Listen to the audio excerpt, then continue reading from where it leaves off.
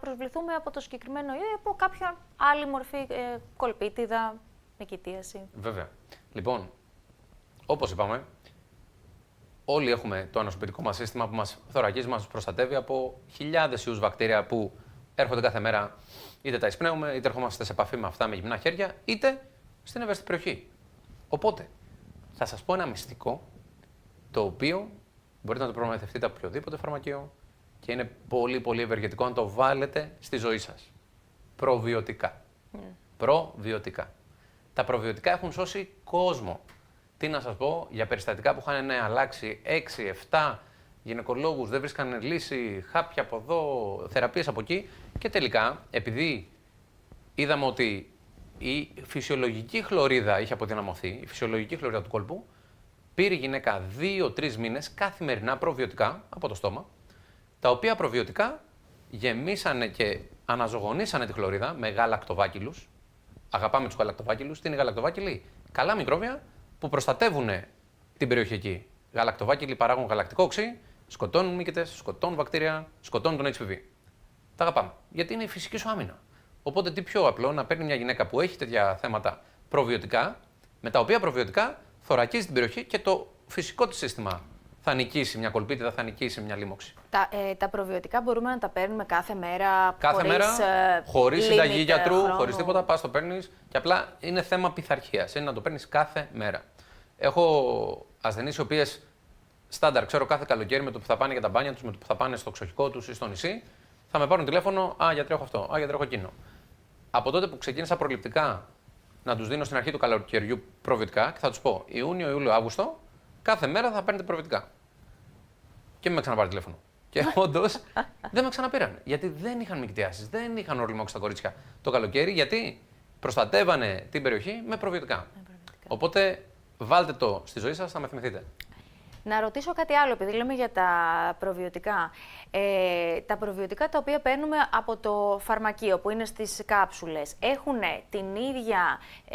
τις ίδιες δυνατότητες με το γιαούρτι, λιγότερες δυνατότητες, βοηθάνε το ίδιο, πώς γίνεται? Αν φάμε, ας πούμε, ένα κεσεδάκι γιαούρτι αυτό με την πέτσα, θα πάρουμε τα ίδια προβιωτικά που χρειαζόμαστε? Όχι, όχι. Και αυτό δεν θα μας ωφελήσει, γιατί το προβιωτικό που θα πάρουμε από τη διατροφή, από το κεφίρ, από το γιαούρτι κτλ. Είναι προβιωτικά για το έντερο. Οπότε αυτά θα σας ωφελήσουν για την εντερική χλωρίδα, αλλά για την κολπική χλωρίδα δεν θα κάνουμε δουλειά. Άρα ζητάμε συγκεκριμένα προβιωτικά για τον κόλπο. Λέμε στο φαρμακοποιό μας, θέλω προβιωτικά για τη γυναικολογική περιοχή. Και αυτά είναι από του στόματος που παίρνουμε καθημερινά, αλλά περιέχουν κοντά στις 5.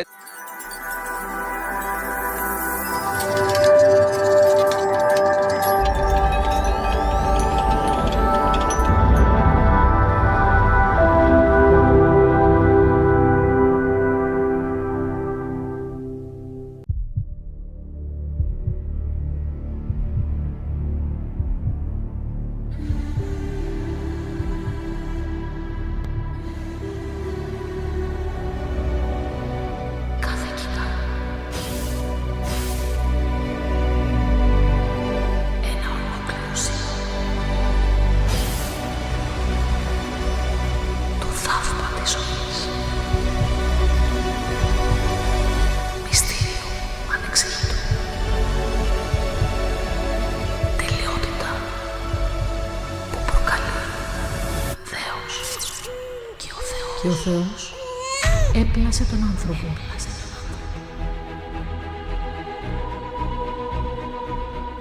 Όρκον ομοίο, χρήσιμον εαυτόν καταστήσω, προσάπαντας τους δεσμένους της εμείς αρρωγής.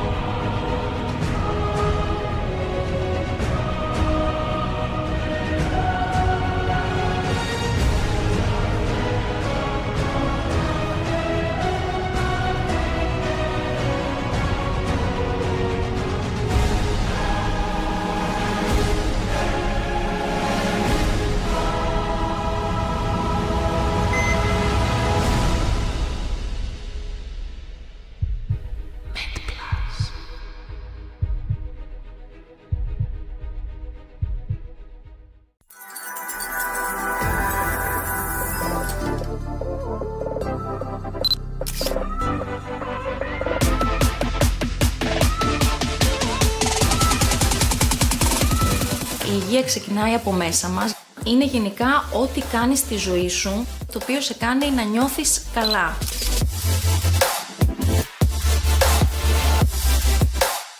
Την υγεία μας πρέπει να την προσέχουμε όλοι, να γνωρίζουμε ποια πράγματα πρέπει να αντιμετωπίζουμε. Η υγεία είναι το πιο σημαντικό.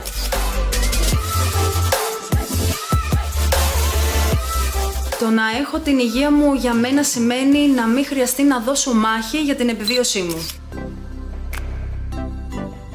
Υγεία είναι ζωή. Είναι χαρά, είναι ενέργεια. Είναι το πολυτιμότερο αγαθό που έχουμε για να μπορούμε να κάνουμε ό,τι αγαπάμε. Με όλα αυτά που συμβαίνουν γύρω μας ιδιαίτερα, κάτι τόσο δεδομένο μπορεί ανα πάσα στιγμή να αλλάξει. Οπότε η υγεία πάνω απ' όλα.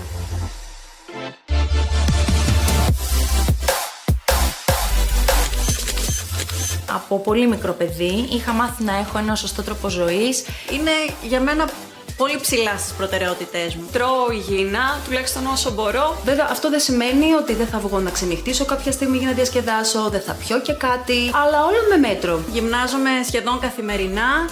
Εννοείται πως δεν καπνίζω και εννοείται πως είμαι επιμελής πάρα πολύ με τις εξετάσεις μου. Υπάρχουν αρκετές περίοδοι στη ζωή μου που μπορεί κάτι να μην πηγαίνει πολύ καλά, αλλά έχοντας μπει στη διαδικασία να ασχοληθώ με αυτή την εκπομπή, έχω μάθει πράγματα που με κάνουν να θωρακίσω τον εαυτό μου περισσότερο.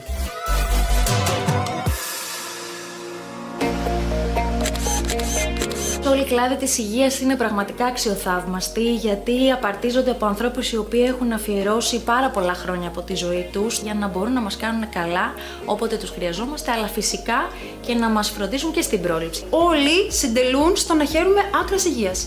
Θαυμάζω περισσότερο τον κλάδο της ψυχιατρικής, γιατί αν προσέχεις την ψυχή σου μπορείς να θεραπεύσεις πολλές φορές και κάποιες ασθένειες. Θα έλεγα ότι έχω μία μικρή αδυναμία στη χειρουργική. Οι χειρουργοί είναι μικροί μάγοι, άλλοτε μας σώζουν τη ζωή, άλλοτε βελτιώνουν την ποιότητα της ζωής μας.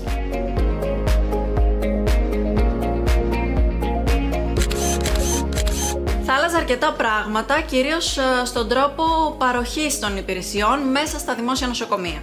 Θα ήθελα επίσης η χώρα μου να επενδύσει σε προγράμματα προσυμπτωματικού ελέγχου. Ποιοτικότερη δημόσια υγεία για όλους.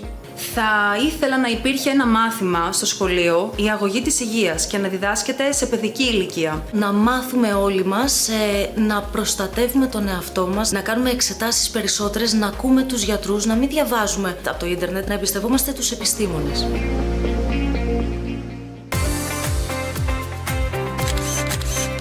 Πρώτον, εμπιστεύομαι πάρα πολύ το δημιουργό του και δεύτερον, είναι ένας τομέας ο οποίος είναι μέσα στα ενδιαφέροντά μου, οπότε μπορώ να το υποστηρίξω. Γιατί είναι κάτι καινούριο, είναι κάτι διαφορετικό. Νομίζω ότι είναι ένα δώρο προς τους θεατές. Ναι, φυσικά, γιατί θα είναι πλάς στην υγεία όλων μας.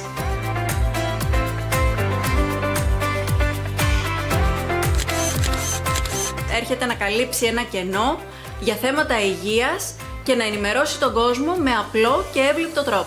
Και φυσικά να πάμε την γνώση της ιατρικής ένα βήμα παραπάνω. Θα ήθελα να κάνουμε όλο τον κόσμο να λέει την εξής φράση. Το άκουσα και το είδα στο MedPlus και με βοήθησε πολύ. Στόχος του MedPlus είναι να φέρει και τον νέο κόσμο κοντά στην ιατρική κοινότητα. Όσοι παρακολουθούν αυτή την πλατφόρμα, αν ακούσουν κάποιο γιατρό που λέει κάτι που αφορά και τους ίδιους, να πάνε να εξεταστούν, να γίνει ο νούμερο 1 οδηγός υγείας και υγιεινού τρόπου ζωής στην Ελλάδα.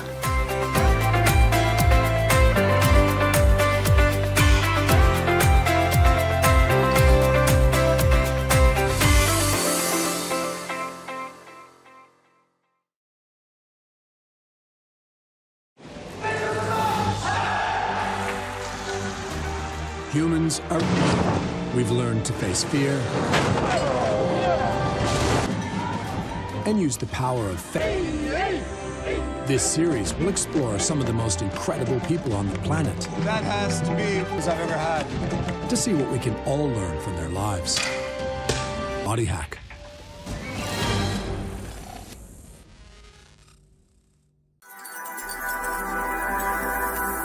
And then before I knew it, 5 a.m. I was at the gym every morning, training.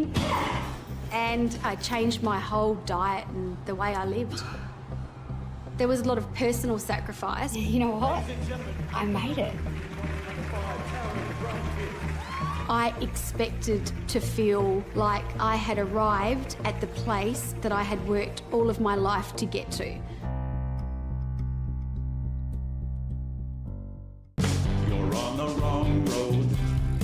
That in the space of one generation went from slender, for the most part, and healthy, to fat, diabetic, and miraculously unhealthy. Nobody chose to be fat. Nobody set out as a goal in my life, I want to weigh 350 pounds and be unable to climb a flight of stairs. Start getting fat. Here's something you'll learn right away. Almost everybody knows why you're fat and what to do about it. Like the classmates who explained it to me. Nice boobs, fat boy. Fat head, yeah.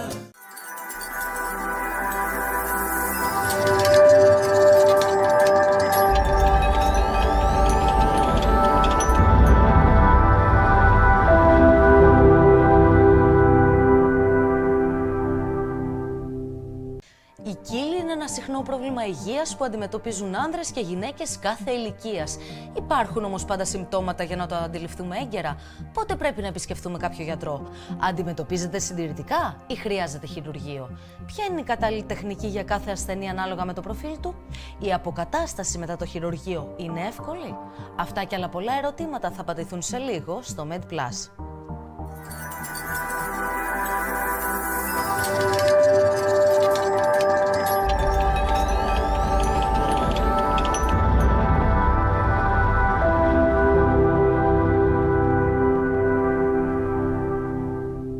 Σήμερα, φίλες και φίλοι, στο MedPlus θα μιλήσουμε για ένα θέμα υγείας το οποίο απασχολεί και άνδρες και γυναίκες. Θα μιλήσουμε λοιπόν για την κύλη, την χειρουργική αντιμετώπιση της και τον κατάλληλο τρόπο αντιμετώπισης ανάλογα με τον κάθε ασθενή. Έχω την χαρά να έχω κοντά μου τον Δόκτωρ Χριστόφορο Καραϊσαρίδη, είναι γενικός χειρουργός. Καλώς ορίσατε.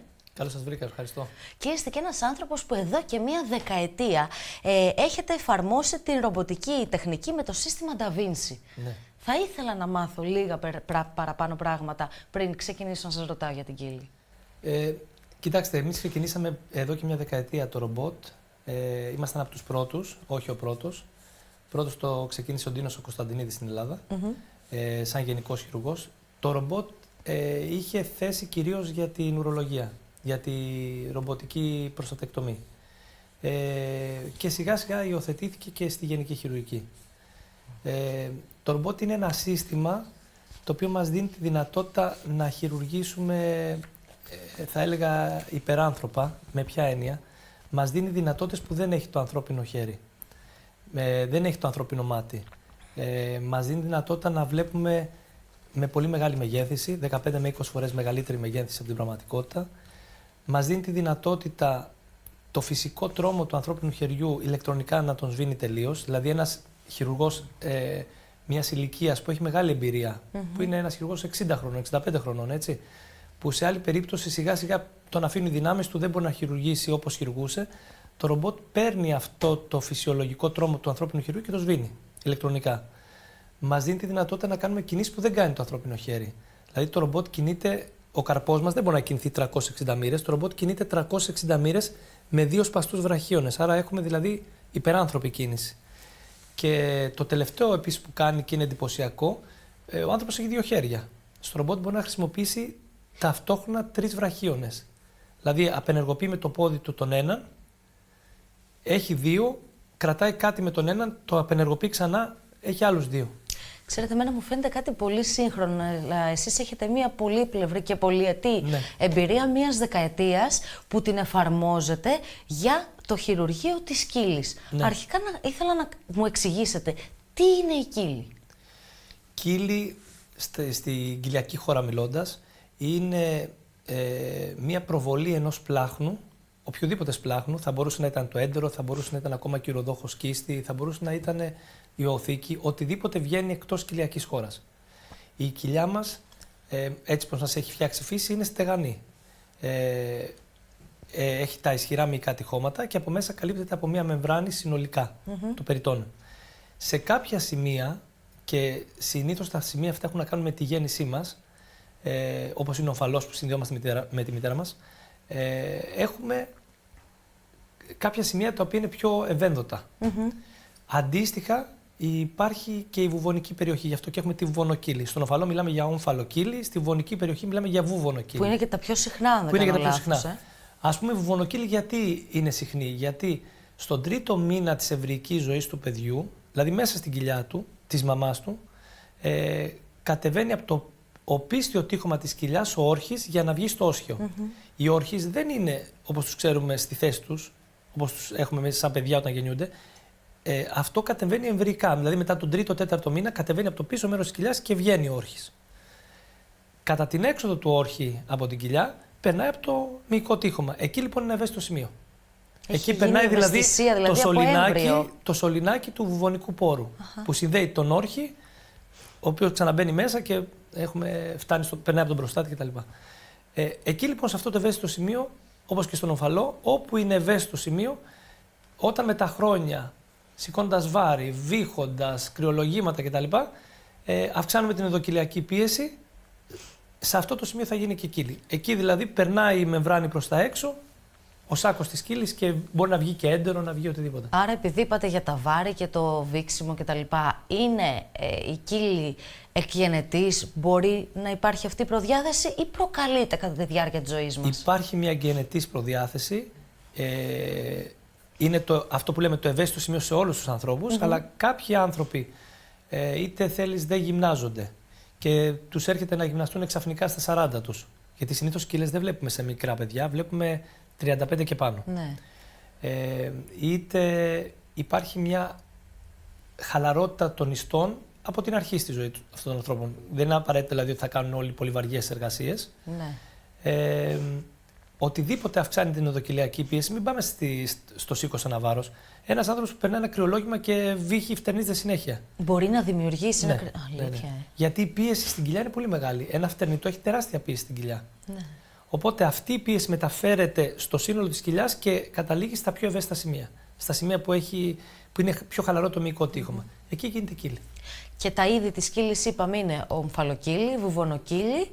Οπουδήποτε στην κοιλιά μας δημιουργηθεί κύλη, ανάλογα με το σημείο, την περιοχή, δηλαδή λέμε ομφαλός, ομφαλοκύλη. Ψηλά κοντά στο στομάχι, στο επιγάστριο, δηλαδή επιγαστρική κύλη. Μάλιστα, 2. Βουβονοκύλη στην περιοχή του βουβονικών στομείων. Πάμε πιο κάτω, στις γυναίκες πιο συχνό, η μυροκύλη. Κοντά στο μυριαίο δακτύλιο, δηλαδή λίγο πιο κάτω από τη βουβονική περιοχή.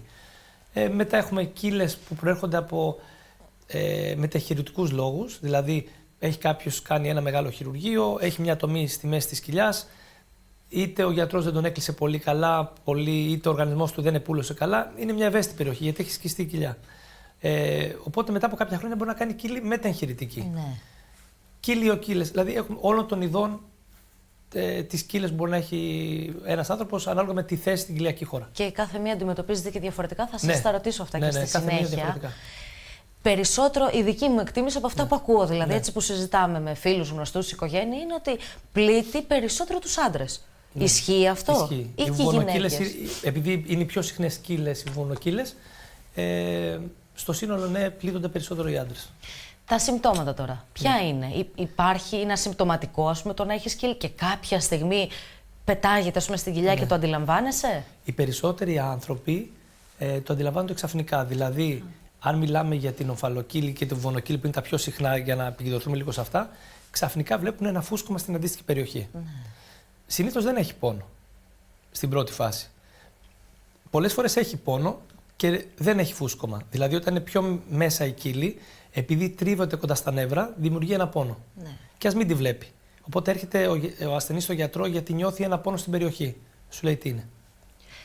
Όταν ακουμπάς, η κύλη έχει βγει προς τα έξω και την ακουμπάς, είναι κάτι σκληρό ή κάτι μαλακό, για να μπορούμε να καταλάβουμε πάνω κάτω όταν έχουμε... Αν φτάσει στο σημείο να είναι σκληρό, σημαίνει ότι ήδη πονάς πολύ. Σημαίνει ότι ήδη έχουμε προχωρήσει και έχουμε κάνει... Σίγουρα δεν μπαίνει μέσα, άρα είναι μία ανατασσόμενη η κύλη και είναι στο όριο της περίσφυξης. Δηλαδή σκληραίνει, πότε σκληραίνει η κύλη, δηλαδή βγαίνει το έντορο έξω, βγήκε. Το έντορο είναι μαλακό. Συνήθως οι άνθρωποι το ξαναβάζουν μέσα, το σπρώχνουν. Ναι. Και αυτό είναι και λάθος, γιατί όταν σημαντικό που το τονίζετε. Ναι, από τη στιγμή που θα σας πάω λίγο πιο μπροστά σε αυτό που λέμε, αλλά έχει σημασία. Από τη στιγμή που θα δημιουργηθεί η κύλη, δεν υπάρχει τρόπος με κανέναν τρόπο, με γυμναστική, με ξεκούραση, να φτιάξει αυτό. Τελείωσε. Από τη στιγμή δηλαδή που έφτασε το στόμιο να χαλαρώσει τόσο ώστε να βγει ένα ενδοκυλιακό όργανο, αυτό θα ξαναβγεί. Άρα αυτό που κάνουν οι περισσότεροι που τους πρόχουν προς τα μέσα και θεωρούν ότι θα διορθωθεί. Είναι λάθος και αυτό και οι ζώνες. Γιατί οι ζώνες δημιουργούν συμφίσεις, το κρατάνε μέσα, αλλά δημιουργούν συμφίσεις με το έντερο και την περιοχή και μας δυσκολεύουν τη χειρουργική αποκατάσταση. Άρα, γίνεται η κύλη, την ανακάλυψες, πήγες στο γιατρό. Από εκεί και πέρα, έχεις ένα μόνιμο κίνδυνο, αν υποθέσουμε ότι είναι έντερο αυτό που βγαίνει έξω, δεν βγαίνει πάντα έντερο, μπορεί να βγαίνει και λίπος, να μην μπορεί να γυρίσει μέσα, να μένει έξω και κάποια στιγμή να στραγγαλιστούν τα αγκία του. Ναι. Οπότε εκεί σκληραίνει. Εκεί σκληραίνει και φουσκώνει. Εκεί λοιπόν μιλάμε για ένα επίγον χειρουργείο που πρέπει να μπορέσεις να απελευθερώσεις το έντερο μέσα σε λίγες ώρες για να μην νεκρωθεί. Ναι. Διότι αν νεκρωθεί το έντερο πρέπει να το κόψεις και να κάνεις αναστόμωση. Μιλάμε για χειρουργείο εντέρου πλέον. Αν κάνεις αναστόμωση στην περιοχή, δεν μπορείς να φτιάξεις σωστά την κύλη, να βάλεις πλέγμα, γιατί τα πλέγματα θέλουμε να τα βάζουμε σε στήρο περιβάλλον, όχι σε περιβάλλον που έχει μικρόβια. Ξέρετε, τα εξηγείτε δηλαδή, τόσο απλοϊκά για να τα καταλάβουμε κι εμείς που δεν ξέρουμε. Η κύλη είναι ένα χειρουργείο πρόληψης. Δεν υπάρχει αυτό που λέει, καμιά φορά το ακούω από παθολόγους, λέει γιατρέ μου, πήγα στον παθολόγο μου, την έχω βρει εδώ και 6 μήνες, μου είπε δεν είναι όριμη ακόμα, δεν χρειάζεται να την κάνω. Τι σημαίνει δεν χρειάζεται να την κάνω? Η κύλη είναι ένα χειρουργείο πρόληψης. Να το προλάβεις. Δεν είναι ένα χειρουργείο που πρέπει να το αφήσεις μέχρι το σημείο 2 η ώρα το βράδυ ξαφνικά να πριστεί, να πονάς, να κινδυνεύεις να χάσεις κομμάτι του εντέρου σου. Είναι ένα χειρουργείο πρόληψης. Δηλαδή το βρίσκεις, έρχεσαι νωρίς, εμψυχρό σε ηρεμία πας και το φτιάχνεις με τον γιατρό. Θα πούμε και τις τεχνικές, βάζεις πλέγματα, το διορθώνεις, τελείωσε. Και από εκεί συνεχίζεις τη ζωή σου σαν να μην είχες τίποτα. Ενισχύουμε την περιοχή αυτή και συνεχίζουμε. Εξετάσεις που κάνουμε για τη διάγνωση, ποιες είναι? Ένας έμπειρος γιατρός με το που θα δει ένα ασθενή και πιάσει την περιοχή ξέρει αν έχει κύλη. Η μόνη περίπτωση να μην μπορεί το χέρι του γιατρού. Μόνο με την αφία. Ναι. Η μόνη περίπτωση, δηλαδή, μόνο το που θα βάλει τον άρρωστο να βήξει και βάλει το χέρι στο βουονικό στόμιο ή στον ομφαλό, κατευθείαν νιώθεις να σου χτυπάνε τα δάχτυλα το ενδοκυλιακό όργανο. Ναι. Η μόνη περίπτωση που δεν μπορείς να το νιώσεις αυτό είναι πολύ μικρές κύλες, οι οποίες δεν ξεχωρίζουν προς τα έξω και απλά επειδή είναι στην αρχή τους και τρίβονται πάνω στα νεύρα, νιώθει ένα κάψιμο. Σε αυτές, κάποιες φορές, επειδή δεν είσαι σίγουρος, πρέπει να κάνεις υπέρηχο. Δηλαδή, το βήξιμο, ο ασθενής να το κάνει υποϊπέρηχο, για να φανεί στον υπέρηχο η κίνηση αυτή του σάκου της κύλης. Να σας ρωτήσω, θα ήθελα τώρα για τη βουβονοκύλη, κάτι που το ακούω αρκετά συχνά. Πώς αντιμετωπίζετε με την ρομποτική χειρουργική και τι άλλο χρειάζεται, έτσι? Εσείς όταν έρθει ένας ασθενής εσάς και η διάγνωση είναι βουβονοκύλη, ποια είναι τα βήματα? Θα σας πω. Ειδικά στους άντρες, η κατηγορία των τεχνικών είναι ανοιχτές και ενδοσκοπικές, παύλα λαπαροσκοπικές ρομποτικές τεχνικές, έτσι. Τις βάζω όλες μαζί, γιατί η λαπαροσκοπική και η ρομποτική, η μία είναι συνέχεια της άλλης. Δηλαδή, η λαπαροσκοπική τι είναι? Είναι σαν να είχαμε το πρώτο αυτοκίνητο, σαν να είχαμε ένα κάρο και έρχεται η ρομποτική και το έκανε πραγματικό αυτοκίνητο. Δηλαδή, εξέλιξε αυτό που ήδη υπήρχε. Η λαπαροσκόπηση είναι μπαίνω στην κοιλιά με κάμερες. Και στο ρομπότ μπαίνουμε στην κοιλιά με κάμερες. Τα εργαλεία αλλάζουν και την τρισδιάστατη όραση. Και υπάρχουν και ανοιχτές τεχνικές. Στην περίπτωση της βουβονοκύλης, ανάλογα με το ποιο ασθενή έχουμε μπροστά μας, επιλέγουμε και την τεχνική. Δεν υπάρχει μία τεχνική για όλους τους ασθενείς. Συνήθως οι χειρουργοί, η αλήθεια είναι όταν βγαίνει μια καινούργια τεχνική, έχουμε τη διάθεση, επειδή ενθουσιαζόμαστε με το καινούργιο, με την καινούργια τεχνολογία, με όλες αυτές τις δυνατότητες που μας δίνει, να τη χρησιμοποιήσουμε όσο το δυνατόν σε περισσότερο κόσμο. Ναι. Θεωρώντας ότι θα του δώσουμε όφελος. Αυτό που συμβαίνει πάντα είναι ότι μετά από κάποια χρόνια, έχοντας κάνει αρκετά περιστατικά, βλέπουμε και κάποια μειονεκτήματα που μπορεί να έχει μια τεχνική. Αυτό δεν μπορεί να το ξέρεις από την αρχή. Σωστά, δεν μιλάμε για μειονεκτήματα τέτοια που να μην πρέπει να την κάνεις, αλλά μιλάμε για μικρομειονεκτήματα. Έτσι. Ας πούμε, η ρομποτική χειρουργική έχει ένα μειονέκτημα μέσα στα πλεονεκτήματά της. Το πλέγμα μπαίνει από την πίσω μεριά της κοιλιάς, πίσω από την τρύπα, αλλά σε κάποιους ανθρώπους που κάνουν βαριά χειρονακτική εργασία, δεν φτάνει πολλές φορές ένα πλέγμα για να είναι τελείως σίγουροι ότι δεν θα κάνουν υποτροπή στο μέλλον. Και το επάγγελμα, δηλαδή εσείς θα εξετάσετε και το επάγγελμα που κάνει ο καθένας. Εγώ βλέπω την ηλικία. Ναι.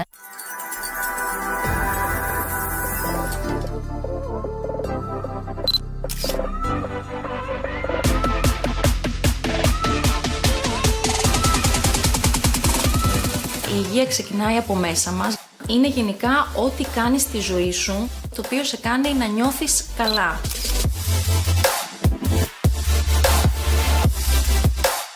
Την υγεία μας πρέπει να την προσέχουμε όλοι, να γνωρίζουμε ποια πράγματα πρέπει να αντιμετωπίζουμε. Η υγεία είναι το πιο σημαντικό.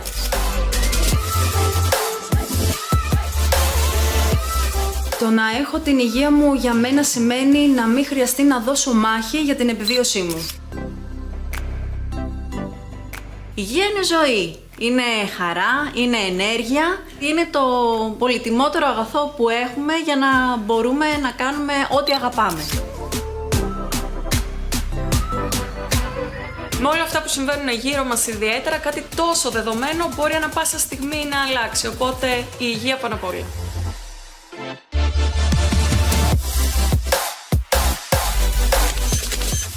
Από πολύ μικρό παιδί είχα μάθει να έχω ένα σωστό τρόπο ζωής. Είναι για μένα πολύ ψηλά στις προτεραιότητές μου. Τρώω υγιεινά, τουλάχιστον όσο μπορώ. Βέβαια, αυτό δεν σημαίνει ότι δεν θα βγω να ξενυχτήσω κάποια στιγμή για να διασκεδάσω, δεν θα πιω και κάτι, αλλά όλο με μέτρο. Γυμνάζομαι σχεδόν καθημερινά.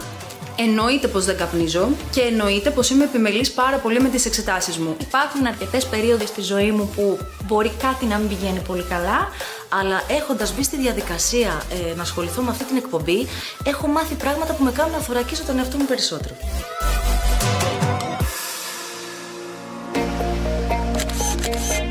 Όλη η κλάδη της υγείας είναι πραγματικά αξιοθαύμαστη, γιατί απαρτίζονται από ανθρώπους οι οποίοι έχουν αφιερώσει πάρα πολλά χρόνια από τη ζωή τους για να μπορούν να μας κάνουν καλά όποτε τους χρειαζόμαστε, αλλά φυσικά και να μας φροντίζουν και στην πρόληψη. Όλοι συντελούν στο να χαίρουμε άκρας υγείας. Θαυμάζω περισσότερο τον κλάδο της ψυχιατρικής, γιατί αν προσέχεις την ψυχή σου μπορείς να θεραπεύσεις πολλές φορές και κάποιες ασθένειες. Θα έλεγα ότι έχω μία μικρή αδυναμία στη χειρουργική. Οι χειρουργοί είναι μικροί μάγοι, άλλοτε μας σώζουν τη ζωή, άλλοτε βελτιώνουν την ποιότητα της ζωής μας.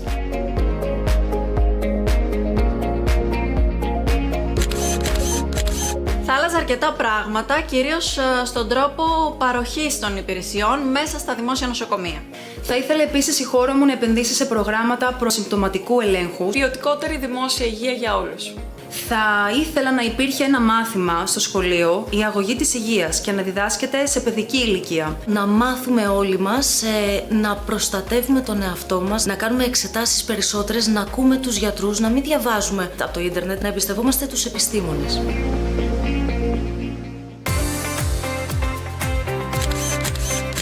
Πρώτον, εμπιστεύομαι πάρα πολύ το δημιουργό του και δεύτερον, είναι ένας τομέας ο οποίος είναι μέσα στα ενδιαφέροντά μου, οπότε μπορώ να το υποστηρίξω. Γιατί είναι κάτι καινούριο, είναι κάτι διαφορετικό. Νομίζω ότι είναι ένα δώρο προς τους θεατές. Ναι, φυσικά, γιατί θα είναι πλάς στην υγεία όλων μας.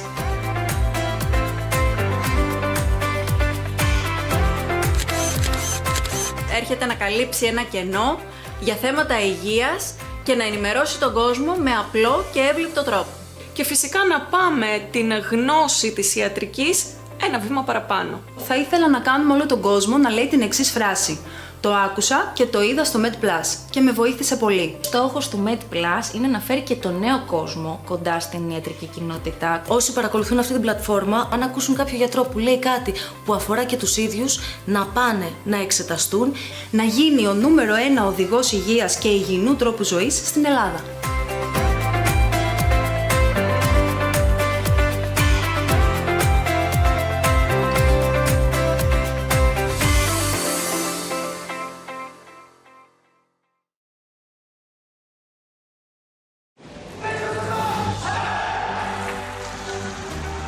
Humans are... We've learned to face fear and use the power of faith.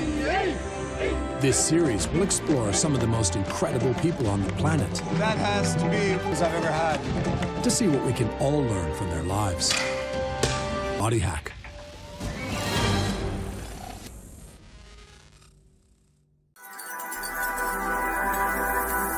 And then before I knew it, 5 a.m. I was at the gym every morning, training.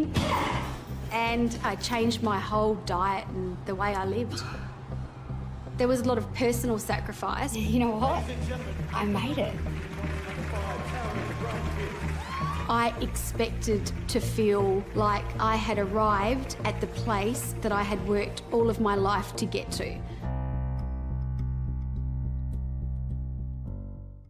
You're on the wrong road.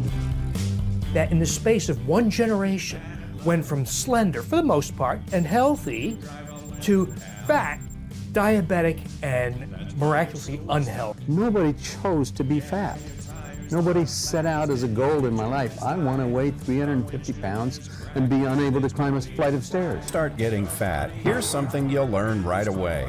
Almost everybody knows why you're fat and what to do about it. Like the classmates who explained it to me. Nice boobs, fat boy. Fat head, yeah.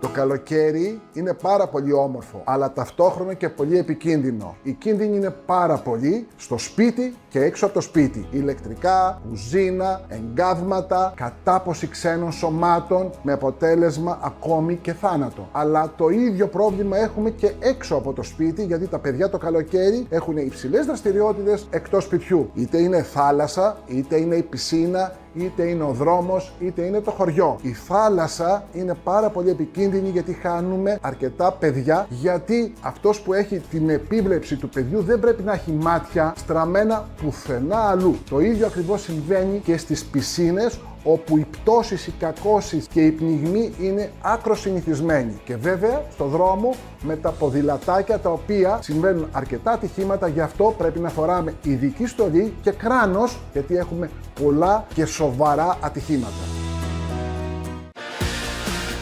Αρχίζουμε. Όταν είστε έτοιμοι μου λέτε. Στο πρώτο στάδιο συνήθως δεν παίρνουμε φαρμακευτική θεραπεία, αλλά αλλάζουμε τον τρόπο ζωής, προσέχουμε τη δίαιτά μας και κάνουμε αρκετή άσκηση και χάνουμε βάρος. Αν ο γιατρός κρίνει ότι τα όρια της αρτηριακής πίεσης δεν έχουν έλθει στο φυσιολογικό, τότε θα μας προτείνει να πάρουμε φάρμακα. Η υπέρταση συνήθως δεν μας δίνει συμπτώματα. Θα το αισθανθεί όμως η καρδιά μας, τα αγκία μας, ο εγκέφαλός μας, τα νεφρά μας. Και η διάθεσή μας σαφώς θα είναι καλύτερη. Πάντα κανείς πρέπει να σταθμίζει το καλό που έχει παίρνοντας φαρμακευτική αγωγή σε σχέση με τις μικρές παρενέργειες που μπορούν να δημιουργηθούν. Τα αντιπερτασικά φάρμακα δεν έχουν ιδιαίτερες παρενέργειες και δεν μας δημιουργούν κανένα πρόβλημα στα υπόλοιπα όργανα του οργανισμού μας, αλλά τα προστατεύουν.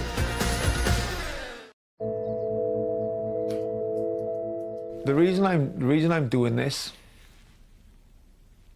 is because firstly, I wanna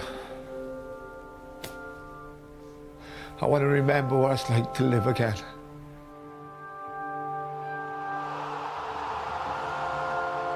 I used to be famous for this, captaining Wales and the British Lions.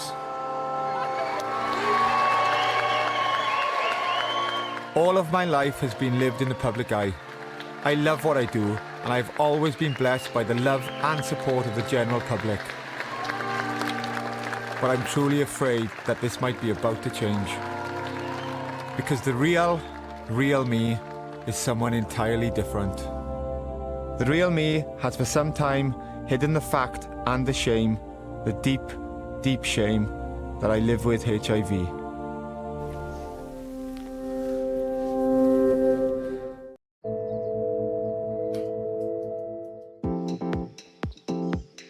Most of my time is spent indoors, in the gym, or in my car. I mean, it's not like I don't like nature. I love going for a walk every now and again. But my creature comforts is having everything close to hand and at the flick of a switch. Yet recently, I've noticed a new lifestyle choice.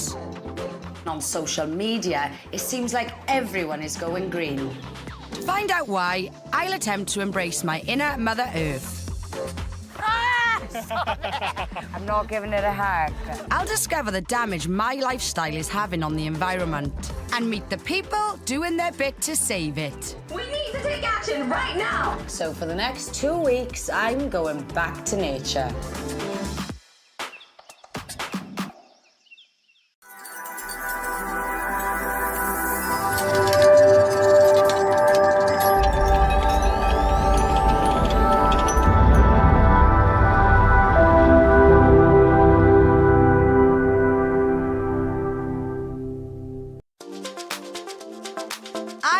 My clothes. I buy online, I buy with my mates, I buy on my own. I just can't help it. And it's not just me. In the UK, we buy 2 tons of new clothes every minute. And on a night out, I would never wear the same thing twice. But has our clothing addiction just gone too far? And is it time we all cut back and started buying and wearing less?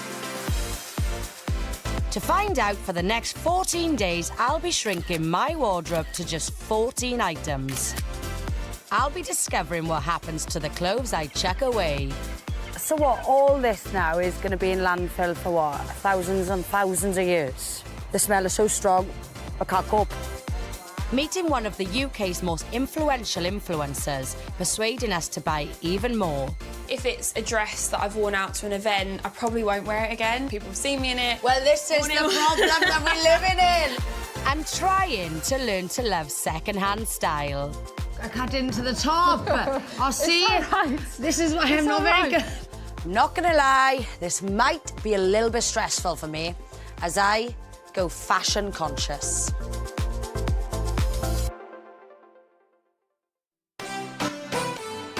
I've absolutely loved my retail therapy for as long as I can remember. So before I begin my challenge, me and my mates are off for one last shopping spree. Oh, here we go now, girls. Look out. Going shopping for a new outfit for a night out, a special occasion, or even just to treat myself is one of my favourite things. Girls, I don't know about you, but whenever I go in here for one thing, you guarantee I'll come out with 20 things. Oh, definitely. And it's not a proper girls' shopping trip without a glass or something when you're done. I don't know about you, I always feel excited to go home and try my clothes on when I've been shopping. Oh, I can't wait. But why are me and my mates all so hooked on constantly buying new clothes? It's so easy to shop these days, isn't it? You don't even need to go, like, into town shopping now. You can do it all online. Online shopping is classed as an addiction. Really agree with that.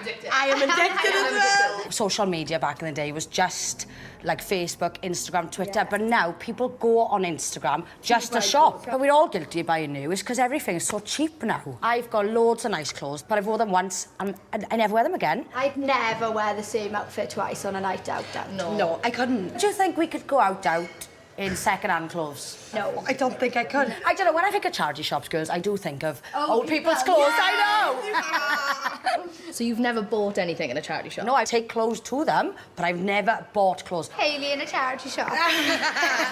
So how are you going to cope going on a night out with this challenge? I'd rather not go out. What, so you're just not going to go out for 2 weeks? Well, I don't know. Probably just see my dressing gown now.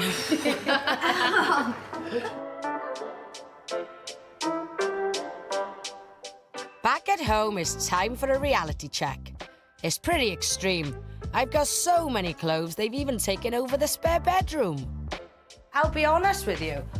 I love a bargain. I love fast fashion. And most of this in here is Primark's finest, Tesco's finest, New Look, River, you name it, I got it. And I'll admit it, I'm an absolute nightmare for not sending clothes back. I just can't be arsed with a post and package. You can guarantee I've got some items here now with some tags on. Oh, there we go. Nightmare. My wardrobe isn't that unusual. Apparently, there's £30 billion worth of unworn clothes hanging around in UK homes. Shocking. And though some big brands say they're taking steps to reduce the impact on the environment, there's still a long way to go. Fast fashion is harming the planet, MPC. Yep, that's me. I hate to admit it now. God. There is a basic problem out there with the industry that relies on persuading people to throw away good clothes because they were last year's colour. Well, in mine and my friend's case, last week's outfit. I mean, obviously I would be gutted if I had to stop shopping altogether, but is it time that I cut back a little bit? Or a lot? If I'm going to go cold turkey on my fast fashion habit, I'm going to have to get used to having much less choice. So for the next 2 weeks, I'll be giving it all up and wearing a tiny capsule wardrobe. They're all the rage with A-listers like Emma Watson and Angelina Jolie. Now it's my turn. I need to pick out 2 weeks worth of outfits. It's not going to be easy, so I'm getting some tips from Claire Reese, sustainable stylist and fashion journalist. Right, Claire, I'm quite particular about what I wear, so if it doesn't go, my head might go. A capsule wardrobe is essentially a mini wardrobe of really hard-working items. Everything in it you will want to wear. Okay, so how many items am I allowed? We're going to give you 14. So I reckon, Hayley, that you're going to be able to get probably double, if not more, outfits out of that. Really? Yeah. What, even my underwear? No, we're going to let you have your underwear, Okay. that's fine. I was going to say that, let me go commando otherwise. This is tough. I'm starting by choosing a few of my must-haves. Dressing gown. Okay. I love my dressing gown. So let's put that at the front. Okay. My gym wear. Okay, so that's going to count. So we'll put that here too. This is just an absolutely ideal capsule wardrobe coat. With the no-brainers covered, I've only got 9 pieces left to pick. What we want to have is a base, your essential black skinny jeans, your favourite blue jeans as well. Now I need my final few choices to mix and match with my base items. That's a great piece, right? Yeah, that'll go with quite a lot. Black I'll go with jeans, those, normal okay. jeans. That's versatile. Yeah.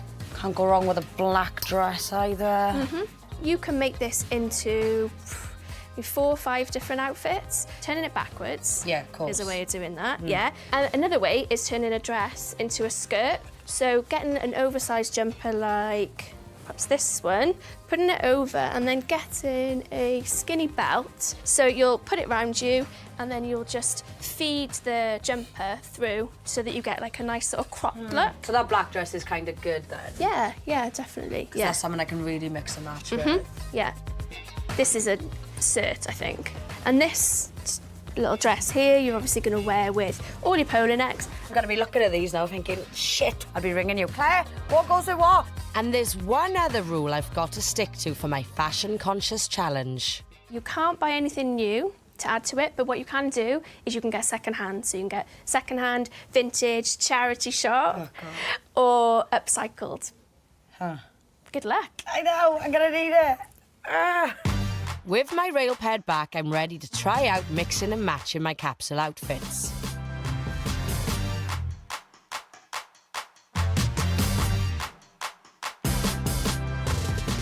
What have I let myself in for? I guess that's my first capsule look sorted. I'm 3 days into my challenge and I want to find out why some people are so bothered about cutting back on their clothes. So, in today's capsule look, I'm off to see for myself. Apparently, we chuck away a massive 140 million quid's worth of clothes every year.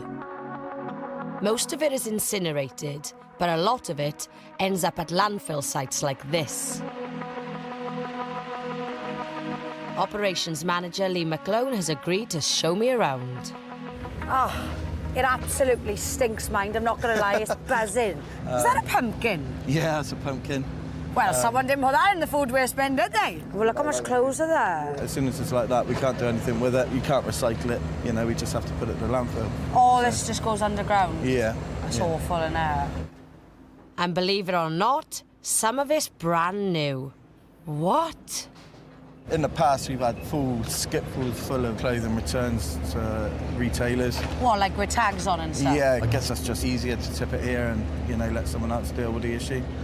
So what, when we send our clothes back to companies, you're saying it's just easier for them to just chuck it in the bin themselves? I'd imagine it's more cost-effective sometimes. You know, I'm not saying that all retailers are the same. Of course. Some retailers issue a destruction order on the clothing. We usually do like a deep burial on that. Just stops the clothing going back out on the market. It's shocking. They'd rather it just go in landfill because they're constantly producing more and more because they're cheap enough to make for them. Time to get my hands dirty on the picking line. Right, what do I do? This is a wood chute, so as any wood comes past you on the boat, just chuck it down the chute into the baby there. On the belt, items that can be reclaimed are separated from the rest of the waste. It's like the generation game, yeah. No, we got a cuddly toy. Yes. Oh, it is like the generation game. It isn't long before clothing starts flying past. Ooh.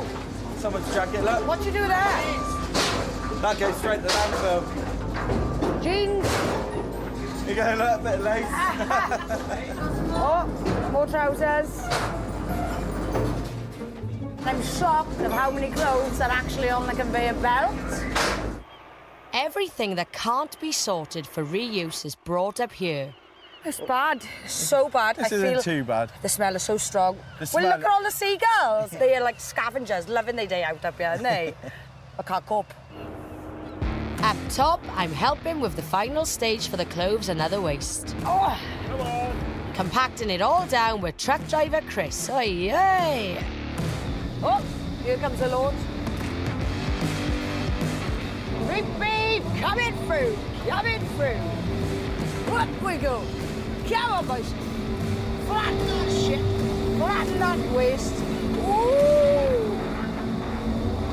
3.10, I hate you, boys. This process of squashing down the waste for burial goes on all day, every day. So what, all this now is going to be in landfill for what, thousands and thousands of years? Forever, I guess, unless, you know, there's a reason to take it out. There's no need to be chucking clothes in the bin, is there? This is disgusting. There's gotta be loads of ways old clothes can be put to good use. Surely. It's mad to think that I was standing on that landfill and that's nearly full. So they've built another one and that's going to be full in about 2 years. 2 years, mind? It's not long at all. It's quite scary to think that we constantly keep buying. They're constantly going to be filling up landfills. It's just wrong. Nearly a week into my challenge, and whilst I'm trying really hard, I am struggling with my capsule wardrobe. I like colours to at least go with each other. I don't know, maybe it's just me, maybe this does go nice, but I'm not feeling it. And I need to get something for a night out, so I'm gonna have to be brave, and for the first time ever, go charity shopping. Ugh. Now, make do a men nan, Lynn Abel is a pro. She's been doing it for years. Hello. But I don't think she's gonna give me an easy ride. Well, thanks for coming today. I'm excited for you to take me on my first ever charity shop. Well, welcome. I'm so glad you're finally making it. What's taken you so long? I just presume they're all full of, like, old people's clothes. So we need to now get you looking at charity shops in a different way. Well, come on then, you're the expert. Well, come on then, let's get in, let's get started. If you're looking for something for nights out, then you're focused already, so you're not going to go through everything. So that's something I'd pick up on straight away. That's glitzy. I just really don't like any of the stuff in here. The only thing is, you might find something and then it's not in your size. That's the luck of the draw. While I'm not spotting any must-haves, Lynn's like a charity shop magpie. Look, you've got a brand new handbag here. Still got all the packaging on it. I'll be honest with you, nothing's catching my eye. It's just not me. So let's go on and look somewhere else. Okay. I don't know what Lynn sees in this, but she's loving it. Go on, gal. This dress has never been worn. How do I know? There's no wear or any marks anywhere around the neckline, because that's where it always shows, and under the armpits. Yeah. So that's the sort of things that you're looking for. Except I'm not, because I hate that dress. It's a bit of me. A bit of naughtiness, a bit of bondage going on. Oh, it's skagged. Oh, well. Yeah, no good. It doesn't look like I'm going out to this rate. Something with a bit of sparkle. What does Lynn make of my shopping habits? You start wearing an outfit every time you go out, and then before you know it, you've got a rail full of clothes that you've only ever worn once. What's your opinion on the younger generation doing that? What a waste of money. Say you've spent £30 on a dress. Not a lot for a dress, really, in a shop. You wear it once, that's £30 per wear. And how much are these, look? Tenner. Do you know what I mean? So how much would you pay for that in a shop? About, I normally spend about 60 quid on a dress. Yeah. 15. So if you wore that dress 10 times, that's £1 a wear. Saving a bit of cash is great, but I still just want to go out and buy some new clothes. Perhaps I'm just not cut out for this second-hand shopping malarkey. I'm over halfway through my fashion conscious challenge, and I think I'm getting the hang of these capsule looks. This is meant to be the back of the dress. The back of the dress. But I've played around with it. I've mixed it around and look. I mean, it actually looks good. Hello, cheeky. So I get we've got way more clothes than we need, but why do we keep on buying? Is it because we're being bombarded with gorgeous new looks that online influencers make us lust after? So I've messaged a few that I follow, and my biggest girl crush has only messaged me saying she'll meet me. Olivia Buckland, oi oi, buzzing. I'm gonna have to rock this next capsule look.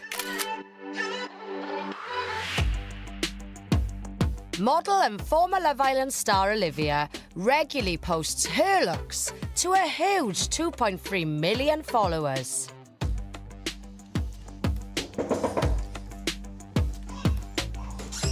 Hello. Hi, babe, how are you? Nice to meet Nice you. to meet you. Come in. Thanks. This is basically where wow. all the influencing happens. So I've got a sponsored post or I've got a video to film for certain brands. This will be where I come and sit. Oh, I'm so gel right now. It's like when you're a young girl and you want to play dress up. This is literally was my dream to have a dressing room. I know, it's so, every girl's yeah. dream, innit? People like my mum wouldn't understand what an influencer is. Tell me exactly what an influencer is. To me, I'm just someone who inspires people to wear what they want to wear, you know, feel good in what they wear, and then I do it because I love it. And if I can do that as a job, why wouldn't I? Like, is it good money? Yeah, I mean, it can be for certain people. Like, it depends how many followers you have, what your demographic is like online, what your interaction is like. But it does pay well. Olivia sells looks for loads of big fashion brands. This is where, like, I keep all my posts. So oh my down God. here. So yeah, for example, there's like W7 makeup brands, AX Paris, JD. This is from Rebellious. People ask, how is it a real job? But it's advertising, it's marketing. You used to put, you know, models on a catwalk, but now you're putting it on a blogger. Time for a little lesson in the art of influencing. Give me your bag. Show me what they do. Some of the models are like. Yeah, I know. Oh, like, they'll go down and be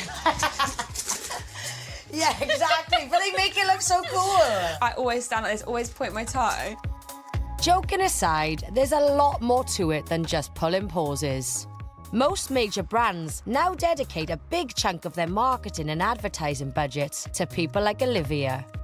So do you actually wear the stuff they send you, or do you just post the selfie and that's it? For me, if it's a t-shirt or a jumper or jeans or something, I will wear that again. If it's a dress that I've worn out to an event, I probably won't wear it again because obviously I might have been papped in it and people have seen me in it. Well, this is the problem that we're living in. We all like that. Everyone now wears something and they won't wear it again. Influencers have brought this thing that every time you go out, you have a different outfit, you post a photo. So that people just want more likes, and or do people want to be in sport to other people?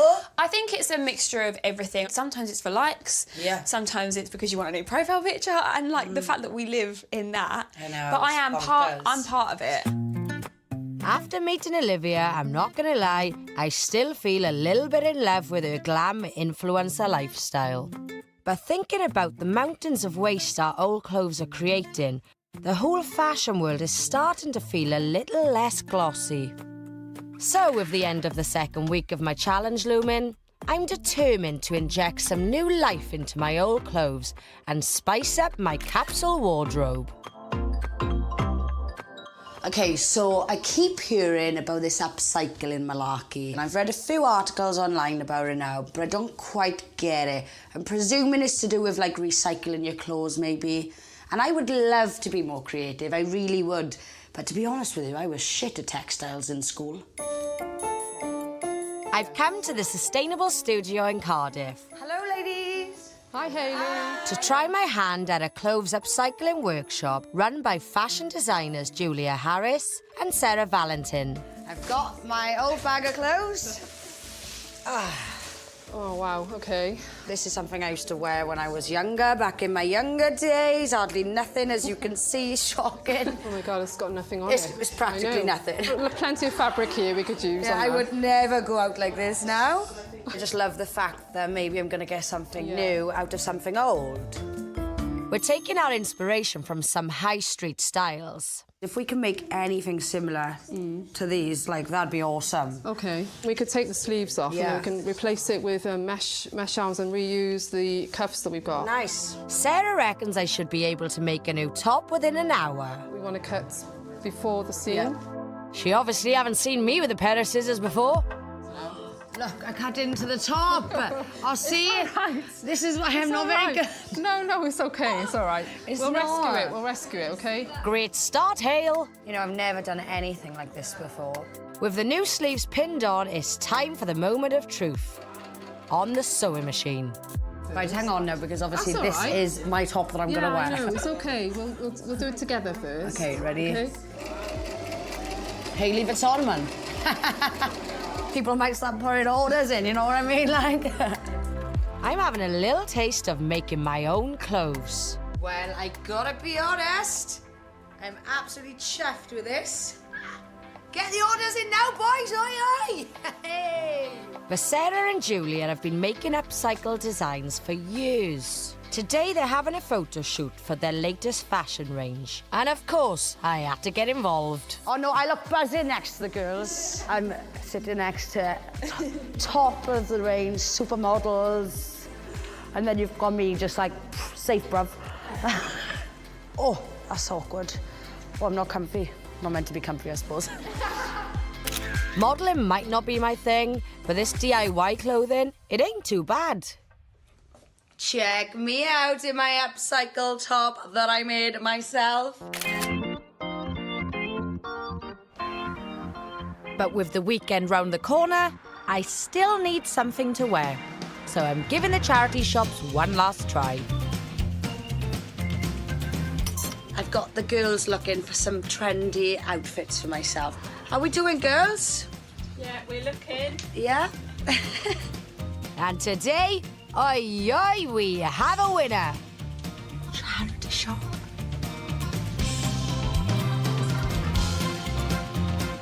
I'm finally at the end of my challenge and I'm biting the bullet. Going out on the town with my mates in an entirely second-hand outfit.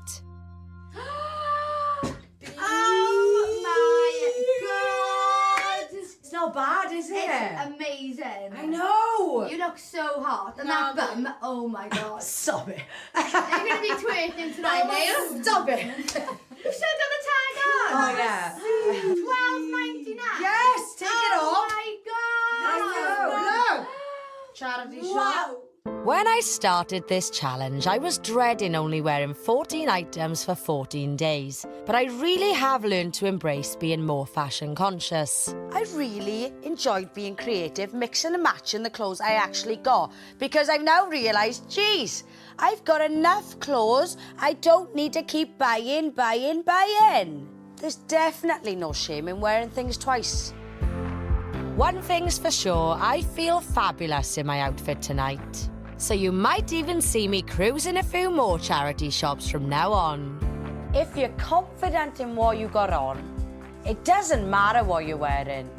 Because you wear the clothes, they don't wear you.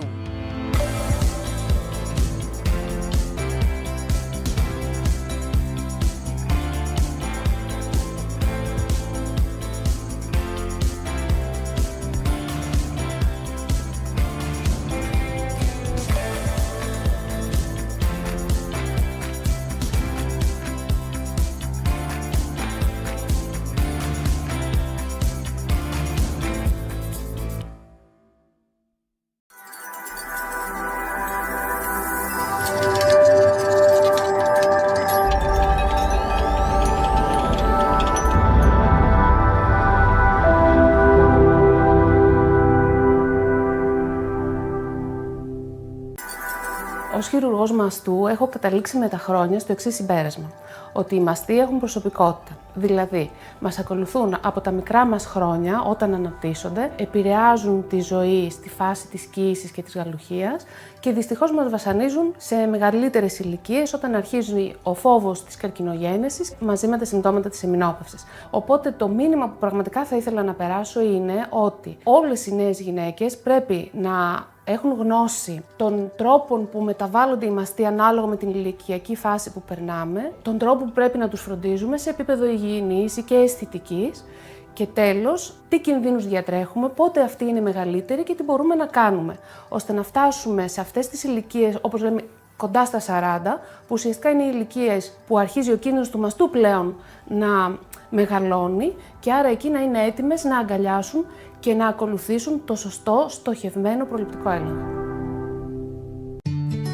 Η ολική αρθροπλαστική του γόνατος είναι μια επέμβαση η οποία γίνεται σε εκατοντάδες χιλιάδες ασθενείς ανά τον κόσμο. Η τελευταία εξέλιξη της αρθροπλαστικής λοιπόν στο γόνατο είναι η Matrix αρθροπλαστική. Σε αυτήν λοιπόν όλα λειτουργούν βάσει ειδικών αλγορίθμων της τεχνητής νοημοσύνης. Ο ασθενής λοιπόν έρχεται σε εμάς, παίρνουμε ειδικές εξετάσεις αξονικές μαγνητικές και βγάζουμε ένα ειδικό πρόπλασμα.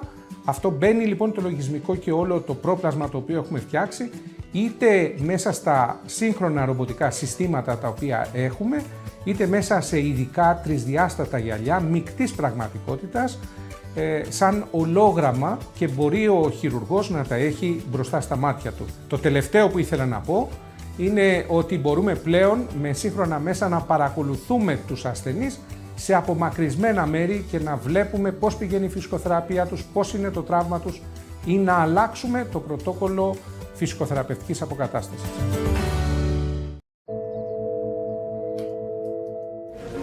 Up to a third of all cancer cases are linked to poor diet.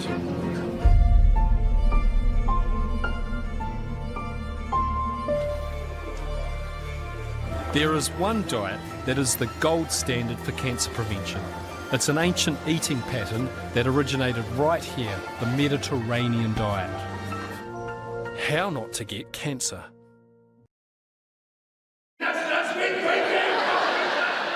This is me, Rod Gilbert, bestriding the stage like a super cool colossus, doing front of thousands. Except it's not me. Well, it is me, clearly. My name is Rod Gilbert, and I'm standing up to shyness. I've agreed to make a doc about shyness, specifically my own. Apparently, I'm far from alone with my social anxiety. According to psychologists, 50% of us identify as being shy.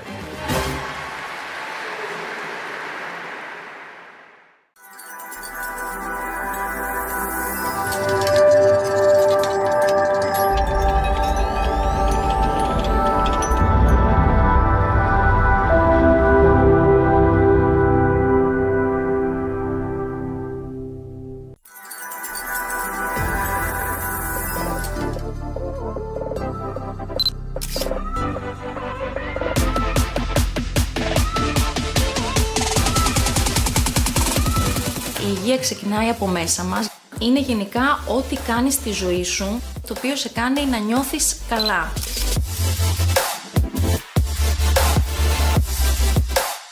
Την υγεία μας πρέπει να την προσέχουμε όλοι, να γνωρίζουμε ποια πράγματα πρέπει να αντιμετωπίζουμε. Η υγεία είναι το πιο σημαντικό.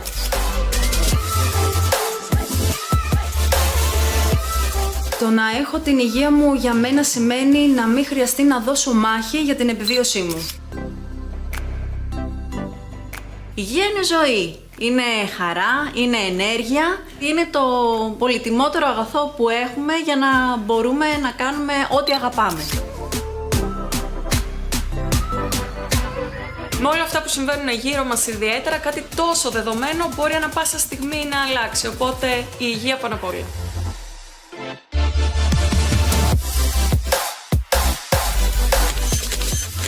Από πολύ μικρό παιδί είχα μάθει να έχω ένα σωστό τρόπο ζωής. Είναι για μένα πολύ ψηλά στις προτεραιότητές μου. Τρώω υγιεινά, τουλάχιστον όσο μπορώ. Βέβαια, αυτό δεν σημαίνει ότι δεν θα βγω να ξενυχτήσω κάποια στιγμή για να διασκεδάσω, δεν θα πιω και κάτι, αλλά όλο με μέτρο. Γυμνάζομαι σχεδόν καθημερινά Εννοείται πως δεν καπνίζω και εννοείται πως είμαι επιμελής πάρα πολύ με τις εξετάσεις μου. Υπάρχουν αρκετές περίοδοι στη ζωή μου που μπορεί κάτι να μην πηγαίνει πολύ καλά, αλλά έχοντας μπει στη διαδικασία να ασχοληθώ με αυτή την εκπομπή, έχω μάθει πράγματα που με κάνουν να θωρακίζω τον εαυτό μου περισσότερο.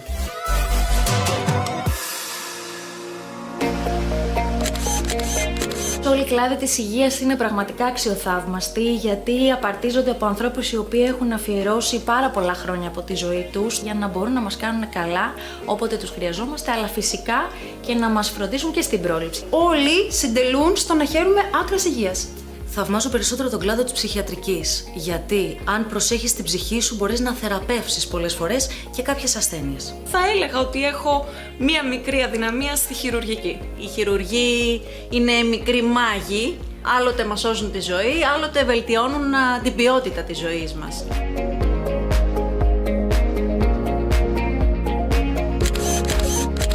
Θα άλλαζα αρκετά πράγματα, κυρίως στον τρόπο παροχής των υπηρεσιών μέσα στα δημόσια νοσοκομεία. Θα ήθελα επίσης η χώρα μου να επενδύσει σε προγράμματα προσυμπτωματικού ελέγχου. Ποιοτικότερη δημόσια υγεία για όλους. Θα ήθελα να υπήρχε ένα μάθημα στο σχολείο, η αγωγή της υγείας, και να διδάσκεται σε παιδική ηλικία. Να μάθουμε όλοι μας να προστατεύουμε τον εαυτό μας, να κάνουμε εξετάσεις περισσότερες, να ακούμε τους γιατρούς, να μην διαβάζουμε από το ίντερνετ, να εμπιστευόμαστε τους επιστήμονες.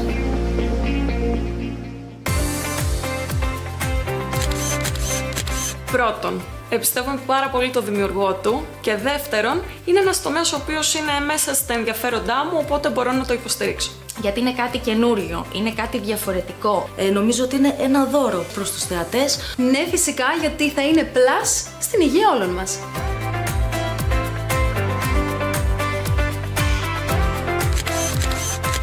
Έρχεται να καλύψει ένα κενό για θέματα υγείας και να ενημερώσει τον κόσμο με απλό και εύληπτο τρόπο.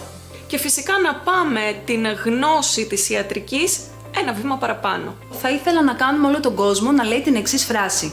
Το άκουσα και το είδα στο Med Plus και με βοήθησε πολύ. Στόχος του Med Plus είναι να φέρει και τον νέο κόσμο κοντά στην ιατρική κοινότητα. Όσοι παρακολουθούν αυτή την πλατφόρμα, αν ακούσουν κάποιο γιατρό που λέει κάτι που αφορά και τους ίδιους, να πάνε να εξεταστούν, να γίνει ο νούμερο 1 οδηγός υγείας και υγιεινού τρόπου ζωής στην Ελλάδα.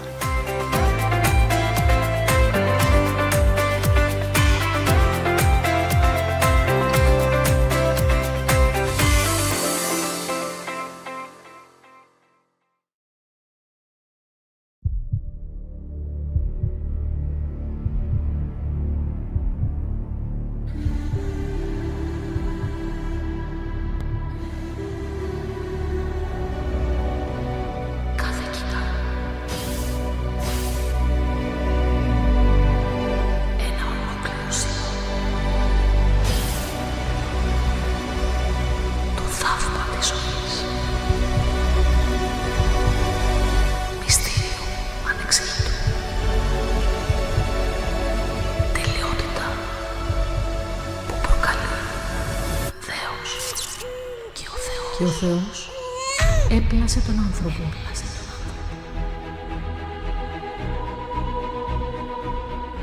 Όρκον ομοίο, χρήσιμον εαυτόν καταστήσω, προσάπαντας τους δεσμένους της ενής αρρωγής.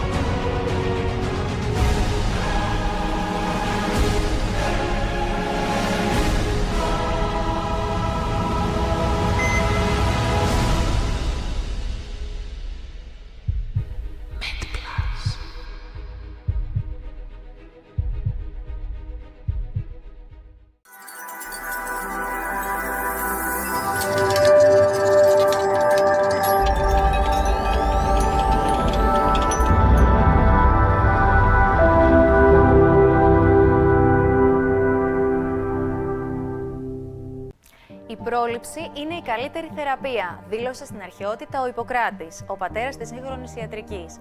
Αυτή η φράση αποτελεί και σήμερα τον πυρήνα της γυναικολογίας. Οι συμβουλές υγιεινής ζωής και διατροφής, ο προληπτικός έλεγχος με τις απαραίτητες εξετάσεις και η τακτική επίσκεψη στο γυναικολόγο θωρακίζουν από συχνά γυναικολογικά νοσήματα που μπορεί να έχουν σοβαρές επιπτώσεις στην υγεία της γυναίκας σε κάθε ηλικία.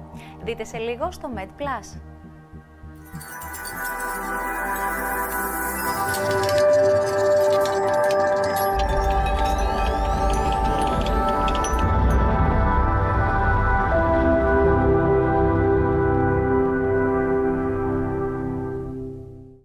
Φίλες και φίλοι, γεια σας! Σήμερα είμαστε κοντά σας με τον Δόκτωρ Κωνσταντίνο Περιστέρη, χειρουργό με ευτήρα γυναικολόγο, που θα μιλήσουμε για ένα θέμα το οποίο αφορά όλες εμάς τις γυναίκες. Καλησπέρα σας! Καλησπέρα. Μιλάω φυσικά για τα διάφορα γυναικολογικά νοσήματα τα οποία πολλές έχουμε ακούσει, άλλες έχουμε αντιμετωπίσει και θα δώσουμε και κάποιες συμβουλές για την υγιεινή την οποία πρέπει να ακολουθούμε. Πάμε λίγο να δούμε αρχικά ποια είναι τα πιο συχνά γυναικολογικά νοσήματα τα οποία αντιμετωπίζει μια γυναίκα. Καλησπέρα σε όλες τις φίλες που μας ακούνε. Σημαντικό να πούμε ότι αφορά όλες τις γυναίκες αυτό το θέμα, γιατί μία στις 3 γυναίκες θα βγάλουν κατά τη διάρκεια του έτους μια κάποια μορφή κολπίτιδα. Μία στις 3, όπως καταλαβαίνουμε, είναι πολύ μεγάλο ποσοστό και είναι πολλά τα βήματα που μπορούμε να κάνουμε για να τα αποφύγουμε και να αποφευχθούν όλα αυτά. Κολπίτιδα. Τι εννοούμε κολπίτιδα, τι συμπτώματα έχει, πώς το καταλαβαίνουμε? Κολπίτιδα είναι μια λίμωξη της περιοχής του κόλπου. Έτσι, που μπορεί να είναι είτε μια μυκητίαση, είτε μια κολπίτιδα βακτηριακή. Αυτά συνήθως εκφράζονται με περίεργα ή δίσως μαϊγρά, με εκκρίσεις που δεν έχουμε συνηθίσει να βλέπουμε από εκεί κάτω, φαγούρα, κνισμό, αίσθημα καύσου, καψίματος. Έτσι, αυτά. Και επίσης στις χειρότερες προχωρημένες φάσεις, πόνος κατά τη διάρκεια της επαφής ή και πόνος κατά τη διάρκεια της μέρας. Ποια από αυτά είναι τα πιο συνηθισμένα τα οποία βλέπουμε, αυτά τα οποία βλέπετε εσείς συνήθως στο ιατρείο σας? Οι μυκητιάσεις, που είναι από τις πιο συνηθισμένες κολπίτιδες που βλέπουμε στο ιατρείο. Φανταστείτε, δεν είναι μόνο η σεξουαλική επαφή που μπορεί μια γυναίκα να κολλήσει με μυκητίαση, αλλά παράγοντες όπως η αυξημένη κατανάλωση ζάχαρης, η υγρασία, η κακή υγιεινή στην περιοχή συμβάλλουν στο να βγάλει μια κοπέλα μυκητίαση. Παράδειγμα, τις πιο πολλές μυκητιάσεις τις βλέπουμε Αύγουστο-Σεπτέμβριο. Μόλις γυρίσουμε από τις διακοπές, έχουμε κάνει τα μπάνια μας. Ζάχαρη, εννοείται. Τρώμε παγωτά, τρώμε γλυκά. Υγρασία, εννοείται. Καλοκαίρι, έχει πολύ ζέστη. Και όλα αυτά συμβάλλουν στο να. Σας κοιτάζω λίγο περίεργα, γιατί για τη ζάχαρη, εντάξει, η υγρασία προφανώς και το καλοκαίρι με τη θάλασσα, η άμμος και όλα αυτά, ναι. Η ζάχαρη όμως πώς συμβάλλει στην δημιουργία μυκητίασης? Γιατί οι μύκητες, το full όνομά τους είναι ζαχαρομύκητες. Ζάχαρη τρώνε και μεγαλώνουν. Από εκεί ζουν, από εκεί γιγαντώνονται. Οπότε, αν μια γυναίκα, για παράδειγμα, δει ότι έχει τέτοια συμπτώματα και κόψει τη ζάχαρη μία εβδομάδα, ναι, θα τους πεινάζει και θα πεθάνουν χωρίς κάποια άλλη θεραπεία. Οπότε η ζάχαρη, οι αγαπημένες φίλες, εκτός από το κομμάτι της διατροφής που συνήθως λέμε για να μην παχαίνουμε, άλλος ένας παράγοντας και άλλος ένας λόγος να μην την έχουμε στη διατροφή μας είναι να την μειώσουμε, εν πάση περιπτώσει. Ακριβώς, ακριβώς. Γυναίκες που έχουν χρόνιες μυκητιάσεις μπορεί να πηγαίνουν στο γιατρό, να τους δίνει κρέμες, να τους δίνει υπόθητα, μετά ξαναβγάζουν, μετά ξαναπάνε, μετά ξανακάνουν θεραπεία, μετά ξαναβγάζουν. Και πουθενά στη συζήτηση δεν της είπε: κόψε τη ζάχαρη για 2 εβδομάδες. Πάρε φάει κάτι με στέβια, με κάτι γλυκαντικό, με κάποιο υποκατάστατο, μέχρι να γίνει η θεραπεία σου. Οπότε είναι σημαντικό να το πούμε και να το γνωρίζουν οι τηλεθεατές μας για να το εφαρμόσουν. Εκτός από τις μυκητιάσεις, που όπως είπατε είναι το συχνότερο, ποια άλλα νοσήματα συναντάτε συνήθως στο ιατρείο ή πιο συχνά? Λοιπόν, ο HPV είναι αυτή τη στιγμή η νούμερο 1 σεξουαλικά μεταδεδομένη ασθένεια στην Ελλάδα και στην Ευρώπη και γενικότερα παντού. Είναι νούμερο 1 σεξουαλικά μεταδεδομένη ασθένεια γιατί ο HPV είναι ένας ιός, είναι μια ίωση πρώτα απ' όλα, να πούμε ο ιός των κοντιλωμάτων. Όταν λέμε HPV που ακούγεται ξένο και περίεργο, είναι αρχικά για το Human Papilloma Virus. Μπορούμε να το πετάξουμε έτσι και μετά, πώς το κάνετε εσείς με τα γραφικά. Human Papilloma Virus. Δηλαδή, ο ανθρώπινος ιός των κοντιλωμάτων. Αυτός ο ιός είναι τόσο μικρούλης, τόσα νανομέτρ, που περνάει μέσα από τις σύνες του προφυλακτικού. Άρα είτε φοράμε, είτε δεν φοράμε προφύλαξη, πάλι θα κολλήσουμε τον HPV. 9 στους 10 από εμάς. Δεν το γλιτώνουμε δηλαδή, παρότι με προφυλάξεις. Όλοι μας. Άντρες, γυναίκες, 9 στους 10 έχουμε έρθει σε επαφή με τον HPV. Στάνταρ. Οπότε, γι' αυτό το λόγο έχουμε ένα νοσοποιητικό Όπως κολλάμε την ίωση την εποχή εκεί, τον Νοέμβριο, τον Δεκέμβριο και μας περνάει, έτσι περνάει ο HPV στον περισσότερο πληθυσμό. Οπότε τα δεδομένα είναι πολύ καθησυχαστικά. 8 στις 10 γυναίκες που θα κολλήσουν HPV, χωρίς να κάνουν τίποτα, θα τους περάσει. Μόνο από το νοσοποιητικό τους. Και το test PAP θα βγαίνει αρνητικό, κάθε χρόνο αρνητικό, κάθε χρόνο αρνητικό. Και θα βγαίνει αρνητικό και παρόλα αυτά μπορεί να το έχουν περάσει. Ναι, και μπορεί να είναι φορείς, μπορεί να το έχουν περάσει. Γι' αυτό και πια δεν κάνουμε μόνο το test PAP στις γυναίκες. Το test PAP είναι συνταξιούχος. Είναι 80 ετών εξέταση. Πια η μοντέρνα γυναικολογία είναι να κάνουμε το test PAP και μαζί το μοριακό έλεγχο για το HPV. Το HPV DNA test. Το οποίο μας λέει ότι, OK, δεν έχεις βλάβη, το test PAP σου λέει δεν έχεις βλάβη, είσαι καλά, αλλά είσαι φορέας αυτού του τύπου και αυτού του τύπου του ιού. Είναι καρκινογόνος τύπος, να το προσέξω. Είναι χαμηλού κινδύνου. Εντάξει, είναι χαμηλού κινδύνου, δεν έχω κάτι. Οπότε σημαντικές πληροφορίες πια όταν πάμε στο γυναικολόγο κάνουμε τη διπλή εξέταση. Test PAP και HPV DNA test. Μας τα λέτε πάρα πολύ ωραία, πραγματικά. Τι συμπτώματα συνήθως έχουν οι γυναίκες ή άντρες αντίστοιχα που έχουν HPV? Τίποτα. Δεν έχουν τίποτα. Είναι ο πιο ασυμπτωματικός ιός. Δεν έχεις φαγούρα, δεν έχεις πόνο, δεν έχεις κονδυλώματα, απλά το κουβαλάς. Και γι' αυτό οι άντρες δεν πάνε ποτέ στο γιατρό, γιατί άμα δεν βγάλουν κάτι δεν πρόκειται ποτέ να πάνε στον ουρολόγο. Άρα σου λέγω μια χαρά είμαι. Εσύ έχεις το πρόβλημα. Όμως πώς το κολλάνε οι γυναίκες? Από τους άντρες. Είπαμε 90% του πληθυσμού έχει τον HPV. Οι γυναίκες πώς το μαθαίνουν? Γιατί πάλι δεν έχουν τίποτα. Είναι ασυμπτωματικές. Απλά θα πάνε μια φορά το χρόνο να κάνουν το test PAP τους, θα βγάλει το test PAP κάτι και καταλαβαίνουμε ότι εκεί από το HPV έχει γίνει η ζημιά.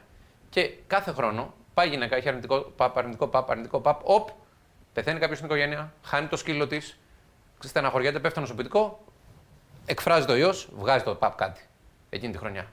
Μα γιατρέ, κάθε χρόνο βγαίνει αρνητικό. Ναι, αλλά φέτος έπεσε το νοσοποιητικό σου, γιατί πέρασε COVID, γιατί πέρασε στρες, γιατί σε απολύσαν από τη δουλειά, γιατί και εκφράστηκε. Οπότε γι' αυτό είναι σημαντικό να το παρακολουθούμε, γιατί περισσότεροι είμαστε φόρους ζωής, το κουβαλάμε. Άρα θα μπορούσαμε να πούμε όσο πιο δυνατό είναι το ανοσοποιητικό μας, ενδεχομένως τόσο λιγότερες πιθανότητες μπορεί να έχουμε για να κολλήσουμε τον ιό HPV. Σωστά.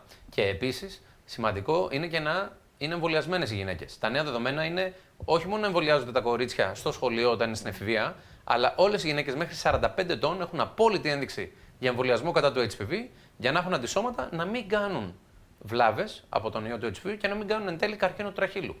Σκεφτείτε η Αυστραλία, που είναι μια χώρα που έχουν εμβολιάσει το 100% του πληθυσμού, όλα τα αγόρια και τα κορίτσια από το σχολείο, γιατί πώς το κολλάμε, είπαμε. Ακριβώς. Ναι, άρα, αφού έχουμε και τα αγοράκια και τα κοριτσάκια εμβολιασμένα, σήμερα στα νοσοκομεία της Αυστραλίας έχουν 0 εισαγωγές από καρκίνο τραχύλου. Καμία γυναίκα δεν βγάζει. Γιατί εμβολιάστηκε όλος ο πληθυσμός και έχει εξαλειφθεί ο HPV. Εδώ, σαφέστατα δεν είμαστε σε τέτοια επίπεδα, αλλά κάθε γυναίκα που θέλει να είναι θωρακισμένη κατά αυτού μπορεί να κάνει το εμβόλιο του HPV μέχρι τις 45 της και είναι καλυμμένη.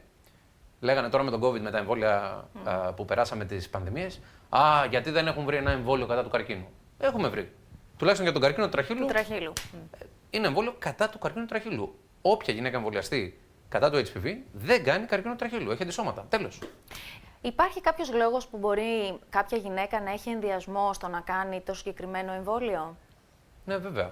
Όλος ο κόσμος όταν έρχεται σε ιατρικές πράξεις σου λέει: έχει παρενέργειες, μπορεί να πάθω κάτι. Και γι' αυτό το εμβόλιο συγκεκριμένα για το καρκίνο τραχύλου είναι πολύ καλά τα δεδομένα. Γιατί είναι ένα εμβόλιο παλιό. Υπάρχει τα τελευταία 30 χρόνια πια. Είναι δοκιμασμένο, οπότε έχει και καταπληκτικά αποτελέσματα. Ακριβώς, και γνωρίζουμε ότι οι παρενέργειές του είναι μόνο λίγο πόνος στο σημείο και λίγο ερυθρότητα τις επόμενες 2 μέρες που έχει κάνει το εμβόλιο. Και αν δεν έχει μακροχρόνιες επιπτώσεις, δεν φοβόμαστε για κάτι. Οπότε είναι απόλυτο ασφαλές και το προτείνουμε σε όλες τις γυναίκες από 12 έως 45 ετών. Επειδή είπατε τώρα για την ηλικία, υπάρχει κάποια ηλικία που ο HPV εμφανίζεται συχνότερα, δηλαδή το βλέπουμε περισσότερο σε πιο νέες ηλικίες, σε πιο μεγάλες ηλικίες, δηλαδή γενικώς παίζει ρόλο η ηλικία? Παίζει ρόλο η ηλικία και παίζει ρόλο γιατί είναι ύπουλος αυτός ο ιός. Δηλαδή, εμφανίζεται πρώτα στην ηλικία που είμαστε πιο σεξουαλικά ενεργοί, την ηλικία 20 με 30. Δηλαδή τότε. Μετά το 30 τι έγινε, δεν υπάρχει? Όχι, μετά υπάρχει. Πώς δεν υπάρχει και μεταδίδεται. Απλά συνήθως πότε πρωτοκόλλησα γιατρέ, εκεί, 20 με 30, όταν είχαμε τις περισσότερες σεξουαλικές επαφές. Απλά αυτό που συμβαίνει είναι ότι εκφράζεται πιο μετά. Γιατί κάνει χρόνο να σου κάνει ζημιά αυτός ο ιός. Δεν θα κολλήσεις το Φλεβάρι και θα βγάλεις κοντιλώματα το Μάρτι. Θα κολλήσεις το Φλεβάρι του 18 και θα βγάλεις κάτι στο τεστ ΠΑΠ το 2024, το 2025. Απίστευτο πόσο ύπουλο μπορεί να είναι και να. Μετά πολλές φορές τα ζευγάρια πλακώνονται γιατί σου λέει βγήκα θετικό στον HPV, εσύ με κόλλησες. Ναι. Ποιος ξέρει ποιος σε κόλλησε και πότε σε κόλλησε. Δεν έχουμε εξέταση να σου πει βάσει εξέταση κολλήσατε κυρία μου το 2016. Όχι. Τώρα αν σε κόλλησε ο Μάικς ή ο Νίκος, τρέχα γύρευε.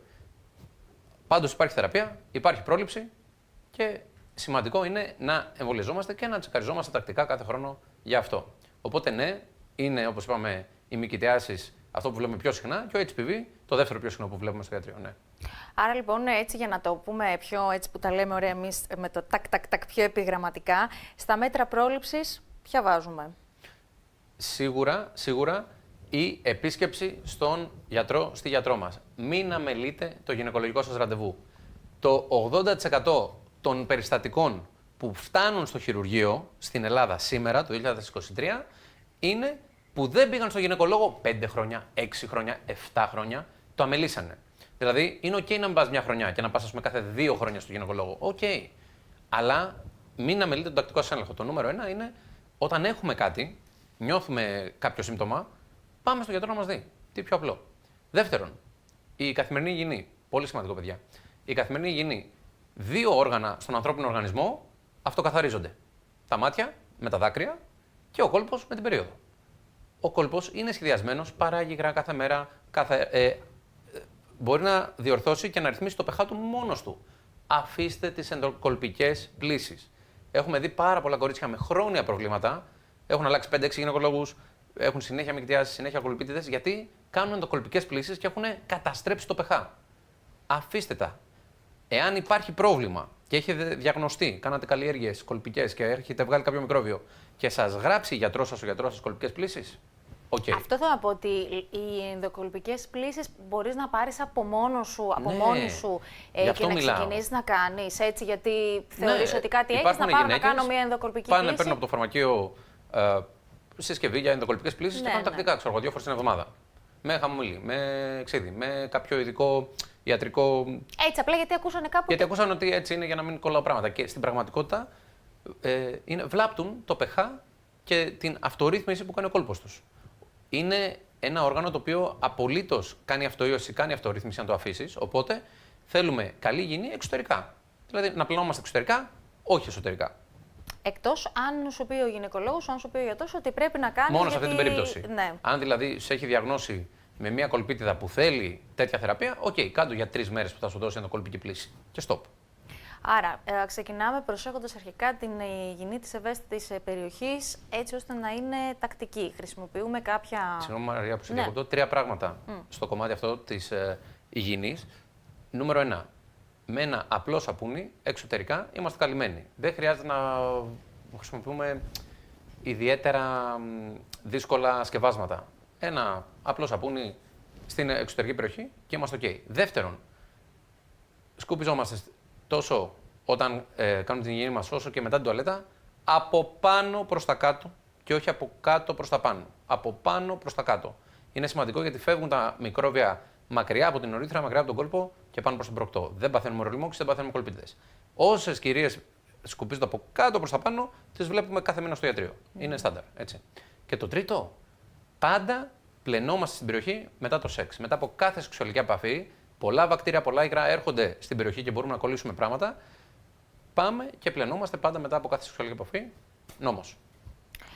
Αφού λοιπόν είπαμε τα μέτρα πρόληψης τα οποία μπορούμε να κάνουμε και την υγιεινή μας, πώς μπορούμε να αντιμετωπίσουμε τώρα σε περίπτωση που προσβληθούμε από το συγκεκριμένο ή από κάποια άλλη μορφή κολπίτιδα, μυκητίαση. Βέβαια.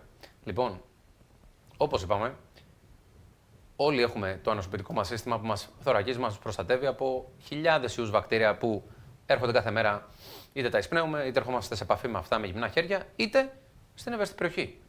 Οπότε, θα σας πω ένα μυστικό, το οποίο μπορείτε να το προμηθευτείτε από οποιοδήποτε φαρμακείο και είναι πολύ πολύ ευεργετικό αν το βάλετε στη ζωή σας. Προβιωτικά. Προβιωτικά. Τα προβιωτικά έχουν σώσει κόσμο.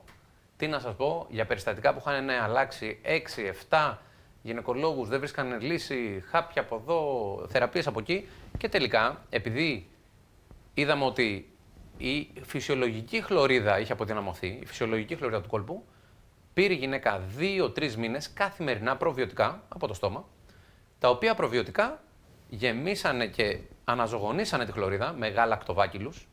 Αγαπάμε τους γαλακτοβάκυλους. Τι είναι οι γαλακτοβάκυλοι? Καλά μικρόβια που προστατεύουν την περιοχή εκεί. Γαλακτοβάκυλοι παράγουν γαλακτικό οξύ, σκοτώνουν μύκητες, σκοτώνουν βακτήρια, σκοτώνουν τον HPV. Τα αγαπάμε. Γιατί είναι η φυσική σου άμυνα. Οπότε τι πιο απλό να παίρνει μια γυναίκα που έχει τέτοια θέματα προβιωτικά, με τα οποία προβιωτικά θωρακίζει την περιοχή και το φυσικό της σύστημα θα νικήσει μια κολπίτιδα, θα νικήσει μια λίμωξη. Τα προβιωτικά μπορούμε να τα παίρνουμε κάθε μέρα, χωρίς συνταγή γιατρού, χωρίς τίποτα, πας το παίρνεις και απλά είναι θέμα πειθαρχίας, είναι να το παίρνεις κάθε μέρα. Έχω ασθενείς οι οποίες στάνταρ, ξέρω κάθε καλοκαίρι με το που θα πάνε για τα μπάνια τους, με το που θα πάνε στο ξοχικό τους ή στο νησί, θα με πάρουν τηλέφωνο, γιατρέ έχω αυτό, γιατρέ έχω εκείνο. Από τότε που ξεκίνησα προληπτικά να τους δίνω στην αρχή του καλοκαιριού προβιωτικά και θα τους πω Ιούνιο, Ιούλιο, Αύγουστο, κάθε μέρα θα παίρνετε προβιωτικά. Και μην με ξαναπάρει τηλέφωνο. Και όντως δεν με ξαναπήραν. Γιατί δεν είχαν μυκτιάσεις, δεν είχαν ορλιμόξει τα κορίτσια το καλοκαίρι, γιατί προστατεύανε την περιοχή με προβιωτικά. Οπότε βάλτε το στη ζωή σας, θα με θυμηθείτε. Να ρωτήσω κάτι άλλο, επειδή λέμε για τα προβιωτικά. Τα προβιωτικά τα οποία παίρνουμε από το φαρμακείο, που είναι στις κάψουλες, έχουν τις ίδιες δυνατότητες με το γιαούρτι, λιγότερες δυνατότητες, βοηθάνε το ίδιο, πώς γίνεται? Αν φάμε, ας πούμε, ένα κεσεδάκι γιαούρτι αυτό με την πέτσα, θα πάρουμε τα ίδια προβιωτικά που χρειαζόμαστε? Όχι, όχι. Και αυτό δεν θα μας ωφελήσει, γιατί το προβιωτικό που θα πάρουμε από τη διατροφή, από το κεφίρ, από το γιαούρτι κτλ. Είναι προβιωτικά για το έντερο. Οπότε αυτά θα σας ωφελήσουν για την εντερική χλωρίδα, αλλά για την κολπική χλωρίδα δεν θα κάνουμε δουλειά. Άρα ζητάμε συγκεκριμένα προβιωτικά για τον κόλπο. Λέμε στο φαρμακοποιό μας, θέλω προβιωτικά για τη γυναικολογική περιοχή. Και αυτά είναι από του στόματος που παίρνουμε καθημερινά, αλλά περιέχουν κοντά στις 5 με 6 δισεκατομμύρια απικίες γαλακτοβακύλων που θα πάνε να απικήσουν τον κόλπο και να μας βοηθήσουν με το θέμα μας. Καλά κάνετε και το διαχωρίζετε, γιατί και εγώ στο μυαλό μου είχα τα προβιωτικά που παίρνουμε αυτό όταν πάρεις την αντιβίωση, που είναι για το έντερο όμως αυτό, δεν είναι για το Ναι, κλασικό. Έχει συμβεί που έχω πει σε γυναίκα να πάρει προβιωτικά και με πήρε μετά από μια εβδομάδα και μου λέει γιατρέ, έχουν χειροτερέψει τα πράγματα, δεν μου βοήθησε αυτό που μου πες. Και της λέω, ποια προβιωτικά πήρες? Μου λέει, πήρα αυτά. Της λέω, αυτά είναι για το έντερο. Δηλαδή, είναι σημαντικό να το επιστήσουμε την προσοχή στο φαρμακείο ότι θέλουμε προβιωτικά για τον κόλπο και θα μας δείξουν τα κατάλληλα που μπορούμε να πάρουμε για να βοηθήσουν την περιοχή. Και όπως είπαμε, η θεραπεία είναι της υπομονής. Δηλαδή, για να δεις τα προβιωτικά να δουλεύουν, δεν είναι τα πήρες 3 μέρες και δούλεψαν. Τα πήρες όμως σταθερά για 1 μήνα, τα πήρες σταθερά για 2 μήνες. Θα δεις τη διαφορά. Άρα τα προβιωτικά είναι πολύ σημαντικά γιατί μπορούν να βοηθήσουν και στην πρόληψη, αλλά ενδεχομένως και στην αντιμετώπιση. Εντάξει, φαντάζομαι συνοδευτικά με κάποια άλλη αγωγή που πρέπει να ακολουθήσει ο ασθενής. Σαφέστατα. Αλλά και για τις γυναίκες που γνωρίζουν ότι συχνά θα έχουν κολπίτιδες, θα έχουν προβλήματα με γυναικολογικά, ναι, μπορούν να τα παίρνουν αυτά προληπτικά για να μην βγάλουν. Αντίστοιχα, πολλές φορές θα δίνουμε και σαν συμπληρωματική θεραπεία, αλλά και για να αποκαταστήσουμε την χλωρίδα, το pH. Οι γυναίκες οι οποίες παθαίνουν πολύ συχνά με κοιτιάσεις που το είπαμε και πριν, ή αντίστοιχα και ουρολιμόξους, που είναι κάτι που ειδικά το καλοκαίρι το ακούμε συνέχεια. Εγώ, για παράδειγμα, έχω μία φίλη η οποία πάρα πολύ συχνά μέσα στη χρονιά θα έχει ουρολίμωξη. Πού μπορεί να οφείλεται, ενώ προσέχει δηλαδή και την υγιεινή της και το καλοκαίρι, ας πούμε, με τα μαγιό θα αλλάξει συνέχεια για να μην μείνει η υγρασία κτλ. Παρ' όλα αυτά, κολλάει πολύ συχνά. Πού μπορεί να οφείλεται αυτό? Σε διαταραχή της χλωρίδας και χαμηλό ανασωπητικό. Πρέπει να δώσουμε βάση δηλαδή σε ενίσχυση του ανασωπητικού, που είναι η φυσική μας άμυνα για να σκοτώνει τα μικρόβια, να μην παθαίνουμε ουρολιμόξεις, να μην παθαίνουμε κολπίτες και να θωρακίσουμε τη χλωρίδα με προβιωτικά.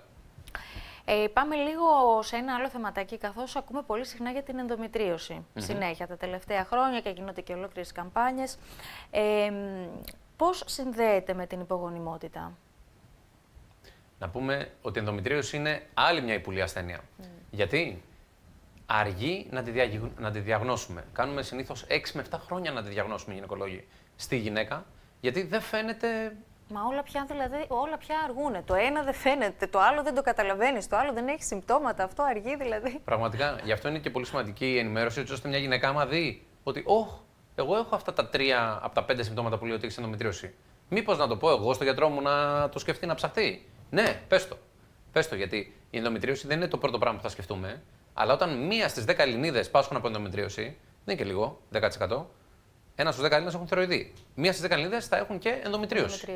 Η ενδομετρίωση τι είναι? Είναι μια ασθένεια γυναικολογική, κρυφή. Είναι μέσα στην κοιλιά. Πολλές φορές δεν φαίνεται με απλές εξετάσεις όπως ένας γυναικολογικός υπέρηχος. Και εκεί που πραγματικά το διαγνώσκουμε είναι όταν κάνουμε μια λαπαροσκόπηση.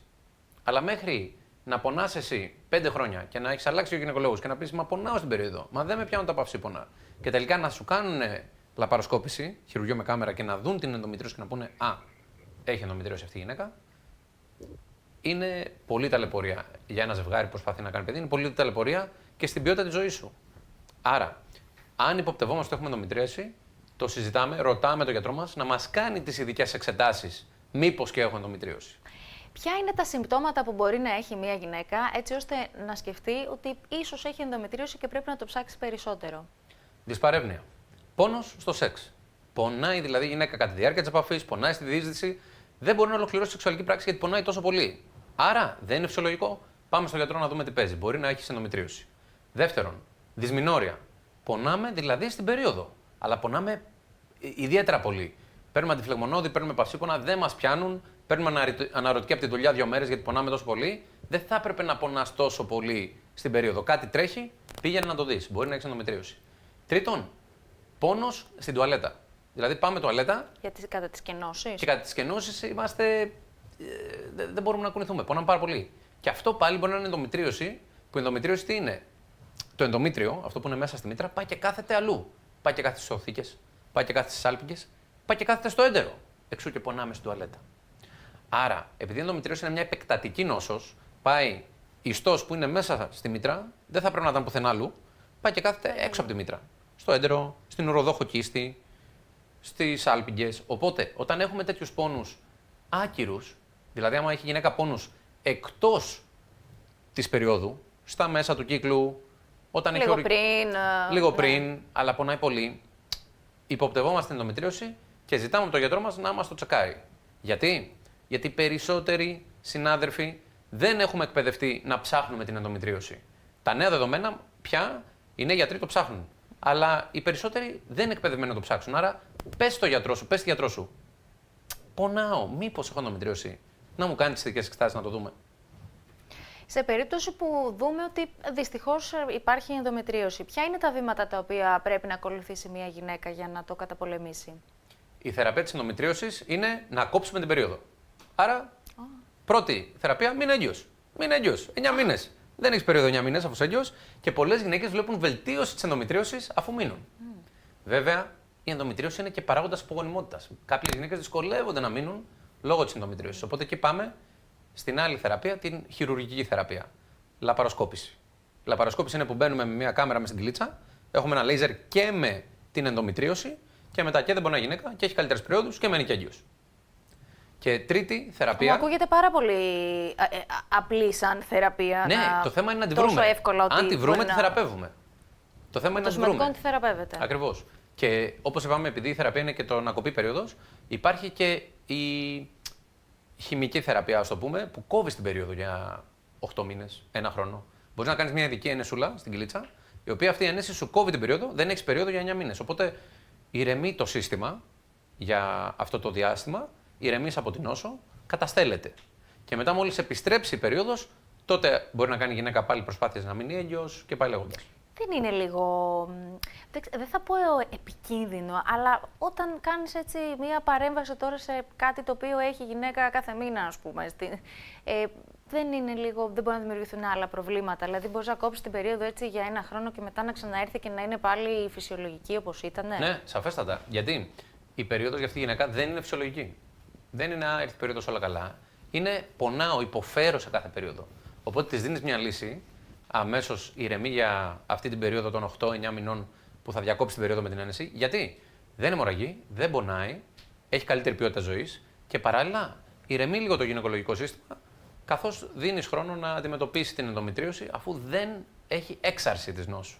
Παράλληλα, μπορούμε να δώσουμε και άλλα φάρμακα και άλλες θεραπείες που μπορούμε να τη βελτιώσουμε χωρίς τη χειρουργική αντιμετώπιση. Γιατί η χειρουργική είναι, φαντάζομαι, η τελευταία λύση. Είναι η πιο στάνταρ λύση. Είναι η καλύτερη λύση για την ενδομετρίωση. Είναι η λαπαροσκόπηση. Γιατί μπαίνεις μέσα, βλέπεις την νόσο την καίς με το λέιζερ, την αφαιρείς χειρουργικά, γεια σας. Βέβαια, έχουμε και τη συντηρητική αντιμετώπιση. Κάποιος δεν θέλει να χειρουργηθεί, σεβαστό.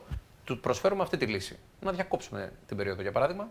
Όπως και μια άλλη λύση, κάποιες γυναίκες βρίσκουν ανακούφιση με αντισυλληπτικά.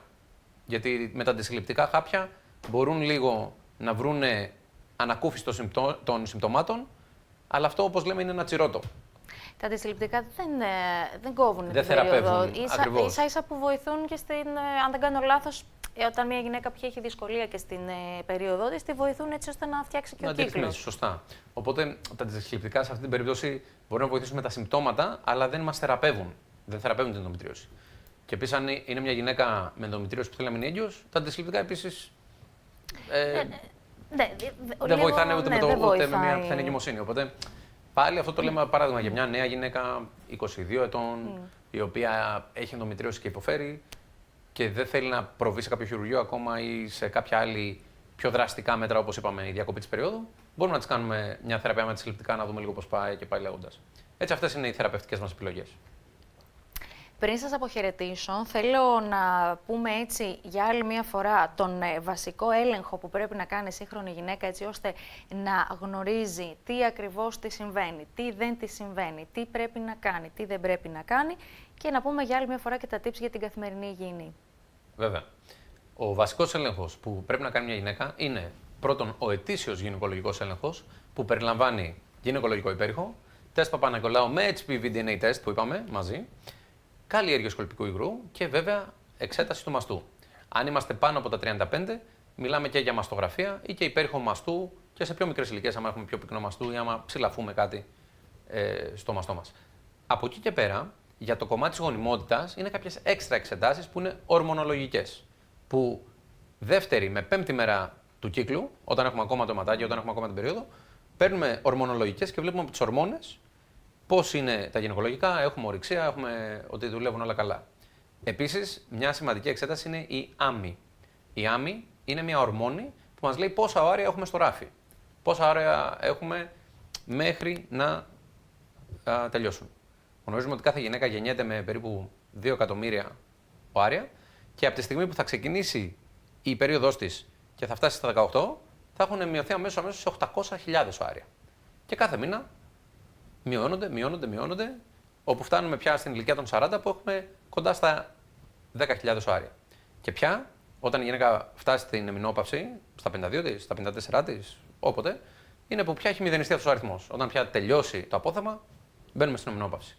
Οπότε, επειδή βλέπουμε αυτό είναι μια κατάσταση που χρονικά όλο μειώνονται αυτά τα οάρια, είναι σημαντικό ανά πάσα στιγμή να μάθει η γυναίκα πόσα οάρια έχω άραγε ακόμα στο ράφι, για να μπορεί να κάνει τον προγραμματισμό της, όπως έχουμε συζητήσει και για κρυοσυντήρηση οαρίων και για να δημιουργήσει την οικογένειά της κτλ. Οπότε αυτή η ορμόνη, η άμμη, μας δίνει αυτή τη σημαντική πληροφορία. Τέλος, για το κομμάτι της γυναικολογικής υγιεινής, όπως είπαμε, καθημερινή υγιεινή εξωτερικά πλύσεις, όχι εσωτερικά. Πάντα πλυνόμαστε μετά τη σεξουαλική επαφή. Όποτε έχουμε κάτι, οποιοδήποτε σύμπτωμα, δεν το αφήνουμε να εξελιχθεί και να γιγαντωθεί το πρόβλημα. Πάμε αμέσως στο γυναικολόγο να εξεταστούμε για να μας δώσει την κατάλληλη λύση. Και για θωράκιση της χλωρίδας, προβιωτικά για τον κόλπο. Αυτά. Θέλω να σας ευχαριστήσω πάρα πολύ για σήμερα, γιατί νομίζω δώσαμε πάλι έτσι με πολύ απλό και κατανοητό τρόπο όλες αυτές τις πληροφορίες, απαντήσαμε στις απορίες που έχουμε και νομίζω ότι πραγματικά βοηθήσαμε και τις γυναίκες αλλά και τους άντρες που μας βλέπουν. Ευχαριστώ πάρα πολύ.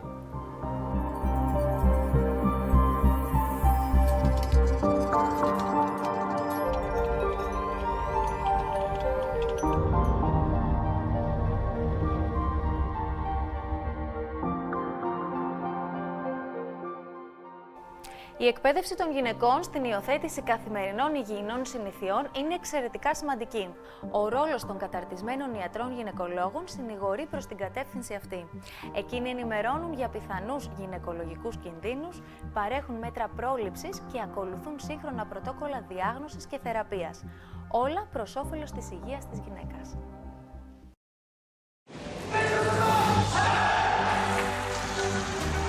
Humans are weak. We've learned to face fear and use the power of faith This series will explore some of the most incredible people on the planet. That has to be as I've ever had. To see what we can all learn from their lives. Body Hack.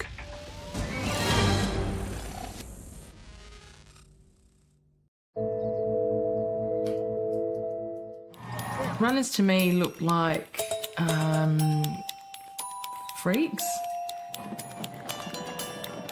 People that were showing off. I don't get it. Why would you want to do it? My gut reaction when you talk about running is, do you know there's some people like swimmers, they're just natural runners and natural swimmers. I know that I wouldn't look like that. I just can't get my head around it. I'm not a runner, and I'm doing a marathon. Well, I don't know much about it, just that you get to a point where you're just not going to be able to go on and you feel like you're going to die. New York City Marathon! Gosh, what happened?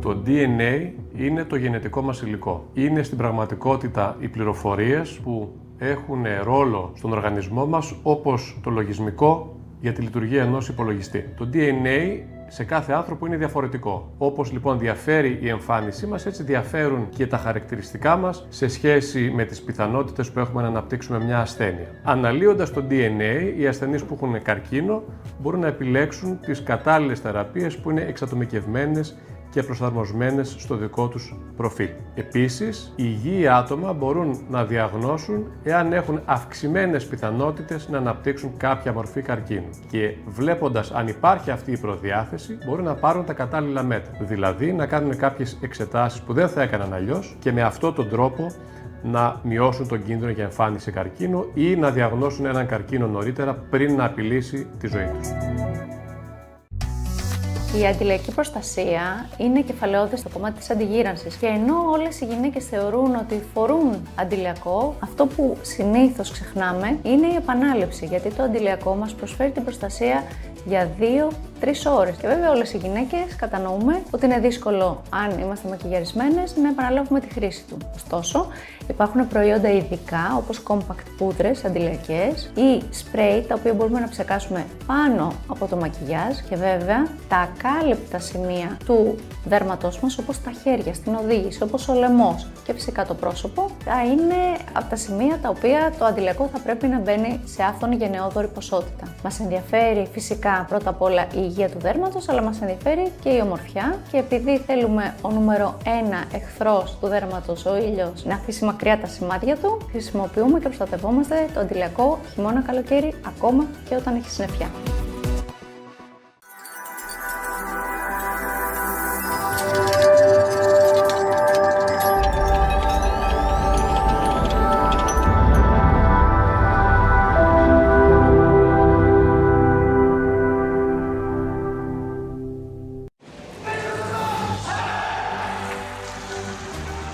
Humans are remarkably adaptable. Another day in the bazaar office. It's like flying.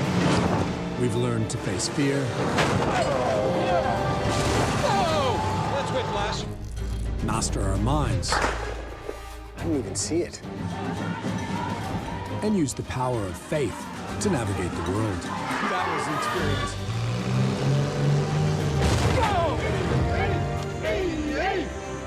This series will explore some of the most incredible people on the planet. That has to be one of the most amazing welcomings I've ever had. To see what we can all learn from their lives. Easy. I will not only observe them, I'll step into their shoes to try and understand them. I'm Todd Sampson, and this is Body Hack.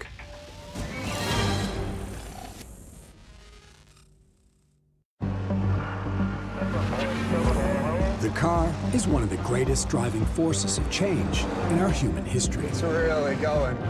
It's come to represent freedom, status, and even style. Isn't that pretty? But for some, the car has become an obsession. This is like a rocket. Whether it's racing, You only got to pay for what you wreck. speeding, or destruction. Oh, okay, that hurt. Extreme driving is now a global phenomenon. Holy shit, he's back! I'm on a mission to find out how these drivers deal with adrenaline and extreme stress. Fortunately, I've never been in a car crash. That is, until now. Buckle up. It's going to be a wild ride. Well, my car is just one big puff of smoke. I've got to go to the hospital. The Idaho State Fair. Home to fun, food, and demolition derby.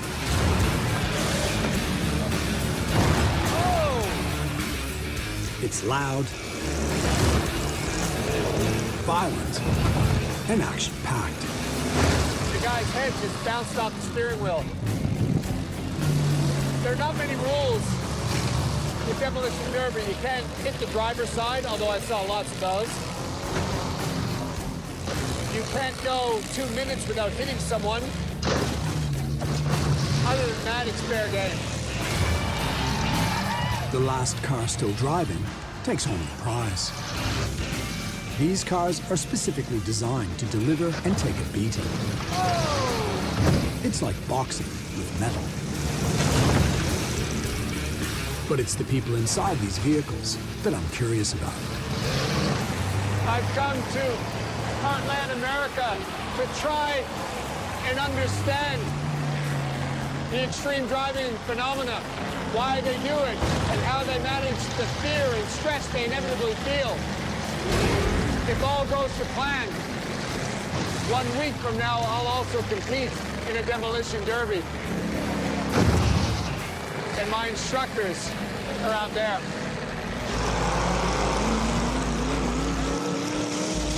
A father and son team, Johnny Gullo in car number 17. And his son Dalton in car number 6. Both are champion drivers with over 50 wins under their belt.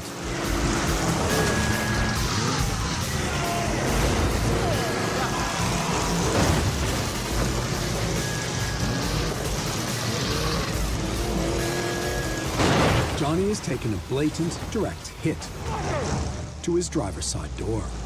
It's illegal, but effective in sending him into road rage. Road rage is hormonal-based primitive thinking, but in demolition derby, it can be fueled. Johnny's car is now disabled, so it's all down to his son, Dalton. But it appears they also have a plan for him.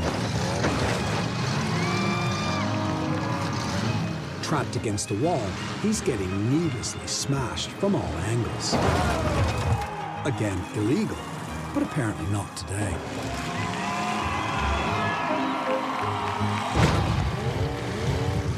Fuck, you still hit me on the wall? It's over. And remarkably, Dalton takes third. When they wave the stick, that means they're finished. Oh, that is nasty.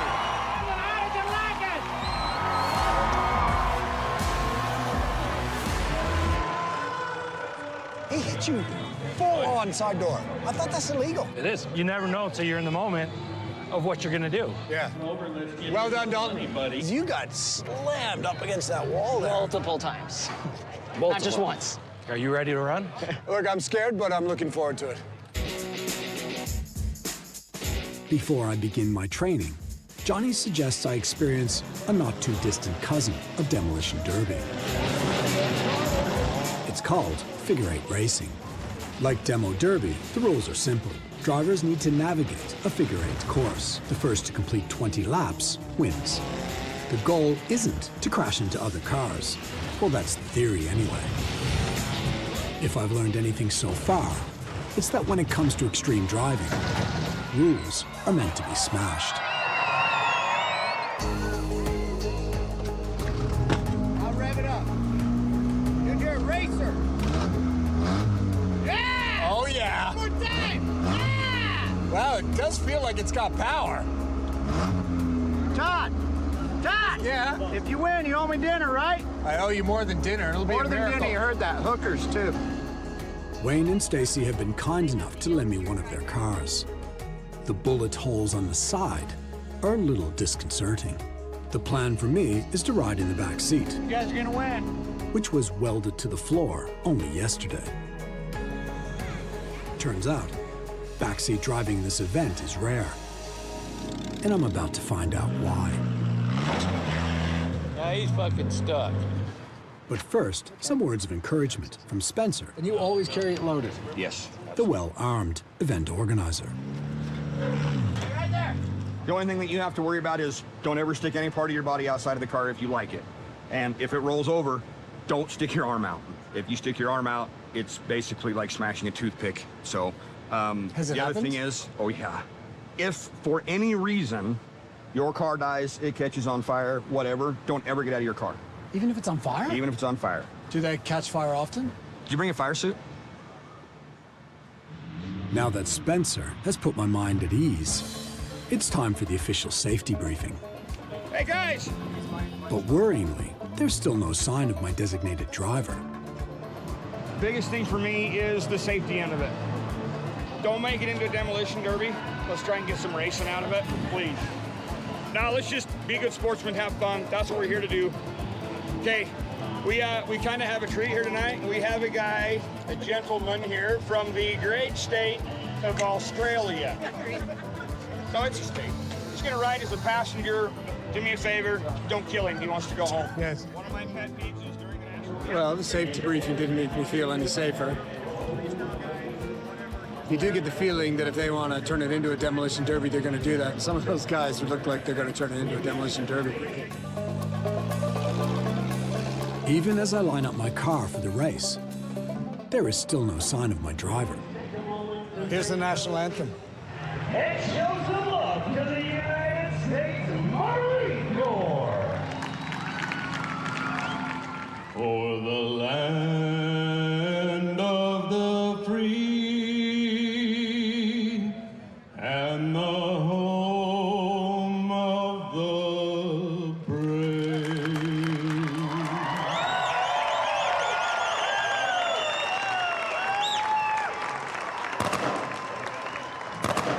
Although I know I'm a sinner, help me to believe with you I am always a winner.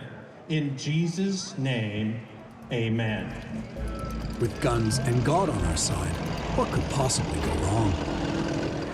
And with only minutes to spare, I finally meet my driver, Jason. Nice to meet you.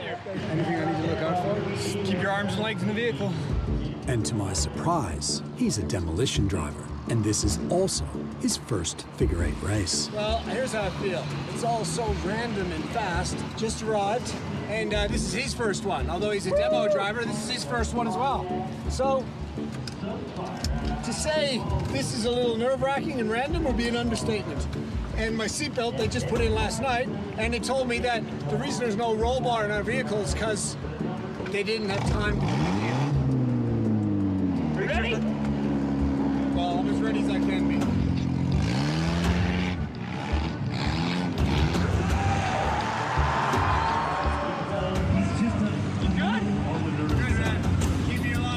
I will try my best.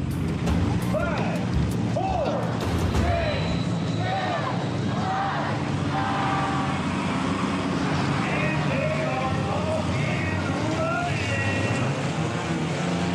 As we round the first corner, two things become very clear. One, it's really fast. And two, Jason is going to turn this into a demolition derby. Now I know why sitting in the back is not popular. You don't see the hits coming. You don't have the ability to brace for impact.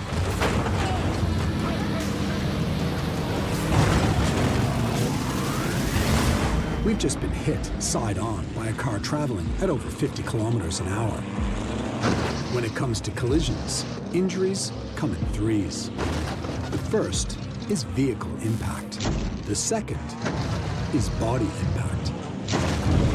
If I wasn't wearing a seatbelt, I would have been thrown around the car with a force of 12 tons. The third impact happens inside our bodies. It's organ impact. Especially vulnerable is the brain, which on impact can be slammed against the skull, resulting in unconsciousness or even death. Okay, let's get out and just think about this. It's finally over, and so is my neck. I can barely get out of the car. Here's my conclusion. I nearly got a concussion, and that requires serious skill. Good job, man. I've got to go to the hospital. Well, if that's the warm-up to Demolition Derby, Oh my God. then this is going to be a very painful experience.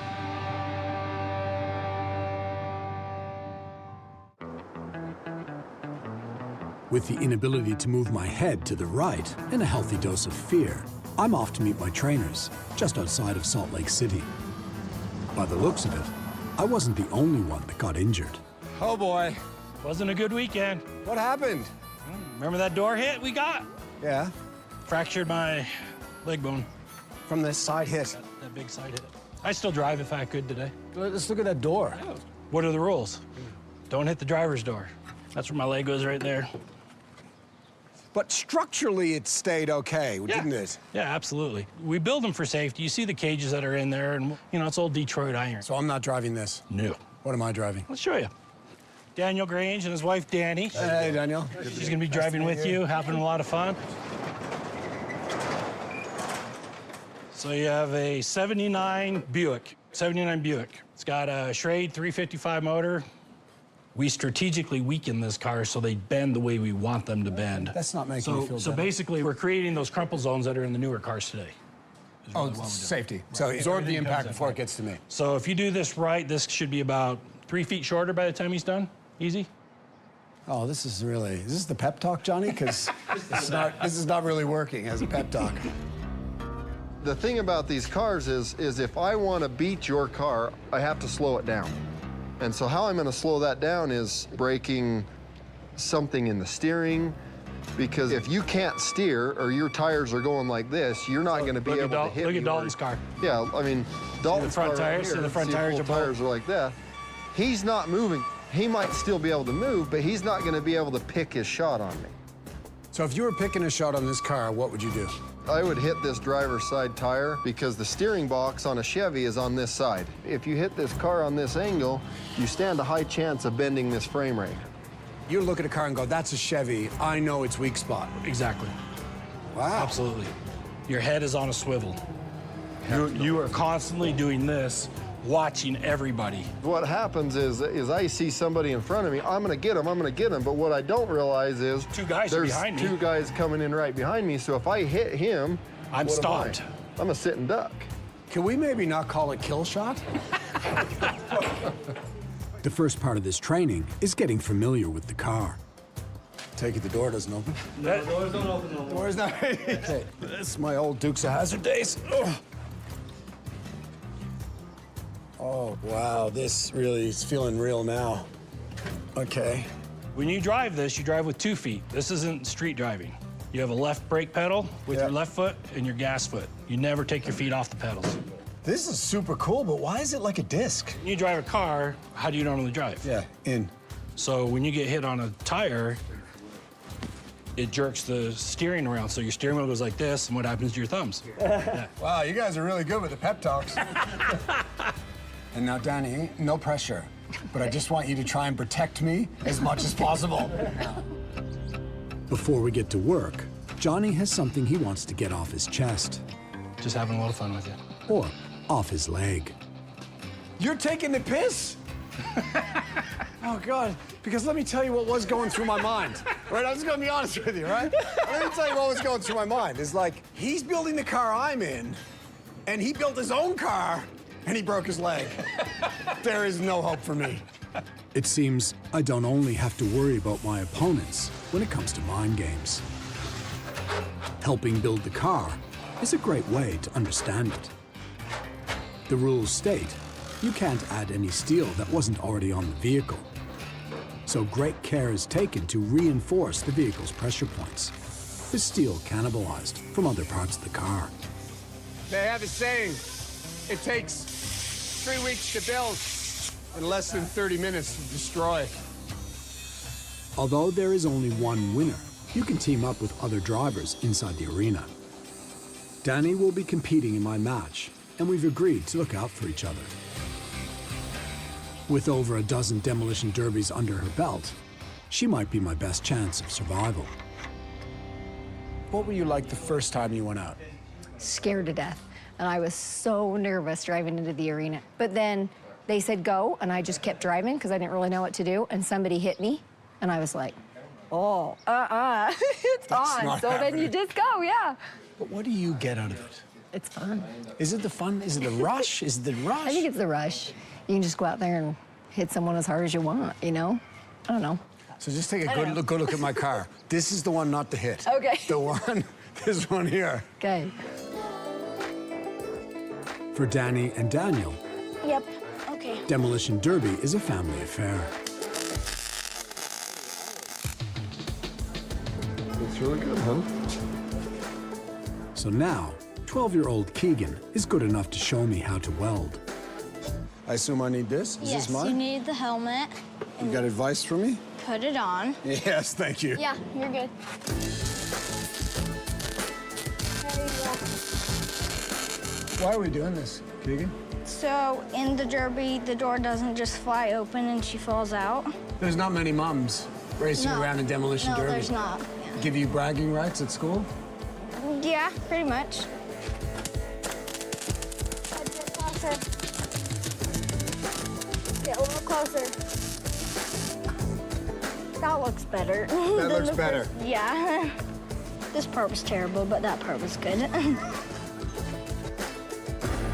With Keegan's kind words, it's time to see what this beast can do.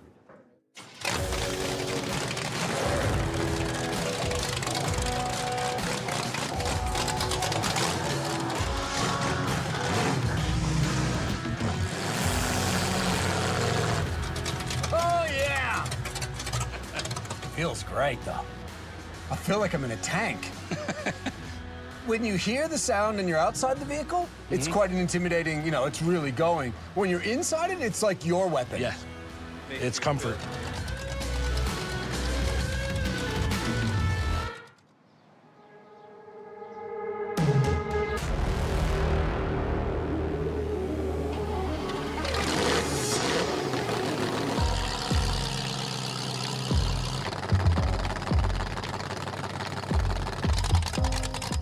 Right now, we're gonna just let you feel the car, the power, get out there, go crazy. And don't forget the steering wheel. Today's training starts with getting a feel for how this car handles. While I'm no rev head, I do love fast cars and the chance to drive like a maniac. Oh, this is an amazing car. What I want you to do on this time, do some Brodies, stop, get it in reverse. Yes. Do some stuff in reverse, stop, go backward. Because what we want to do is this wants to become second nature. You're just going to drop it. That's why it's next to your hip like a gun.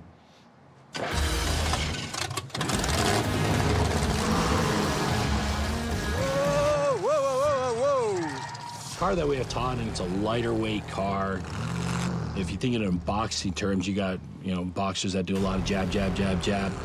And then you've got the heavy hitters. The car we have him in is a jab car. It's fast. He's got a big motor in it. It's lightweight, so he can scoot out of the way. He moves faster than most of the big cars. The next part of my training involves a little bit of cat and mouse.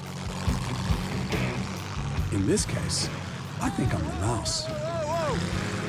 It's one thing to control the vehicle, and it's another to do it while under attack.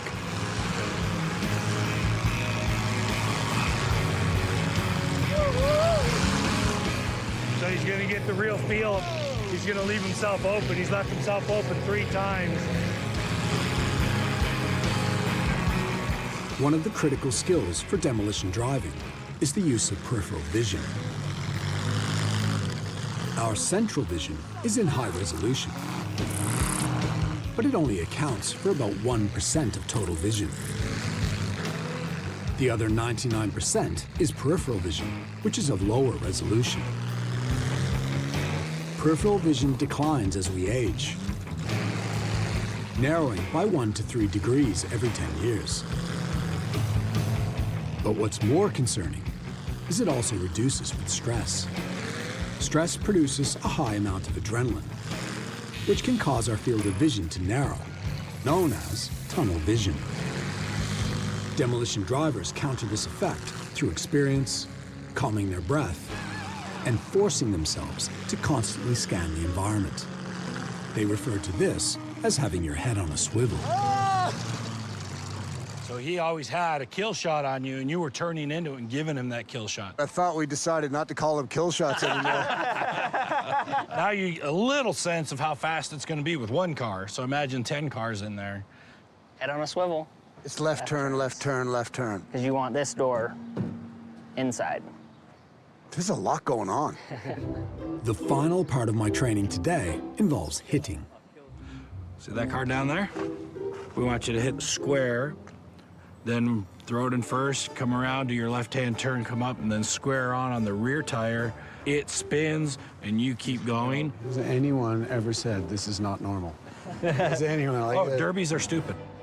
Just let's recap what's happening here before I go. So I'm sitting in this vehicle, and you want me to hot wire it next to a fuel pump, and then I'm gonna go balls to the wall. Yep. Kids, do not try this at home. All right, let's do it. The energy of a car moving at 60 kilometers per hour is equivalent to the energy of an elephant dropping from a 3-story building. I'm about to feel that elephant. Go, fuck! With my neck already injured, this is one of the more painful things I've ever experienced. Holy! When our body experiences the shock of a sudden acceleration-deceleration force, there is a rapid and violent snapping of the head, tearing fibers in the tendons and muscles of the neck.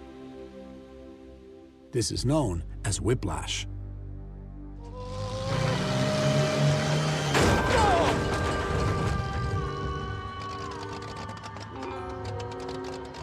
I'm surprised you went so fast backwards first. Yeah. What? You told me to floor it. I just floored it. Here's the key. As you're going back, you know that hit's coming, you push against the seat because that's the first impact. And if you're already pressed in neck back against the seat when you make that hit, then your next one's coming forward and you're fine. I wish you would have told me that earlier. Unfortunately, Demolition Derby is about multiple car crashes. So now, having taken a hit, it's time to start dishing them out.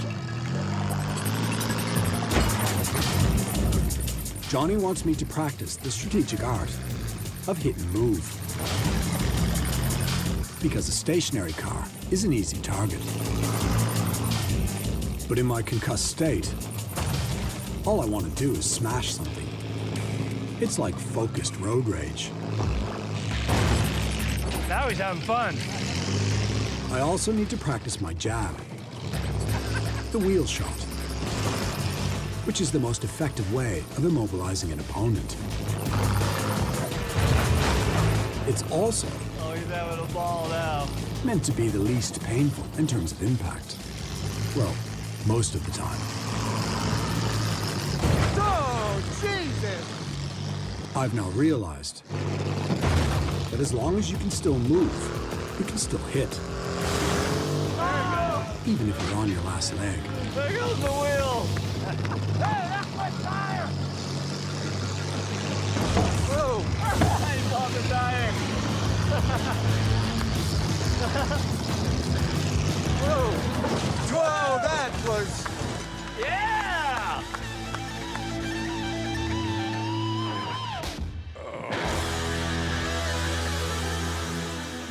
I've got a better appreciation for the pain I'm gonna feel. Gotta get to the chiropractor. Oh.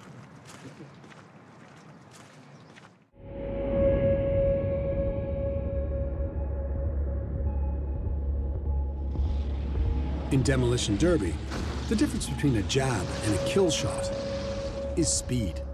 And when it comes to speed, there's only one place to go: the Bonneville Salt Flats. This dried-up lake bed is arguably the world's most famous raceway. A couple of times each year, amateur drivers from all over the planet gather to pursue time trial land speed records. It's not too easy. These cars have a mind of their own. If you're going above 200 miles an hour, and when you spin, you're just hoping, keep this sucker flat. Keep it on the salt. But I tell you what, the greatest feeling on earth, the end of a run, you've gone 5 miles, you pop that parachute, and you feel them kick the car, then you go back to the bar and have a cold one. To help me understand speed, Johnny's arranged for me to experience it. Well, if you're not a little bit nervous, you're a fool out here. But without great risk, there is no reward. Opie and Mark are both land speed racers and my trainers for today.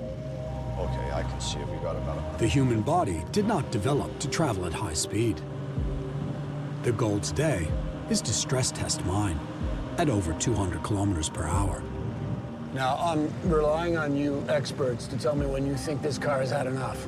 You'll feel it. You'll feel it. No, but let's not judge it on my feeling. Let's judge it on your feeling. Go for your testicular fortitude. Just, we can't tell you that because we're not getting the input. Okay. Drive to your comfort level. Jeff, you see the direction we're going in? Everything okay? We're good to go in recording, so go ahead when you're ready. Okay, nice knowing you. Friend, you've got this. You ready? I'm ready. Go for it.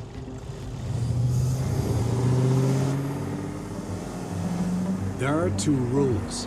Don't oversteer. Let's feel what this Mustang can do. And don't touch the brake at speed. Both could have fatal consequences. Just drive through it. You've got this, friend. You're a regular land speed racer now. Wow, it's really going. It's incredible to think, at this speed, the patch of the tire touching the ground is less than the width of your index finger.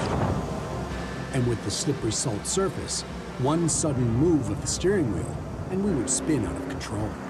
That is amazing. You're getting the door seals to fail. The seals are failing.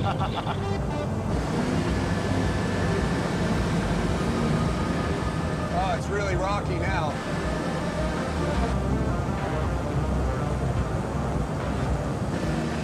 Whoa, it's shaky. Speed is stress. Wow, we are drifting. To help counter this, I'm now focusing on my breath. Slow breathing increases the activity in the vagus nerve and pushes our brain out of our natural fight-or-flight response and towards calm.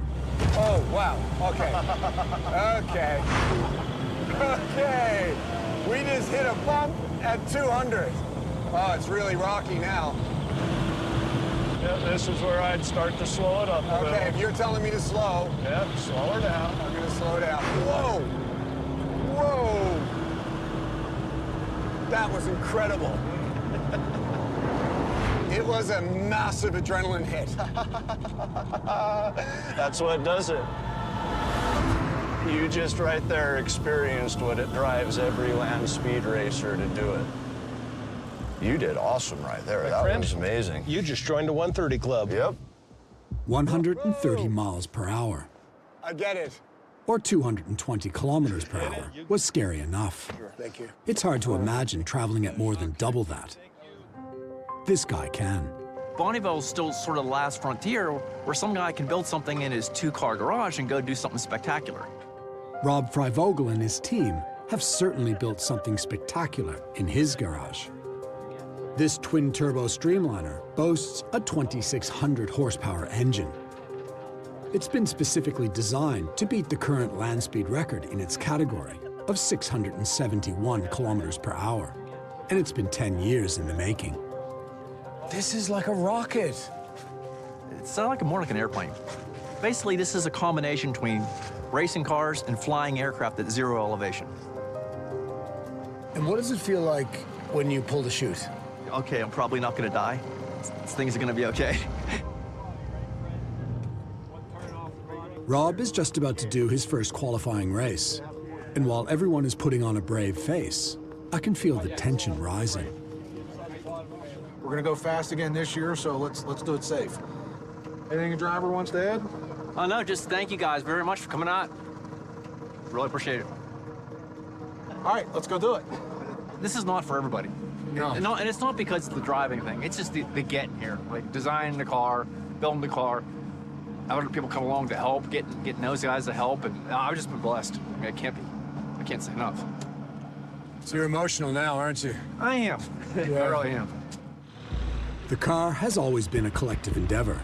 Its evolution spans over 5,000 years, since the invention of the wheel. While this team is chasing speed, it's togetherness and a common goal that fuels them. At the starting line, there is a strange kind of nervous anticipation. It's incredible how much horsepower these things are throwing out. It's part carnival, part NASA launch pad. This is how it works. Drivers have the first mile to get up to speed. The top speed is recorded over the next 3 miles. Then, the driver has 1 mile to slow down. It's the final minutes before takeoff. Rob's body is now filling with adrenaline. To help prevent his adrenaline rush turning into a fear response, Rob focuses on his breath and relies on the calming effect of his faith. Pray for Rob right now. And we just pray for safety, pray for clarity of his mind and thoughts, and then he would be able to bring you glory through this event. Amen. Amen. Rob, how are you feeling now? Any last thoughts or anything you say to yourself before you take off? Yeah, don't mess up. All right. Godspeed.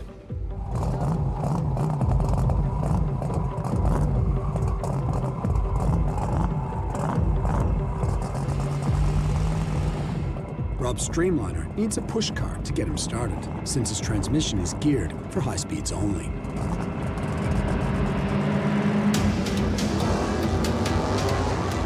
Speed makes accidents more likely for one simple reason. It changes our reaction time. The body is moving faster than the brain can process, known as neurolag. At this very moment, Rob's brain is roughly 25 meters behind his body. Suddenly, something goes wrong with the engine, and like a good test pilot, Rob pulls the chute to save the car and race another day. Our parachute is out just at the 2-mile marker. Undeterred, Slowing down. Rob takes the setback in his usual optimistic stride. The good news is the car was extremely fast and took off like a rocket. I mean, it was way ahead from where we were ever been on a track. So the record was right in our grasp. So what's next? I'll just fix it and go back out and do it again. And that's why it's called speed trials, not race, right? Thank goodness we get to keep doing it again. Well, you're alive. Congratulations. Thank you. Thank you. Yes. Good luck. Thank you. See you, mate. Coming here, I thought the primary objective is going to be adrenaline, speed, but it turns out, for most of the drivers, this is a continual pursuit. This is like a longitudinal science experiment where each time they race, they tweak the car to make it faster and faster. I must say, though, the whole time I've been here, all I've been thinking about is not how fast these cars can go, but crashing them as the Derby gets closer.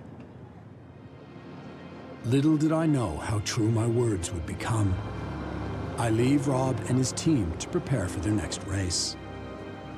But soon after, we get devastating news. With great speed comes great risk. The following day, Rob Freivogel crashed at 720 kilometers per hour. He sustained life-changing physical and neurological injuries and was in a coma for nearly 2 weeks. He now begins his long road to recovery.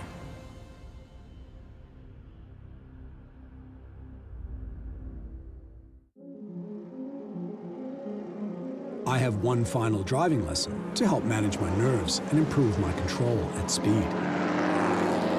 Circle track racing, also known as NASCAR. It's the biggest spectator sport in America. Nearly 1 in 3 Americans consider themselves NASCAR fans. And it's a very counterintuitive sport because we're conditioned since we got our license to avoid high speeds and potential collision situations. And these drivers are able to override that natural response and do some incredible things on the track.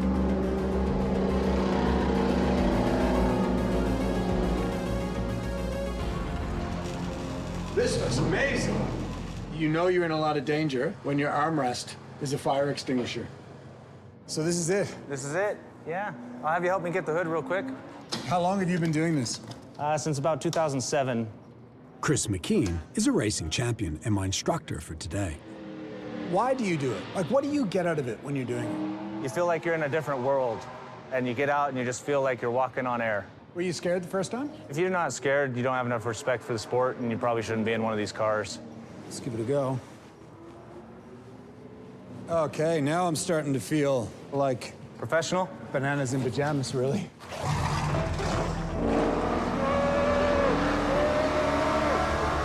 I know he's a professional driver, but I can't help think that at this speed, just one lapse in concentration, and we would both be dead. Wow, that is crazy. The average speeds for NASCAR are just over 300 kilometers per hour.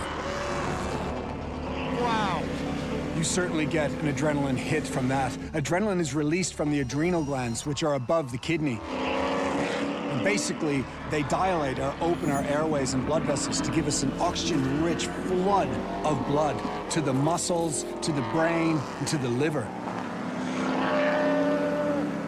Race car drivers have an incredible ability to feel that adrenaline rush, but manage the emotional side effect, which is fear. That is cool. You are totally relaxed. You want to drive? Sure. You ready, Hot Rod? Oh, yeah, I'm ready, all right. You don't want to brake too hard. If you brake too hard, it's going to kick the back of the car out and make us go sideways. If you try and keep it down too low, the back will kick out. And if you don't turn enough, we'll go up on top of the wall. Okay, this is really sounding like a bad idea. You'll be fine. You only got to pay for what you wreck.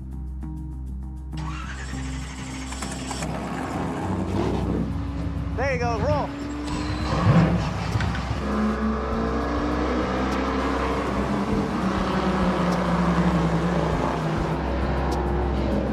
Okay, now straighten out right here. Out here. It feels weird to go towards the wall. Yeah. You gotta get over that fear. Self-talk, or cognitive reappraisal, is a great way to help manage fear. I'm now telling myself the wall is not my enemy. It's my friend. Perfect. After a couple of laps, it's time for some racing. Racing at high speeds only centimeters away from another car is not only difficult, it's also scary.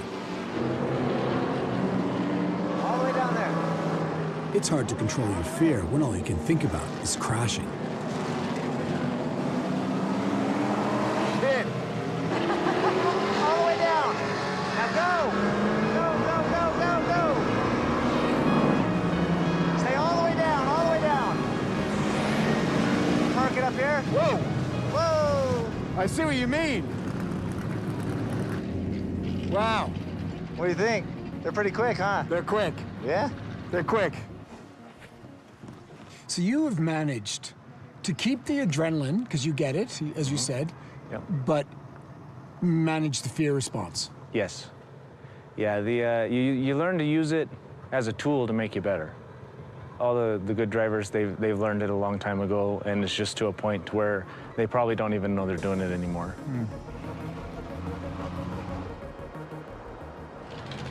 Today is my day of reckoning. Oh, wow. My stress levels are certainly high, but I'm excited to see my finished car for the first time. Welcome. It's beautiful. And it screams Target.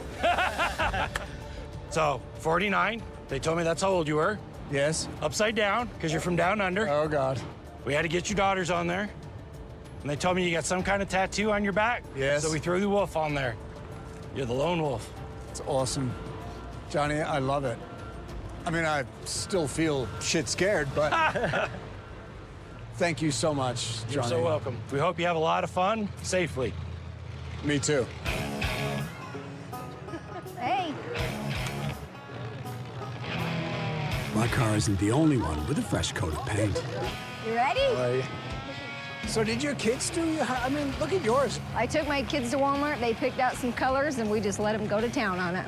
We just let them do whatever they wanted. Look, yeah? Isn't that pretty?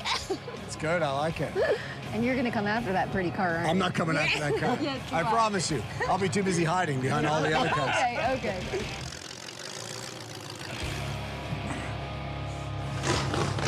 But before it begins, I need to get my car through pre-match inspection. Do you think there's any chance that I will beat your mother? No chance. Nope. Okay, you gonna wish me luck? Well, that wasn't a vote of confidence. Every car gets inspected. They're looking for cars that are overbuilt. They're also looking at the safety aspect of the car, so they're making sure everything's where it should be.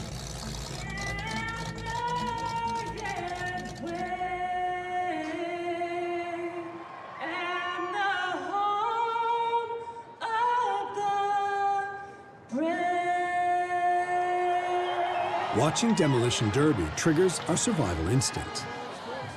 We get to face our fears without risking immediate harm. I'm in go mode now. And as they say, when it comes to derbies, you don't participate, you survive. You got to keep your head about you, but just go have fun. I know. All right, everybody, are you ready for some Demolition Derby? Today, Johnny is not just my coach. He's also the event organizer. Okay, See you let's out have fun. Okay. We got drivers from all over the country, including Australia.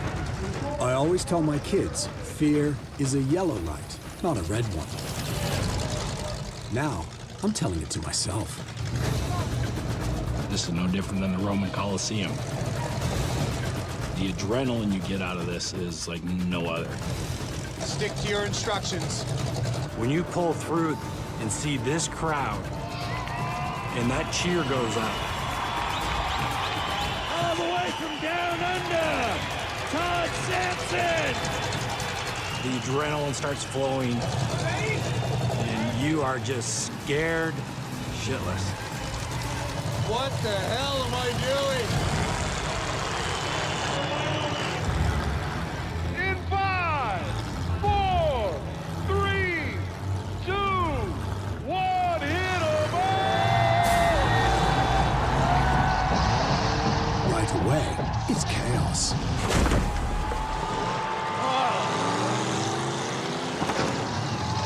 Whoa! What the fuck was that? I keep telling myself, head on a swivel, and don't expose my passenger door. Oh, yeah! Wow, that was a hit. Sort of stuck now. Now, I'm a sitting duck. Wow, okay. Get him out of there! Whoa! Wow. Holy shit, here it comes.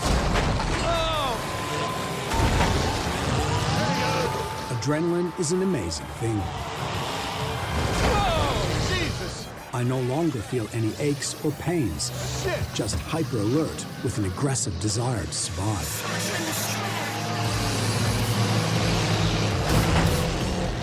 Suddenly, Danny takes a direct hit front on, which sends her into a rage.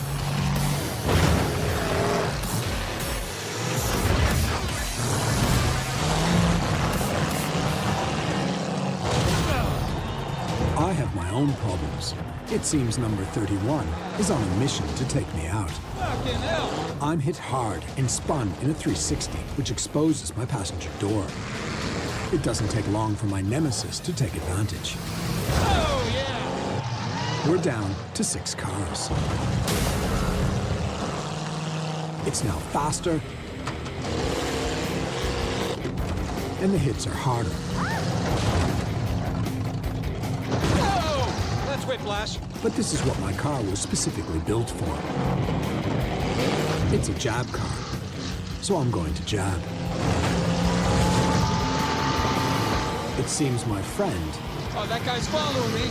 number 31, is back This guy wants me. with a vengeance. Oh! Ah! Okay, that hurt. I take Johnny's advice and try hiding He's using the car to hide. to plan my next move and catch my breath. Back it up, back it up, back it up. But I'm not fooling anyone. Well, that'll straighten me out. Shut him down, shut him down, shut him down. From time to time, ladies and gentlemen, we have to stop the heats to get debris out of the arena. Oh, Lord. With half the cars eliminated, we're forced to stop and remove the carnage. Whether it's a bumper and That last hit damaged my steering, Look at the smoke. I can't see anything. and the smoke coming from my engine Oh, shit. is a little concerning. Well, my car is just one big puff of smoke. I don't care. I'm just going. 2, hit him up!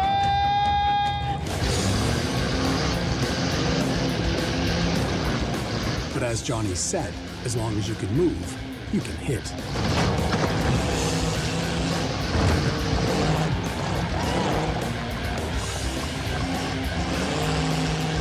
Suddenly, I'm hit Oh! Fuck! with the perfect kill shot. Hey, there's no steering. With a broken tie rod, I'm unable to steer it I've got nothing. and eventually time out. Look at this. Your one lady driver left, Danny Gray. You got your Aussie left, but I think he broke a tie rod, Okay, baby. forward we go. 49 is timed out. He called me off. Shit. Shut him down, shut him down, shut him down. Let's give it up for Australian. He timed out. Somehow, I came fourth. Give it up for Todd Stetson all the way from Australia. Danny, second. Danny, you were amazing. You guys are welcome back anytime. Let us know when you're ready to get in one again. The pursuit to go faster or hit harder comes with great risk. But it's through risk that these drivers are better able to understand themselves and what they're really capable of. This experience has reminded me that fear is real, but so is our ability to manage it. I came here thinking this was all going to be about adrenaline, aggression, and speed, and there is a bit of that. But what I found is it's as much about community, belonging, and a shared endeavor. For them, this is not a passion. This is a way of life. But you still need to be a little bit crazy.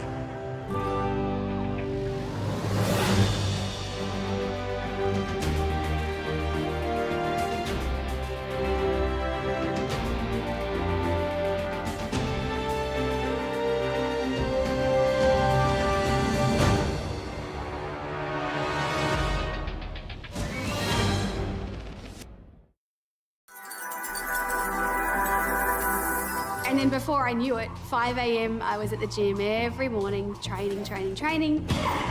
And I changed my whole diet and the way I lived. There was a lot of personal sacrifice. You know what? I made it. I expected to feel like I had arrived at the place that I had worked all of my life to get to.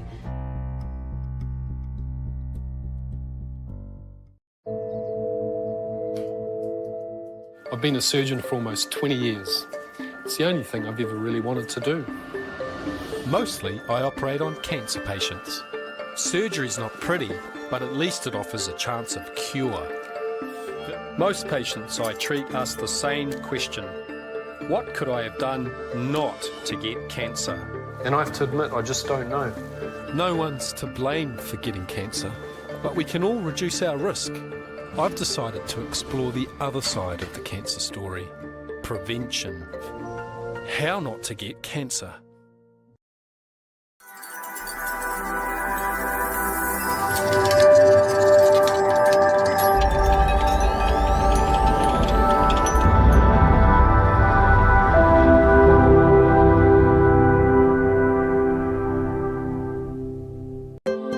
Πότε πρέπει να μετράμε το ζάχαρό μας? Το ζάχαρό μας ενδιαφέρει το πρωί νηστική, αλλά κυρίως μας ενδιαφέρει με τα γευματικά. Πρέπει να το μετρήσουμε 2 ώρες από την ώρα που έχουμε ξεκινήσει να τρώμε και εκεί τα ζάχαρά μας πρέπει να είναι τουλάχιστον κάτω από τα 180, ιδανικά πρέπει να είναι κοντά στο φυσιολογικό, δηλαδή 100 στα 120. Άρα ένας τέτοιος μετρητής θα μας δώσει τις πληροφορίες ότι είμαστε αρρύθμιστοι, πιθανόν να το ράψουμε ή πιθανόν να πάμε στο γιατρό μας να μας αλλάξει φάρμακα.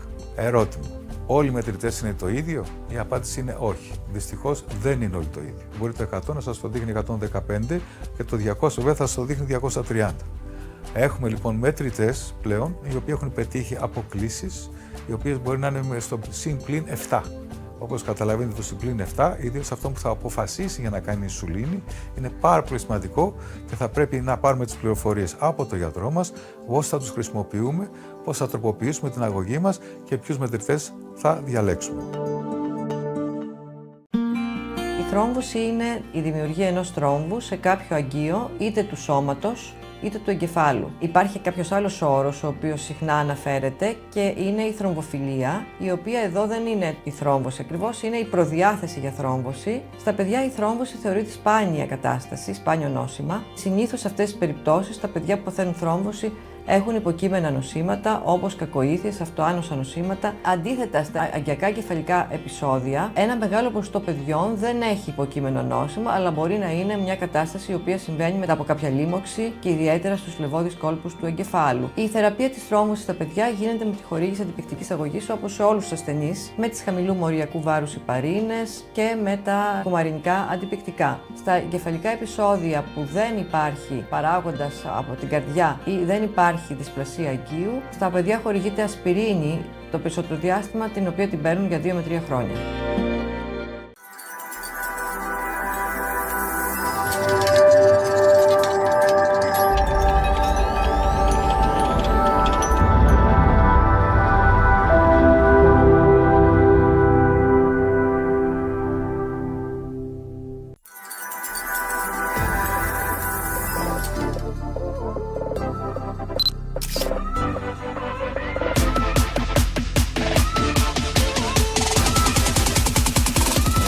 Η υγεία ξεκινάει από μέσα μας. Είναι γενικά ό,τι κάνεις στη ζωή σου, το οποίο σε κάνει να νιώθεις καλά.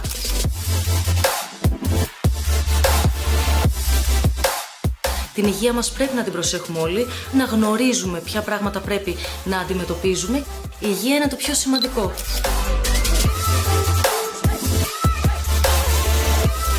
Το να έχω την υγεία μου για μένα σημαίνει να μην χρειαστεί να δώσω μάχη για την επιβίωσή μου.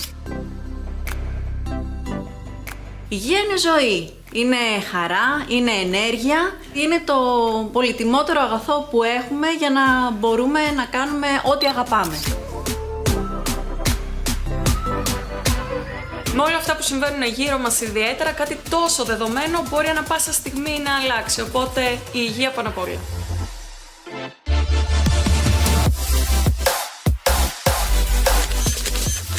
Από πολύ μικρό παιδί είχα μάθει να έχω ένα σωστό τρόπο ζωής. Είναι για μένα πολύ ψηλά στις προτεραιότητές μου. Τρώω υγιεινά, τουλάχιστον όσο μπορώ. Βέβαια, αυτό δεν σημαίνει ότι δεν θα βγω να ξενυχτήσω κάποια στιγμή για να διασκεδάσω, δεν θα πιω και κάτι, αλλά όλο με μέτρο. Γυμνάζομαι σχεδόν καθημερινά. Εννοείται πως δεν καπνίζω και εννοείται πως είμαι επιμελής πάρα πολύ με τις εξετάσεις μου. Υπάρχουν αρκετές περίοδοι στη ζωή μου που μπορεί κάτι να μην πηγαίνει πολύ καλά, αλλά έχοντας μπει στη διαδικασία να ασχοληθώ με αυτή την εκπομπή, έχω μάθει πράγματα που με κάνουν να θωρακίζω τον εαυτό μου περισσότερο.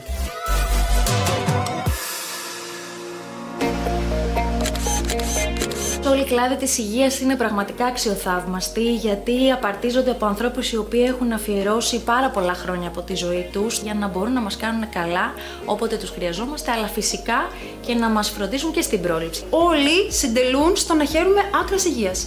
Θαυμάζω περισσότερο τον κλάδο της ψυχιατρικής, γιατί αν προσέχεις την ψυχή σου μπορείς να θεραπεύσεις πολλές φορές και κάποιες ασθένειες. Θα έλεγα ότι έχω μία μικρή αδυναμία στη χειρουργική. Οι χειρουργοί είναι μικροί μάγοι, άλλοτε μας σώζουν τη ζωή, άλλοτε βελτιώνουν την ποιότητα της ζωής μας.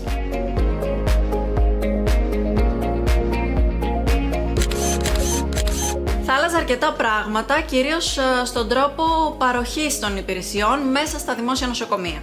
Θα ήθελα επίσης η χώρα μου να επενδύσει σε προγράμματα προσυμπτωματικού ελέγχου, ποιοτικότερη δημόσια υγεία για όλους. Θα ήθελα να υπήρχε ένα μάθημα στο σχολείο, η αγωγή της υγείας, και να διδάσκεται σε παιδική ηλικία. Να μάθουμε όλοι μας να προστατεύουμε τον εαυτό μας, να κάνουμε εξετάσεις περισσότερες, να ακούμε τους γιατρούς, να μην διαβάζουμε από το ίντερνετ, να εμπιστευόμαστε τους επιστήμονες.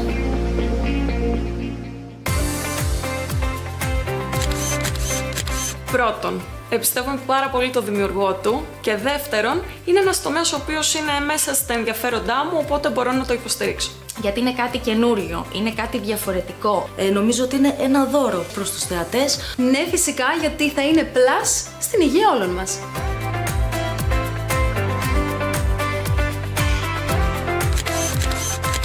Έρχεται να καλύψει ένα κενό για θέματα υγείας και να ενημερώσει τον κόσμο με απλό και εύληπτο τρόπο. Και φυσικά να πάμε την γνώση της ιατρικής ένα βήμα παραπάνω. Θα ήθελα να κάνουμε όλο τον κόσμο να λέει την εξής φράση. Το άκουσα και το είδα στο Med Plus και με βοήθησε πολύ. Στόχος του Med Plus είναι να φέρει και τον νέο κόσμο κοντά στην ιατρική κοινότητα. Όσοι παρακολουθούν αυτή την πλατφόρμα, αν ακούσουν κάποιο γιατρό που λέει κάτι που αφορά και τους ίδιους, να πάνε να εξεταστούν, να γίνει ο νούμερο 1 οδηγός υγείας και υγιεινού τρόπου ζωής στην Ελλάδα.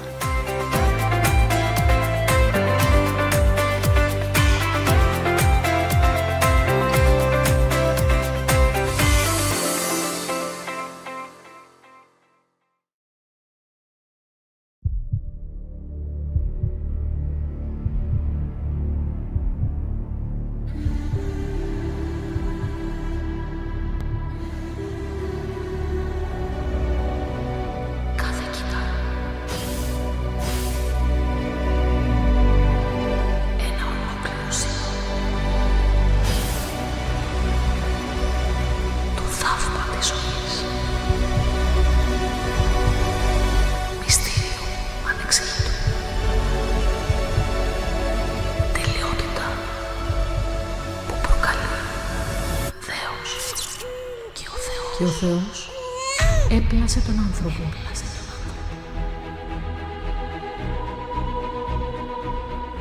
Όρκον ομοίο, χρήσιμον εαυτόν καταστήσω, προσάπαντας τους δεσμένους της εμείς αρρωγής.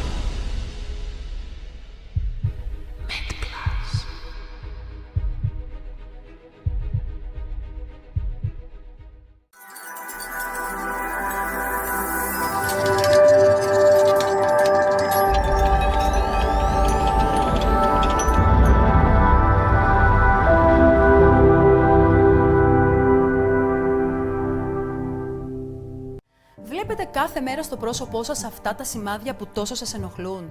Μήπως είναι ακμή και θα σας αφήσει ουλές για πάντα? Τα κοιτάτε και δεν ξέρετε πώς να τα φροντίσετε? Δεν μιλάτε γι' αυτό, αλλά νιώθετε ότι όλοι σας κοιτούν? Δεν υπάρχει λόγος να απογοητεύεστε. Η σύγχρονη ιατρική επιστήμη δίνει λύσεις για κάθε πρόβλημα της ακμής, για όλους και για κάθε ηλικία. Όλες οι απαντήσεις σε λίγο στο Med Plus.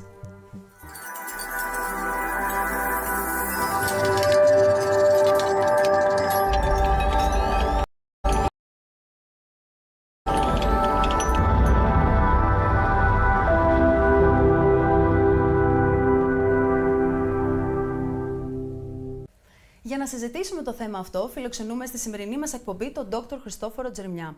Είναι αφροδεσιολόγος, δερματολόγος, μάλιστα ίδρυσε τα πρώτα ενδονοσοκομιακά τμήματα λέιζερ δερματολογίας στην Ελλάδα, είναι εξειδικευμένος στην Οξφόρδη, είναι Task Force Member στην Ευρωπαϊκή Ακαδημία Δερματολογίας και Αφροδεσιολογίας, μέλος της Αμερικανικής Εταιρείας Λέιζερ και Χειρουργικής και είναι και αντιπρόεδρος Πειθαρχικού Συμβουλίου του Ιατρικού Συλλόγου Αθηνών.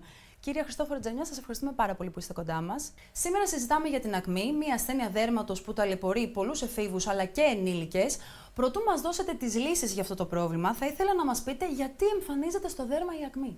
Στους περισσότερους ανθρώπους και έφηβους και ενήλικους υπάρχει πάντοτε μια γενετική προδιάθεση, η οποία οδηγεί την φυσιολογική κερατινοποίηση που υπάρχει στο δέρμα, δηλαδή την παραγωγή νεκρών κυττάρων, αλλά και τη λειτουργία των ζυματογόνων αδένων, η οποία στους άλλους ανθρώπους είναι φυσιολογική, στους ανθρώπους με ακνεϊκό δέρμα είναι υπερβάλλουσα και η παραγωγή νεκρών κυττάρων και η λειτουργία των ζυματογόνων αδένων. Το περίσσιο σμίγμα και τα περισσότερα κερατινοκύτταρα που παράγονται δημιουργούν ένα βίσμα, ένα τσιμεντάκι, το οποίο αποφράσει τον πόρο των ζυματογόνων αδένων. Δεν έχει λοιπόν ο αδένας αυτός που να οδηγήσει στο περιεχόμενό του, με αποτέλεσμα να διωγγώνεται, να σπάνε τα τυχώματά του, να προξενείται φλεγμονή και εκεί καιροφυλακτεί και το προπινοδακτρίδιο της ακμής και δημιουργείται το πίον και η φλεγμονή στον δέρμα μας. Δηλαδή η ακμή κληρονομείται. Δηλαδή, εγώ θα την πάρω, αν την είχε η μαμά μου ή ο μπαμπάς μου, θα την έχω κι εγώ. Ο κάθε άνθρωπος κληρονομεί κάποια γονίδια και από τον πατέρα του και από τη μητέρα του. Ο συνδυασμός αυτών των γονιδίων οδηγεί σε μια μεγάλη προδιάθεση για ακμή ή σε μικρή προδιάθεση για την ακμή. Μετά υπάρχουν άλλοι περιβαλλοντολογικοί ή κάποιος τρόπος ζωής, ο οποίος οδηγεί σε εμφάνιση και διαρκώς υποτροπές. Αν έχεις μια προδιάθεση για ακμή και χρησιμοποιείς λάθος δερμοκαλλιτικά ή ταυτόχρονα παρουσιάζεται μια ορμονική ανακατάταξη, η οποία μπορεί να οφείλεται σε πολιτιστικές οθήκες ή σε κάποιους άλλους παράγοντες, έντονη γυμναστική ή οτιδήποτε άλλο, ή κάποια συμπληρώματα διατροφής ή πρωτεΐνες ή ορμονικές θεραπείες που γίνονται στους άνδρες, τότε η ακμή καιροφυλακτεί και εμφανίζεται είτε πιο έντονα στην εφηβεία, είτε πολύ πιο έντονα στην ενήλικο ζωή. Άρα μπορεί κάποιος ή κάποια χρησιμοποιώντας καλλιτικά να βγάλει ακμή. Εάν έχει προδιάθεση για ακμή και δεν το ξέρει και χρησιμοποιεί επί χρόνια ακατάλληλα δερμοκαλλιτικά για ακνεϊκό δέρμα, κάποια στιγμή θα το εμφανίσει. Ιδιαίτερα αν συμβεί και μια ορμονική ανακατάταξη σε κάποια στιγμή της ενήλικης ζωής. Μάλιστα. Υπάρχουν διαφορετικές μορφές ακμής. Υπάρχουν στάδια. Υπάρχει κατά πρώτον η απλή φαγεσορική μη φλεγονώδης ακμή, αυτή που σας εξήγησα με τα βίσματα, τα οποία όταν εξέχουν μέχρι επάνω στην επιδερμίδα φαίνονται σαν μαύρα στίγματα, ενώ όταν είναι κάτω από την επιδερμίδα δημιουργούν λοφάκια στο χρώμα της επιδερμίδας, και αυτή είναι η φαγεσορική ακμή. Και μετά είναι η φλεγμονώδης ακμή. Η φαγεσορική ακμή, γιατρέ μου, συγγνώμη που σας διακόπτω, για να το καταλάβει και ο κόσμος, είναι αυτή που σκάβει σιγά σιγά το δέρμα. Είναι αυτή που τρώει το δέρμα. Είναι αυτή που έχουμε εξέχουσα βίσματα, είτε μέχρι την επιφάνεια της επιδερμίδας, είτε ακριβώς κάτω από αυτήν, χωρίς να την έχουν τρυπήσει. Αυτή είναι η φαγεσορική ακμή. Διακρίνεται σε ανοιχτούς και κλειστούς φαγέσορες. Και μετά είναι η φλεγονώδης ακμή, που αποτελείται από τις βλατίδες και τις φυσαλίδες με πίον, η βλατιδοφυσαλιδώδης ακμή, που είναι τα σπυράκια τα γνωστά της ακμής, είτε τα κόκκινα, είτε αυτά τα άσπρα με πίον, και κατόπιν είναι η κυστική ακμή. Μάλιστα. Η οποία είναι η πιο έντονη μορφή. Και βέβαια υπάρχουν και άλλες μορφές ακμής, όπως η ευνίδια, η υπερβάλλουσα, αλλά και η ανάστροφος ακμή, η οποία παρατηρείται όχι μόνο στο πρόσωπο ή στην πλάτη ή στο στέρνο, αλλά παρατηρείται και σε άλλες περιοχές του σώματος, όπως είναι οι μασχάλες, όπως είναι η γλουτή, όπως είναι οι βουβονικές περιοχές και ούτω καθεξής. Και πώς θεραπεύεται, γιατρέ μου, η ακμή? Και μας λέτε τώρα ότι υπάρχουν πολλές διαφορετικές μορφές, οπότε χρειάζεται διαφορετική θεραπεία για αυτές τις διαφορετικές μορφές ακμής. Βέβαια. Ας πούμε, μια απλή φαγεσορική ακμή χρειάζεται διαφορετικές τοπικές θεραπείες και σίγουρα εξαγωγή φαγεσών με μηχανικό τρόπο και σε καμία περίπτωση εφαρμογή ατμού. Οι υπόλοιπες φλεγμονώδεις μορφές και κυστικές μορφές της ακμής απαιτούν είτε τοπικές είτε συστηματικές θεραπείες, αλλά όποτε πάμε προς την πιο σοβαρή βλατιδοφλεκτινό ακμή, τη φλεγμένουσα ή την κυστική ακμή, τότε θα πρέπει να έχουμε υπόψη μας ότι δεν θα βοηθήσουν στα περισσότερα περιστατικά ούτε η λήψη αντιβιωτικών, ούτε οι απλές τοπικές θεραπείες. Στις περιπτώσεις των κυστικών ακμών, η λύση είναι είτε τα ρετινοειδή φάρμακα, είτε η φωτοδυναμική θεραπεία, η οποία φωτοδυναμική θεραπεία είναι μια ισχυρή θεραπεία και εφαρμόζεται σε όσους δεν μπορούν ή δεν πρέπει να πάρουν ρετινοειδή. Για εξηγήστε μας λιγάκι αυτή τη διαδικασία που μας λέτε, την φωτοδυναμική. Υπάρχουν ομάδες του πληθυσμού, οι οποίες δεν μπορούν να λάβουν φάρμακα, τα ρετινοειδή. Είναι νεαροί που έχουν βγάλει πολύ νωρίς την παιδική ηλικία ακμή ή στην εφηβεία πολύ νωρίς 12-13 ετών, είτε γυναίκες που εγκυμονούν, είτε που θυλάζουν και έχουν ενήλικο ακμή, είτε άνθρωποι που πάσχουν από νεφρικά ή υπατικές ασθένειες, άνθρωποι που έχουν άλλες ασθένειες ή ας πούμε που πάσχουν από κατάθλιψη. Υπάρχουν λοιπόν ομάδες πληθυσμών οι άνθρωποι που γυμνάζονται πάρα πολύ, σηκώνουν πάρα πολλά βάρη, είναι γυμναστές, πρωταθλητές σε διάφορα αθλήματα και ούτω καθεξής. Σε αυτές τις ομάδες του πληθυσμού δεν μπορούμε να δώσουμε ρετινοειδή, που είναι τα ισχυρά φάρμακα της ακμής που καταπολεμούν την ακμή.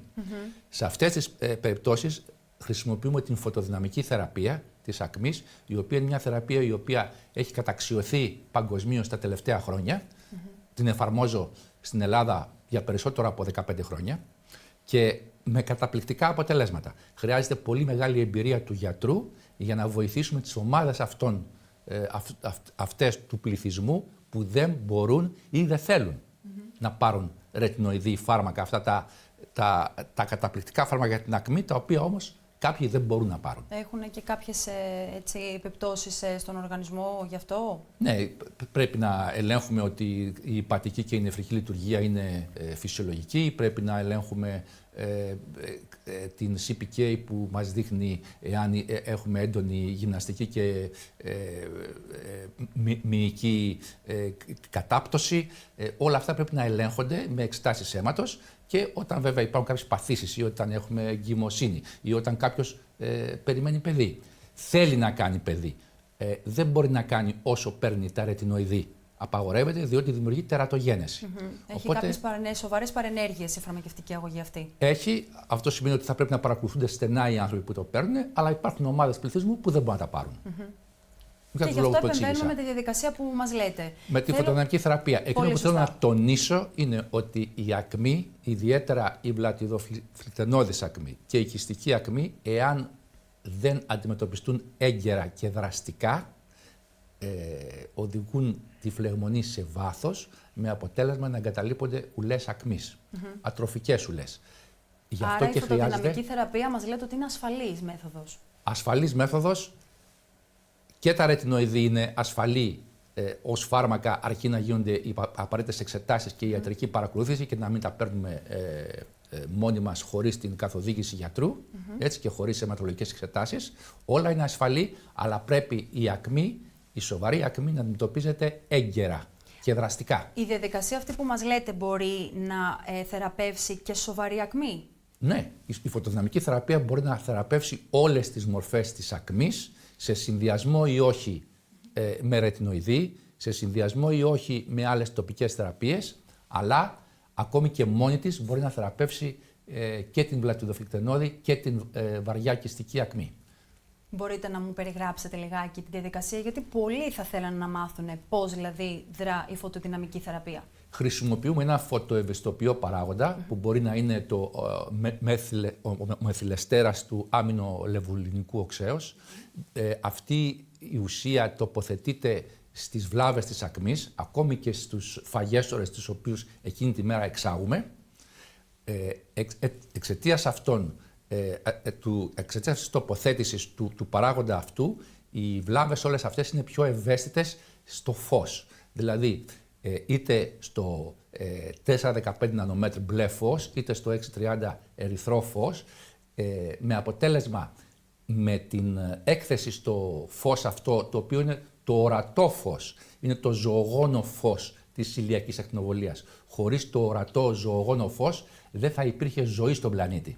Άρα είναι ένα ασφαλές φως, το οποίο επιδρά πάνω στις βλάβες αυτές και έχει αντιμικροβιακές και αντιφλεγμονώδες ιδιότητες, μέσω των οποίων και καταπολεμούνται τα βίσματα των φαγεσόρων και καταπολεμείται και η λειτουργία των σωματογόνων αδένων, αλλά και η υπερλειτουργία της κερατινοποίησης. Οπότε έχουμε μια δραστική θεραπεία σε όλα τα επίπεδα παθογένειας της ακμής. Πώς δρά λοιπόν η φωτοδυναμική θεραπεία στην ακμή? Θέλω να μου περιγράψετε λίγο τη διαδικασία για να την καταλάβει και ο κόσμος. Γίνεται μια διάνοιξη των διαφόρων βλαβών της ακμής με ειδικά δερματολογικά εργαλεία και στη συνέχεια τοποθετείται σε αυτές ένας φωτοευαισθητοποιός παράγοντας, του οποίου η δράση είναι ακριβώς να ευαισθητοποιηθούν περισσότερο οι βλάβες αυτές στην έκθεση του φωτός που θα γίνει αμέσως μετά. Οι βλάβες αυτές εκτίθενται στο ορατό ζωογόνο τμήμα της ηλιακής ακτινοβολίας, τεχνητά, δηλαδή στα 430 και στα 630 νανομέτρ περίπου, με τα οποία η φωτοδυναμική θεραπεία, το ορατό φως, μπορεί και λειτουργεί και αντιμικροβιακά και αντιφλεγμονωδώς, με αποτέλεσμα να έχουμε και μείωση της δράσης των σωματογόνων αδένων και μείωση της κερατινοποίησης, αλλά και εξάλληψη των βυσμάτων που δημιουργούνται από τη συσσόρευση σμήματος και κερατινοκυτάρων. Με αποτέλεσμα να έχουμε μια πολύ δραστική δράση κατά των βλαβών της ακμής σε 1, 2 ή 3 συνεδρίες, οι οποίες γίνονται με μεσοδιαστήματα 1 μήνα. Άρα κάνει και για σοβαρή ακμή και χρειάζονται μόνο 2-3 συνεδρίες για να δούμε μεγάλη διαφορά στο πρόσωπό μας? Η μεγάλη διαφορά φαίνεται από την πρώτη κιόλας συνεδρία. Χρειάζομαστε όμως και μια δεύτερη συνεδρία στις περιπτώσεις αυτές για να εδραιώσουμε το αποτέλεσμα και μια τρίτη συνεδρία στις πολύ επιμένουσες βλάβες της ακμής, οι οποίες μπορεί να συνοδεύονται από ισχυρή οικογενειακή προδιάθεση ή από έντονη ορμονική ανακατάταξη πολυκυστικών οθικών, για παράδειγμα, που όταν έχουμε τέτοιους παράγοντες θα πρέπει και αυτή η ορμονική ανακατάταξη να αντιμετωπίζεται. Δεν χρειάζεται οπωσδήποτε να αντιμετωπιστεί με αντισυλληπτικά. Υπάρχει η νοσιτόλη, μια βιταμίνη η οποία μπορεί να επιφέρει μια εξομάλυνση των ανδρογόνων και των παραγόντων που δημιουργούν τις πολυκυστικές οθήκες, με αποτέλεσμα να έχουμε πολύ καλή συνολική, ολική αντιμετώπιση του ατόμου με ακμή. Μάλιστα, θα λέγατε ότι είναι τόσο αποτελεσματική αυτή η μέθοδος όσο στο να πάρει κάποιος και τα χάπια, δηλαδή φτάνει? Είναι σίγουρα πιο γρήγορη η ανταπόκριση. Δηλαδή μπορούμε μέσα σε 1 με 2 μήνες να έχουμε καθαρό πρόσωπο, ενώ με τα ρετινοειδή πρέπει να περιμένουμε μήνες. Είναι μια διαδικασία η οποία μπορεί να έχει αποτελεσματικότητα ίδια με αυτή των ρετινοειδών, αρκεί να γίνεται σωστά, αρκεί να γίνεται από πολύ έμπειρο γιατρό, με πολύ έμπειρη ιατρική ομάδα και να προλαμβάνεται η υποτροπή. Ακόμη και άνθρωποι που παίρνουν ρετινοειδή έχουν πολλές φορές υποτροπές. Αναγκάζονται να πάρουν 2 και 3 φορές τα φάρμακα αυτά ή υποτροπιάζουν και μετά από 2 φορές ή 3 φορές λήψεις ρετινοειδών για 3 περιόδους της ζωής τους. Αυτό γίνεται διότι δεν εφαρμόζεται πρόληψη. Είτε πάρει κανείς ρετινοειδή, είτε κάνει κάποιος φωτοδυναμική θεραπεία, χρειάζεται στη συνέχεια πρόληψη. Διότι το ακνεϊκό δέρμα παραμένει ακνεϊκό. Δηλαδή έχει όλες τις προϋποθέσεις να ξαναδημιουργήσει ακμή, εάν δεν προσέξουμε τα δερμοκαλλιντικά και δεν τακτοποιήσουμε τις πιθανές ορμονικές ανακατατάξεις. Χρειάζεται λοιπόν και παρακολούθηση. Όχι μόνο παρακολούθηση, χρειάζεται και κάθε μέρα το ακνεϊκό δέρμα να το περιποιούμαστε στο σπίτι. Δηλαδή με κάποιες τοπικές θεραπείες, με κρέμες, με λοσιόν και με άλλα τοπικά θεραπευτικά μέτρα, διατηρούμε τους πόρους ανοιχτούς, δεν επιτρέπουμε να ξανακλείσουν οι πόροι σε ορισμένα σημεία των σωματογόνων αδένων, με αποτέλεσμα να γίνεται μια καθημερινή προληπτική δράση εναντίον των πιθανών επανεμφανίσεων ακμής. Όπως έχουμε λοιπόν προδιάθεση για τεριδόνα και μας λένε ότι πρέπει να πλένουμε τα δόντια μας κάθε μέρα για να έχουμε δόντια στα γεράματα, έτσι και όταν έχουμε προδιάθεση για ακμή θα πρέπει κάθε μέρα να περιποιούμαστε το δέρμα μας με ειδικά αντιακνεϊκά προϊόντα για να μην έχουμε επανεμφάνιση της ακμής. Είτε έχουμε πάρει ρετινοειδή, φάρμακα, είτε έχουμε κάνει φωτοδυναμική θεραπεία. Η πρόληψη πρέπει να συνεχίζεται. Μάλιστα. Πάμε τώρα σε ένα πολύ σημαντικό θέμα που είναι η δημιουργία των ουλών, οι ουλές που αφήνει ουσιαστικά η ακμή. Ναι. από τις οποίες ταλαιπωρούμε και εγώ γιατί είχα ακμή στα νιάτα μου και πάρα πολλοί κόσμος και θέλει να μάθει, οι περισσότεροι ακριβώς, και θέλουν να μάθουν πώς μπορούν να απαλλαγούν από αυτές τις αντιαισθητικές ουλές. Το ίδιο θέλω να μάθω κι εγώ. Θέλω να μου πείτε, να ξέρω. Θα πρέπει να, ανάλογα με την περίπτωση, γιατί οι βλάβες της ακμής, αυτές οι ουλές της ακμής, διακρίνονται, θα έλεγα, σε κάποιες κατηγορίες. Είναι οι υπερτροφικές ουλές, που είναι σπανιότερες, που εξέχουν δηλαδή. Αυτές είναι πιο συχνές στην πλάτη ή στο στέρνο.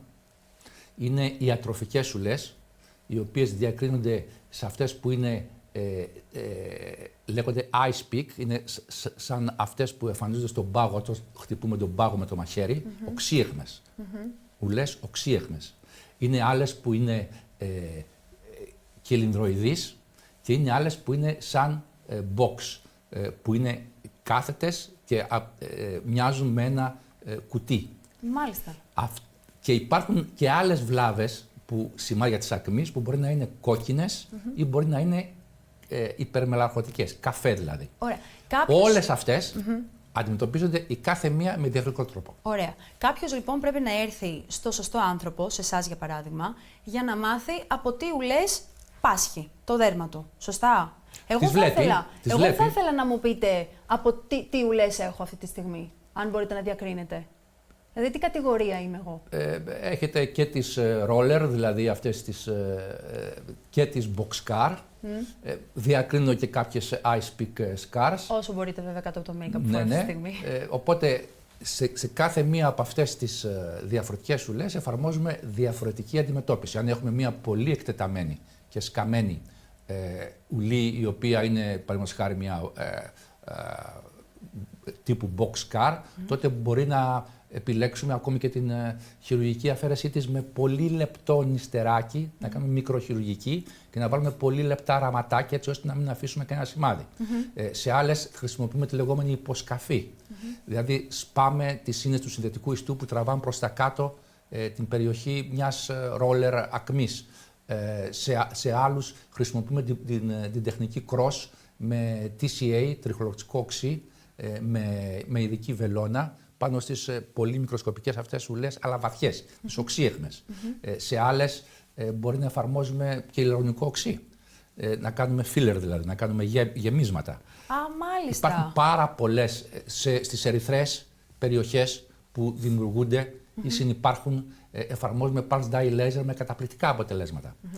Στις άλλες ουλές, οι οποίες είναι καφέ, ή σε όλες τις ουλές, μετά από όλες αυτές τις διαδικασίες, εφαρμόζουμε το pico laser, το fractional pico laser, που κάνει μια λίανση σε όλο το πρόσωπο. Και είναι και καταπληκτική η δράση του RF fractional microneedling σε συνδυασμό με PRP, που μπορεί να εξομαλύνει τις πολύ ελαφρές ουλές ή να κλείσει όλη αυτή τη διαδρομή αντιμετώπισης των ουλών και να επιφέρει μια συνολική λίανση. Τώρα, γιατρέ μου, όσο πιο νέος κάνει κάποιος αυτές τις θεραπείες για τις ουλές, τόσο πιο αποτελεσματικό θα είναι αυτό που θα δει στο πρόσωπό του, δηλαδή το αποτέλεσμα θα είναι καλύτερο. Είναι καλύτερο διότι έχει μεγαλύτερες αναζωογονητικές ιδιότητες στο νεανικό δέρμα. Πολύ μεγαλύτερες αναζωογονητικές ιδιότητες. Της ανάπλασης εννοείται, στο δέρμα. Γι' αυτό.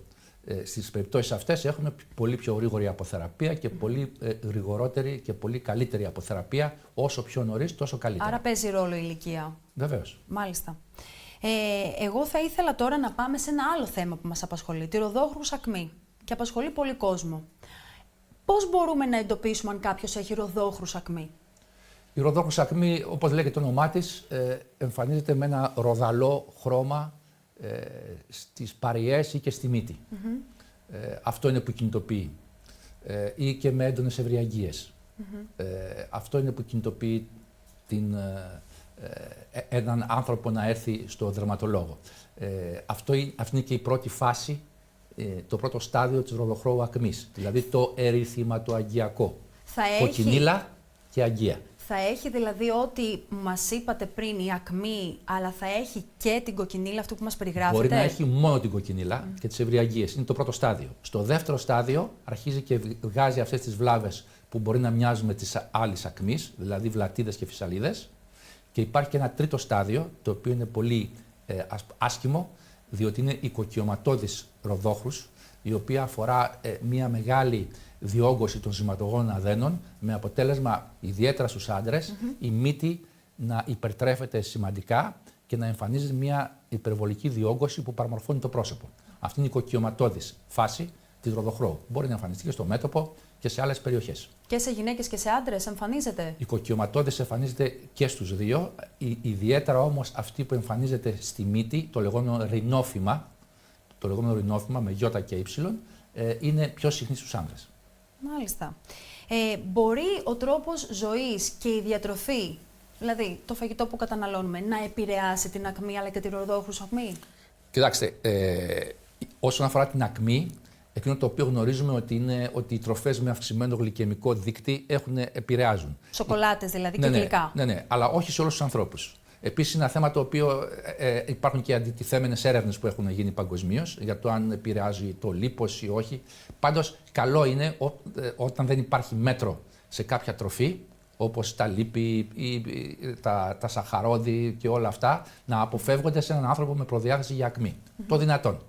Και αν δούμε ότι όταν έχουμε υπερβολική κατανάλωση και βγαίνουν οι βλάβες της ακμής, να τα αποφεύγουμε. Λογικό είναι.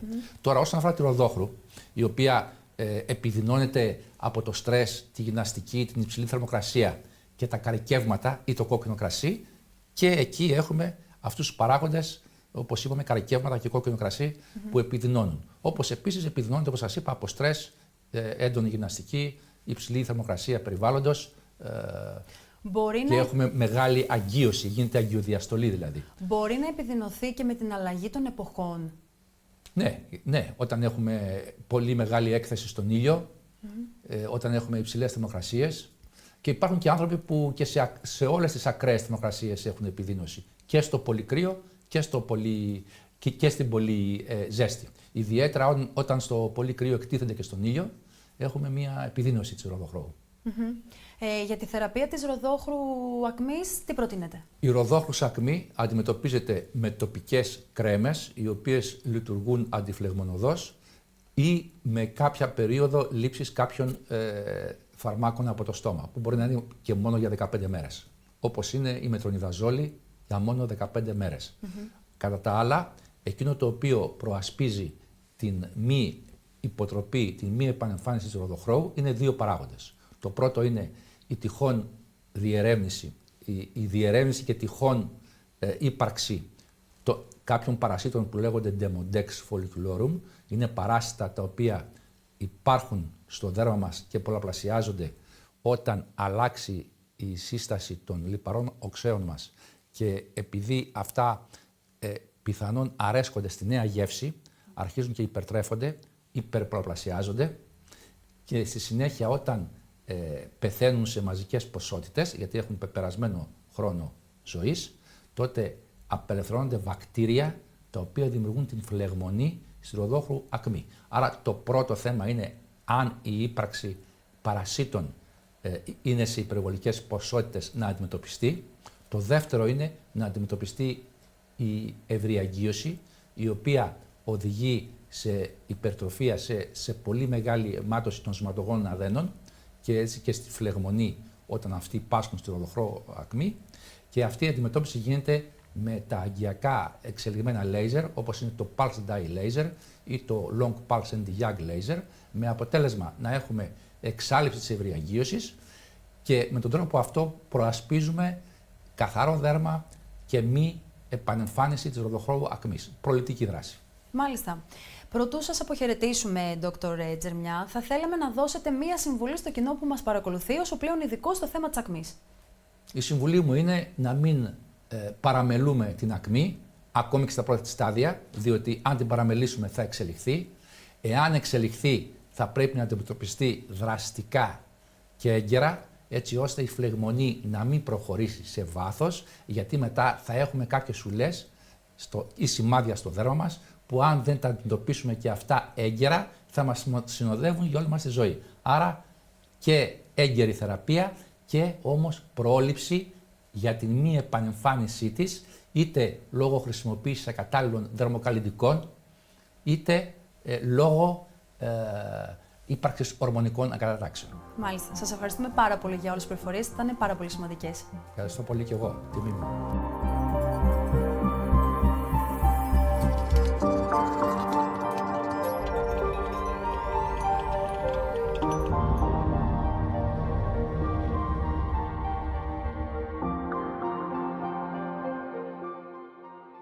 Ένα λίο και φωτεινό πρόσωπο εκπέμπει συναισθήματα χαράς, αυτοπεποίθησης αλλά και υγείας. Είναι η πρώτη εικόνα μας αλλά και σημαντικό μέσο έκφρασής μας. Γι' αυτό και η κοσμητική ιατρική και η εξελιγμένη δερματολογία παρέχουν ολοκληρωμένες λύσεις και στο πρόβλημα της ακμής. Από τον έλεγχο και τη διάγνωση μέχρι τη θεραπεία και την καθημερινή φροντίδα, έφηβοι και ενήλικες θα αγαπήσουν ξανά το πρόσωπό τους.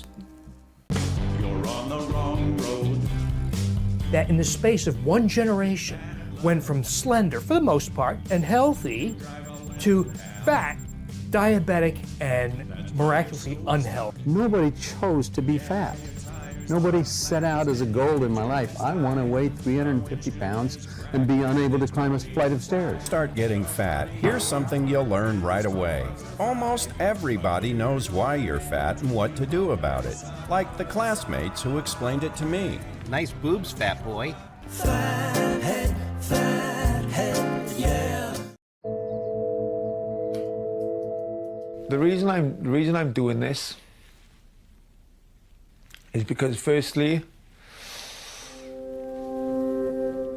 I wanna remember what it's like to live again.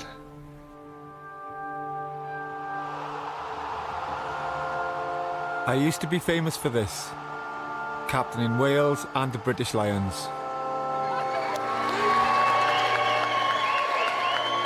All of my life has been lived in the public eye. I love what I do, and I've always been blessed by the love and support of the general public. But I'm truly afraid that this might be about to change. Because the real me is someone entirely different. The real me has for some time hidden the fact and the shame, the deep, deep shame that I live with HIV.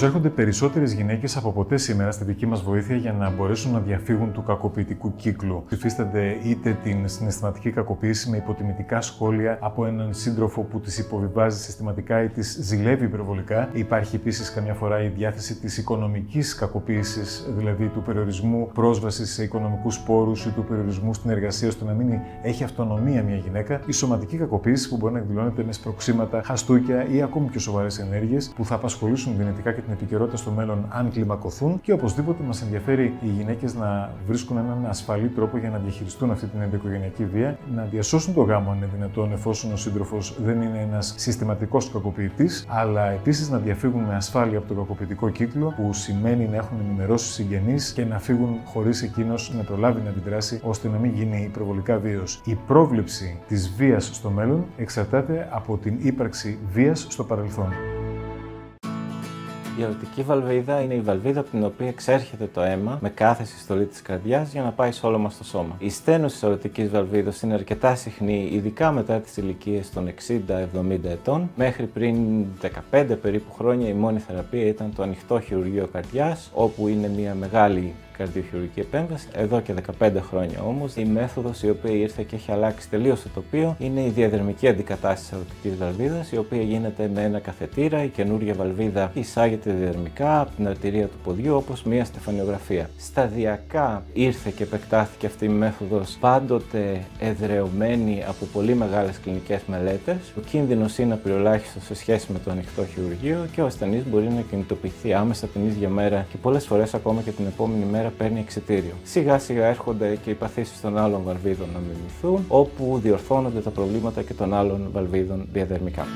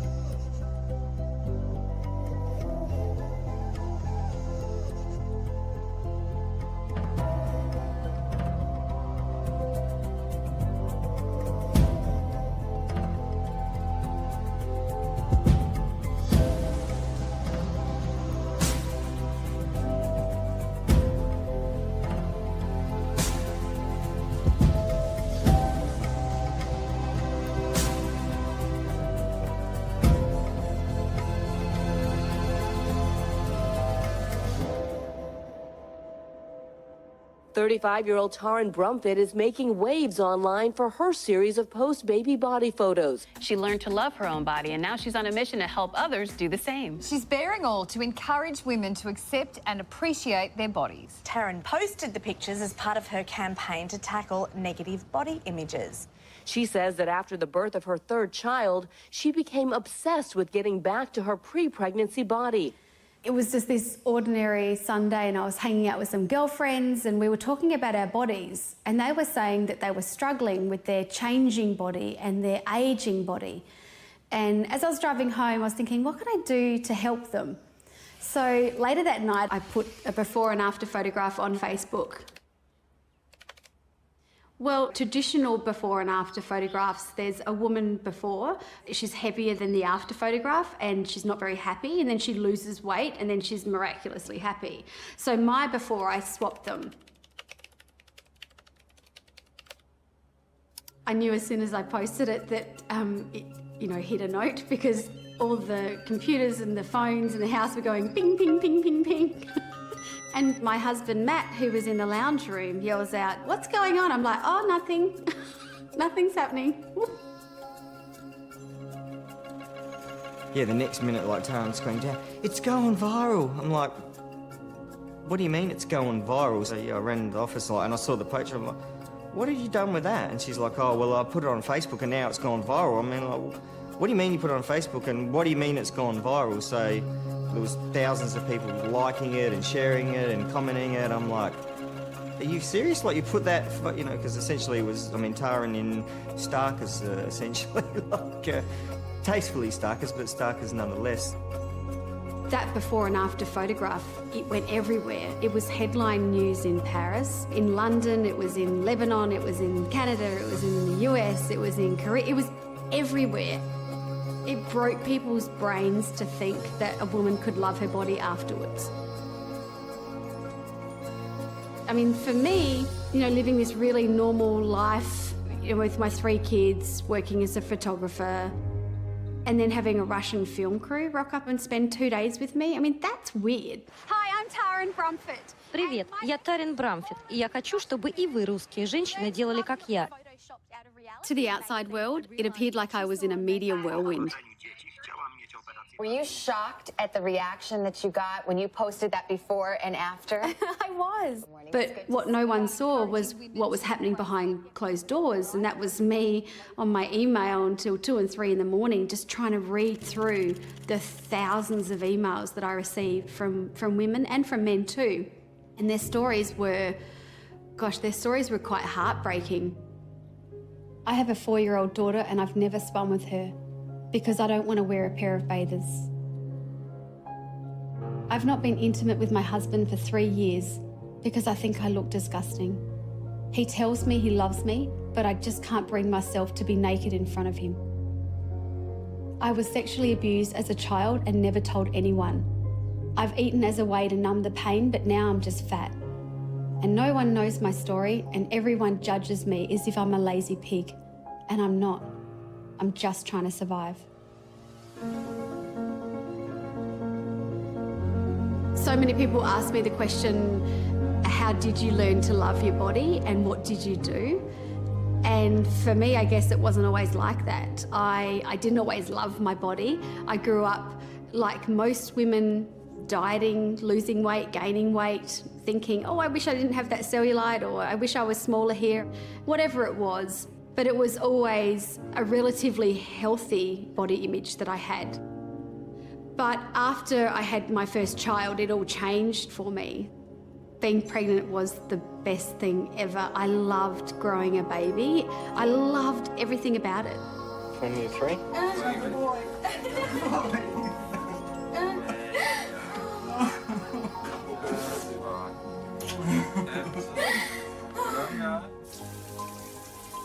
I remember showering just a few hours afterwards, and the bump that I had grown to love for all that time, I looked down, I was like, what the f has happened here? It was just this jelly belly mess.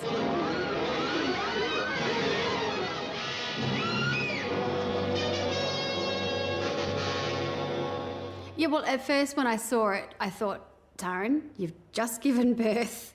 Don't worry about it for now, and it'll get better. I expected it to get better. But I remember when Oliver was around 6 weeks old, I thought, okay, it's time to get my body back.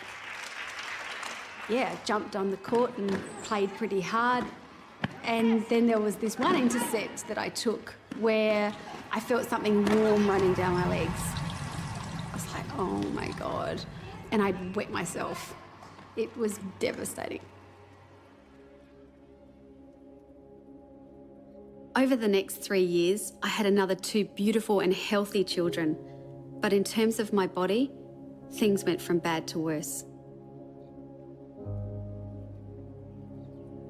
I had nipples the size of dinner plates. During intimate moments, my breasts would leak. And then there was the time I pooed myself in front of Matt because my pelvic floor was shot. I ended up hating my body. I felt like my body was broken. Heading to the surgeon was a really obvious choice as a quick fix.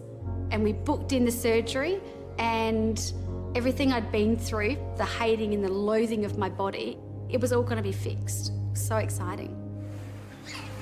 And then I was watching Michaela playing, and I just had this moment of, oh, how am I going to have surgery? Like, what message will that send Michaela? What will that do for her? Michaela, hi. Jeez. I wanted her to embrace and love her body just as it was. And it actually broke my heart as a mother to think that my choice to change my body may set Michaela up to want to change her body too. And I look at her and I go, you're perfect, no matter what you look like. So I couldn't go ahead with the surgery, I couldn't do it. I wanted to make that choice for her, but I was still left in a body that I hated. From that moment, I hit rock bottom. I'm stuck in this hideous body for the rest of my life.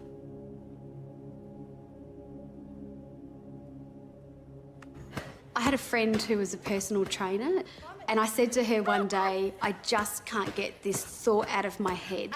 What does it feel like to have the perfect body? Would it change me? Would it make me happy?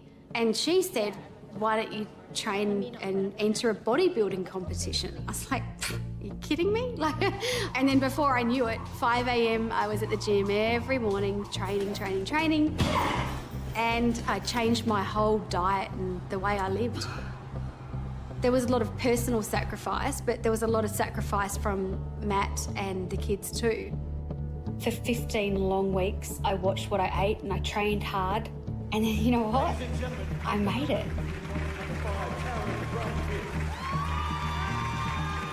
So standing there on stage, I expected to feel like I had arrived at the place that I had worked all of my life to get to. I had the perfect bikini body. It's what so many women think about and are driven to have. And in that moment, all I could think was, to have what I've got right now has taken too much sacrifice, too much time, too much energy, too much obsession, and it's just not worth it. I remember being backstage and listening to the conversations that other women were having. I wish I had more of this. I wish I had less of that. This bit's not great. It was shocking. It was like, gosh, you guys think this too? So I'm standing there in my moment to shine in my perfect body, and I'm not happy. And some of the women around me weren't happy either. And it got me thinking, how the heck is anyone else going to be happy with their body? This was a big revelation for me and a major turning point in my life. So the next day I got up and just started my life again, but with the flick of the switch inside my head, which was, this body of mine, it's not an ornament, it's a vehicle. So I want to fuel it well and I want to move it and be healthy, but I want to do it on my terms. So So running up a hill and getting to the top was great because of the endorphins and how great it feels to be in nature, and not so much about how many calories have I burnt. And food became just joyous again. I love food and I love good food. It was really freeing, it was really liberating. In fact, it was the best time of my life was after the competition, just being and moving and being happy and being balanced.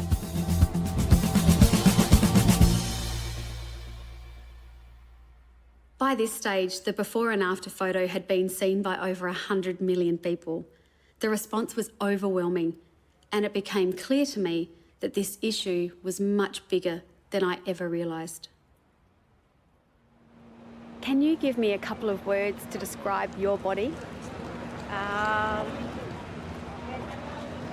Not perfect. Wobbly, stumpy, Very average. short. I don't like my thighs. I think my thighs are a bit big. Not nice to look at.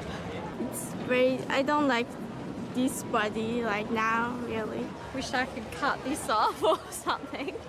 I hate it. I feel disgusting. Disgusting. I feel disgusting. That was heartbreaking and such a familiar story. Although I know what worked for me and how I made peace with my body, I don't have the answers for everyone. Not only have people who are struggling reached out to me, but some really unexpected and fascinating people have as well. So I'm heading out into the world on a 9-week journey to meet some of them. Be safe.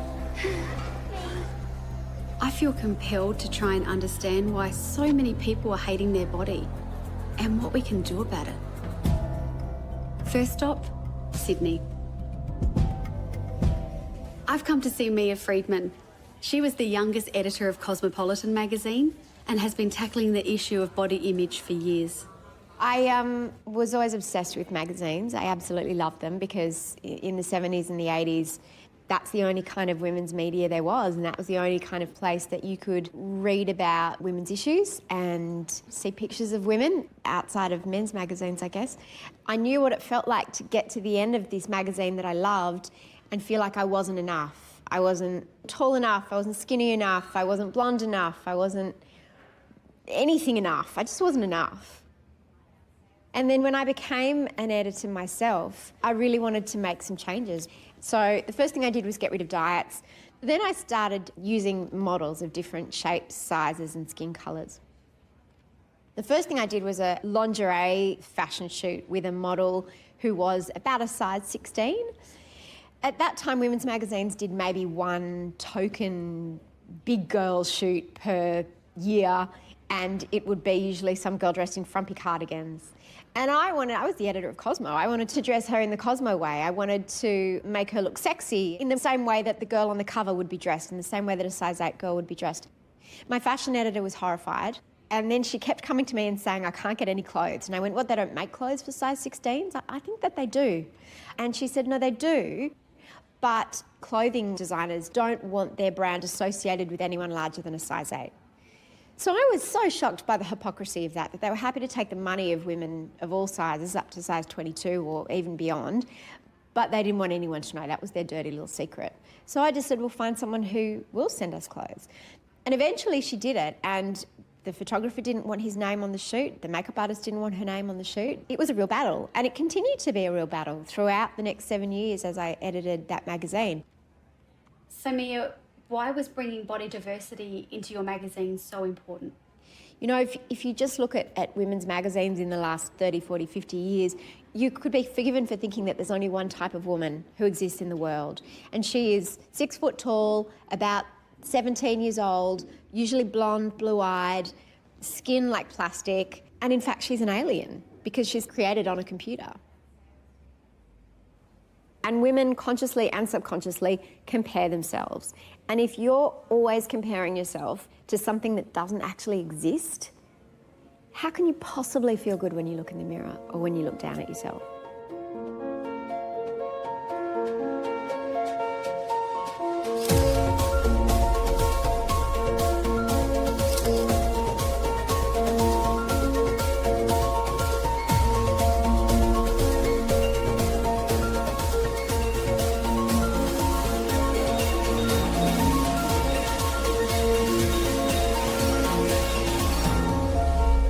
have to be hot and skinny all the time. When you're pregnant, you have to look hot. You just are only allowed to have a bit of a bump. The minute you give birth, you have to be a yummy mummy. You have to be a cougar. You have to be hot at every age, at every stage. And that's a shocking burden and a shocking indictment of how our culture devalues women by just how we look. We've become so used to seeing the one type of body. It's everywhere. It's all around. Buses, billboards, magazine covers. But as it turns out, even the girl in the magazine doesn't look like the girl in the magazine.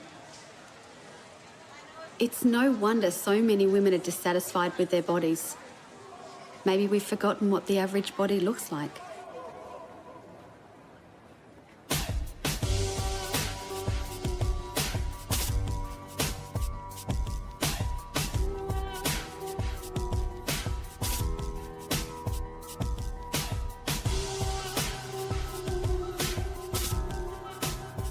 It took me a long time to break into the modelling industry.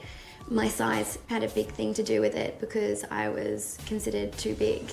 I was a size 10, I'm currently a size 12, and agency after agency turned me down, and I was told that I would be considered a plus size model. What they call plus size models often get ridiculed by designers and other straight size models for being curvier, and we're often looked at as second best and used as a gimmick almost.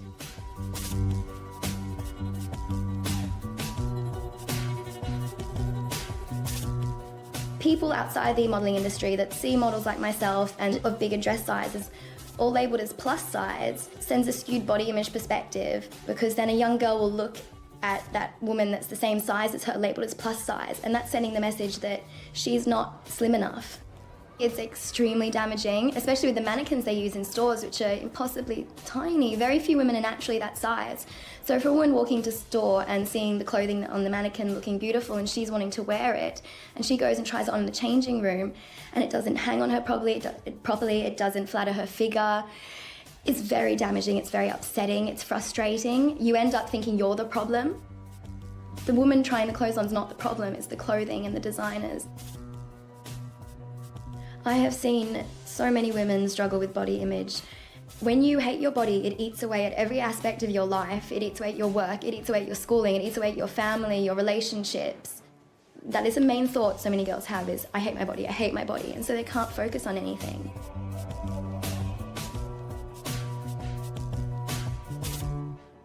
I went through depression and anxiety from hating my body.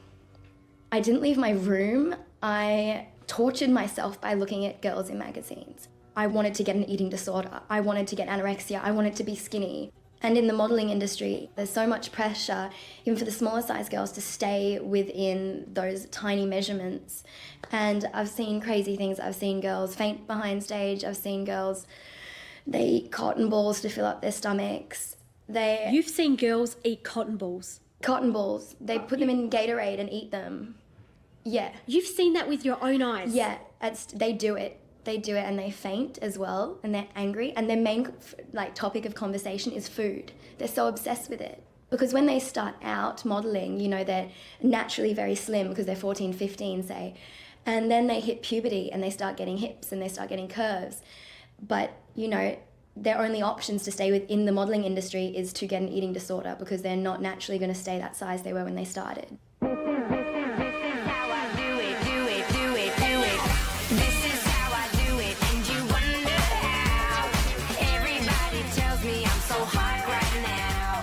When I see models like this on the catwalk at Australian Fashion Week, it really angers me because it's perpetuating the myth that a thin body is the ideal.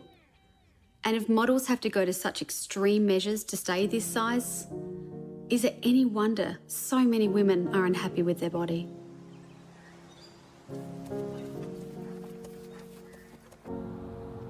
I don't know, it's sort of been going on and off since primary school. I'd skip out on lunch some days and purposely not bring anything. See how long you can go without food. You make it a day and think, well, that's pretty awesome. I'll go 2 days now. And I don't know, it sort of just, in a way, it sort of empowers you and think, oh, I've accomplished something and I think you just get a bit harder on yourself and, I don't know, bring in strenuous exercise and it gets harder and harder.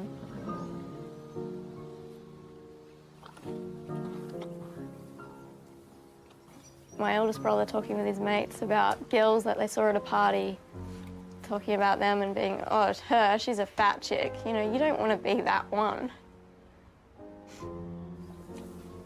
I wish they'd come up with some magical thing that you could make, that would make you never gain weight. You could just not worry about it and eat whatever and do whatever and be fine. You shouldn't have to live like it. Nobody should have to starve themselves to fit in with how a magazine looks. I mean, I'm not naturally this thin. And lots of models aren't naturally that thin. They have to, you know, really watch what they're doing and it takes up your life, you know. It's heartbreaking to know that there are pro-anorexic websites that support and encourage a growing number of young girls and women in making life-threatening choices. What would you tell a young girl who was feeling like they hated their body and they wanted to stop eating and live the life that you live? What would you say to that girl? Please don't stop eating.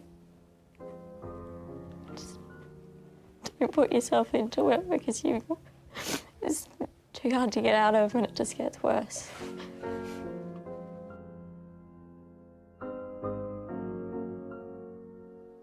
The current rhetoric around obesity contributes to this because if you paint fat as really bad and thin as good, then thinner has got to be better and thinnest has got to be best. Collectively, we've somehow been fed a line that basically thin is healthy, fat is unhealthy by definition, and this is simply not the case. There are lots of thin people who are unhealthy by many criteria. They eat badly, they have high blood pressure, whatever it is, and there are numbers of fat people who are very healthy. This idea of having a thin body and how you look has become really important. Mostly this is attributed to the globalisation of media. Even in a place like Fiji that traditionally valued a larger, fatter body, presumably as a sign of wealth and health, very soon after the introduction of television, young women now are wanting to be thin and they had eating disorders observed for the first time, and all this happens really rapidly. Well-meaning parents are trying to praise their children, particularly their girl children, and tell them they're pretty and so on. And really this is probably not a good idea because this again focuses the importance of appearance. It doesn't really matter whether it's positive or negative. It's saying that appearance is pretty important. So it would be useful, particularly with girls, if parents could really conscientiously make their praise and commentary on what the girls do more than what they look like. For years, society has been telling our girls to be pretty and women to be beautiful, as if that's the most important thing they can be. For the sake of my daughter and for all of our kids, this has to change.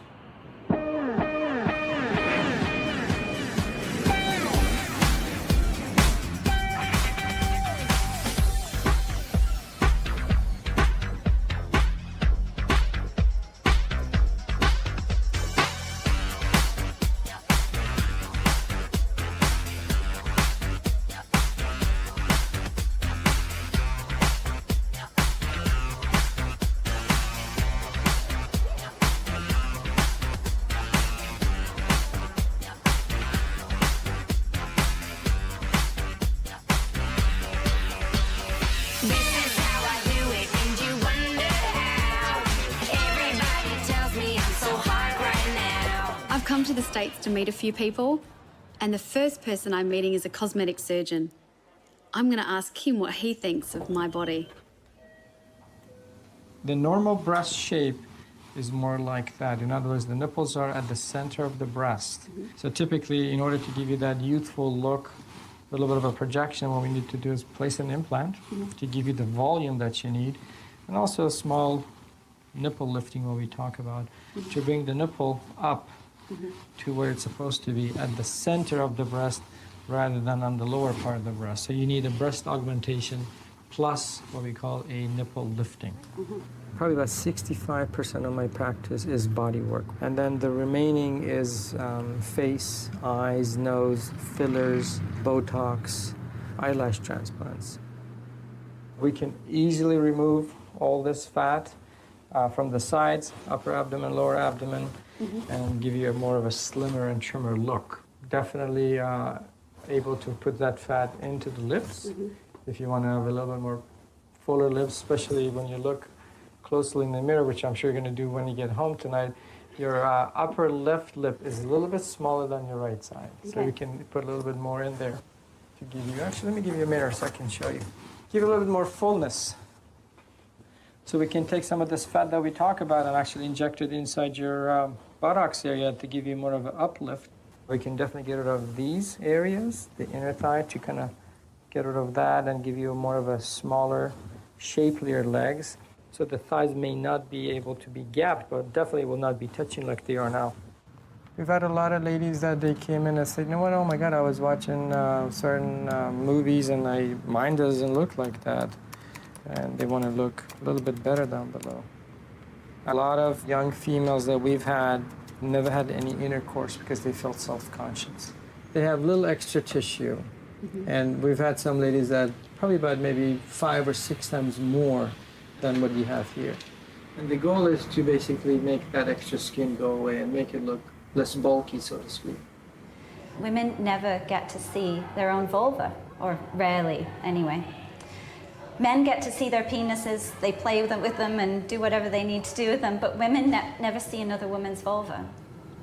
Once we get past that vulnerability, once we have the courage to share, wow, your vulva is different than mine and mine's different than yours, and it's not what we see in pornography, it's life. We're all so beautiful and so different. So when you looked at my body, did you think it looked healthy or unhealthy? You look good, but again, you could definitely use a little bit of a help with the breasts. As I said, your breasts are never going to come up. They're not slinkies that you pull it down and just go back up again. Of course they're not slinkies. They've provided 4,000 meals to my 3 children, and they don't deserve a hard time. They deserve a gold star on Hollywood Boulevard. Go boobs. And whilst I can have a laugh about the absurdity of injecting my butt fat into my lips, it really worries me that there is this notion of how a woman's body should look. And I'm sure positive role models exist. In fact, I remember seeing the movie Hairspray, in which Ricki Lake plays the unlikely hero. She had a body shape that we're just not used to seeing on the big screen. I've had a very complex, complicated relationship, a love-hate relationship with my body, as I think most women have. My whole career started because John Waters chose me to be the fat girl in his movie. Oh, corny, do you really think I'm good enough? What do you think, kids? I was the original Tracy Turnblad, and what an amazing character, an amazing role model. I'm big, blonde, and beautiful. I get why he chose me. The film subverts the Hollywood narrative of one size fits all. The big girl that gets the guy and wins the dance contest.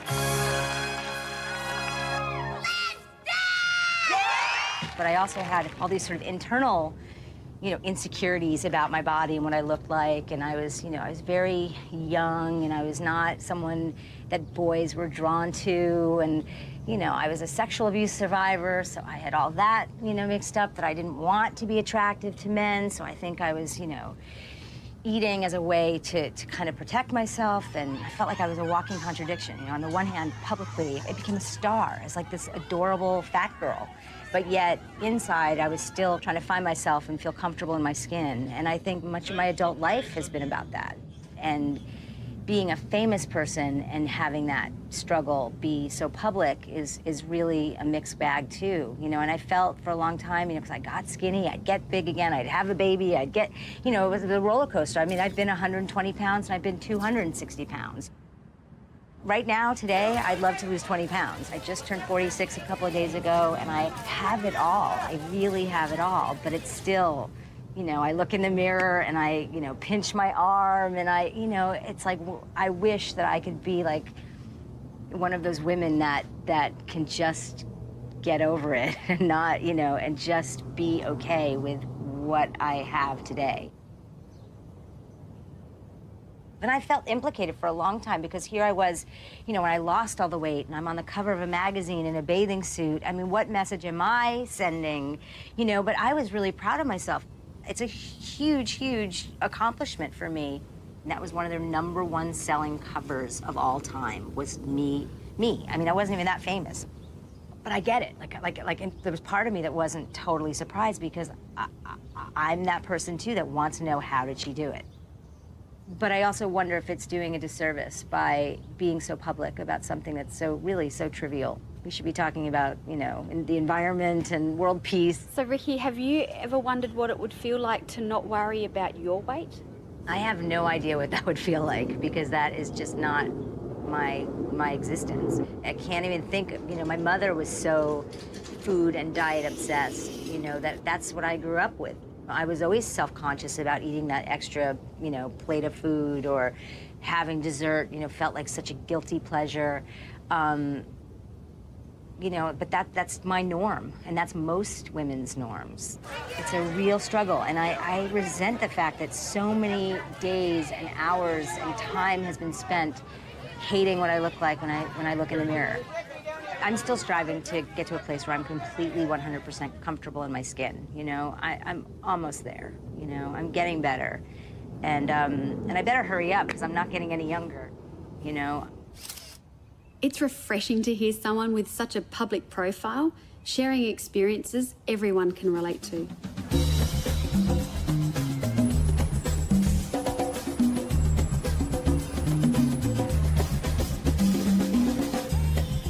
Someone I connected with through Twitter was Amanda de Cadenet. She was the youngest female photographer to shoot the cover of Vogue and was keen to share her thoughts on body image. Everyone has a story about her body, right? It's just whether they're willing to be honest about it. It's an issue and a subject that affects practically every woman and girl that I know.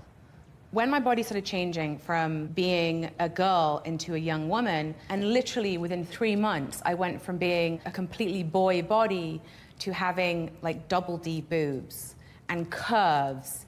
Suddenly I was getting unwanted sexual advances from complete strangers, and I started to not want the body that I had. And I began to not eat so much so that I would lose weight and that my body wouldn't be so curvy. You're viewed a certain way. If you've got a body like mine, you know, I could wear a potato sack, but if it's not a long enough potato sack or a potato sack that doesn't cover me up enough, it can be construed as a sexual outfit. I'm in City Clocks in Islington with Flavor Flav from Public Enemy. I got pregnant when I was 18. At the time, I was on television in the UK, and people publicly commented on how different I looked and how much weight I had put on, in getting really shamed for having a pregnant body, and then even more shamed for having a post-pregnant body. That was really painful for me. Yet again, I got the message that if you're thinner, you're better. Unfortunately, our society doesn't mirror back many options for us. So we sort of feel like we have to fit into what is presented to us. But you know what? When I'm on the beach in Barbados, a girl with no bum and no ass is no one's looking at. That's not desire. That's not beauty to them in the Bahamas. Culturally, around the world, you know, the ideal of beauty is different. And I think it has to be like that for us. Our ideals of beauty have to be different depending on who we are.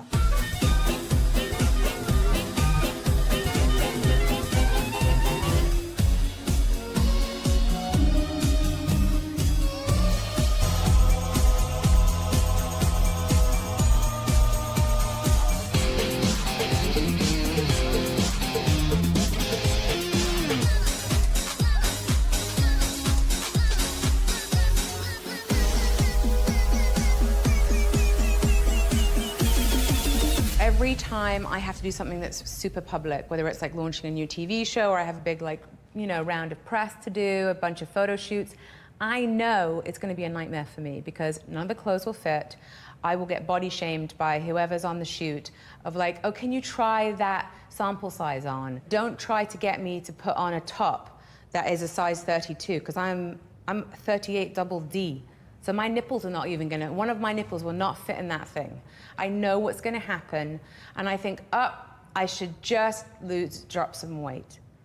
And then I think, you know what? No, that is just some old crazy thinking. No, I'm not gonna do that. And I'm not gonna torture myself. And, you know, a friend said to me before my last show just launched, he said, Amanda, people don't turn on the TV to look at what you're wearing or what your weight is or how big or small you look. People turn on the TV because of what's in your mind. And if you don't eat properly, your mind isn't gonna work. When I was at my thinnest, people said, oh my God, you look amazing. What are you doing? And what I wanted to say is, I've never been so miserable in my life. I feel completely devastated. I was having the worst time in my life, and I was the thinnest because I just couldn't eat. I know what it takes for my body type to be a medium size. It takes obsession. It takes all my focus away from my children. It takes me out of my life. It takes me obsessing about food, exercise, calories, whether I can't eat that and I can eat that and what time can I eat that and oh, I can't eat that because that's cooked with that and I can't have that because that's got that on it. It's hell on earth.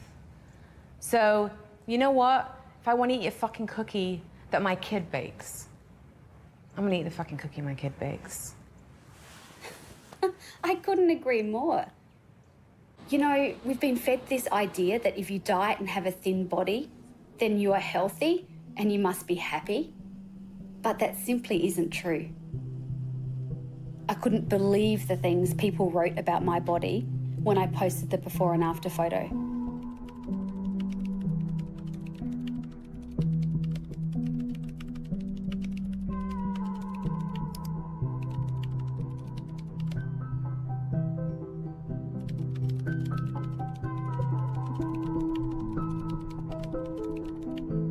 I mean, anything sexual, especially when you're talking about your wife, that really gets me going. I didn't marry Taryn because of her thigh gap or her boob size. I married her because of the joyous, loving person that she is.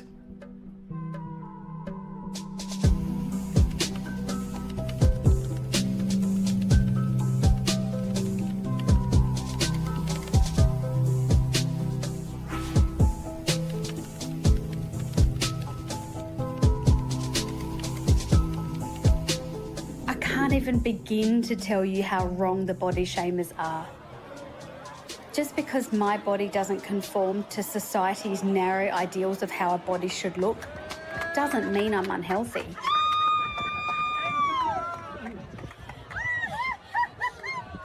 I'm pretty sure you can't run a marathon and be a lazy pig. And despite what the body shamers think, my body is fit, capable and strong. And I want my daughter to grow up loving and appreciating her body for all the things it can do, not just how it looks. Girls are just bombarded with very stereotyped, normative ideas of what it is to be female, and they think they should look like that. And if they don't, they're irrelevant, they have nothing to offer the world, they may as well crawl up into a hole and disappear. When we sexualise girls, when we reduce them to the sum of their sexual parts, when we tell them they have to be thin, hot and sexy and that nothing else counts, we contribute to a raft of negative physical and mental health outcomes. The way that we style them and present them in advertising, the way we suggest that little girls are perhaps sexually interesting, sexually mature, sexually available. We suggest that girls are much older, much more mature than they really are.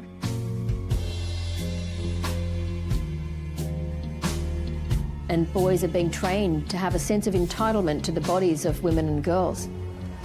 Let's go somewhere more romantic. Grand Theft Auto 5, where boys pay for a prostituted woman, they have sex with her and then they murder her to get their money back. We know primary school boys are playing this.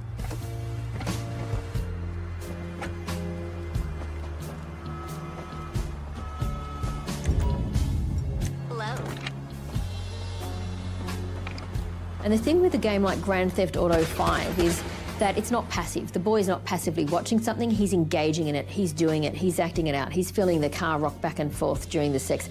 He's feeling himself kill her, you know, with the weapon, the impact of that. He's seeing her bleed and die. So if we really genuinely care about our young people, we would be doing something to address the cultural landscape in which many of us are struggling to raise happy, healthy, resilient children. Why should the vested interests of advertisers come before the well-being of children and young people? Everywhere I go, there is a common sense of despair. Parents are worried about the impact that the sexualisation of young girls and objectification of women is having on their children. In an ideal world, the messages conveyed to my daughter would be so different. They would be inclusive of every body type, including our own body type, hers and mine. And in an ideal world, I wouldn't have to constantly play, what's the word?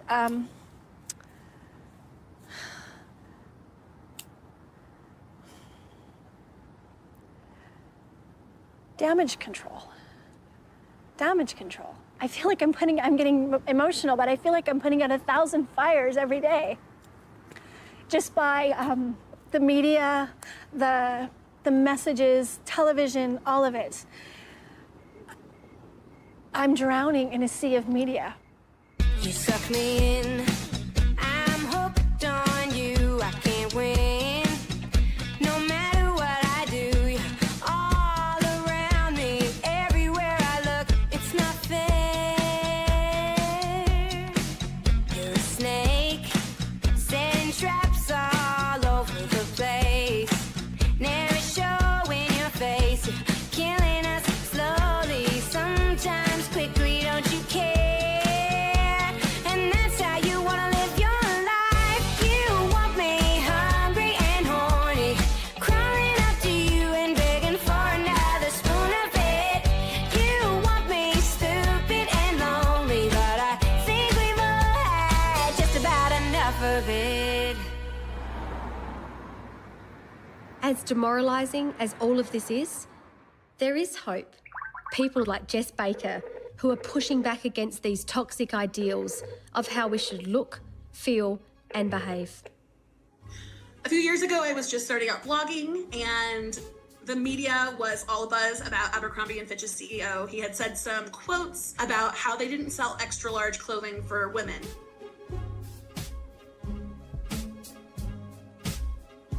Because they only sold to the cool kids and didn't find larger women valuable. So in response to that, I just decided to collaborate with a local photographer and another model and to recreate an Abercrombie & Fitch advertisement. It broke people's brains. People did not know what to do with it. They absolutely loved it. They absolutely hated it. Everything in between and on all sides of the spectrum. It was just really incredible to see that much emotion coming from one image. The world wants it, they love it, they need it, they love the shock factor of it. And that is how we recondition our brains, is we see new images, different images to replace the old ones, to balance the old ones. So Jess, diets, what do you think of them? Well, they're mostly unsuccessful. They are usually soul draining. They tend to fuck with your body in negative ways. And they have been something that has caused a lot of emotional and physical suffering my entire life. So I am not pro-diets, I'm very anti-diets. And, you know, the diet industry makes billions of dollars every year. You know, it's amazing to me. There's so much research that shows that 90+% of diets don't work. That is so true. In fact, I've learnt to never trust a 4-letter word when the first 3 letters spell die. In the beginning of a diet, you feel a lot of hope because you're so excited and so determined to eat less, and you probably notice that you're losing weight. The next thing that you probably notice is that it's getting a little bit harder to maintain. Now you're thinking about food all the time, you're more conscious of smells, and you really want to break your diet. When your body gets deprived of calories, it makes you think about food. It makes sure that you concentrate less on other things so that you're focused on getting food and taking care of yourself. It even changes the taste perception in your mouth so that a wider range of flavors might be interesting to you, so that you're more willing to eat anything just to get calories. But then your body could slow down your metabolism a little bit so you spend a little bit less energy. And so even though you're eating less, your diet is now causing you to gain weight. It's not that people are failing, it's that diets are failing them. We don't stop to think at just how incredibly awesome this body is. Instead, we just focus in on one narrow detail, and that's weight.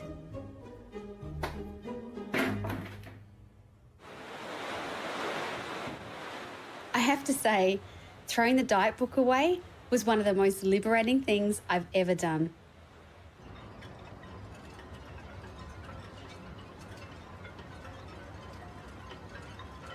Occasionally, you see someone's work that really makes an impact. After years of emailing fellow photographer Jade Beale, I was so excited to finally meet her in person. Since I was 10 years old, I've been obsessed with imagery, specifically of thin women that appeared poreless, that appeared unattainably beautiful. And I did some photos of myself, trying to find peace with not being a photoshopped person. I had just given birth. I was at all-time low of failure.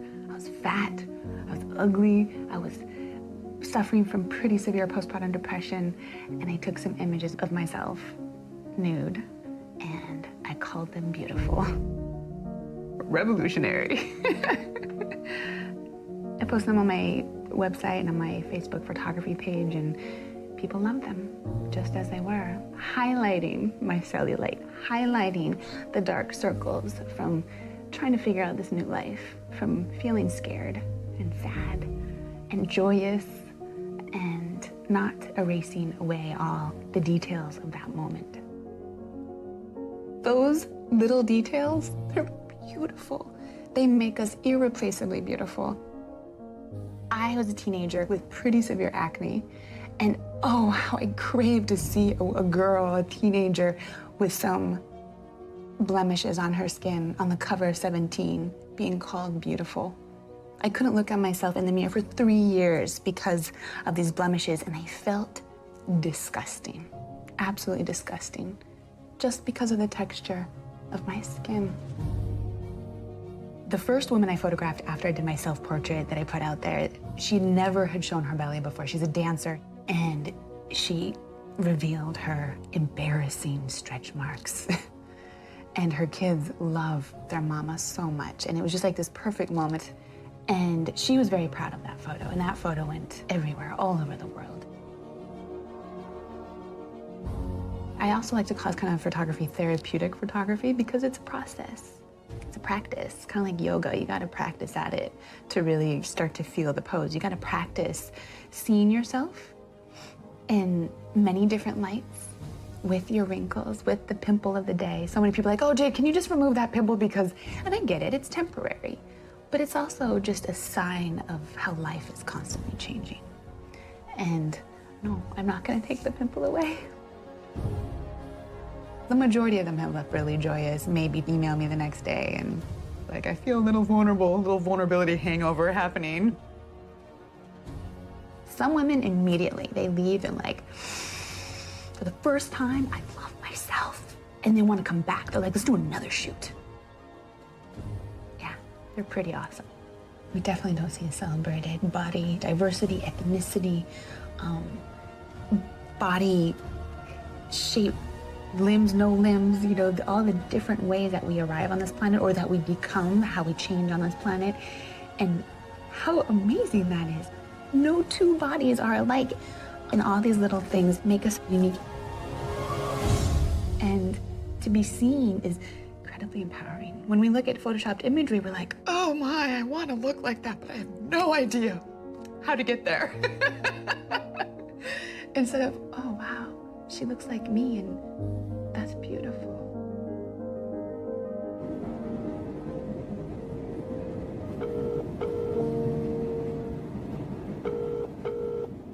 Hello? Hi, Mickey. Hi, Mama. How are you? I got another baby. Travelling as much as I am can get a little tiring. But the best part of my day is checking in with the family. So how'd it go meeting Jade? It was good. She was so positive. We had lots of fun and we spoke for hours.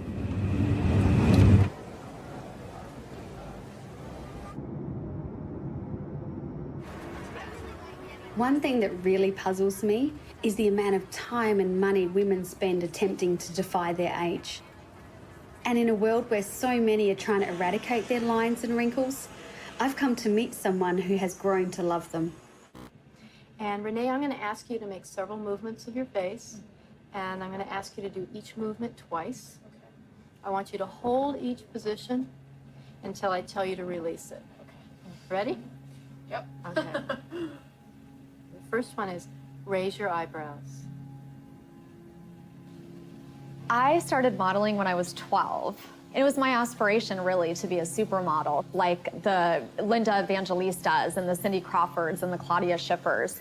And then, all of a sudden, when I'm 29, I'm just writing in my journal one day, and I write, there's something really wrong with you. You are going to die. Many months later and many doctors later, I remember standing in front of the X-ray machine, and I looked up and was completely stunned to see my head with a huge brain tumor. You know, the doctor saying, well, the good news is these type of tumors are never cancerous. But the bad news is this is one of the most dangerous forms of massive brain surgery, and you have to get immediate surgery. I woke up about 13 hours after the brain surgery, hearing people around me talking that something had happened, you know, something that had gone wrong. The only thing holding my facial nerve together was the tumor itself. So as soon as they started taking out the tumor, my facial nerve just fell apart. On one side of my face, 0 wrinkles, 0 lines. And on this side of my face, I saw the person that I knew myself to be my whole life. And I saw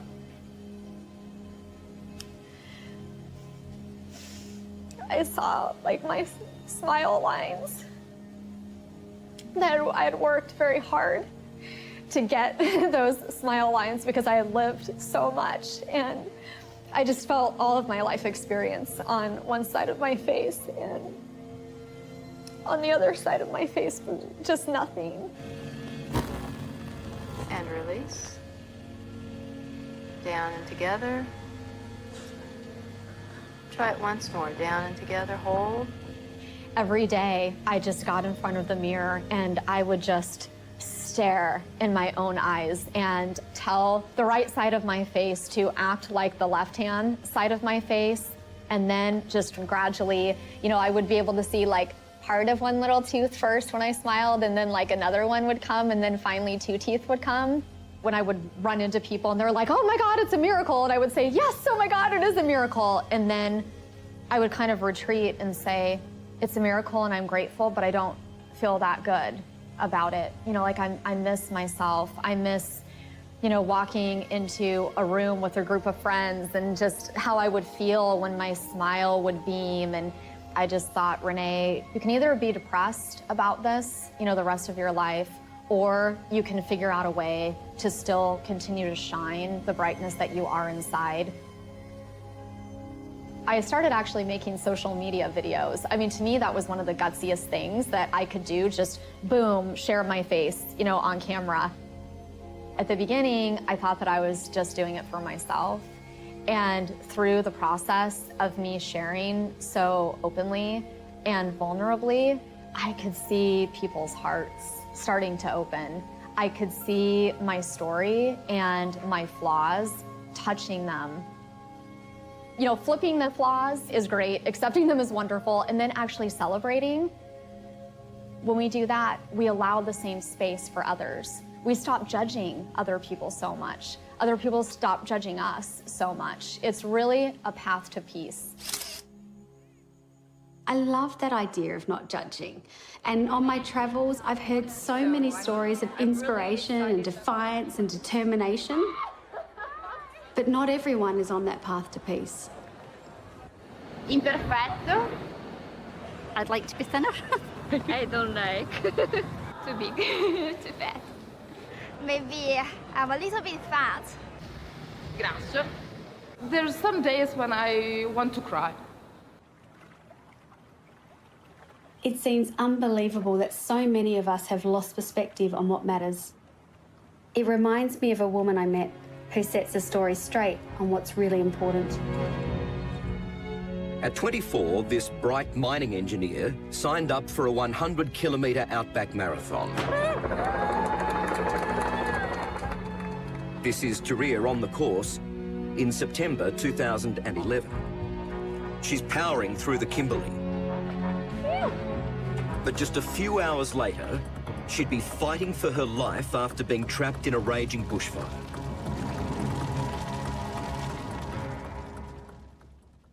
It was shock time because you wake up every day of your life and you look at yourself in the morning when you brush your teeth. And then all of a sudden something happens to you, and the next time you look in the mirror, you don't know who's staring back at you. It's sort of like the person who was in the mirror, that wasn't me. You know, that wasn't who I saw myself as.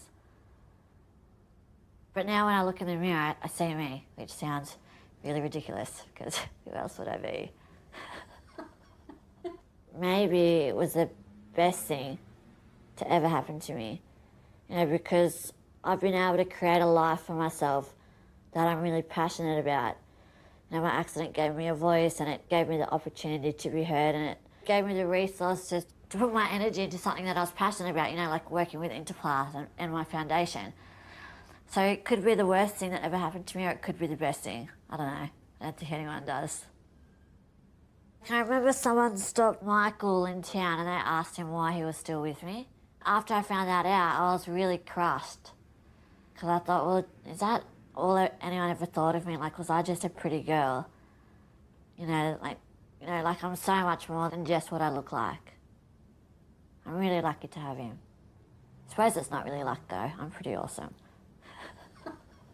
With the Woman's Weekly cover, I got a lot of emails from women. You know, they said, I hate my body, I hate my face, I hate my legs, I hate my arms. It's a waste of energy that people spend all of that time worrying about how they look, you know, as opposed to what they can contribute. You know, I really think it's all in the mind.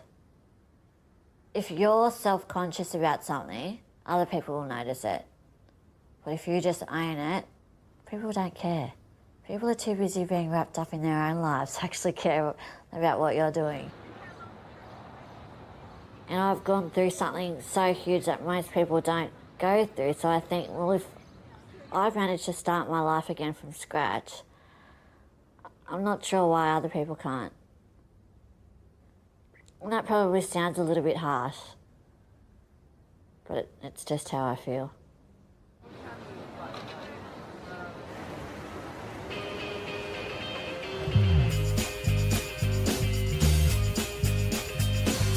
No matter who you are, having to face your inner critic can be one of life's greatest challenges.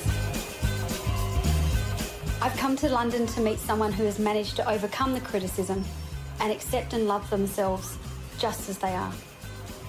So one day I just looked in the mirror and I thought, oh gosh. Then we went to the doctors. They diagnosed me with polycystic ovaries, which did lead me to, you know, growing lots and lots of facial hair. So I used to go to the beauticians and they used to wax it, and it grew back with a vengeance and it came back all over my face. Yeah, and it was darker, it's thicker, it's longer than what it used to be before. I spent years and years removing my facial hair and I hated my body for the way it looked. So, you know, I was harming it and I was punishing my body by self-harming it. It was excruciating. My bedroom was my safe haven, so I would go to school and then come back straight to my bedroom, and I didn't go out, I didn't have a social life, I wasn't able to meet new people, make new friends.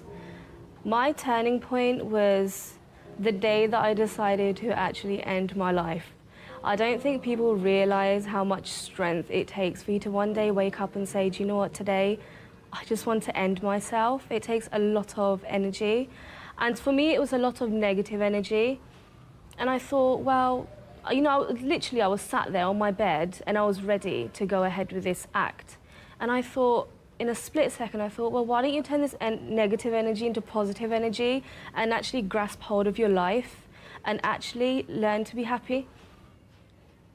I remember sitting on my bed one day and going through all these negative labels and actually plastering positive labels on myself. So when someone called me ugly, I would say, no, I'm beautiful. If someone called me fat, I'd be like, no, I'm quite sexy.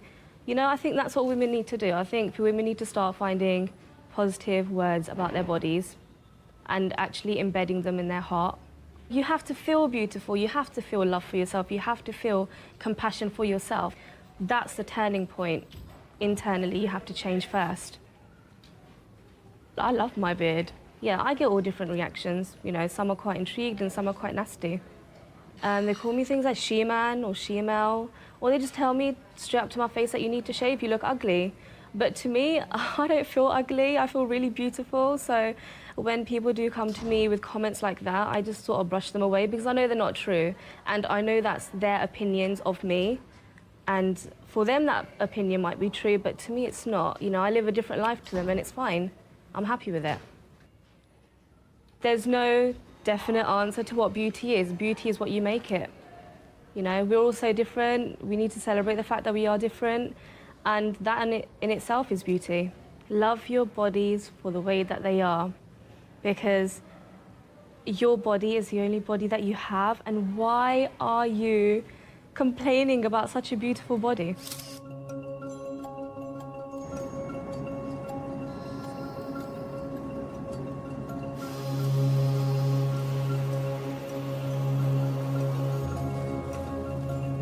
I've been on the road for a long time. I miss home, my bed, and most of all, I miss my kids.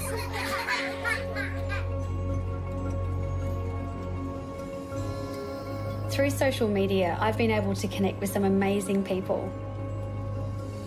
One woman who shares my passion for changing attitudes about body image is German actress Nora Tschirner.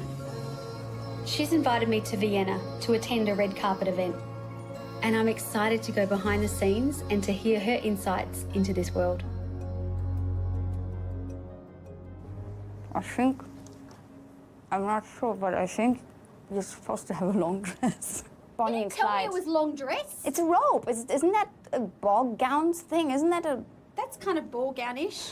That's as good Maybe as in Australia. Oh, shit.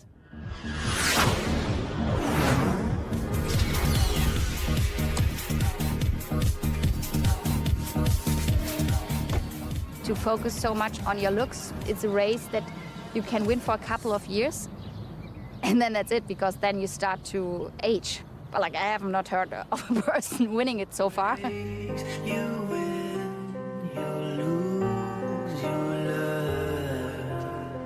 But then still, if you're starting to be an actor and your face is on the screen and it's like very big, there's moments when you start to think, well, I mean, this side does just look better and stuff. And I really had to force myself to not be too strict about that.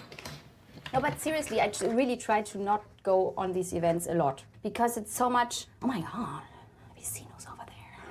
This whole gossip girl scenario is just like, since I'm not 16 anymore, just super stressful for me, I think.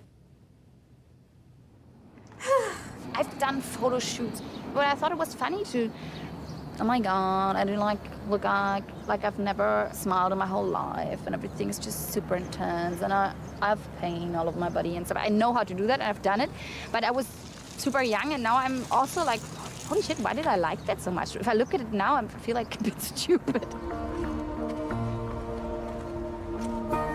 The most successful films I was in, I was playing this ugly duckling that kind of never turns into the beautiful swan.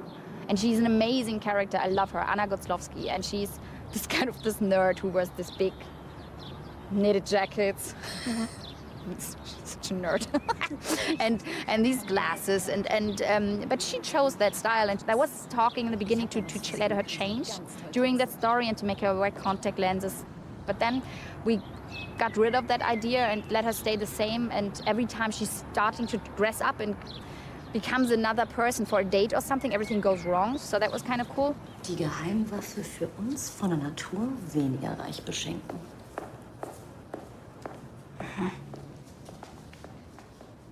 So Nora, you spend a lot of time in the media spotlight. What does it feel like to be judged? If it happens to me, it's not such a big problem. I tend to get very emotionally involved if I see it happening on television, on casting shows, where grown-up people who must know that they're role models tell people about their thigh gaps that will lead to the next generation of people who are even more focused on stuff that is so unimportant. Und genau deswegen konnten wir auch dich nicht gehen lassen. I felt that I was always happiest when I just went walking through the winter and had a big jacket on, and my face was red because it was so cold, and I didn't wear any makeup, and I smelled like like a very old fox. Best dressed and worst dressed 2000 something from this German newspaper, and was like, okay, she is, yeah, that's not so good. And then all of a sudden I saw myself. And what were you? What side of the list? I have to disappoint you, not the good one. And the thing is, she said, the way she's wearing that makeup and that hair, that undone look, it's a slap in the face of the designer. You're joking. No, seriously, it's horrible. This is Nora slapping people, slapping people Nora in the face. Slapping. Honestly, today is like win or lose forever. It's Game of Thrones here. I might die because if I slap one more designer in the face with not wearing makeup or the right makeup.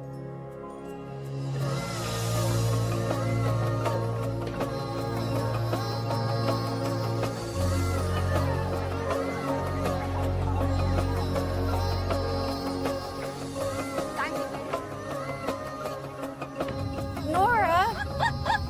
Nora, what have you brought me to? I don't know, they didn't tell me. I thought it was a cat show. Stealing my thunder again.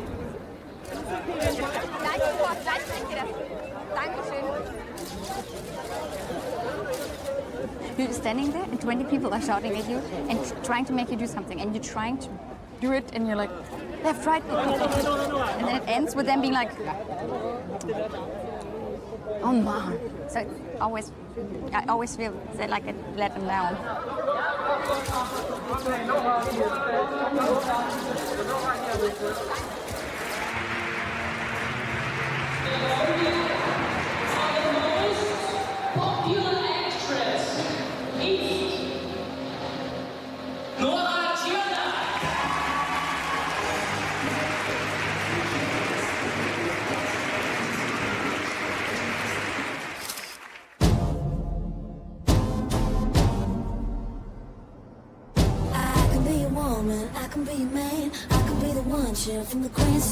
I'm thrilled to be in New York for a photo shoot which celebrates body diversity. Behind the camera is the man who shoots for Ralph Lauren, Gucci, Victoria's Secret, the list goes on. Some of these women that you see in the movies or in commercials or in magazines, and you think, God, they're flawless. Well, in their minds, they're not. You know, they're concerned that you don't shoot them from certain angles, that you don't shoot them in ways that they think are unflattering because they have body image issues. And everybody carries that around. Everybody has those inner critics that really inhibit them and act as an obstacle to fulfillment and happiness. I'm gonna make them a lot bigger than her. What struck me about being here with these women tonight, and there was an assortment of people, a woman who's quite heavy, a woman who is physically impaired. That looks really nice. A model, a transgendered person. The common denominator was affection and acceptance of each other. Good. Oh, you guys look great. You really do. And I think that if there was more affection and acceptance, rather than criticism and vitriol and pointing, the world would be a better place. 1, 2, 3. Often people with visible disabilities are constantly stared at, and so putting yourself in front of the camera controls the gaze and gives a sense of empowerment so that yes, you are staring at my body, I'm going to control how you're staring at my body and have a commentary of what I feel about my body and not put your perceptions of my body onto me. I'm going to control what you're seeing and how you perceive me, and just recasting the gaze and being empowered by putting our bodies in front of the camera. It was a new experience for me. When I first heard about it, immediately my mind said, no, absolutely not. It's not an option. And then I kept thinking about it, that it could help people. And then I started thinking that it doesn't, my insecurities don't really matter. I would hope that it could inspire other trans questioning people in the world to love their bodies, I guess. That's been a journey for me. I'm still working on. Tonight, it just changed me, changed the way I see myself completely. Seeing many other women with different body types feeling comfortable and confident about their bodies, that empowered me today. It's not about us versus them. It's about women coming together as one and saying, look, we're all beautiful. We're all confident. Let's work together. Let's show the world that we can all be beautiful together. Hoping that there's a woman out there that's plus size that really doesn't like her body too much and sees me in my bra and underwears and it's like, hey, it's not that bad, you know? Especially for moms, you know, weight comes with having children, some stretch marks, a little cellulite. At the end of the day, no one looks at you like ill. It's you that tears yourself apart and sets the stage for people to frown at you. But the more that you love it, everybody else will love it too. I don't have a problem at all. It's okay to love yourself exactly where you are. I have a rule of thumb. If you're in my presence, you're not allowed to talk bad about yourself at all. It's contagious. We can either make the negative contagious or we can make the positive contagious. So we'll just go ahead and make the positive contagious. No choice. The feeling that one gets from being accepted, of being embraced, is a wonderful feeling. So I think if you want to go through life feeling better, then you open your arms to embrace others.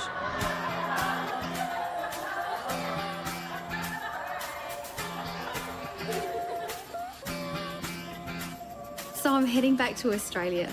First stop Sydney, then on to home. I'm so excited, I just can't wait. I received this phone call from a guy called Nigel Marsh. He invited me to take part in his nude swimming event in the Sydney Harbour. And I was like, who are you? I almost hung up on him because I thought he was a stalker. But after meeting him, I decided taking part in the Sydney Skinny seemed like a really great idea. It involves you getting naked, but it's nothing to do with nudism. It's a liberating thing where you go, wow, just maybe I should stop agonising about my muffin top or my, losing an extra 7. It makes no difference. Get fit, don't get fit, no one cares. It's not the main point of life, to spend your whole life agonising about not having a body shape that the media insist that you should be worried about. So here we go.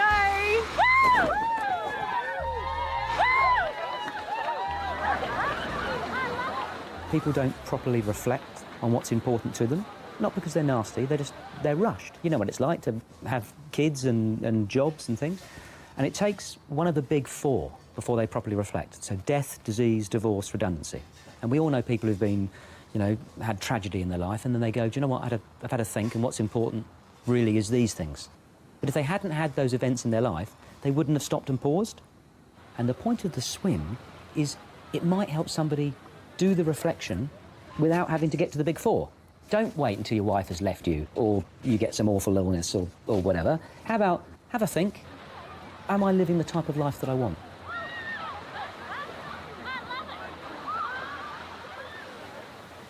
Well, I've just finished the swim. I feel completely exhilarated and really happy, and I just met two women on the beach. One was standing next to me and she was a complete stranger, and she just squeals and says, "Ah, there's another woman with one boob, just like me." And she ran over and she hugged the woman who'd also lost her boob. And these women love their bodies, even with one boob.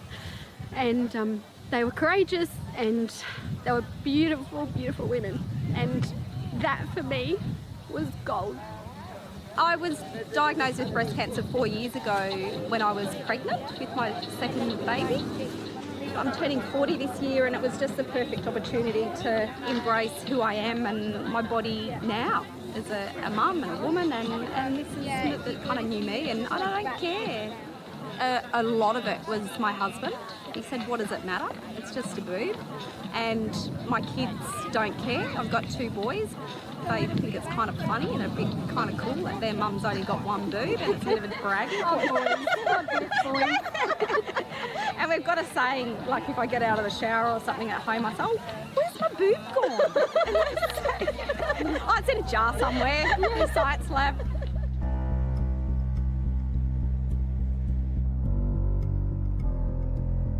Over 2 months ago, I set out to discover why so many people hate their bodies and what we can do about it. You know, I think I found some answers. And I've been really lucky to connect with some incredible people. Magazine editors are criticised for what they put on the cover and their use of models and photoshopping and everything, and they say, but that's what women want. It's not what women want, because magazine circulation is in the toilet. Women wholeheartedly do not want that, and they're voting with their wallets now. We get to be the new magazine. We get to define what true beauty is, what it's like to really feel comfortable in our own skin, what it's like to have a positive body image. You know, it starts with people sharing their stories. It starts with people alleviating their own shame. It starts with people really accepting others the way that they are, and not actually just tolerating them or just accepting them, but truly finding that thing about another individual that you see as being quirky or different or unique, and just loving them for that. Now, being in the state that I am and that I love my body and I can say, hey, it's gorgeous and I'm proud of it, I can focus on more important things in life. Look at yourself naked. Call it beautiful even if you don't believe yourself. Fake it till you make it. So I would say my body is luscious, it is soft, and it's comforting to my children and to my husband. I'd say I'm a shapeshifter. I'm soft. And I smell good. It's mine. It's my home. It's my friend. It's my soul's mate. It's big, it's beautiful, and it's dangerously curvy.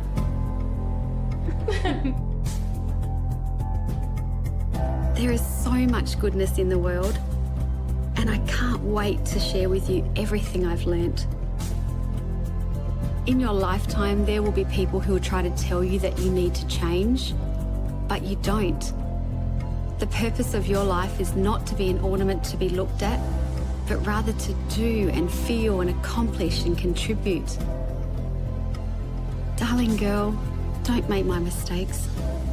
Don't waste a single day of your life being at war with your body.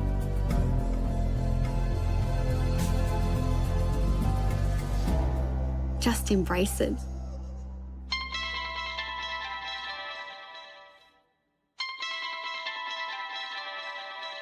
You are beautiful, the way that you are, the way that you are.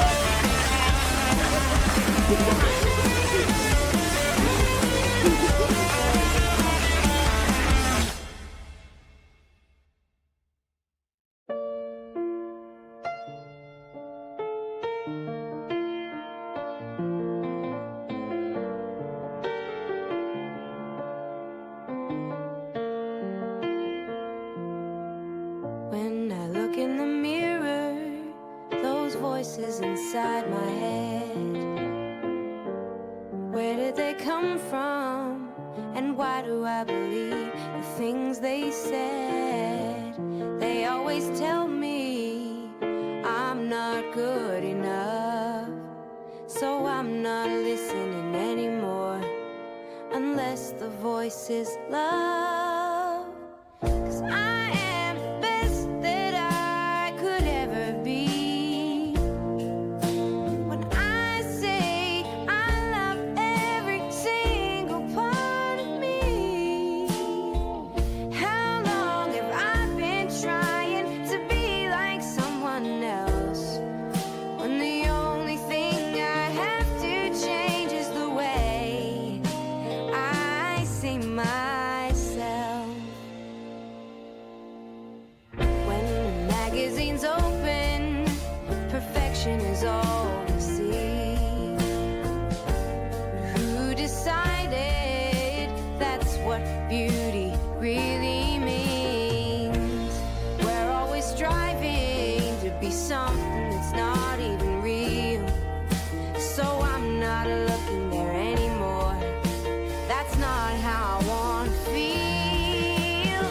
'Cause I am the best that I can ever be. When I say I love every single part of me. How long have I been trying to be like someone else, when the only thing I have to change is the way I see myself? Ooh. Look in your subconscious. Ooh. And the answer is inside us. Ooh. With a little more awareness. Ooh. I believe that we can change this. When you look at your sisters, brothers, parents, children too, sometimes projecting the judgments we put ourselves through. You gotta remember, kindness is a magical spell. Our love can reach the rest of the world if we truly love ourselves. You do the best thing you could ever do. When you say I love every single part of you.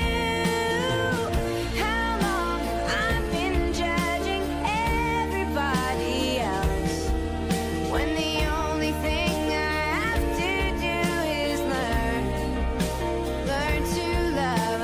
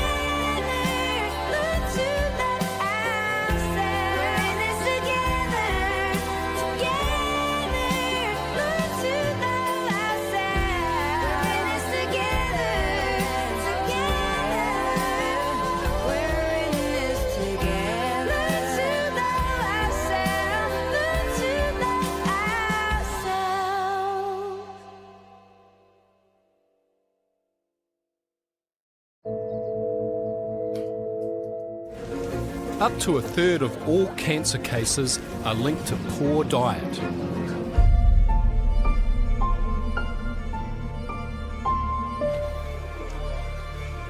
There is one diet that is the gold standard for cancer prevention. It's an ancient eating pattern that originated right here, the Mediterranean diet. How not to get cancer.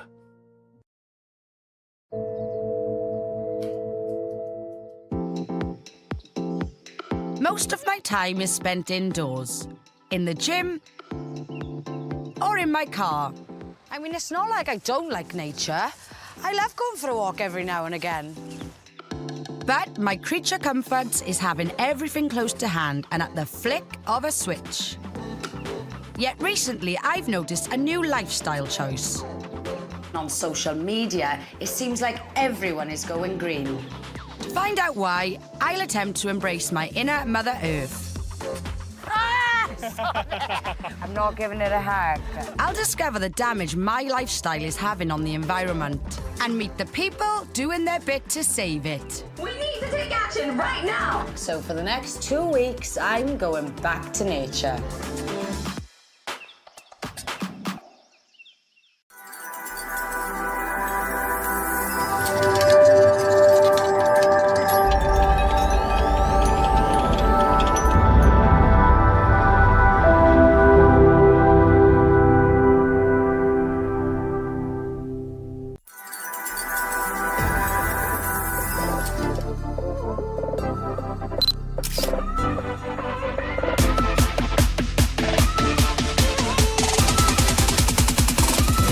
Η υγεία ξεκινάει από μέσα μας. Είναι γενικά ό,τι κάνεις στη ζωή σου, το οποίο σε κάνει να νιώθεις καλά.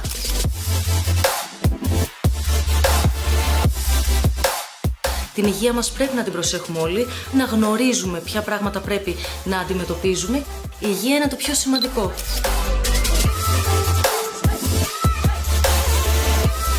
Το να έχω την υγεία μου για μένα σημαίνει να μην χρειαστεί να δώσω μάχη για την επιβίωσή μου. Υγεία είναι ζωή. Είναι χαρά, είναι ενέργεια, είναι το πολυτιμότερο αγαθό που έχουμε για να μπορούμε να κάνουμε ό,τι αγαπάμε. Με όλα αυτά που συμβαίνουν γύρω μας ιδιαίτερα, κάτι τόσο δεδομένο μπορεί ανα πάσα στιγμή να αλλάξει, οπότε η υγεία πάνω απ' όλα.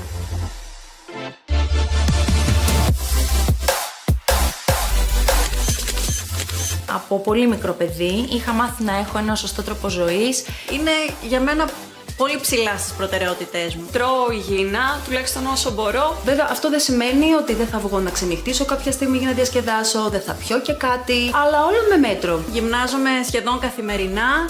Εννοείται πως δεν καπνίζω και εννοείται πως είμαι επιμελής πάρα πολύ με τις εξετάσεις μου. Υπάρχουν αρκετές περίοδοι στη ζωή μου που μπορεί κάτι να μην πηγαίνει πολύ καλά, αλλά έχοντας μπει στη διαδικασία να ασχοληθώ με αυτή την εκπομπή, έχω μάθει πράγματα που με κάνουν να θωρακίσω τον εαυτό μου περισσότερο.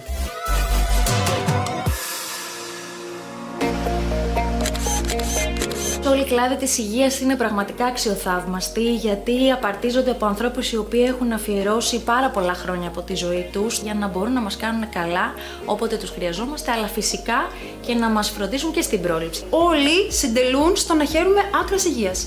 Θαυμάζω περισσότερο τον κλάδο της ψυχιατρικής, γιατί αν προσέχεις την ψυχή σου μπορείς να θεραπεύσεις πολλές φορές και κάποιες ασθένειες. Θα έλεγα ότι έχω μία μικρή αδυναμία στη χειρουργική. Οι χειρουργοί είναι μικροί μάγοι, άλλοτε μας σώζουν τη ζωή, άλλοτε βελτιώνουν την ποιότητα της ζωής μας.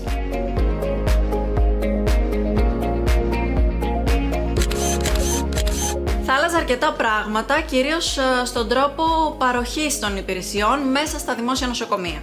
Θα ήθελα επίσης η χώρα μου να επενδύσει σε προγράμματα προσυμπτωματικού ελέγχου. Ποιοτικότερη δημόσια υγεία για όλους. Θα ήθελα να υπήρχε ένα μάθημα στο σχολείο, η αγωγή της υγείας, και να διδάσκεται σε παιδική ηλικία. Να μάθουμε όλοι μας να προστατεύουμε τον εαυτό μας, να κάνουμε εξετάσεις περισσότερες, να ακούμε τους γιατρούς, να μην διαβάζουμε από το ίντερνετ, να εμπιστευόμαστε τους επιστήμονες.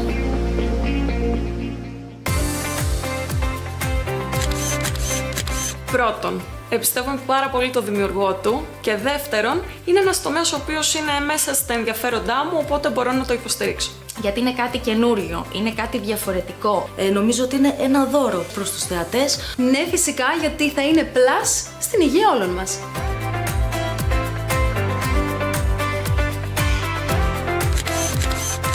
Έρχεται να καλύψει ένα κενό για θέματα υγείας και να ενημερώσει τον κόσμο με απλό και εύληπτο τρόπο. Και φυσικά να πάμε την γνώση της ιατρικής ένα βήμα παραπάνω. Θα ήθελα να κάνουμε όλο τον κόσμο να λέει την εξής φράση: Το άκουσα και το είδα στο Med Plus και με βοήθησε πολύ. Στόχος του Med Plus είναι να φέρει και τον νέο κόσμο κοντά στην ιατρική κοινότητα. Όσοι παρακολουθούν αυτή την πλατφόρμα, αν ακούσουν κάποιο γιατρό που λέει κάτι που αφορά και τους ίδιους, να πάνε να εξεταστούν, να γίνει ο νούμερο 1 οδηγός υγείας και υγιεινού τρόπου ζωής στην Ελλάδα.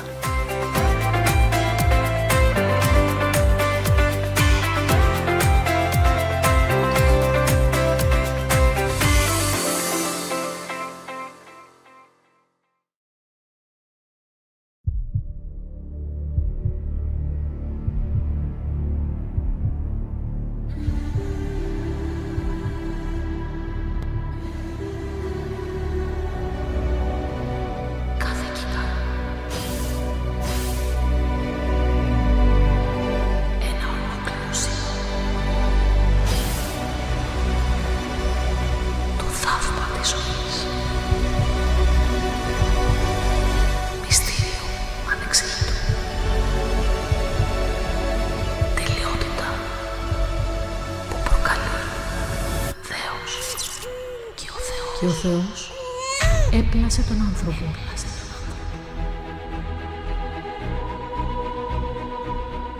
Όρκον ομοίο, χρήσιμον εαυτόν καταστήσω, προσάπαντας τους δεσμένους της εμείς αρρωγής.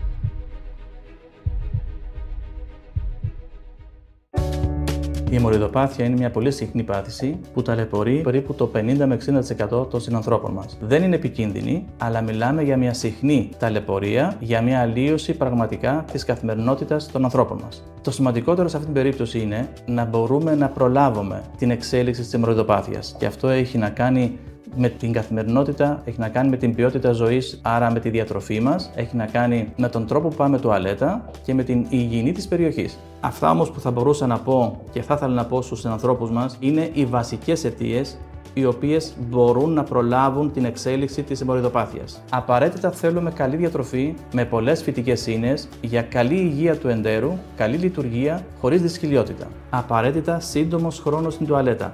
5 με 10 λεπτά. Τρίτο πολύ σημαντικό, η υγιεινή της περιοχής. Πλύσιμο μετά την τουαλέτα με άφθονο νερό και σαπούνι.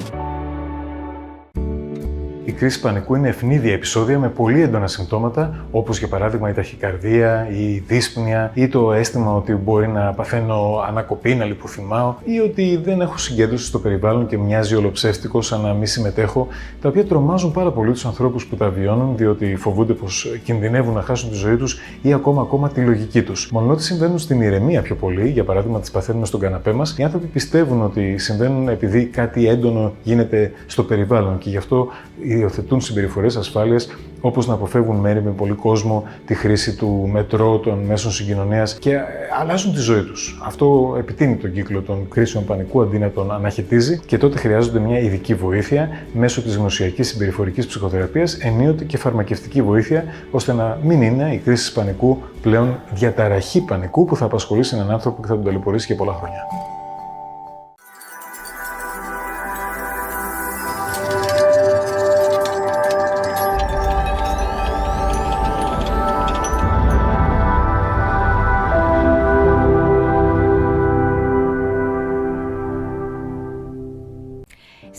και περισσότερες γυναίκες αποκτούν παιδί σε μεγαλύτερη ηλικία. Η επιθυμία της γυναίκας για ευρεία εκπαίδευση, η δυναμική συμμετοχή της στον επαγγελματικό χώρο, ακόμα και η επιθυμία της να βρει τον κατάλληλο σύντροφο ζωής, φαίνεται ότι έχουν μετακινήσει το χρόνο απόκτησης οικογένειας κοντά στα 40 έτη. Είναι όμως αυτό εφικτό και υπό ποιες συνθήκες?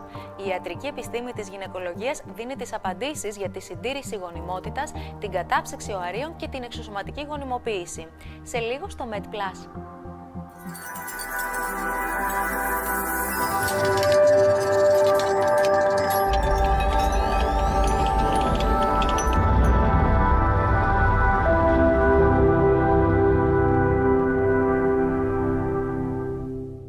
Φίλες και φίλοι, καλησπέρα σας. Σήμερα είμαστε κοντά σας με τον Δόκτωρ Κωνσταντίνο Περιστέρη, χειρουργό με ευτήρα γυναικολόγο, που έχουμε να μιλήσουμε για ένα πάρα πολύ σημαντικό θέμα που αφορά πάρα πολλές γυναίκες.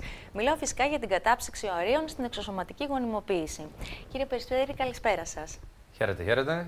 Χαίρομαι πολύ που είστε σήμερα εδώ κοντά μας. Έχουμε να πούμε πάρα πολλά πράγματα για αυτό το θέμα που το ακούμε συνέχεια στην τηλεόραση, σε δικούς μας ανθρώπους, στην παρέα μας. Πάντοτε υπάρχει μια γυναίκα η οποία θα προβεί σε κατάψυξη οαρίων. Πριν όμως πάω σε αυτό, θα ήθελα να μιλήσουμε και για το πολύ σπουδαίο έργο που κάνετε σαν εθελοντής ιατρός στους Γιατρούς Χωρίς Σύνορα, αλλά και στην HOP Γένεσης, που βλέπουμε ότι πραγματικά βοηθάει πάρα πολλές οικογένειες, πάρα πολλά ζευγάρια που θέλουν να γίνουν γονείς. Ναι, αυτή τη στιγμή, 2023, έχουν γεννηθεί περίπου 650 μωρά μέσω του προγράμματος σε ακριτικές περιοχές από το Καρπενήσι μέχρι τους Φούρνους Ικαρίας. Βλέπουμε συνέχεια ότι όλο και αυξάνονται τα μωράκια και πραγματικά εγώ έτσι και στα social που ακολουθώ το προφίλ είναι πάρα πολύ συγκινητικό. Φαντάζομαι ότι και για εσάς είναι πολύ μεγάλη χαρά που μπορείτε και συνεισφέρετε και συμβάλλετε σε αυτή την προσπάθεια. 100% ναι. Αυτή τη στιγμή έχω ζευγάρια που βλέπω στο ιατρείο μου εδώ στην Αθήνα από την Ανάφη, από την Πάτμο, από την Ικαρία που έρχονται μέσω του προγράμματος, δηλαδή το πρόγραμμα τους παρέχει τα ακτοπλοϊκά τους, τα έξοδα για να κάνουν εξωσωματική γονιμοποίηση, για την παρακολούθηση της εγκυμοσύνης για να γεννήσουν, όλα αυτά πληρώνονται μέσα από το πρόγραμμα και εμείς θελοντικά παρακολουθούμε και καλωσορίζουμε αυτά τα μωράκια στον κόσμο για να βοηθήσουμε λίγο και το δημογραφικό να ανέβει, το οποίο το χρειάζεται πολύ και δίνουμε αυτή τη στήριξη στα ζευγάρια σε ακριτικές περιοχές μέσω του προγράμματος. Πάρα πολύ σπουδαίο το έργο. Και πάμε λίγο τώρα να πάμε στο θέμα το οποίο θα συζητήσουμε σήμερα για την κατάψυξη οαρίων. Και είναι γεγονός πως τα τελευταία χρόνια βλέπουμε ότι πάρα πολλές γυναίκες γίνονται μανούλες σε μεγαλύτερη ηλικία από ό,τι είχαμε συνηθίσει παλαιότερα. Ναι, είναι αλήθεια. Η ζωή μας έχει αλλάξει. Τα δεδομένα είναι άλλα. Κάνουν οι Ελληνίδες παιδιά αργότερα ως επιτοπλίστων. Δηλαδή στην Ευρώπη αυτή τη στιγμή ο μέσος όρος ηλικίας που γίνεται μια γυναίκα μαμά είναι αυτή τη στιγμή στα 24 σε κράτη όπως τη Γαλλία και η Αγγλία και στην Ελλάδα είναι τα 33, ο μέσος όρος. Τα 24 είναι σε άλλες χώρες της Ευρώπης, δεν το ήξερα. Ναι, οπότε βλέπουμε ότι είναι τέτοιος ο τρόπος ζωής εδώ στην Ελλάδα που η μοντέρνα Ελληνίδα γυναίκα θα σπουδάσει, θα κάνει την μεταπτυχιακά της, θα κάνει την καριέρα της και όταν πια θα προγραμματίσει το να κάνει οικογένεια, για πολλές γυναίκες αυτό είναι μια πραγματικότητα μετά τα 35. Οπότε είναι πολύ σημαντικό να έχουμε καλή ενημέρωση για την κατάψυξη οαρίων, γιατί η ηλικία ιδανική να κάνεις κατάψυξη οαρίων είναι μέχρι τα 35. Μέχρι τα 35, για να μπορέσεις μετά να χρησιμοποιήσεις και τα οάρια και να μπορέσεις να αποκτήσεις ένα παιδάκι. Βέβαια, γιατί όταν λέμε να κάνουμε κρυοσυντήρηση οαρίων, δεν είναι απλά για να την κάνουμε, είναι γιατί θέλουμε να έχουμε καλής ποιότητας γόνιμα οάρια, που αυτά πότε είναι καλής ποιότητας και γόνιμα? Ιδανικά 25 με 35. 25 με 35. Έχω παρατηρήσει ότι τα τελευταία χρόνια το θέμα της κατάψυξης οαρίων το ακούμε πολύ περισσότερο από ό,τι παλαιότερα. Δηλαδή γίνεται πάρα πολύς λόγος μέσα και από εκπομπές και από τα social media που πάρα πολλές κοπέλες κάνουν κατάψυξη οαρίων και θέλουν με τον τρόπο τους να ενημερώσουν. Γιατί το βλέπουμε πιο πολύ τώρα τα τελευταία χρόνια και όχι παλαιότερα, ή γιατί μάλλον δεν το γνωρίζαμε, γιατί προφανώς γινότανε? Για 3 λόγους. Νούμερο 1, η τεχνολογία είναι καλύτερη. Παλιά, τύπου δεκαετία του 90, γινόταν κρυοσυντήρηση και δεν ήταν η τεχνική καλή, καταστρέφονταν τα οάρια και όταν πηγαίναμε να τα αποψύξουμε, τα χάναμε. Τώρα πια, με την τεχνική της ιαλοποίησης, μπορούμε να καταψύξουμε τα οάρια και σχεδόν να έχουμε, παράδειγμα, καταψύχουμε 10 οάρια, στην απόψυξη να έχουμε 9, άντε να χάσουμε ένα. Αλλά είναι πολύ καλή διαδικασία πια, νούμερο 1. Νούμερο 2, η ενημέρωση. Ζούμε σε μια digital εποχή, έχουμε όλη την πληροφορία στο δάχτυλό μας, οπότε είναι πολύ εύκολο να ενημερωθούν οι γυναίκες και να πάνε να κάνουν κάτι τέτοιο. Και νούμερο 3, η πρόσβαση. Δηλαδή, αν εγώ είμαι αυτή τη στιγμή μια 35χρονη γυναίκα η οποία έχω κάπως φτιάξει τη ζωή μου αλλά ακόμα δεν έχω βρει τον κατάλληλο άνθρωπο. Αλλά ξέρω μέσα μου ότι θέλω να γίνω μητέρα. Είναι πολύ έξυπνο να πω: OK, αφιερώνω 14 μέρες από τη ζωή μου. Τόσο θέλεις, 14 μέρες. Καταψύχω οάρια και μετά, όταν η ζωή μου φέρει αυτόν τον κατάλληλο άνθρωπο που θέλω να δημιουργήσω οικογένεια, αν έχω κάποιο πρόβλημα γονιμότητας, έχω και αυτά τα καταψυχωμένα οάρια από τότε, από το 2023. Και μια χαρά. Μπορεί και να μην χρειαστούν. Ουσιαστικά το κάνεις για να έχεις μια σιγουριά ότι στην ηλικία που θα θελείς να αποκτήσεις παιδιά, αν τυχόν δεν μπορείς με φυσιολογικό τρόπο να χρησιμοποιήσεις τα κατεψυγμένα οάρια. Και είναι, επειδή είπατε και για την ενημέρωση, είναι νομίζω από τις φορές που τα social media και η τεχνολογία και το ίντερνετ και όλα μπορούν να βοηθήσουν ουσιαστικά. Γιατί συνήθως συζητάμε για το κακό εντός εισαγωγικών που μπορεί να κάνει η τεχνολογία ή η υπερπληροφόρηση, αλλά εδώ πέρα μπορεί να κάνει πάρα πολύ μεγάλο καλό. Θα ήθελα να πούμε έτσι βήμα-βήμα και πολύ απλά για να καταλάβει ακριβώς και ο κόσμος τα βήματα που πρέπει να ακολουθήσουμε για αυτή τη διαδικασία όταν μια γυναίκα πάρει απόφαση ότι θέλει να κάνει κατάψυξη οαρίων. Τα βήματα λοιπόν είναι 5. Ξεκινάμε πρώτα με τον γυναικολογικό έλεγχο. Πηγαίνουμε στην γυναικολόγο μας, στο γυναικολόγο μας, να κάνουμε υπερηχογράφημα, ορμονολογικές εξετάσεις, να δούμε ότι όλα είναι OK. Αφού γίνει αυτό, μετά γίνεται ο προγραμματισμός. Γιατί αυτό δεν γίνεται όποτε να είναι, γίνεται με το που ξεκινήσει ο κύκλος, με το που έρθει περίοδος. Άρα, από την δεύτερη μέρα συνήθως του κύκλου, ξεκινάμε κάποια φάρμακα. Τα φάρμακα αυτά κάνουν διέγερση των οθικών. Εκεί που οι οθήκες μιας γυναίκας θα δώσουν ένα οάριο κάθε μήνα, εκείνο το μήνα θα δώσουν 10 οάρια, 12 οάρια, θα δώσουν περισσότερα. Γίνεται παρακολούθηση μετά, που είναι το τρίτο βήμα, παρακολούθηση κατά τη διάρκεια της διέγερσης, δηλαδή κάθε 2 με 3 μέρες. Μας βλέπει ο γιατρός μας, γιατί βλέπουμε πώς μεγαλώνουν αυτά και πότε είναι η κατάλληλη μέρα, 11η μέρα, 12η, 13η μέρα για να τα συλλέξουμε. Το τέταρτο βήμα είναι να προγραμματίσουμε την κατάλληλη μέρα να γίνει ολιψία. Η ολιψία είναι που λαμβάνουμε τα οάρια. Συνήθως αυτό γίνεται με μέθη. Μπορεί να γίνει βέβαια και χωρίς μέθη. Για πολλές κυρίες το κάνουμε και χωρίς μέθη, αλλά συνήθως όταν είναι μεγάλος αριθμός των οαρίων, σημαίνει ότι θα τσιμπήσουμε με βελόνα αρκετές φορές οθήκες και αυτό πονάει. Οπότε θα πάρει λίγο μέθη η γυναίκα, θα κοιμηθεί και ενώ κοιμάται για αυτά τα 10 λεπτά, λαμβάνουμε εμείς. Κάνουμε την ολιψία, λαμβάνουμε τα οάρια και εκεί γίνεται και το πέμπτο βήμα που καταλήγουν τα οάρια στους εμβριολόγους μας, τα βλέπουν στο μικροσκόπιο ότι είναι καλής ποιότητας οάρια και στη συνέχεια τα καταψύχουν, γίνεται κρυοσυντήρηση. Όλη αυτή η διαδικασία παίρνει 14 μέρες για την εκάστοτε γυναίκα. Αν ο κύκλος ήταν καλός, τι πάει να πει ήταν καλός, πήραμε διψήφιο αριθμό. Πήραμε 10, 12, 14 οάρια. Πολύ ωραία. Αν πήραμε μονοψήφιο αριθμό, συνήθως προτείνουμε στη γυναίκα να επαναλάβει τη διαδικασία. Μπορεί να την επαναλάβει τον επόμενο μήνα, σε 2 μήνες, σε 3 μήνες, σε 1 χρόνο. Αλλά προτείνουμε να επαναλάβει τη διαδικασία για να έχουμε διψήφιο αριθμό κατεψυγμένων οαρίων. Αυτός είναι ο στόχος. Ναι, αυτό ήθελα και να σας ρωτήσω τώρα. Πόσα έτσι ενδεικτικά απαιτούνται για να συγκεντρωθούν στην κατάψυξη, αλλά νομίζω ότι μου το απαντήσατε ότι πρέπει να είναι. Διψήφιος. Και γιατί αυτό, γιατί πολύ χοντρικά ξέρουμε ότι 10 οάρια αντιστοιχούν σε ένα μωρό στο σπίτι. Τι εννοώ? 10 οάρια αντιστοιχούν σε ένα μωρό στο σπίτι. Γιατί? Ας πούμε ότι έχουμε 10 οάρια κατεψυγμένα. Και μετά έχουμε τον κατάλληλο δότη, παίρνουμε το σπέρμα του, παίρνουμε αυτά τα 10 οάρια, κάνουμε μωρά. Θα γονιμοποιηθούν όλα? Όχι. Πες, γονιμοποιούνται 8 έμβρια. Μετά από αυτά προχωράνε, μεγαλώνουν, διαιρούνται σε 2, σε 4, σε 8 κύτταρα, γίνονται καλά έμβρια. Όλα. Όχι. Πες, θα γίνουν τα 5. Και μετά έχεις 5 έμβρια. Από αυτά παίρνεις 2 έμβρια, τα κάνεις εμβριοταφορά μέσα στη γυναίκα, δεν πιάνει η εμβριοταφορά εκείνο το μήνα. Οκ. Χάσαμε 2 έμβρια. Τον επόμενο μήνα παίρνεις άλλα 2 έμβρια ή ένα έμβριο, κάνεις την μεταφορά, πιάνει εκείνο το μήνα. Οπ, τέλεια, έχουμε μωρό. Οπότε βλέπουμε, επειδή έχει και άλλα βήματα η διαδικασία της εξωματικής, γνωρίζουμε χοντρικά ότι 10 οάρια αντιστοιχούν σε ένα μωρό στο σπίτι. Οπότε γι' αυτό θέλουμε διψήφιο αριθμό, γιατί να εξασφαλίσουμε ότι θα έχει ένα μωράκι μεθαύριο αυτή η γυναίκα που κατέπισε οάρια από τότε και θα τα αξιοποιήσει όποτε θα χρειαστεί. Υπάρχει κάτι που πρέπει να προσέξει μια γυναίκα όταν μπει σε αυτή τη διαδικασία? Να προσέξει εννοώ στον εαυτό, δηλαδή να κάνει μια συγκεκριμένη διατροφή. Λέω εγώ ένα παράδειγμα. Υπάρχουν κάποιες κινήσεις ώστε να βοηθήσει με κάποιο τρόπο και οργανικά? Ναι, θα απαντήσω και στα δύο σκέλη. Τι βοηθάει και τι να προσέξει. Θα ξεκινήσουμε με το τι να προσέξει. Να προσέξει τις δεύτερες σκέψεις και το δισταγμό. Τι εννοώ? Οι περισσότερες γυναίκες έχουν δεύτερες σκέψεις ή διστάζουν. Λένε, ας μην το κάνω φέτος, ας το κάνω του χρόνου, ας το κάνω του παραχρόνου.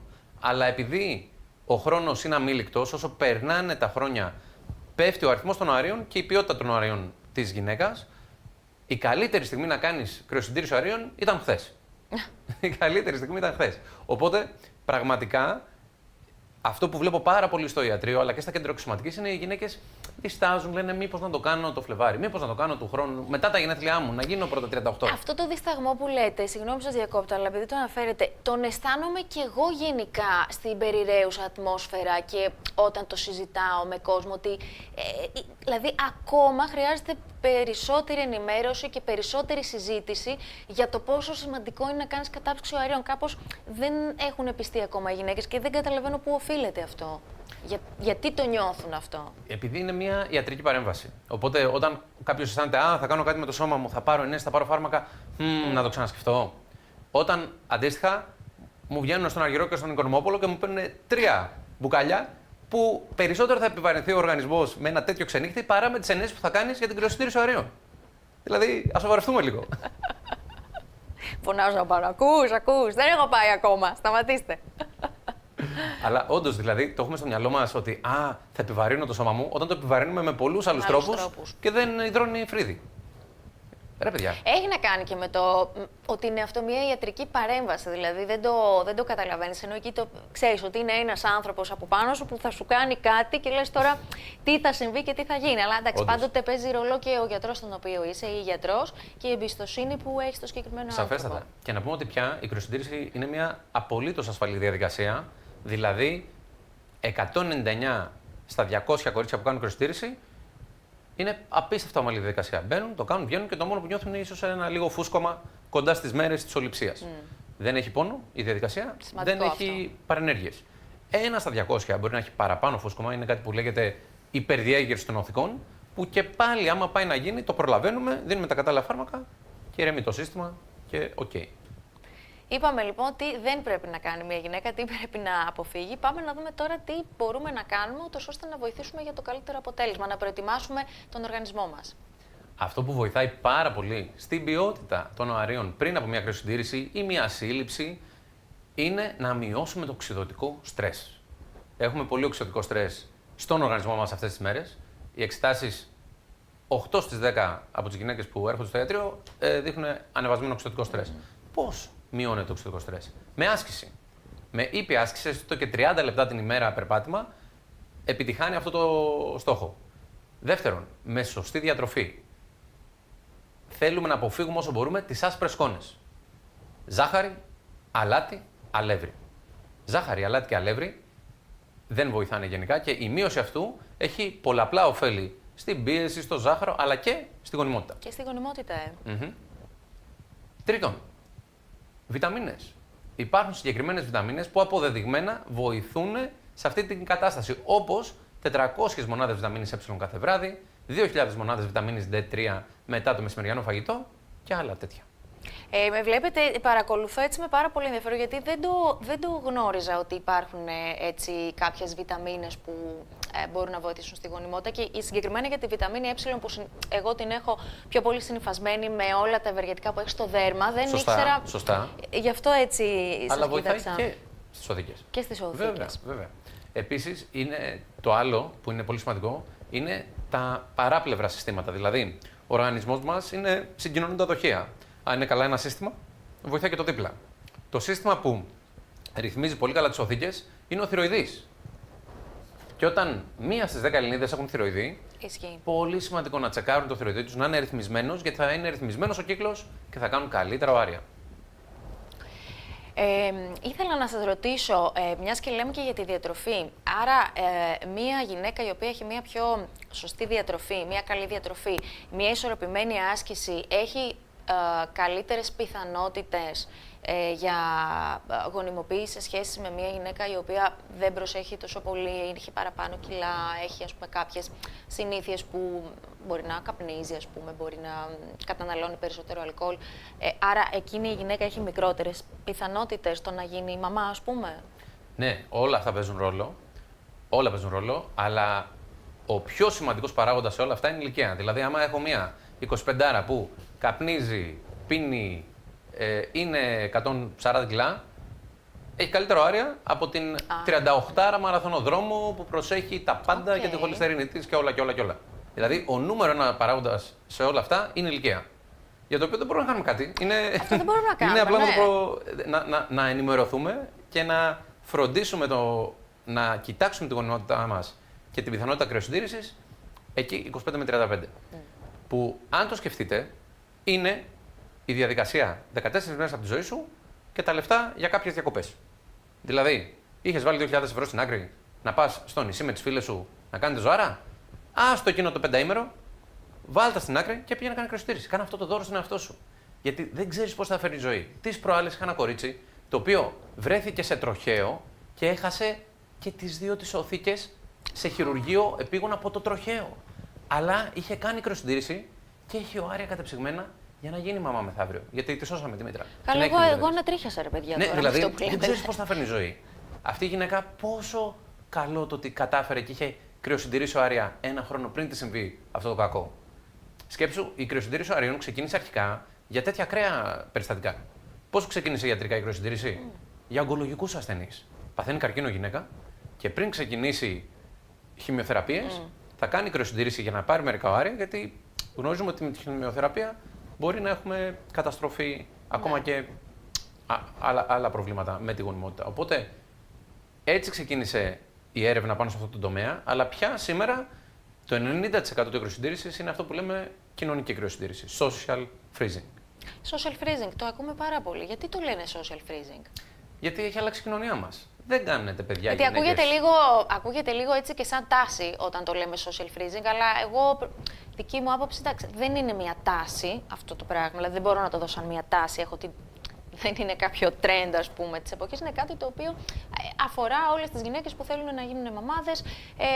Αφορά έτσι ούτως ώστε να μπορέσουμε να προσέξουμε και να προλάβουμε καταστάσεις, να έχουμε τη δυνατότητα, γιατί όντως η ζωή μας πλέον είναι πολύ αγχωτική, έχουμε πολλά πράγματα να κάνουμε που θέλουμε να κάνουμε και τουλάχιστον να έχουμε προνοήσει να έχουμε κάνει την κατάψυξη οαρίων. Οπότε εγώ δεν το βλέπω σαν τάση, αλλά παρόλα αυτά ακούγεται σαν τάση το social freezing. Μακάρι να ήταν τάση. Μακάρι να ήταν τάση, γιατί αυτό θα έδινε πολύ περισσότερη δύναμη στη μοντέρνα γυναίκα. Γιατί είναι δύναμη επιλογής το να έχεις κάνει κατάψυξη οαρίων.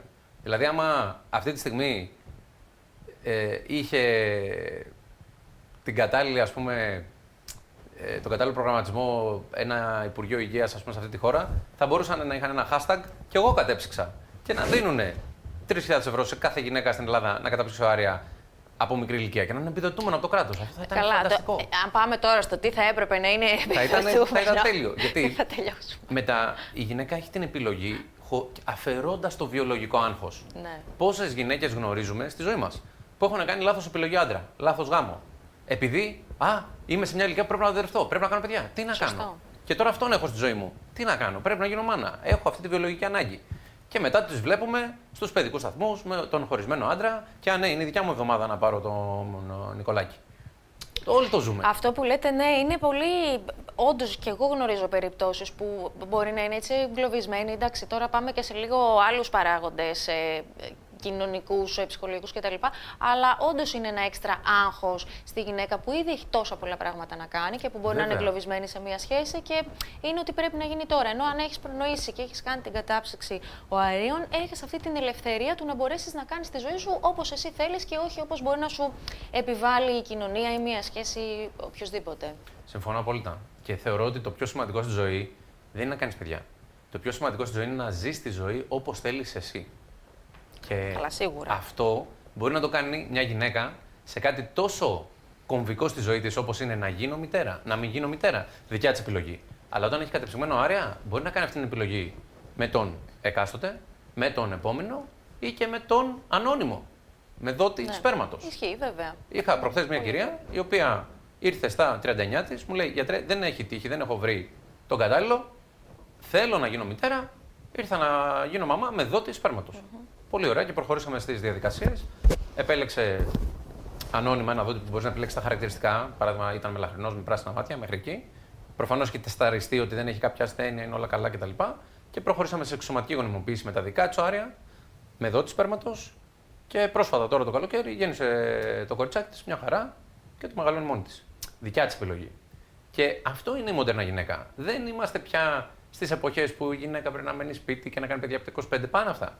Τώρα η κάθε γυναίκα επιλέγει και κάνει τη ζωή της. Και η κατάρριξη οαρίων είναι προνόμιο και δικαίωμα της κάθε γυναίκας. Και αυτό που φωνάζουμε όλοι οι γυναικολόγοι είναι δείτε το από νωρίς. Γιατί τα όρια μέχρι τα 35 μας δίνει η φύση άπλετη γονιμότητα. Από τα 35 και μετά, άμα δείτε όλα τα γραφικά, πέφτει το γράφημα, πέφτει το γράφημα και μετά τα 40 δυσκολεύουν ακόμα περισσότερο τα πράγματα. Οπότε, εμένα, αν μου έρθει μια γυναίκα να μου πει γιατί θέλω να κάνω κατάψυξη, άντε μέχρι 38-39 και βάσει των εξετάσεων της βέβαια, 40 το πολύ να πεις, οκ, να σε κάνω κατάψυξη. Μετά, δεν έχει πραγματικά νόημα να μιλάμε για κατάψυξη μετά την ηλικία των 40. Πάμε τώρα να δώσουμε μία νότα αισιοδοξίας για όσες γυναίκες μας βλέπουν που δεν έχουν κάνει κατάψυξη οαρίων, είτε γιατί δεν πρόλαβαν, είτε γιατί δεν το γνώριζαν, για τον οποιοδήποτε λόγο. Πώς μπορούμε από μία ηλικία και μετά να γίνουμε μανούλες που τα πράγματα είναι λίγο πιο δύσκολα. Και αναφέρομαι φυσικά στην εξωσωματική γονιμοποίηση, που και αυτή πλέον νομίζω ότι, όπως το είπαμε και στην αρχή, μία στις 3 γυναίκες κάνουν εξωσωματική τα τελευταία χρόνια. Ναι, σίγουρα τα νούμερα έχουν ανέβει πολύ. Πάλι επειδή ο μέσος όρος ηλικίας που γίνονται οι γυναίκες μαμάδες έχει ανέβει. Οπότε, επειδή, όπως είπαμε, τα όρια δεν βοηθάνε από ένα σημείο και μετά, βοηθάει η επιστήμη. Βοηθάει η επιστήμη. Θέλετε να πούμε λίγο έτσι με ποιους τρόπους μπορεί να γίνει σήμερα. Νομίζω δεν είναι μόνο ένας, είναι αρκετοί τρόποι. Αυτή τη στιγμή γνωρίζουμε ότι ένα ζευγάρι, το οποίο ας πούμε είναι στα 44 του και πηγαίνει στο γιατρό για να βοηθηθεί να κάνει παιδάκι, επειδή δεν έχει συμβεί αυτό τα τελευταία 3 χρόνια που προσπαθούν, υπάρχουν συγκεκριμένα βήματα που γίνονται για να βοηθήσουμε το ζευγάρι. Νούμερο 1, full έλεγχος του άντρα και της γυναίκας. Και του άντρα το υπογραμμίζω γιατί τα τελευταία δεδομένα δείχνουν ότι το 60% της υπογονιμότητας είναι αντρικός παράγοντας. Το έχω διαβάσει αυτό. Βεβαίως. Οπότε πολλές φορές κάνουμε εξετάσεις στις γυναίκες, κάνουμε χειρουργία στις γυναίκες και ο άντρας δεν έχει πάει να κάνει ένα απλό σπερμοδιάγραμμα. Όπα. Σωστά το λέτε. Και αρκετοί δεν το θέλουν κιόλας και λίγο από εγωιστικό ας πούμε τρόπο. Ότι εγώ είμαι εντάξει, τώρα άλλο κοινωνικό θέμα αυτό. Είναι θέμα γιατί πολλοί άντρες αλλά πρέπει και οι άντρες, ναι. τον ανδρισμό τους με την ποιότητα του σπέρματός τους. Ναι. Όχι.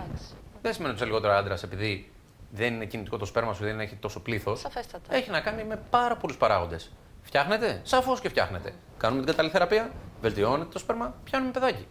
Απλά είναι πολύ σημαντικό οι γιατροί να κάνουμε αυτή τη συζήτηση, γιατί οι γυναίκες έχουν συνηθίσει να πηγαίνουν μια φορά το χρόνο στον γυναικολόγο για να κάνουν το τεστ πάπ τους. Οι άντρες θα πάνε στον ουρολόγο μόνο άμα είναι έτοιμοι να πεθάνουν. Οπότε προφανώς εκεί καλούμαστε εμείς να τους πούμε: πάμε να τσεκαριστείς, πάμε να κάνεις εξετάσεις σου. Χρειαζόμαστε και τους δύο για να κάνουμε μωρό. Αναπόφευκτα. Να δούμε λίγο τους τρόπους με τους οποίους μπορεί να γίνει εξωσωματική, να ενημερώσουμε λίγο ποιοι τρόποι υπάρχουν, γιατί δεν είναι μόνο ένας. Η πρώτη και η πιο συνηθισμένη που γίνεται είναι η αυτόλογη εξωσωματική γονιμοποίηση. Αυτόλογη τι σημαίνει? Γενετικό υλικό και από τους δύο. Σπέρμα από τον άντρα, οάρι από τη γυναίκα και μετά στο εργαστήριο οι εμβριολόγοι μας έχουν την ικανότητα και την επιστήμη, την τεχνογνωσία να μας φτιάξουν τα έμβρια, τα οποία στη συνέχεια μας ενημερώνουν ότι έχουμε για παράδειγμα 4-5 καλά έμβρια και θα κάνουμε εμείς την μεταφορά, θα το ποτέσουμε στη μήτρα της γυναίκας. Αυτό είναι το πιο συνηθισμένο. Στη συνέχεια έχουμε και κάποιες άλλες τεχνικές πέρα από την μικρογονιμοποίηση, όπως λέγεται, που παίρνεις δηλαδή το σπέρμα, το άριο και τα βάζεις μαζί στο τριβλίο, στο εργαστήριο. Υπάρχει ακόμα και η ενδοκυταρική έγχυση της σπερματίδας, όπου κυριολεκτικά παίρνουν και ρίχνουν το σπερματοζάριο και μηδενική κινητικότητα να έχει, να είναι τελείως, να μην μπορεί δηλαδή να πιάσει αυτό το ζευγάρι φυσιολογικά. Πάλι με αυτή την τεχνική μπορούν να δημιουργήσουν έμβριο. Αν ο άντρας δεν έχει καθόλου μηδενικό σπερματοζάριο, που το βλέπουμε γι' αυτό, να του κάνουν βιοψία. Βιοψία δηλαδή να πάρουν, πώς παίρνουμε τα οάρια από τις γυναίκες με την ολιψία, να πάρουν σπέρμα από τους όρχες. Πάλι και αυτό υπό αναισθησία γίνεται και πάλι καταφέρουμε να πάρουμε σπέρμα και να κάνουμε μωρά. Αν έχουμε εξαντλήσει όλες αυτές τις τεχνικές και δεν έχουμε ή το άριο από τη γυναίκα ή το σπέρμα από τον άντρα, χρησιμοποιούμε δότες. Μπορείς να κάνεις μωρό το οποίο είναι 50% το DNA δικό σου, είτε το άντρα είτε της γυναίκας, και το άλλο 50% είναι από μια δότρια οαρίου ή από έναν δότη σπέρματος. Αυτό το βλέπουμε πολλές φορές σε γυναίκες άνω των 45, γιατί η πιθανότητα του να κάνεις παιδί άνω των 45 με δικό σου άριο είναι δυστυχώς 1%. Τόσο λίγο. Τόσο λίγο. Μετά τα 45 να κάνεις παιδί με δικό σου άριο είναι 1%. Οπότε και τι κάνεις. Παίρνεις ένα ωραιότατο άριο από μια δότρια 25 ετών, από μια δότρια 27 ετών. Ωραία. Και με το σπέρμα τον τρούλι σου και κάνετε ένα μωρό το οποίο εσύ θα το κυοφορήσεις, εσύ θα το γεννήσεις, νομικά θα είναι δικό σας το παιδί, ανώνυμη είναι η δότρια άριων. Όλα αυτά γίνονται μέσα από νόμιμες διαδικασίες, το οποίο υπάρχει και η αρχή αναπαραγωγής της χώρας που τα επιβλέπει όλα αυτά. Έχει εξελιχθεί πολύ αυτός ο τομέας, όπως και με παρένθετη μητέρα και όλα τα πρωτόκολλα εφαρμόζονται ακριβώς. Κατά γράμμα. Και πια έχουν γίνει όλες τις διαδικασίες και με την νέα νομοθεσία που έχει βγει πολύ συγκεκριμένες. Όπως και οι δότες σπέρματος και οι δότρες οαρίων μπορούν να δωρήσουν το γενετικό τους υλικό πολύ συγκεκριμένες φορές. Γιατί δεν μπορούμε να έχουμε εκεί έξω μεθαύριο 20 ετεροθάλια αδέρφια να κυκλοφορούν και να γνωριστούν για παράδειγμα και να κάνουν γάμο και να κάνουν παιδιά και μετά να λένε γιατί τα παιδιά μας έχουν σύνδρομο Down. Επειδή στα αδέρφια. Οπότε, άρα υπάρχει και ένα όριο.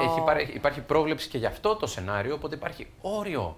Ας πούμε, μια γυναίκα μπορεί να γίνει δότρια οαρίων στην Ελλάδα έως και 3 φορές.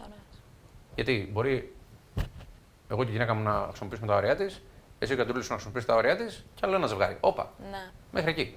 Δηλαδή, όλα αυτά γίνονται βάσει πρωτοκόλλων και βάσει πολύ συγκεκριμένων αυστηρών κανονισμών. Όλοι αυτοί οι τρόποι που αναφέραμε τώρα είναι εξίσου αποτελεσματικοί. Το ποσοστό επιτυχίας σε γενικές γραμμές είναι 50%. 50%. Δηλαδή, σε όλες τις περιπτώσεις. Όχι σε όλες, σαφέστατα εξαρτάται και από το ιστορικό της κάθε γυναίκας, του κάθε άντρα, από τις συγκεκριμένες, δηλαδή πρέπει να δούμε τις εξετάσεις τους, την ηλικία τους, όλα αυτά που συζητάγαμε. Αλλά σε γενικές γραμμές, για την κατανόηση του κόσμου, καλό είναι να πούμε ότι γενικά η εξωματική είναι εκεί γύρω στο 50%. Δηλαδή, έφτιαξε το έμβριο, θα το βάλεις μέσα, είναι κόρνα γράμματα. Θα πιάσει, δεν θα πιάσει. Ναι, δεν το λες και πολύ μεγάλο. Δεν το λες και πολύ μεγάλο, όντως. Και 100% δεν υπάρχει στην ιατρική. Τίποτα δεν είναι 100%. Φαντάζομαι ότι παλαιότερα ίσως ήταν και μικρότερο το ποσοστό. Παλαιότερα ήταν μικρότερο. Παλαιότερα ήταν κοντά στο 30. Κοντά στο 30. Οπότε όσο περνάνε τα χρόνια και η τεχνολογία και εξελίσσεται, μεγαλώνει και το ποσοστό. Σαφέστατα. Η πρώτη εξωματική έγινε το 1978. Είναι μια τεχνολογία, μια επιστήμη που υπάρχει ήδη πάνω από 50 χρόνια και όσο προχωράνε τα χρόνια, τόσο και εξελίσσεται. Τα φάρμακα τα οποία χρησιμοποιούνται για τη διαδικασία της εξωσωματικής είναι ασφαλή? Ναι, είναι ασφαλή. Και για τη μαμά και για το έμβριο. 100%. Έχουν γίνει εκτενείς μελέτες πάνω στα φάρμακα και τις ορμόνες που δίνουμε για να διαγείρουμε τις οθήκες και δεν προκαλούν καρκίνο. Είναι μύθος το ότι προκαλούν καρκίνο. Είναι ασφαλή για τη γυναίκα και επίσης είναι βραχυπρόθεσμα αυτά που προκαλούν στον οργανισμό, όχι μακροπρόθεσμα. Δηλαδή θα επηρεάσουν τη γυναίκα για εκείνο το 14ήμερο που θα κάνει τη διάγερση. Αλλά πώς θα την επηρεάσουν, δηλαδή, τι θα. Συνήθως υπάρχει πρίξιμο, υπάρχει λίγο φούσκωμα, υπάρχουν λίγο αλλαγές στη διάθεση. Εντάξει. Τέτοια συμπτώματα τα αυτά οποία όμως. Αυτά μας συμβαίνουν και στον κύκλο μας. Ακριβώς. Δηλαδή με το που θα έρθει ο επόμενος κύκλος ή με το που θα έρθει η εγκυμοσύνη, φεύγουν αυτά. Τελικά, από ό,τι καταλαβαίνω, η εξωσωματική γονιμοποίηση είναι εξίσου ασφαλής με την φυσική γονιμοποίηση. Ναι. Και πρόσφατα, σε συνέδριο που είχαμε στη Θεσσαλονίκη, είδαμε μια εκτενή μελέτη που είχε γίνει με το ερώτημα: είναι τα μωρά με φυσική σύλληψη και τα μωρά με εξωσωματική το ίδιο υγιή? Και είχαν δει μια μεγάλη ομάδα 10.000 παιδιών που άλλα γεννήθηκαν με φυσική σύλληψη, άλλα με εξωσωματική και τι είδανε? Κοιτώντας για καρδιολογικά προβλήματα, νευρολογικά προβλήματα, αν τα παιδιά βγάλουν αυτισμό, δεν βγάλουν αυτισμό, είδαν ότι τα ποσοστά ήταν τα ίδια. Είναι το ίδιο υγιή, το ίδιο φυσιολογικά τα παιδιά που γεννήθηκαν με εξωσωματική ή με φυσική σύλληψη. Θέλω να σας ρωτήσω κάτι άλλο που μου ήρθε μόλις τώρα αυτή η ερώτηση. Γιατί έχει τύχει και έχω συναντήσει κάποιες γυναίκες οι οποίες προσπαθούν πάρα πολύ καιρό να κάνουν παιδάκι με εξωσωματική γονιμοποίηση και κάνανε πάρα πολλές προσπάθειες. Και εκεί εγώ τώρα αναρωτιέμαι, κάπου ο γιατρός μπορεί να καταλάβει από ένα σημείο και μετά, δηλαδή αν κάνεις 2-3 προσπάθειες, 4 να πω, και δεν προκύψει εγκυμοσύνη, υπάρχει περίπτωση η γυναίκα να μην μπορεί καθόλου να κάνει, ο γιατρός το βλέπει από νωρίς αυτό ή πρέπει να την υποβάλει σε πολλές τέτοιες διαδικασίες, πολλές τέτοιες προσπάθειες εξωσωματικής? Το δεύτερο. Δηλαδή, αν μια γυναίκα δεν έχει κάνει ποτέ εξωσωματική, δεν γνωρίζουμε και πώς θα τη δράσει ο οργανισμός της επακριβώς. Έχουμε μια εικόνα από τις εξετάσεις της και τι θα συμβεί, αλλά όταν πια έχει κάνει 1, 2, 3 κύκλους εξωσωματικής, ξέρουμε πώς αντέδρασε τα φάρμακα, ξέρουμε πώς αντέδρασε στην εμβριομεταφορά. Οπότε αυτά τα δεδομένα μας βοηθάνε για να είναι πιο επιτυχής η επόμενη προσπάθεια. Το ρωτάω γιατί ξέρετε και εγώ πολλές φορές έχω απορρίσει που λέω πώς γίνεται ας πούμε, η γυναίκα να έχει κάνει, δηλαδή ξέρω γυναίκα που έχει κάνει 7 φορές ας πούμε. Και παρόλα αυτά συνεχίζει και προσπαθεί και καλά κάνει, αλλά λέω κάπου και ο γιατρός δεν μπορούμε να γνωρίζουμε, γιατί είναι και μια διαδικασία. Καλά, δεν θα, και το οικονομικό φυσικά, αλλά και το ψυχολογικό για τη γυναίκα. Βέβαια, δύσκολη. Να προσπαθεί και να προσπαθεί, γιατί μπορεί ο τρόπος αυτός να μην ταιριάζει στη συγκεκριμένη και να πρέπει να κάνει ας πούμε, κάποια άλλη κίνηση. Π.χ. μπορεί με παρένθετη μητέρα, με οτιδήποτε. Δηλαδή να μην εντός εισαγωγικών χάνει το χρόνο της σε κάτι το οποίο της κοστίζει οικονομικά και ψυχολογικά και συναισθηματικά και να κάνει μια άλλη προσπάθεια να κινηθεί κάπως διαφορετικά. Είναι αλήθεια. Είναι και οικονομικά και ψυχολογικά δύσκολη διαδικασία. Ξέρω ζευγάρια που ήταν τυχερά, κάναν έναν κύκλο εξωματικής, πιάσαν αμέσως παιδάκι, προχώρησαν σε εγκυμοσύνη. Και υπάρχουν και ζευγάρια που έχουν κάνει, όπως λες, 10-12 εξωματικές, έχουν χάσει κυριολεκτικά ένα διαμέρισμα σε αξία σε όλα αυτά, σε όλες αυτές τις δικασίες και 3 χρόνια από τη ζωή τους μέχρι τελικά να δουν αυτό το πολυπόθετο θετικό της κοίησης και να προχωρήσουν σε εγκυμοσύνη. Οπότε για κάθε ζευγάρι είναι διαφορετική η κατάσταση, αλλά όσο πιο γρήγορα πάνε σε έναν γιατρό να κάνουν τις εξετάσεις τους, να τσεκαριστούν, να αρχίσουν να κάνουν κινήσεις για τη γονιμάτά τους, μόνο κέρδος θα έχουν. Εγώ κρατάω αυτό που είπατε στην αρχή, ότι μετά τις 3 φορές ο γιατρός ξέρει. Ισχύει. Εντάξει, γιατί το λέω για να το ακούει και ο κόσμος, γιατί πολλές φορές δεν ξέρει και να μην προσπαθεί αδίκως. Θα ήθελα λίγο να μας πείτε τώρα, έτσι, γιατί πλησιάζουμε και προς το κλείσιμο, τι θα συμβουλεύατε τα νεότερα ζευγάρια, αλλά και τα μεγαλύτερα, που προσπαθούν να κάνουν ένα παιδάκι. Η συμβουλή για όλα τα ζευγάρια είναι να έρχονται στο γιατρό. Να ξεκινάμε από το να υπάρχει μια επικοινωνία, να υπάρχει μια συμβουλευτική από νωρίς. Γιατί κάθε ζευγάρι είναι διαφορετικό. Άλλοι έχουν σαν όνειρο τη γονεϊκότητα άμεσα, άλλοι θέλουν να κάνουν οικογενειακό προγραμματισμό και μπορεί να είναι σε 8-9 χρόνια να θέλουν να δημιουργήσουν οικογένεια. Αλλά όποιο και είναι το πλάνο τους, η μοντέρνα ιατρική είναι δίπλα στην κάθε γυναίκα, στον κάθε άντρα, να τους βοηθήσουμε να βελτιώσουν καταστάσεις αν έχουν κάποιο πρόβλημα, το οποίο αν το διαγνώσουμε από νωρίς, η πρόληψη είναι πάντα ανώτερη της θεραπείας. Όσο πιο γρήγορα ξέρεις κάτι, τόσο πιο γρήγορα προλαμβάνεις καταστάσεις και δεν χρειάζεται μετά κοστοβόρες, θεραπείες, χειρουργία, αν το προλάβεις από νωρίτερα. Το ίδιο ισχύει και για αυτό που είπαμε για την κρυοσυντήρηση οαρίων. Όσο νωρίτερα, τόσο το καλύτερο. Για όλους. Για τη γυναίκα, για το ζευγάρι, για το έμβριο. Γιατί όσο νεότερα τα οάρια, τόσο καλύτερης ποιότητας έμβριο έχουμε με λιγότερα γενετικά προβλήματα και σύνδρομα και προβλήματα που μπορεί να σου φάλει αργότερα. Οπότε, νωρίς. Η συμβουλή είναι προσέχουμε για να έχουμε. Πάμε για το check-up μας, πάμε για την πρόληψή μας, δεν αμελούμε να πάμε στον γιατρό να κάνουμε μια συμβουλευτική. Η πρόληψη βοηθάει σίγουρα, αλλά και φυσικά και για κάποιες κυρίες και για κάποιες ενδυνάμει μανούλες που μπορεί να μην έχουν προλάβει. Το σημαντικό είναι, όπως είπαμε και σήμερα, ότι υπάρχει ο τρόπος, υπάρχει η τεχνολογία, υπάρχει η τεχνογνωσία και μπορούν πραγματικά να κάνουν το όνειρό τους πραγματικότητα. Βέβαια. Και να πούμε πάνω σε αυτό, Μαρία, ότι δεν είναι ταμπού, δεν είναι κακό να πάει ένα ζευγάρι να μιλήσει. Βέβαια. Σου λέει, αγάπη μου, δεν σε πιέζω, δεν σου λέω να παντρευτούμε αύριο, δεν σου λέω να κάνουμε παιδιά μεθαύριο. Λέω, πάμε μια βόλτα στο γιατρό να συζητήσουμε. Σκεφτείτε σε άλλα κράτη που είναι πιο μπροστά, όπως η Ισλανδία, έχουν κάνει full γενετικό προφίλ όλου του πληθυσμού και είναι όλα online, σε app. Παράδειγμα, βγαίνει ζευγάρι. Έτσι όπως το λέτε, συγγνώμη που διακόπτω, τώρα μπορεί να τρομάζει και λίγο ο κόσμος, ξέρετε. Μα αυτό. Εγώ το έβλεπα τις προάλλες και λέω πόσο μπροστά είναι οι άνθρωποι. Βγαίνουν ζευγάρι στην Ισλανδία πρώτο ραντεβού. Α, ναι, Γιώχαν μου αρέσεις, α, πολύ ωραία. Για να δω, βάσει του app λέει ότι εμείς έχουμε 25% να βγάλουμε παιδί με ανεμία και με κυστική ένωση. Χάρηκα, ήταν ωραίο το ραντεβού, θα πληρώσω εγώ. Γεια. Και τελειώνει η υπόθεση εκεί. Γιατί ξέρω, να μου πεις, πολύ αποστηρωμένο, δεν είναι για τα ελληνικά δεδομένα. Αλλά δεν σου λέω να πάμε σε γενετικό προφίλ όλου του ελληνικού πληθυσμού. Αλλά πάτε ρε παιδιά μια φορά στο γιατρό να δείτε. Είμαστε OK. Εφόσον έχουν αποφασίσει ότι θέλουν να προχωρήσουν μαζί, να κάνουν οικογένεια. Ναι. Γιατί πολλές φορές μπορεί να αφήσουν κάτι στο φλου και όταν πάρουν την απόφαση και περάσουν το κατόφλι του Αγίου Νικόλα και πάνε μετά τελικά να κάνουν παιδί, βλέπουν ότι αν αυτό το είχαμε δει πριν 5 χρόνια, θα το είχαμε φτιάξει. Αυτό, το είχαμε προλάβει. Αυτό. Τέλεια. Θέλω να σας ευχαριστήσω πάρα πολύ για σήμερα, για την πολύ ωραία κουβέντα που είχαμε και πραγματικά νομίζω ότι δώσαμε πολύ χρήσιμες πληροφορίες, βοηθήσαμε και τον κόσμο που μας βλέπει και για την πρόληψη, αλλά και για την μετακατάσταση. Ευχαριστώ και εγώ πολύ και υπενθυμίζω σε όλα τα ζευγάρια ή και όχι, σε όλες τις γυναίκες που θέλουν να κάνουν αυτό το βήμα, μη φοβάστε, είναι τα πράγματα ασφαλή, ενημερωθείτε και πηγαίνετε στο γιατρό σας, ρωτήστε τους. Είναι ok να κάνω κρυοσυντήρηση? Το αναλαμβάνετε? Θέλετε να με στείλετε κάπου που το αναλαμβάνουν? Είναι καιρός.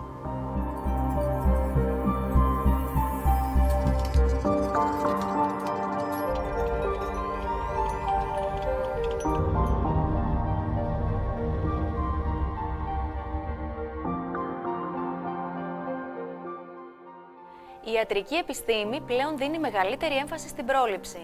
Στον τομέα της μεευτικής γυναικολογίας, η πρόληψη μεταφράζεται σε πρόβλεψη για το μέλλον. Έτσι δίνεται η δυνατότητα σε νεαρές κοπέλες που το επιθυμούν να πραγματοποιήσουν κατάψυξη οαρίων και να επιλέξουν, όποτε είναι οι ίδιες έτοιμες, να αποκτήσουν τα δικά τους παιδάκια. Εξειδικευμένοι ιατροί, γυναικολόγοι και επιστοποιημένα κέντρα που ακολουθούν διεθνή πρωτόκολλα παρέχουν αξιόπιστες λύσεις στον χώρο αυτό. This is me, Rod Gilbert, bestriding the stage like a super cool colossus, doing front of thousands. Except it's not me. Well, it is me, clearly. My name is Rod Gilbert, and I'm standing up to shyness. I've agreed to make a doc about shyness, specifically my own. Apparently, I'm far from alone with my social anxiety. According to psychologists, 50% of us identify as being shy.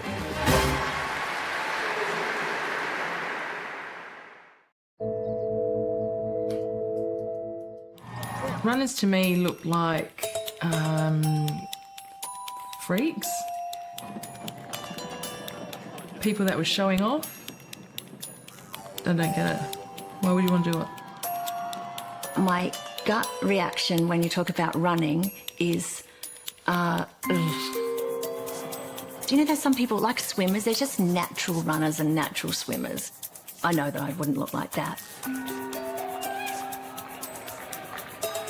I just can't get my head around it. I'm not a runner, and I'm doing a marathon. Well, I don't know much about it, just that you get to a point where you're just not going to be able to go on and you feel like you're going to die. New York City Marathon! Gosh, what happened?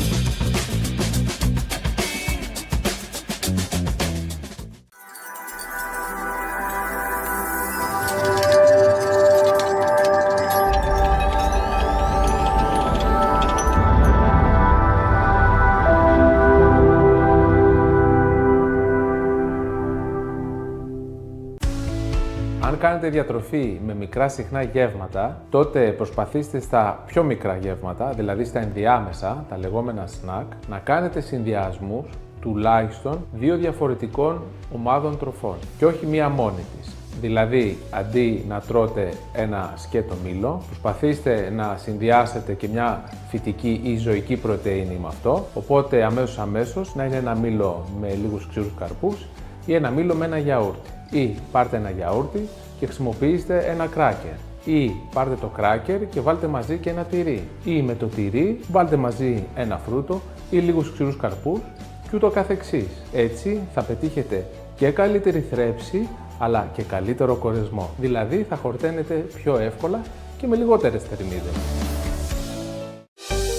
Νέα καπνικά προϊόντα. Το ηλεκτρονικό τσιγάρο και το θερμαινόμενο τσιγάρο. Οι περισσότεροι καπνιστές, στην προσπάθειά τους να διακόψουν το κλασικό τσιγάρο, θεωρούν από πληροφορίες οι οποίες είναι αβάσιμες επιστημονικά ότι είναι ακίνδυνο το να χρησιμοποιήσουν και να αντικαταστήσουν το κλασικό τσιγάρο με το ηλεκτρονικό ή το θερμαινόμενο τσιγάρο. Όσον αφορά την εξάρτηση από την νοικοτήνη, στην πραγματικότητα ο καπνιστής δεν χρειάζεται να απεξαρτηθεί και συνεχίζει να διατηρεί αυτήν του τη σχέση. Τώρα, τι συμβαίνει στον οργανισμό μας χρησιμοποιώντας αυτά τα καπνικά προϊόντα? Δεν γνωρίζουμε, όχι ότι δεν γνωρίζουμε ότι είναι βλαβερά, αυτό το γνωρίζουμε ότι είναι βλαβερά, αλλά δεν γνωρίζουμε τι θα συμβεί μετά από κάποια χρόνια χρήσης. Η έκθεση σε αυτά τα προϊόντα προκαλεί οξυδοτικό στρες, προκαλεί φλεγμονή και με το να είμαστε εξαρτημένοι κάνουμε συνεχή επαναλαμβανόμενη χρήση, η χρονιότητα της χρήσης πιθανά να οδηγήσει σε κάποια νοσήματα τα οποία δεν ξέρουμε ποια ακριβώς θα είναι.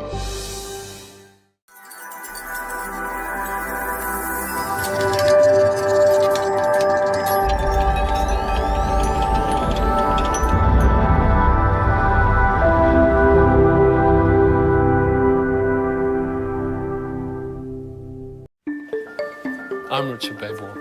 I've been a surgeon for almost 20 years. It's the only thing I've ever really wanted to do. Mostly, I operate on cancer patients. Surgery's not pretty, but at least it offers a chance of cure. This is the sharp end of cancer. Most patients I treat ask the same question. What could I have done not to get cancer? And I have to admit, I just don't know. I've lost friends and loved ones to cancer too, and I see the suffering it brings every day here at work. No one's to blame for getting cancer, but we can all reduce our risk. I've decided to explore the other side of the cancer story, prevention. 1 in 3 of us will get cancer at some point in our lifetimes. What would it take to improve those odds? In this episode, we'll examine how our modern lifestyles influence our cancer risk. We'll look at the real impact of sleep and stress. We'll examine our relationship with our most popular vices and discover how the way we move can impact on our cancer odds.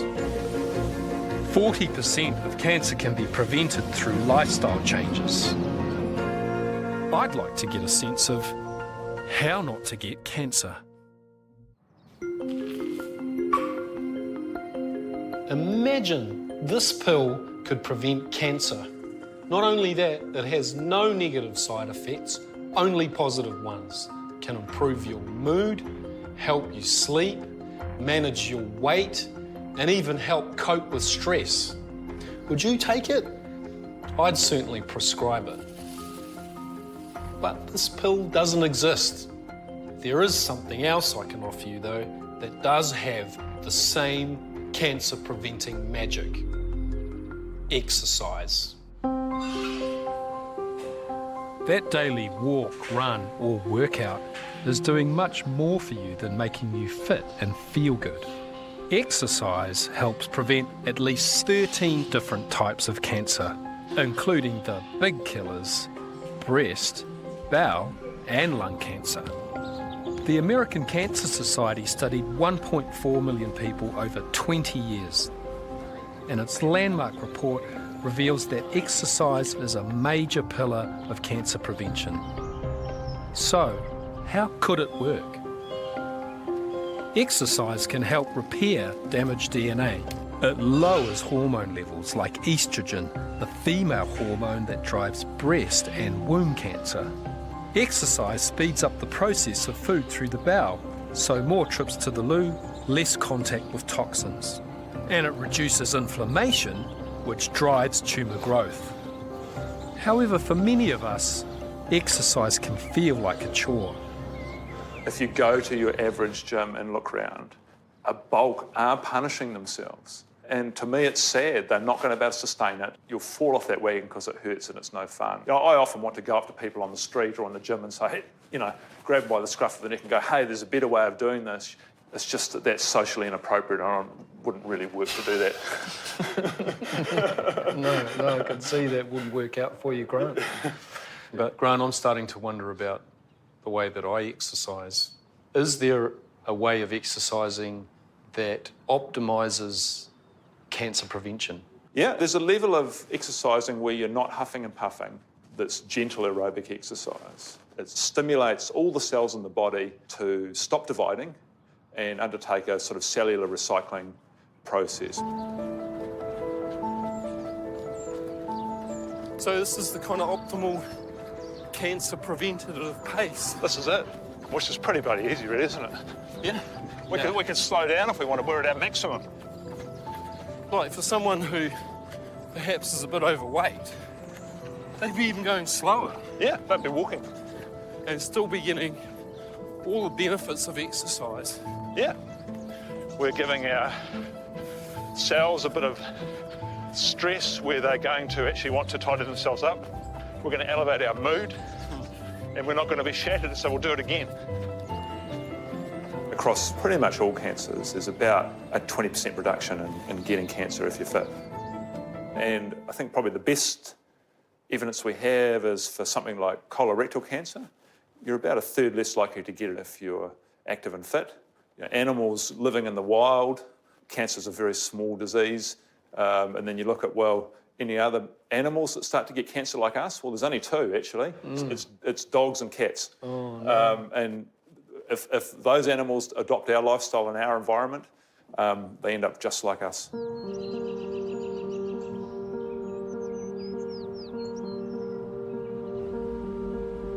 Modern life has meant most of us are now moving less and are not meeting World Health Organization guidelines for minimal activity.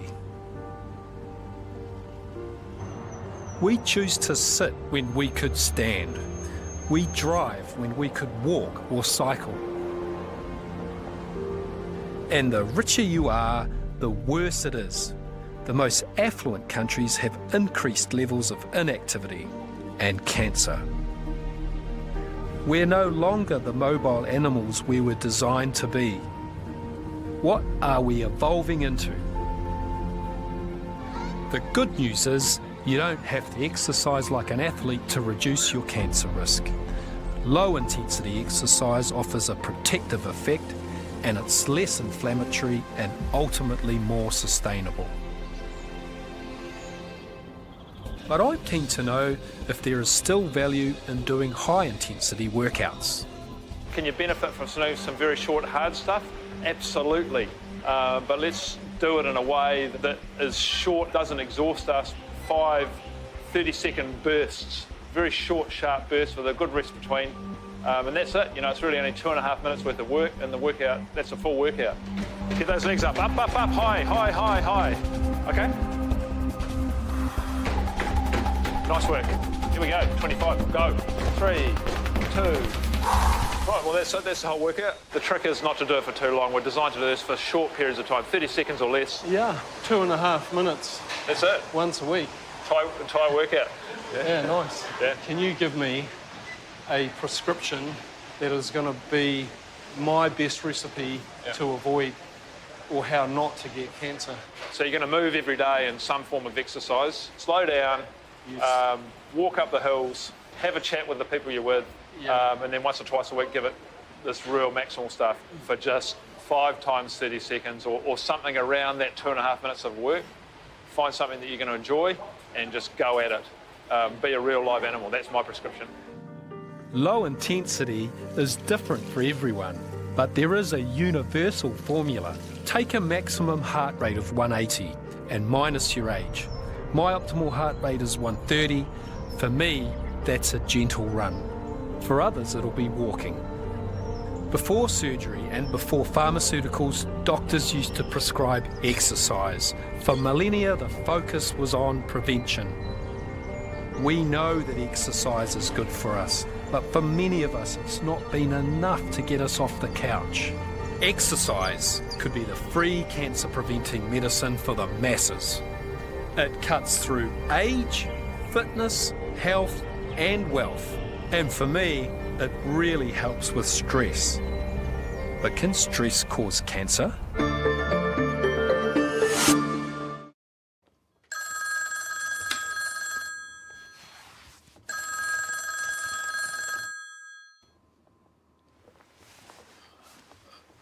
Hello?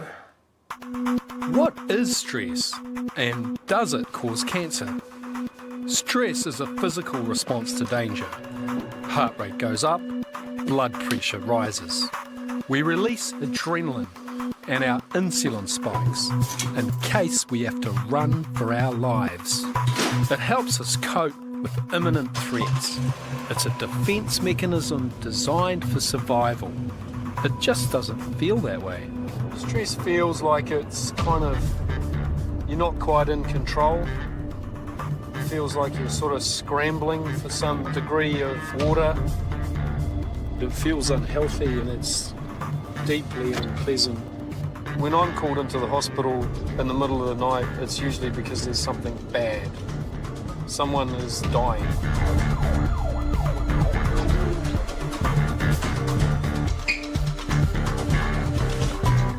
Often stress can feel life or death, but can it cause cancer? No, there's not a lot of evidence for it, but it's a common myth. When bad things happen, people like to look for reasons why they occurred. In the past, we blamed bad spirits or people putting hex on us. We all have stressful events in our lives, and when we do get sick, it's very easy to link those two things together. But careful studies don't really support the fact that stress is the predominant factor in cancer. But it can cause behaviours that cause cancer. It's true. I mean, one of the things that happens when we're under stress is that we engage in unhealthy behaviours. So we'll drink more, we tend to smoke more if we smoke, we don't go and see our friends as much and don't get as much social support. We'll have less time to exercise and take care of ourselves. Our sleep will be affected, and we're much more likely to eat a poor diet as well. So resilience to stress is important because it helps us avoid those other not so helpful behaviours that perhaps increase our risk of cancer. Yeah. There are many myths around cancer causes. Deodorant and underwire bras will not give you cancer. And it turns out that stress is another modern myth. Though it is important to recognise how stress can drive us towards a toxic lifestyle. It's crucial to learn how to control stress, and there's nothing better than a good night's sleep. Every living creature on Earth has a sleep cycle. It's called a circadian rhythm, and this body clock controls when we wake and when we sleep. During that time, our bodies are performing crucial cancer-preventing work, which can be a problem for night owls. Absolutely loved working night shift. Especially here in Dunedin, the students here are so much fun. They're loud and they're boisterous and they're vibrant, and it's just fantastic. You go home at night, your face would hurt because you've been laughing so much. It was the best, I loved it. Rhonda worked night shift as a taxi driver in Dunedin for 5 years, until she discovered she had breast cancer. When did you first notice that you weren't well? I found a lump, and I thought that wasn't normal. I went to the doctor and I was in surgery within a fortnight.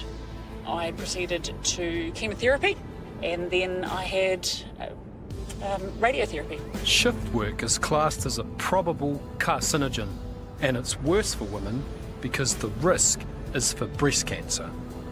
Scientists think the cause is linked to the disruption of the circadian rhythm. Shift work is a big challenge. You're working when your brain is actually set up to sleep, and then you're trying to sleep when your brain is set up for wakefulness. There is a lot of evidence now from big longitudinal studies that people who do rotating shift work are more likely, particularly women, are more likely to get breast cancer. And the increased risk looks to be about 19%, and it gets worse the longer you're doing the rotating shift work. How could disrupted sleep or shift work cause cancer? You're getting light at night. Our body clock in the brain is sensitive to blue light, particularly. So that's a particular problem in modern life, isn't it? Yes, it is. Is screen time from laptops, tablets and phones, which are right in your face, and it's the blue light from those devices that is the problem? Yeah. It's stopping your body producing melatonin. We know that melatonin actually suppresses tumour growth. So if you don't make enough melatonin over a long period of time, maybe that is one of the things that either enables or accelerates the growth of breast cancer tissue. Our bodies make cancer cells all the time, but our defence mechanisms are very good at killing them off. Melatonin is known as the hormone of darkness. Switched on at night, it can block the growth of cancer cells. If we switch it off, these cancer cells can multiply and form tumours. What can we all take from that about how not to get cancer? I think the essential thing is to remember to keep your body clock synchronised. And so that is regular sleep times and regular meal times, being conscious of the fact that we have this beautiful, intricate timing system that we need to respect and keep as much as we can functioning in the way it's designed to function. Rhonda's cancer has been in remission for 3 years. She drives mostly day shift now, but she misses the nights. I love it. The city's so calm and so peaceful. It's so black here and the stars are so bright. And then you'll notice one house light flick on and you'll see a jogger out with their dog and the city just starts waking up. It's a beautiful thing. Rhonda's just one of millions of people employed in shift work worldwide, and the numbers are going up. Shift work is fast becoming a problem of our modern lifestyles.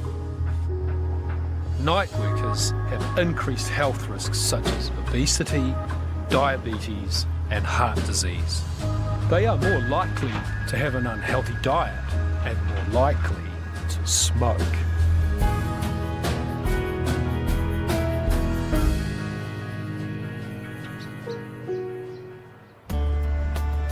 It's ironic that one of the most common places to spot a smoker these days is outside the hospital.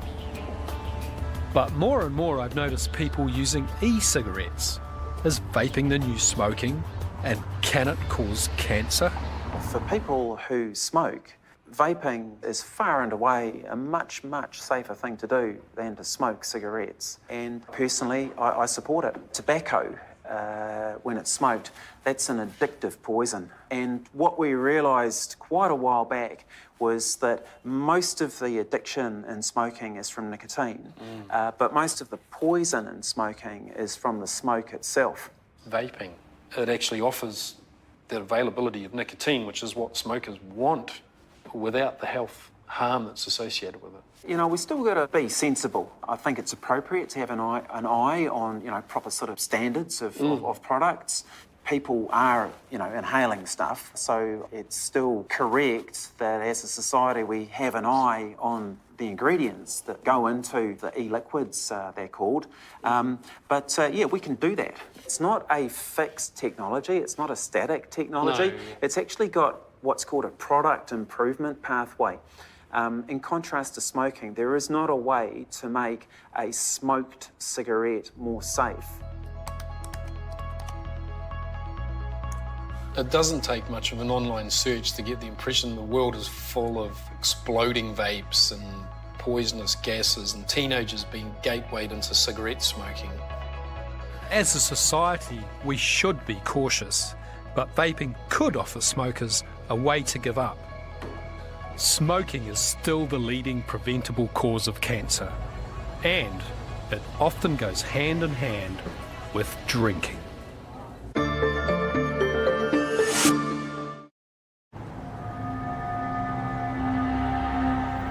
What is risk, and how do we assess danger when it comes to cancer? When I bike to work, the risk is right in front of me, and I can choose to change course to avoid it. Cancers can take a lifetime to grow. So while your lifestyle may have you on course for a head-on collision with cancer down the road, most of us can't look that far ahead. One of our most dangerous lifestyle pursuits is drinking alcohol. I'm out with the ambulance team tonight, and we're responding to alcohol incidents. New Zealand has a drinking problem. Almost a quarter of the drinking population are hazardous drinkers. Can we have a vomit? Yeah. And then we'll just flip over onto this side, eh? And a quarter of weekend hospital emergency admissions are alcohol related. Well, we're in the ambulance. We're heading off to hospital, okay? You've had a bit too much to drink. Younger people seem to go out really late these days, don't they? Yeah, and tend to preload a lot more. It's expensive drinking in town.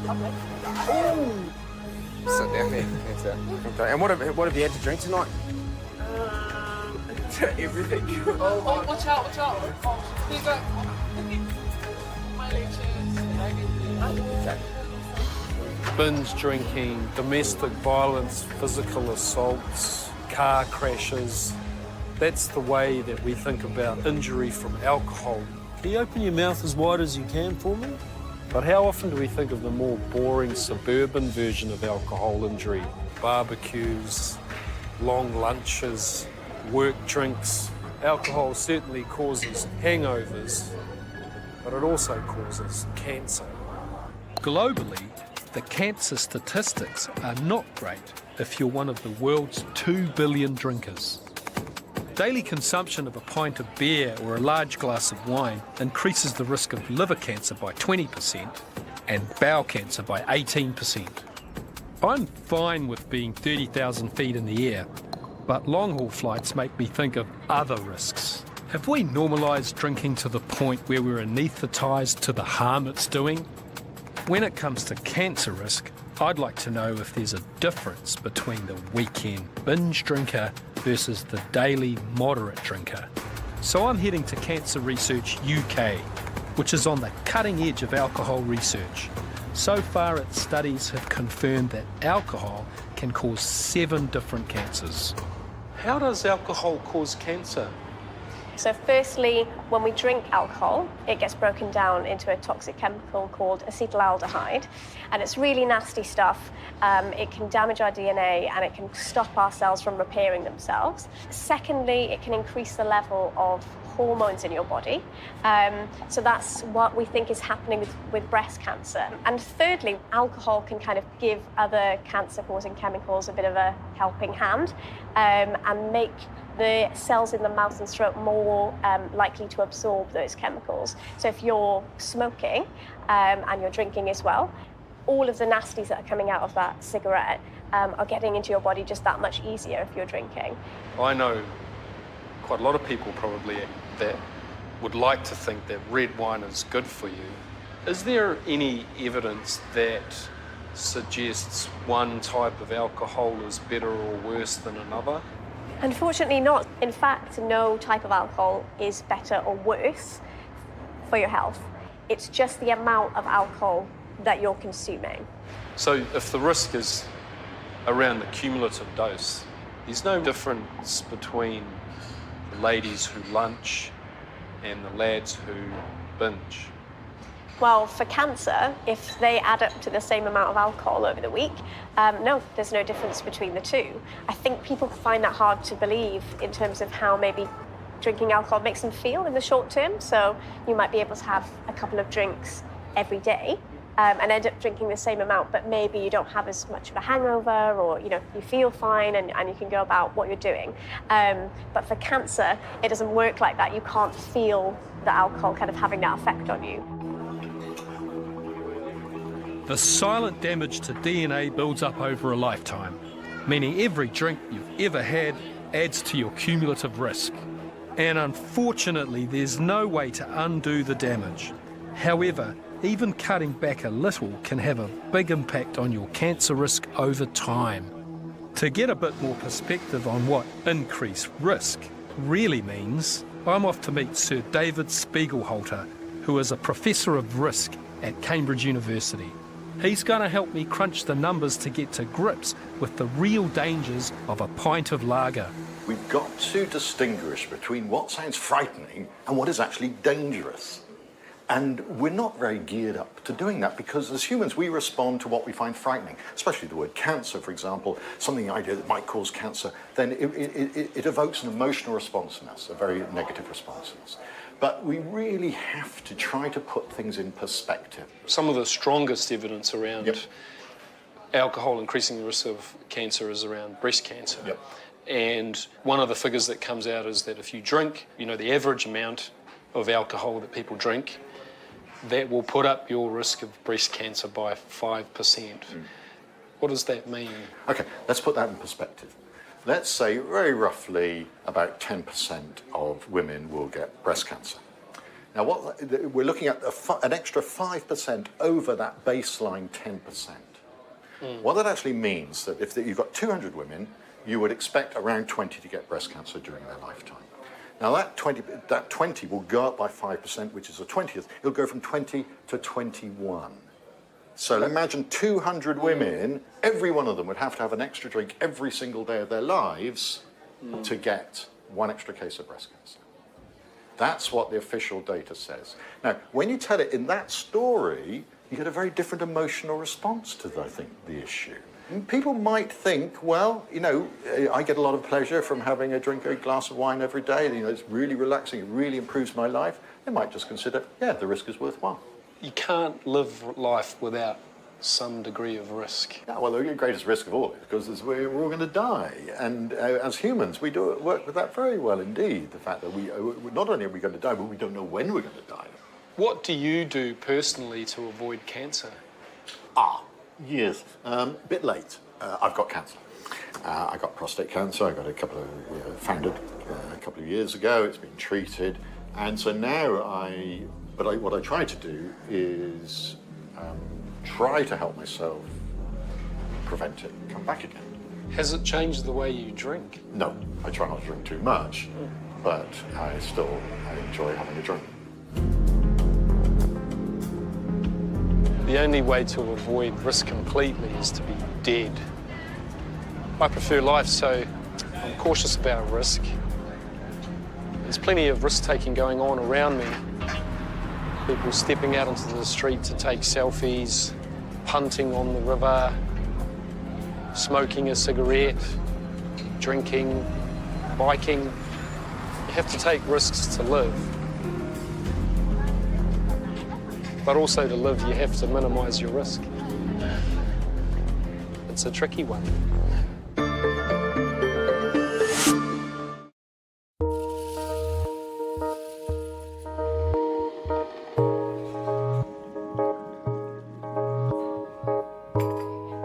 Does coffee kill or cure? Like me, you've probably heard endless stories about whether it's good or bad for you. We drink about 2 billion cups of coffee across the world every day. I drink about 3 of those before noon. I'd like to know, does a coffee a day keep the doctor away? Dr. Mark Gunter heads up the largest study ever done on coffee and cancer. He's the lead investigator on the EPIC study for the International Agency for Research on Cancer. It's examined the coffee drinking habits of more than 500,000 people over the last 20 years. There's absolutely no evidence that coffee drinking causes cancer. There is fairly convincing evidence from different large-scale studies from around the world that people who drink coffee, they have a lower risk of developing liver cancer. And also women who drink coffee, they seem to have a lower risk of developing endometrial cancer or cancer of the womb. How could coffee protect against liver cancer? Coffee drinkers tend to have lower levels of inflammation, more normal insulin levels, and also a kind of healthier liver enzyme profile. So all these things might suggest that coffee is having a beneficial effect on some of these pathways, which we know are linked to liver cancer. What about endometrial cancer? Well, endometrial cancer is a cancer which has a strong association with obesity, as well as with insulin and estrogen.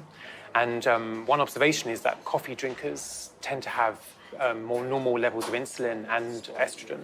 How many coffees should I drink a day to have an optimal effect on cancer prevention? I think probably a couple of cups of coffee a day. At least in our data seem to be showing a potential protective effect. Nice. I'm very relieved to hear that. Cheers. Coffee is already known to improve memory, boost mood and relieve tiredness. And now it looks like coffee could add cancer prevention to its hero list of health benefits.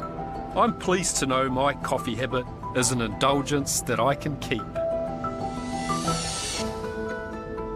Research on the cancer risk of mobile phones, however, is much more contentious. The smartphone has had a huge impact on our lifestyle over the last decade, and many of us now feel lost without it. The World Health Organization has classified mobile phones as a possible carcinogen. There are an estimated 5 billion mobile phone users on the planet, and use is growing every day. The sun certainly causes cancer, as do X-rays and nuclear radiation, because this type of energy damages DNA. But mobile phones emit a low-level electromagnetic field, or EMF, like Wi-Fi, cordless phones, baby monitors, microwave ovens and airport scanners. EMF can't damage DNA, but at close range it's absorbed by the body and heats up tissue. There are plenty of studies, but so far there is no conclusive evidence that this causes cancer in humans.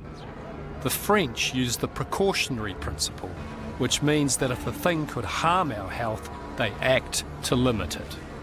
The French believe that there is enough evidence to suggest a risk, so they issue warnings around children's cell phone use, and they've banned Wi-Fi in daycare centres. In the old days, people had cameras. Now everyone has a cell phone. Dr. Annie Sasko is an epidemiologist who worked for the International Agency for Research on Cancer for 22 years. Exposure conditions have changed drastically in the past 10 years. Nowadays, the vast majority of the population is using cell phones and use it for a much longer period of time during the day. So there are applications which are running even when you're not using it, which means that the phone, even when you have it in your pocket and are not doing anything with it, still emits and receives EMF. So that means that we can't control our own exposure. Well, you can control part of it because you can decide not to have a cell phone, or you will be the strange one, but nevertheless, that's possible. Otherwise, you have to keep it as far away of your body as you can, because fortunately, the exposure diminishes quite rapidly with distance. But you should not keep the cell phone directly on your body. Distance is your best friend when using a cell phone. As is usual with carcinogens, in general, the people who seem to be the most sensitive are the young people. What is it about children that makes them particularly sensitive? In children, the cells are replicating very fast, and that if something gets wrong in the replication of the cells, then the likelihood of getting a cancer is much higher. The kid has a skull which is much thinner than an adult, therefore less protective of the brain. Prevention is better than cure? Yes. Right? Prevention is much better than cure, yeah. I quite like the French precautionary principle. It means we shouldn't take risks when the dangers are uncertain. We don't really know whether cell phones cause cancer. But with billions of people using mobile devices, I'm keen to get a second opinion.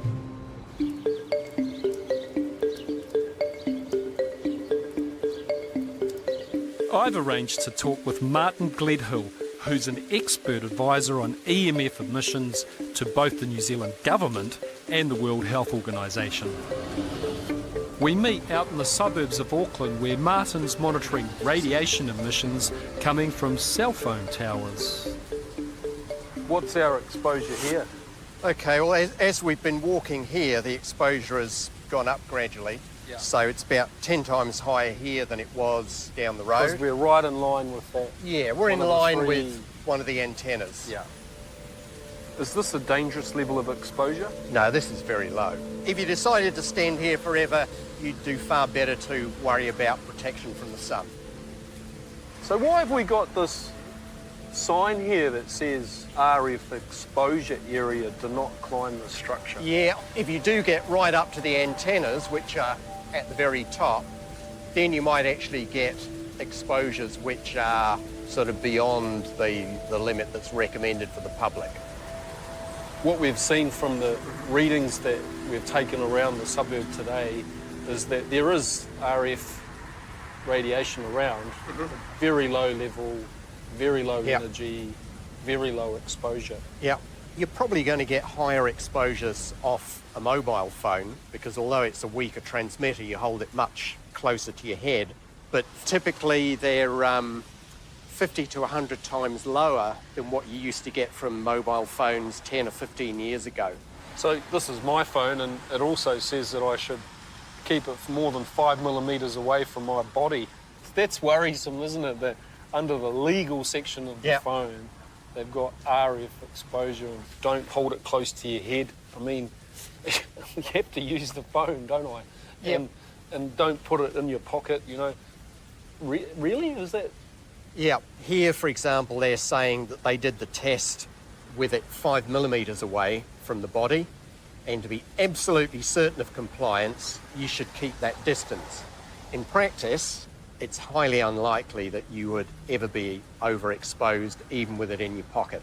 My assessment of the cancer risk of phones is that maybe there is tiny amount of risk, which is very hard to measure, but there are about 100 other things that we should be more worried about than a cancer risk from phones. I think that's a pretty fair assessment. I'm not panicking about mobile phone danger, but I am going to try and spend less time talking on my phone. And maybe, once in a while, I may even turn it off. But it does improve my life in a lot of ways too. At the moment, I'm using it to track my exercise. 3 months ago, Professor Grant Schofield gave me an exercise prescription that he believed would increase my fitness and reduce my overall cancer risk. All I had to do was slow down. Low-intensity exercise leads to less inflammation and is more sustainable in the long run. I'm curious to see if this new program has had any measurable effect on my fitness. So today, I'm going to find out if anything's changed. We're going to take you into our lab. We're going to put you on the treadmill. We're going to rig you up with the online gas analysis, and we're going to get a very accurate measure of your cardiorespiratory fitness. 138, 144. Again. 158, 159. Okay, come on. That's it, push it, push it. 172, come on. 179, come on. 181. Okay. Stop when you want to. Yep. There it is. 182 we got. Nice work. I think there's an astonishing change in your cardiorespiratory fitness. So you're about 40% faster. That's crazy. You would have actually lapped the previous Richard. And it feels like I've been doing less exercise. But importantly, you've been putting yourself in a situation where you're stressing the system enough, but you're allowing it to recover. And it's that constant cycling between a little bit of stress and recovery that exercise provides the benefits for. Do you think it's affected my cancer risk? Oh, absolutely. So not only do we know that being high in cardiorespiratory fitness, which you now are, is protective for cancer, it's also protective for all-cause mortality, so dying of anything, that's a good thing. And much more interesting, I think, is the internal environment that would have improved massively, which as far as the formation and maintenance of tumours and cancers is nothing but fantastic news.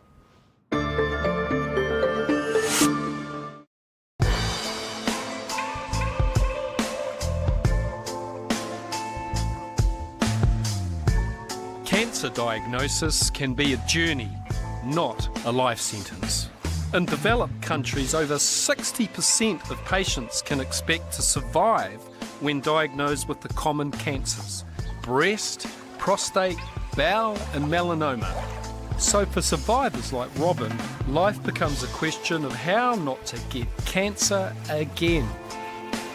In the past, doctors would advise patients to rest up and avoid activity. New research indicates that this is wrong. Exercise not only helps recovery, but will also reduce the risk of cancer recurring. Robin, what have you been doing to stop your cancer from coming back? I do yoga, I swim, deep water running, which I find fabulous. I've had stiff joints, and so anything that helps ease my joints. I walk a lot. I've got a dog that needs a lot of walking. Your joint problems are a side effect of chemotherapy, are they? Were you okay beforehand? I was fine beforehand, yes. So it's possibly why you do kind of this lower intensity exercise? Yes. My prognosis is still the 93% 10-year survival, but I think that's being improved upon with the exercise. Do you have contact with other women who've had breast cancer? Yes. The Breast Cancer Foundation run fabulous programs like the stand-up paddleboarding. Yeah, found my that mum's really good. in a dragon boat crew. Yes. She had, I think, a very similar breast cancer to you, and she's been in that crew ever since, Yes. right? Every single one of those women on that boat has had breast cancer, including my mum. When my mum, Yana, got breast cancer, it really rocked me. But she got through it, and for the past 14 years, she's been actively involved in dragon boating. It's taken her all over the world. She's made some great friends, and her cancer hasn't come back. So am I. When you first got breast cancer, that was pretty frightening for me. How was it for you? Oh, it was very frightening. I was thinking about it all the time.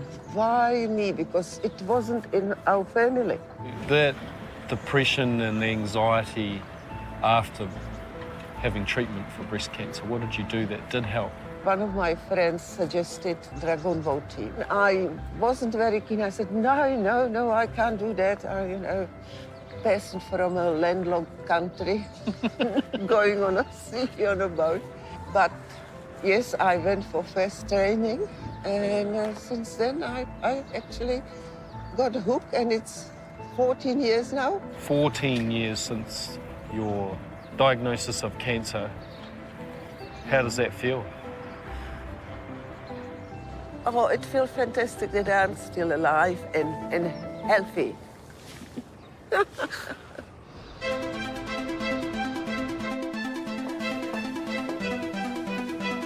I've always known exercise is good for us, but the surprise for me is that low-intensity exercise has such a powerful effect on cancer risk, which means it's achievable for everyone.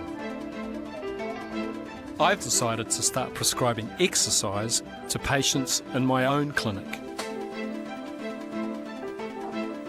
Elena, so do you do exercise? Yeah, I do. I'm not a 6 o'clock crack of dawn going for a run type of person, but I live a really active life Why now. not? You've got a tumour here that has a propensity to develop into cancer, and I think that exercise will have a positive impact on that. I think that you should increase the amount that you exercise, and the intensity of that exercise doesn't have to be great, like even just walking on the flat, enough to put your respiratory rate up a little bit, put your heart rate up a little bit. I don't think a lot of people out there realise that doing more exercise would help reduce the cancer. Yeah. I didn't know that.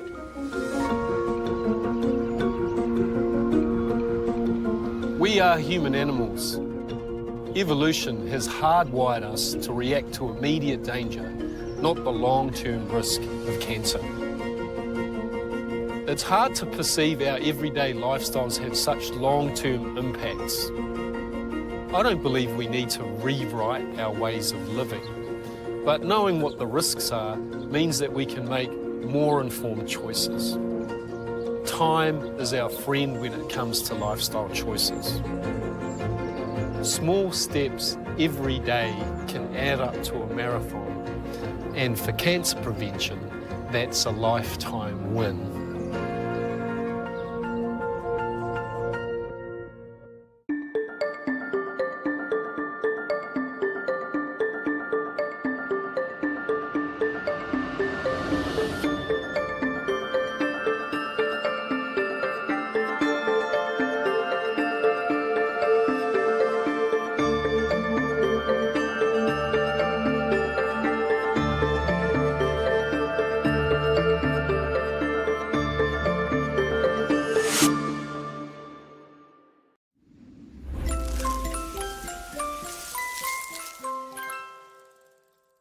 Supporting local content so you can see more of New Zealand on air.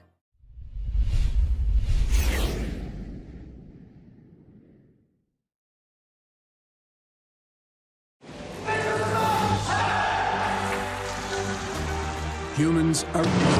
We've learned to face fear and use the power of faith. This series will explore some of the most incredible people on the planet. That has to be as I've ever had. To see what we can all learn from their lives. Body Hack.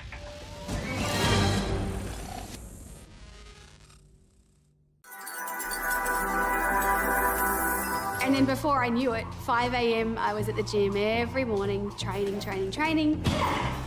And I changed my whole diet and the way I lived. There was a lot of personal sacrifice. You know what? I made it.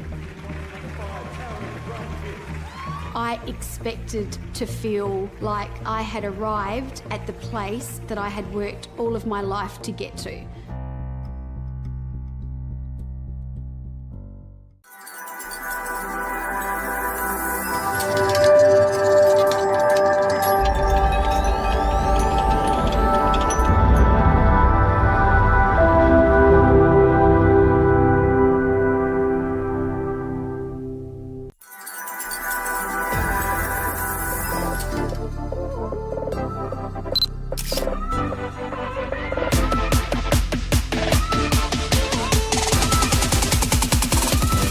Η υγεία ξεκινάει από μέσα μας. Είναι γενικά ό,τι κάνεις στη ζωή σου, το οποίο σε κάνει να νιώθεις καλά.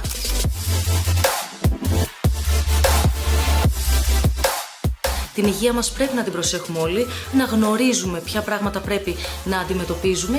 Η υγεία είναι το πιο σημαντικό.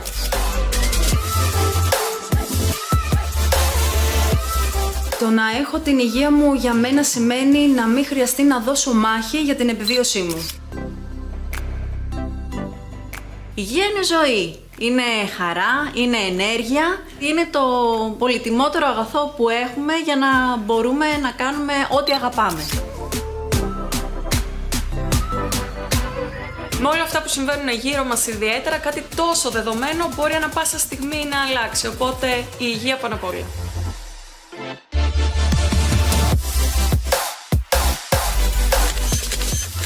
Από πολύ μικρό παιδί είχα μάθει να έχω ένα σωστό τρόπο ζωής. Είναι για μένα πολύ ψηλά στις προτεραιότητές μου. Τρώω υγιεινά, τουλάχιστον όσο μπορώ. Βέβαια, αυτό δεν σημαίνει ότι δεν θα βγω να ξενυχτήσω κάποια στιγμή για να διασκεδάσω, δεν θα πιω και κάτι, αλλά όλο με μέτρο. Γυμνάζομαι σχεδόν καθημερινά.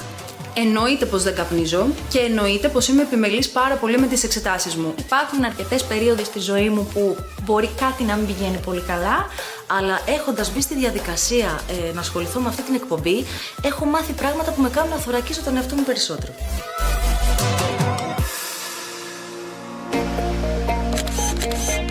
Όλοι οι κλάδοι της υγείας είναι πραγματικά αξιοθαύμαστοι, γιατί απαρτίζονται από ανθρώπους οι οποίοι έχουν αφιερώσει πάρα πολλά χρόνια από τη ζωή τους για να μπορούν να μας κάνουν καλά όποτε τους χρειαζόμαστε, αλλά φυσικά και να μας φροντίζουν και στην πρόληψη. Όλοι συντελούν στο να χαίρουμε άκρας υγείας.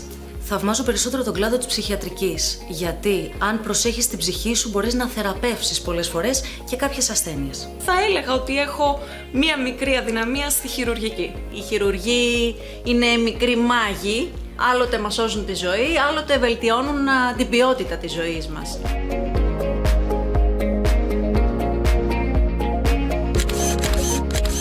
Θα άλλαζα αρκετά πράγματα, κυρίως στον τρόπο παροχής των υπηρεσιών μέσα στα δημόσια νοσοκομεία. Θα ήθελα επίσης η χώρα μου να επενδύσει σε προγράμματα προσυμπτωματικού ελέγχου. Ποιοτικότερη δημόσια υγεία για όλους. Θα ήθελα να υπήρχε ένα μάθημα στο σχολείο, η αγωγή της υγείας, και να διδάσκεται σε παιδική ηλικία. Να μάθουμε όλοι μας να προστατεύουμε τον εαυτό μας, να κάνουμε εξετάσεις περισσότερες, να ακούμε τους γιατρούς, να μην διαβάζουμε από το ίντερνετ, να εμπιστευόμαστε τους επιστήμονες.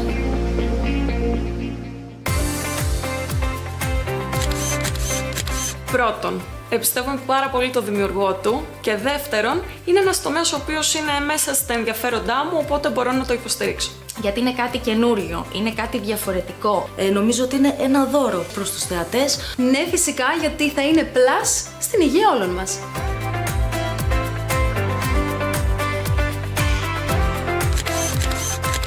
Έρχεται να καλύψει ένα κενό για θέματα υγείας και να ενημερώσει τον κόσμο με απλό και εύληπτο τρόπο. Και φυσικά να πάμε την γνώση της ιατρικής ένα βήμα παραπάνω. Θα ήθελα να κάνουμε όλο τον κόσμο να λέει την εξής φράση. Το άκουσα και το είδα στο MedPlus και με βοήθησε πολύ. Στόχος του MedPlus είναι να φέρει και τον νέο κόσμο κοντά στην ιατρική κοινότητα. Όσοι παρακολουθούν αυτή την πλατφόρμα, αν ακούσουν κάποιο γιατρό που λέει κάτι που αφορά και τους ίδιους, να πάνε να εξεταστούν, να γίνει ο νούμερο 1 οδηγός υγείας και υγιεινού τρόπου ζωής στην Ελλάδα.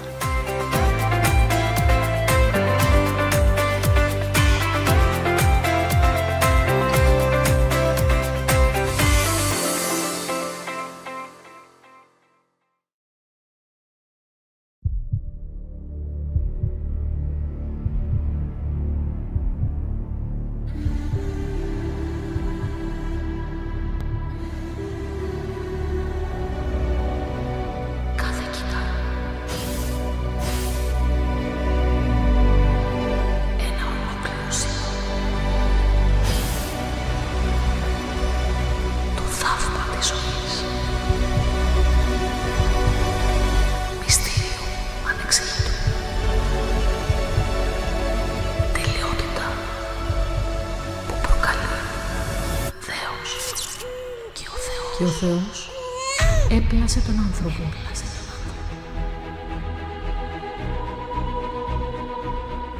Όρκον ομοίο, χρήσιμον εαυτόν καταστήσω, προσάπαντας τους δεσμένους της εμείς αρρωγής.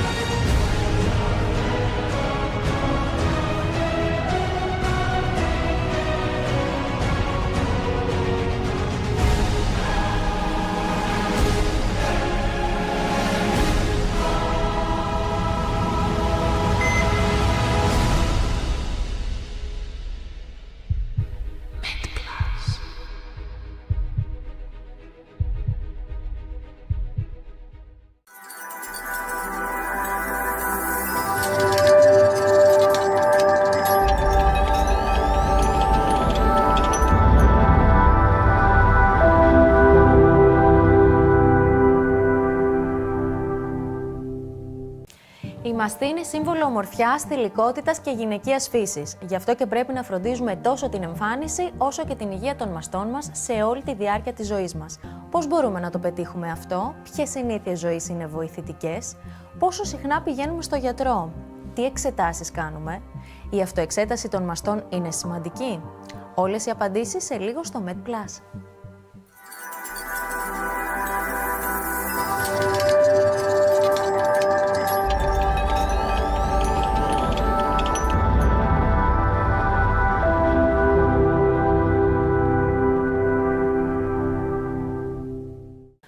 Φίλες και φίλοι, γεια σας. Είμαστε σήμερα εδώ με την κυρία Λιάκου Παρασκευή, χειρουργό μαστού, για να μιλήσουμε για ένα θέμα που αφορά όλες εμάς τις γυναίκες. Θα συζητήσουμε λοιπόν για την πρόληψη, την υγεία και τη φροντίδα των μαστών μας. Κυρία Λιάκου, καλησπέρα σας.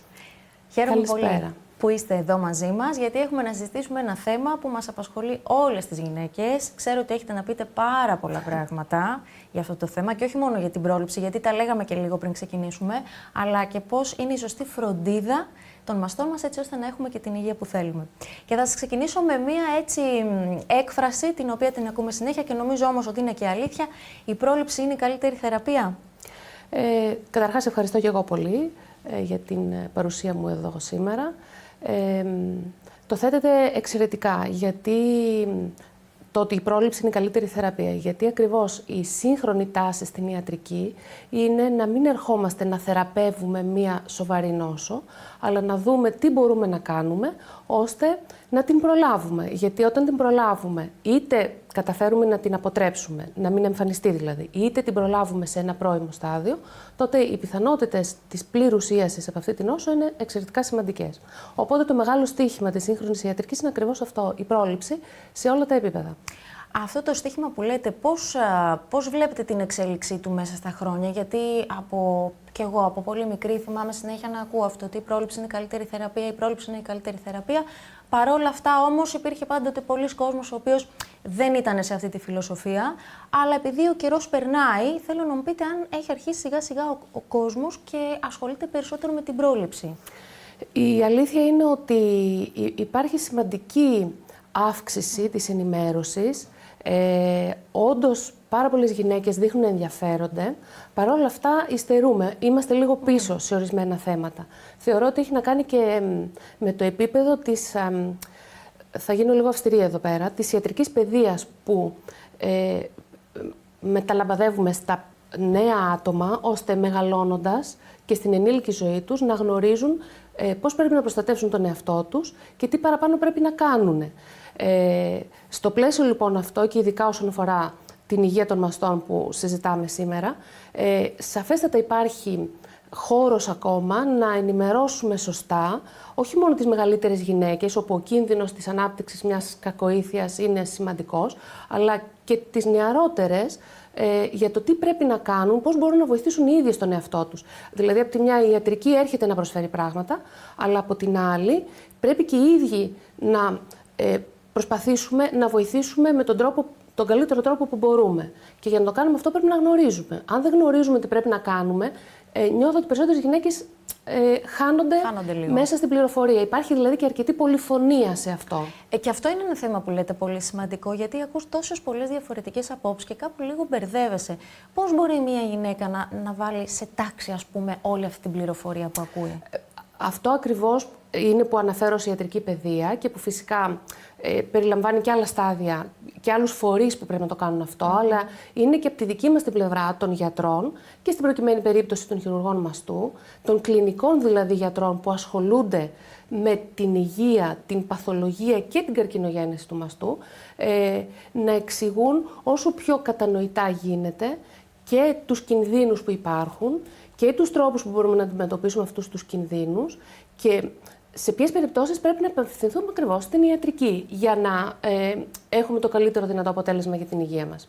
Υπάρχει βέβαια, το είπατε και προηγουμένως, και όπως θα το έλεγα εγώ, και η ατομική ευθύνη στο θέμα της υγείας των μαστών. Δηλαδή, πέρα από όλη την πληροφορία που ακούμε και πολλές φορές είναι δύσκολο να τη διαχειριστούμε, πρέπει όμως να ασχοληθούμε και εμείς οι ίδιοι ουσιαστικά και όχι απλά να το ακούμε και να μην κάνουμε κάτι. Και να προσπερνάει ακριβώς. Δηλαδή, πρέπει να αντιληφθούμε ότι όταν ακολουθούμε αυτά που προτείνει η σύγχρονη προληπτική ιατρική, γιατί είναι και ξεχωριστός κλάδος να γνωρίζετε, να γνωρίζουμε, όχι συγγνώμη, να γνωρίζετε, όταν ακολουθούμε αυτά, ουσιαστικά τι επιδιώκουμε? Πρώτον, να βελτιώσουμε το προσδόκιμο της επιβίωσής μας, δηλαδή να κερδίσουμε χρόνια στη ζωή μας, δεν μας τα υπόσχεται κανείς αυτά, και από την άλλη θα πρέπει να βελτιώσουμε και την ποιότητα της ζωής. Όταν κάνουμε προληπτικούς ελέγχους, ανάλογα με τις οδηγίες της ιατρικής πάντα, βελτιώνουμε και τον τρόπο που κερδίζουμε αυτά τα χρόνια. Διότι η ιατρική μπορεί θεραπευτικά να παρεμβαίνει σε πολλά πράγματα και να βελτιώνει την επιβίωση, όπως λέμε, αλλά πολλές φορές όταν οι νόσοι έχουν ξεφύγει και έχουν δημιουργήσει σοβαρά προβλήματα στην υγεία των ασθενών, οι ασθενείς αυτοί δεν έχουν καλή ποιότητα ζωής. Άρα είναι κάτι πολύ κομβικό νομίζω που πρέπει να αντιληφθεί κανείς, ότι η πρόληψη βοηθάει και στην καλύτερη ζωή, όχι μόνο στην μεγαλύτερη. Ποια είναι η σωστή ηλικία, να το πω, δεν ξέρω τώρα αν είναι και η σωστή λέξη, η σωστή ηλικία, αλλά πότε πρέπει μια γυναίκα να πάει σε μία χειρουργό μαστού ή ένα χειρουργό μαστού? Δηλαδή, πρέπει να ξεκινήσει σε κάποια συγκεκριμένη ηλικία, μεγαλώνοντας? Εδώ λοιπόν έρχεται αυτό που είπαμε της ενημέρωσης πάνω σε ορισμένα βασικά θέματα. Αυτό που βλέπω και βλέπω και εγώ στην πρακτική μου καθημερινά είναι ότι δεν αντιλαμβάνονται πολλές γυναίκες ακριβώς τη λειτουργία των μαστών, τις μεταβολές που συμβαίνουν κατά τη διάρκεια της ζωής τους ή τις τρομάζουν περισσότερο ή δεν τις αντιλαμβάνονται, τις βιώνουν, τις τρομάζουν και δεν μπορούν να τις διαχειριστούν, δεν ξέρουν τι πρέπει να κάνουν. Και εκεί αρχίζει και ένα πλέγμα φόβου και μια αναζήτηση του τι πρέπει να κάνουν. Πρέπει λοιπόν να γνωρίζουμε ότι οι μαστοί αλλάζουν με τα χρόνια. Δέχονται ορμονικές επιδράσεις, είναι όργανα δηλαδή που η κατάστασή τους μεταβάλλεται συνεχώς από τις ορμόνες τις γυναικείες. Κάποιες από αυτές τις αλλαγές που συμβαίνουν είναι φυσιολογικές και αυτό που πρέπει να μάθουν είναι ποιες δεν είναι φυσιολογικές και πώς μπορούν να τις εκτιμήσουν και τι πρέπει να κάνουν για αυτές. Αυτό λοιπόν έρχεται από έναν κλινικό γιατρό να τους το εξηγήσει. Τι σημαίνει αυτό? Ότι σε νεαρές ηλικίες πριν την ηλικία των 40 ετών, που ουσιαστικά ο κίνδυνος για την καρκινογένεση θεωρούμε ότι είναι χαμηλός, αναφέρεται ότι στη δεκαετία μεταξύ 30 και 40, μία στις 250 γυναίκες μπορεί να νοσήσει από καρκίνο του μαστού. Η αναλογία αυτή, να φανταστείτε για να καταλάβουν τη διαφορά, γίνεται μία στις 25 μετά τα 60. Ωραία.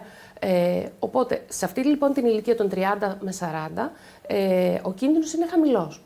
Ωστόσο, θα πρέπει απ' την άλλη να αντίθετα αρκετά έντονες οι αλλαγές που συμβαίνουν στους μαστούς λόγω των ορμονών. Άρα, σε αυτή την ηλικία θεωρείτε ότι πρέπει να γίνει ένα πρώτο ραντεβού με ένα χειρουργό μαστού Λοιπόν, για να δει πιο εξονυχιστικά. Έτσι, και σε αυτή λοιπόν την ηλικία θα πρέπει να καταλάβει ότι αυτό που τη συμβαίνει σε πολλές περιπτώσεις είναι φυσιολογικό. Μπορεί όμως να το κρίνει η ίδια. Όχι. Δεν μπορεί, πρέπει κάποιος να της το εξηγήσει για να μπορεί να ερμηνεύει η ίδια τα συμπτώματά της και την εικόνα της. Τι συμπτώματα μπορεί να είναι αυτά τα οποία λέτε? Δηλαδή, τι Καταρχάς, μπορεί η να νιώσει μασταλγία. μια γυναίκα? Ναι, η μασταλγία. Ο πόνος στο μαστό απασχολεί πάρα πολλές γυναίκες. Και πολλές φορές αυτός ο πόνος δεν έχει ομοιογενή, πανομοιότυπη εικόνα σε κάθε εμεινορρησιακό κύκλο. Είναι ένας πόνος που μπορεί σε μία φάση να είναι πολύ πιο ήπιο, σε άλλη φάση να συνοδεύεται από πολύ έντονο είδημα και εντοπισμένα άλγη διαξυφιστικά στο μαστό, να κάνει σκληρίες, να αντανακλά προς τη μασχάλη. Οπότε όλα αυτά είναι συμπτώματα που την ανησυχούν και δεν μπορεί να τα ερμηνεύσει. Εκεί πρέπει να τα συζητήσει και να μπορεί να τα εξηγεί η ίδια κάθε φορά. Εκεί, ωστόσο, μεταξύ των 30 και 40 είναι η βάση, εκτός από την αρχική κλινική εξέταση που θα είναι σωστό να κάνει, να ξεκινήσει και έναν αρχικό απεικονιστικό έλεγχο.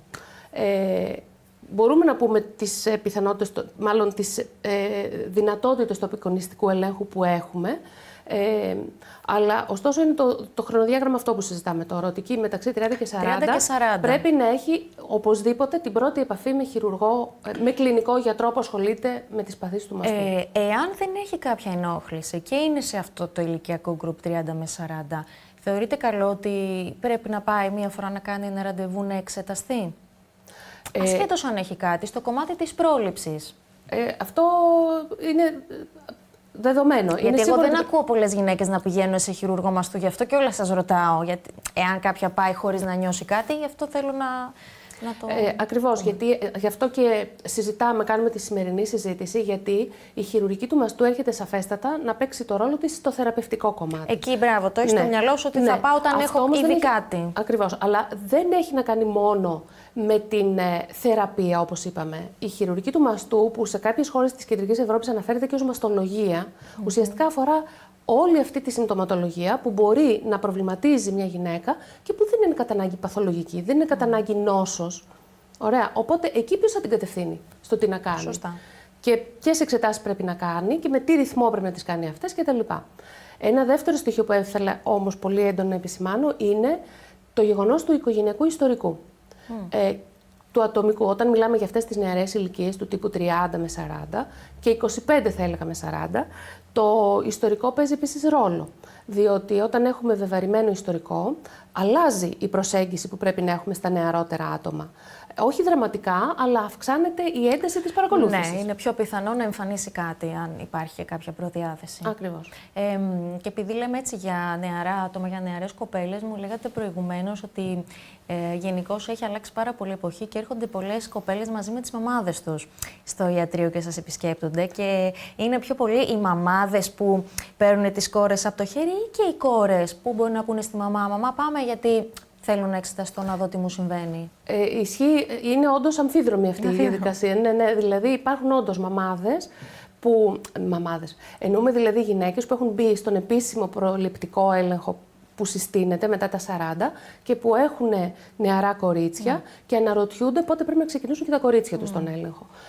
Αντίστροφα, έχουμε αυτής της κατηγορίας που είπαμε, νέες γυναίκες τύπου 30, 32, 35 ετών που ανησυχούν γιατί η μαμά τους ή 60χρονη δεν έχει κάνει έλεγχο, ενώ οι ίδιες επειδή έχουν ενημερωθεί περισσότερο και είναι περισσότερο κινητοποιημένες απέναντι σε αυτό, γενικά απέναντι στο θέμα της πρόληψης, τραβάνε και τη μαμά τους μαζί.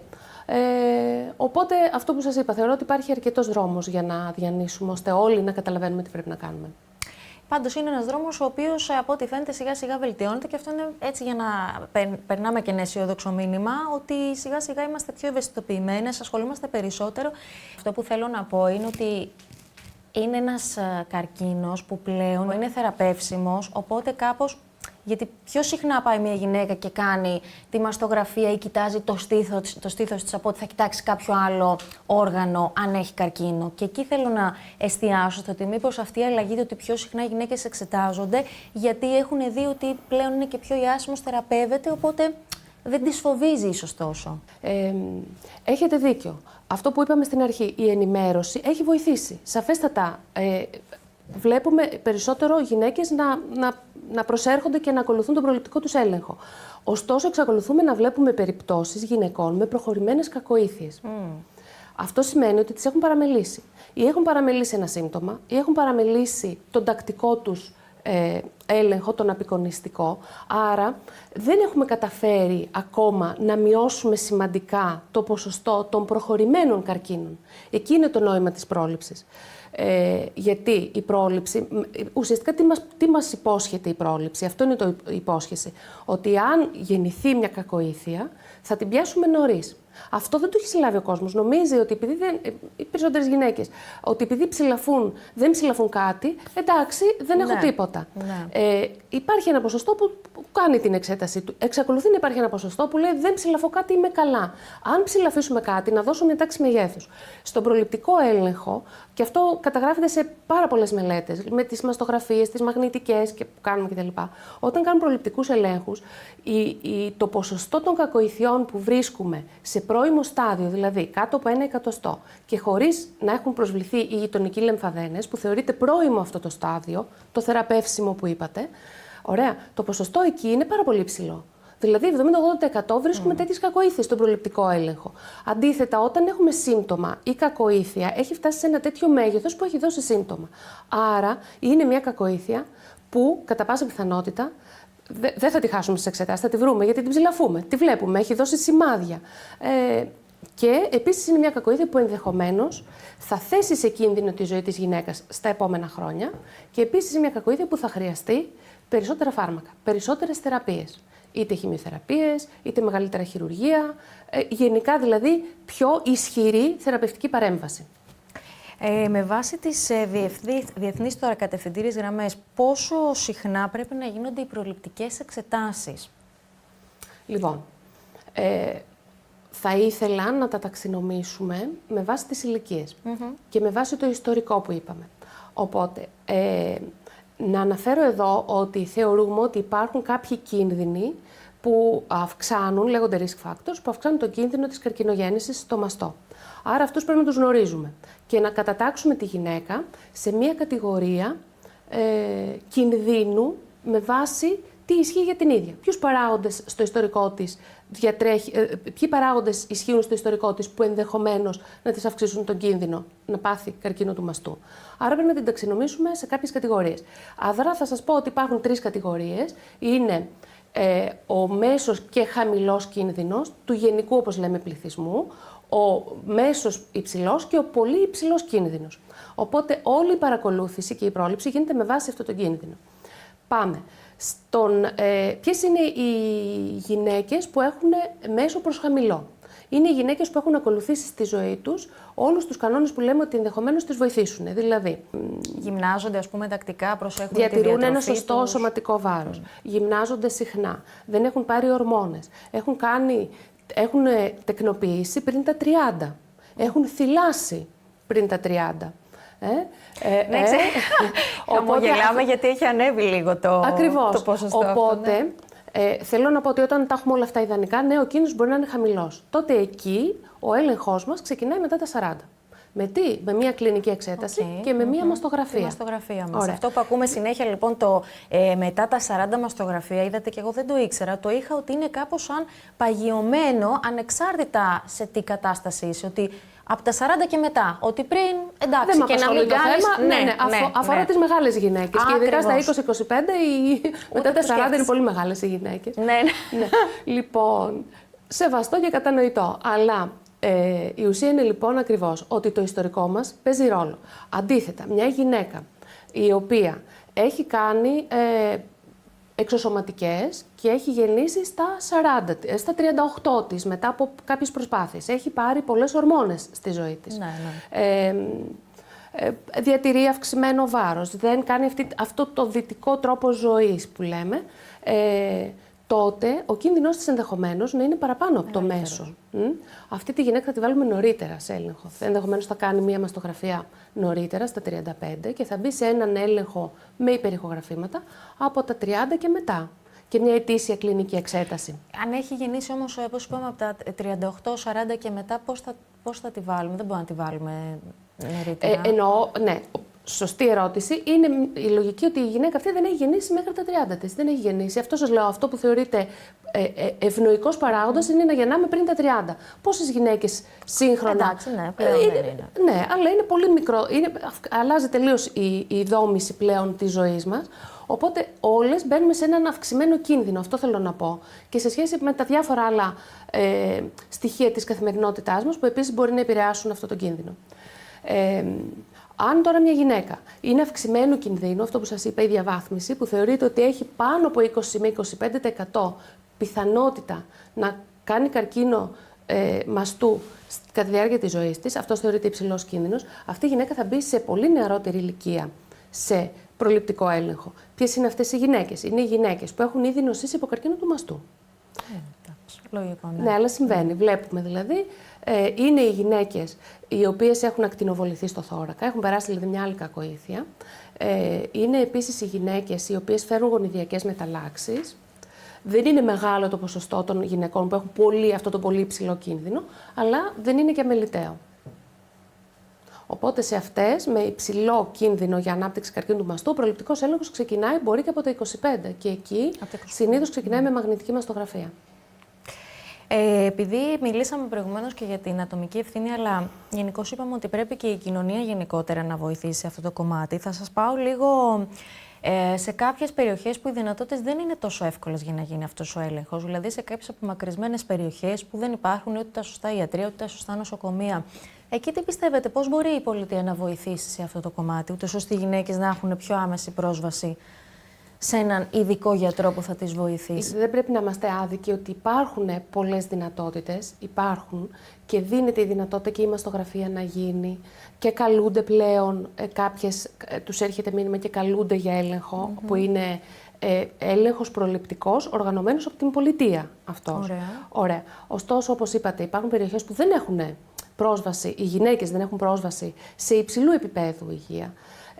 Αυτό είναι λίγο δύσκολο να σας το απαντήσω εγώ. Από ποια άποψη? Ότι εκεί πρέπει να υπάρξει και οργανωμένη προσπάθεια από την πολιτεία για να γίνει κάτι τέτοιο. Γι' αυτό και η δική μας η προσπάθεια ως γιατρών είναι να κινητοποιήσουμε όσο γίνεται τις γυναίκες να διεκδικήσουν οι ίδιες περισσότερη φροντίδα. Να προσφύγουν δηλαδή σε κάποια κέντρα, να κινητοποιηθούν, να ζητήσουν από τους γιατρούς που είναι κοντά τους να τις βοηθήσουν, να τις κατευθύνουν ακριβώς σε κέντρα μαστού. Και εδώ πρέπει να έρθουμε στο ρόλο των κέντρων μαστού. Παντού στο εξωτερικό γενικά προκρίνεται αυτή η λογική. Γιατί πρέπει να υπάρχει εξειδίκευση. Δεν μπορούν όλοι οι γιατροί να εκτιμήσουν πρώτον το ιστορικό, αυτό που αναφέραμε. Φανταστείτε, υπάρχουν και αλγόριθμοι που υπολογίζουμε τους κινδύνους. Δεν μπορούν επίσης όλοι να εκτιμήσουν τα αποτελέσματα του απεικονιστικού ελέγχου, ενώ όλοι γενικών ειδικοτήτων. Γι' αυτό και υπάρχουν τα κέντρα μαστού που είναι εξειδικευμένοι ακτινολόγοι, που ουσιαστικά επιφορτίζονται με τη διάγνωση, άρα έχουν πολύ μεγάλη εξειδίκευση πάνω στην ακτινοδιάγνωση του μαστού, γιατί δεν σας κρύβω ότι είναι πάρα πολύ δύσκολη η διάγνωση στον μαστό. Υπάρχουν οι εξειδικευμένοι χειρουργοί που μπορούν να κατευθύνουν τις γυναίκες ανάλογα με τα ευρήματα και μπορούν να διενεργήσουν και τις βιοψίες αν χρειάζονται. Και φυσικά το χειρουργικό κομμάτι. Υπάρχουν οι εξειδικευμένοι παθολόγοι, ογκολόγοι, ακτινοθεραπευτές, όλες οι υπόλοιπες ειδικότητες δηλαδή, ακριβώς που εμπλέκονται στη θεραπεία πλέον. Θεραπεία, εντάξει, ναι, σίγουρα.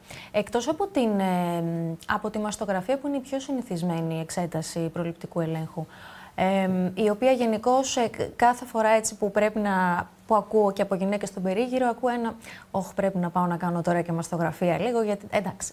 Είναι λίγο άβολη η συνθήκη της μαστογραφίας. Υπάρχουν άλλες εξετάσεις προληπτικές που μπορούν να γίνουν εκτός από τη μαστογραφία, που ίσως είναι πιο απλές, δεν πονάνε, ας πούμε, τόσο πολύ?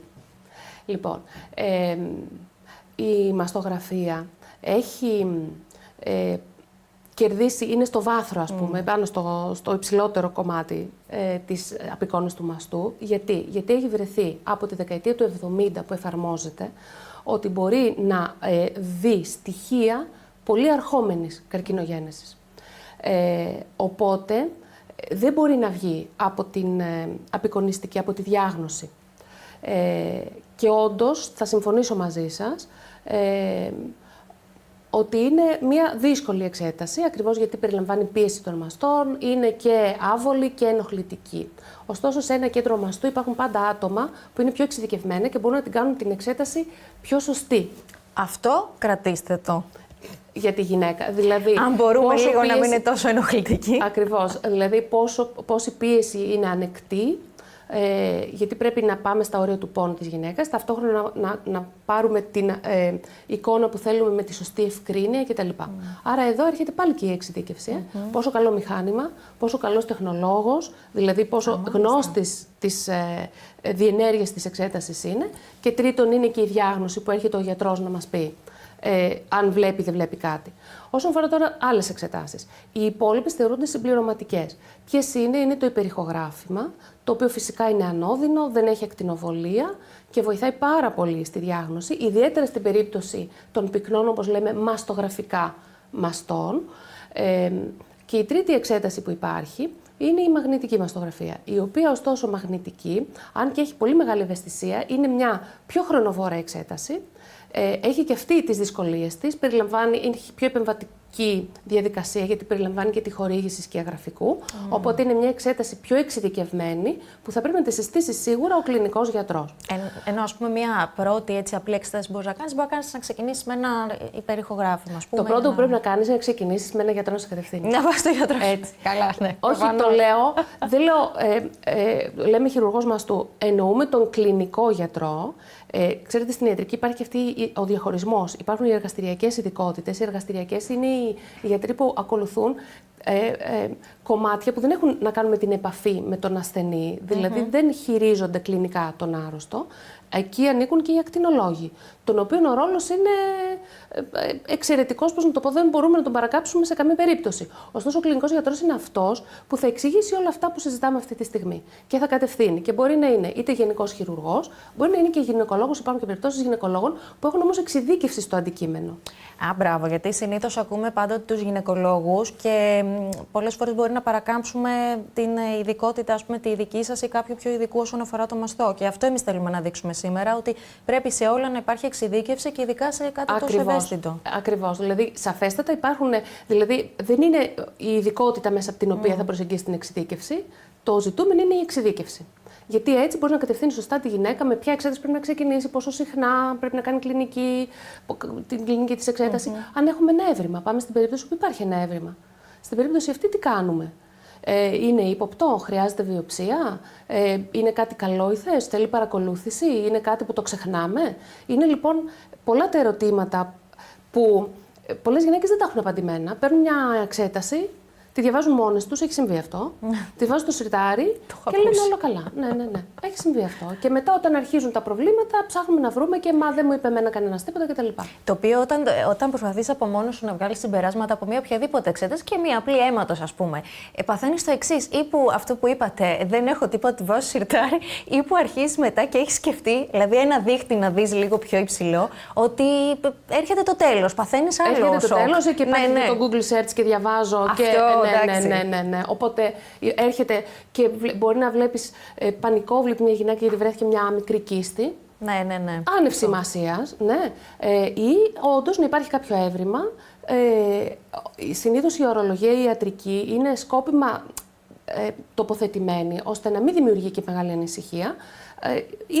Είναι κωδική μεταξύ γιατρών. Οπότε μπορεί εκεί να χαθεί πληροφορία, να τη βάλει στο σιρτάρι και μετά να ψάχνουμε εκ των υστέρων να λύσουμε προβλήματα που νωρίτερα, αν τα είχαμε δει, θα ήταν καλύτερα. Γελάω, γιατί εγώ είμαι λίγο στην κατηγορία που όταν θα διαβάσω κάτι, που βέβαια δεν μπαίνω πολύ να το κατευθείαν στον ανάλογο γιατρό, ανάλογα τι έξεταση έχω κάνει. Άμα δω κάτι λίγο πιο πάνω, παθαίνω λίγο ενάγωση. Αχ, Παναγία μου, λέω τι είναι αυτό τώρα. Το στέλνω κατευθείαν στον γιατρό, γιατί λέω μόνη σου, Λουίζα, άστα. Θα σας πω ότι ισχύει για όλους τους ανθρώπους αυτό, ακόμη και για εμάς τους γιατρούς. Γιατί και εμείς όταν κάνουμε εξετάσεις και όταν δούμε κάτι, αρχίζει το μυαλό μας και παίρνει. Έχει φτάσει στο τελευταίο στάδιο. Να σας πω, ναι. Είναι δεδομένο αυτό. Ωστόσο, αυτό που θα μπορούσα να πω είναι ακριβώς αυτό, ότι και εγώ ως γιατρός, όταν αφορά κάτι, το παιδί μου ή οποιαδήποτε άλλη διαδικασία που αφορά με άλλο σύστημα ή όργανο κτλ., θα απευθυνθώ στο γιατρό. Δεν θα ερμηνεύσω εγώ τα αποτελέσματα. Οπότε νομίζω ότι γίνομαι κουραστική λέγοντας συχνά αυτό, ότι πρέπει να κατευθυνθεί κανείς στον ειδικό γιατρό. Και εκεί θα πάρει την πληροφορία πόσο συχνά πρέπει, σε ένα χρόνο, σε 2 χρόνια. Δεν έχεις πρόβλημα. Έλα στα 40, έλα στα 35. Δεν σημαίνει ότι αν πας θα μπεις μόνιμα σε μια, πώς να το πω, εντατική, φορτική παρακολούθηση. Να πω και ένα τελευταίο πάνω σε αυτό το θέμα. Γνωρίζουμε ότι όλες οι γυναίκες, τουλάχιστον από όσο γνωρίζω εγώ και στο περιβάλλον μου και πιο μεγάλες ηλικίες γυναίκες, το γυναικολόγο τους δεν τον ξεχνάνε ποτέ. Συμφωνείτε? Εκτός της γένας, δηλαδή, που τους θυμούνται, εννοείται, που τους βοηθάνε. Πρέπει να υπάρχουν ακριβώς.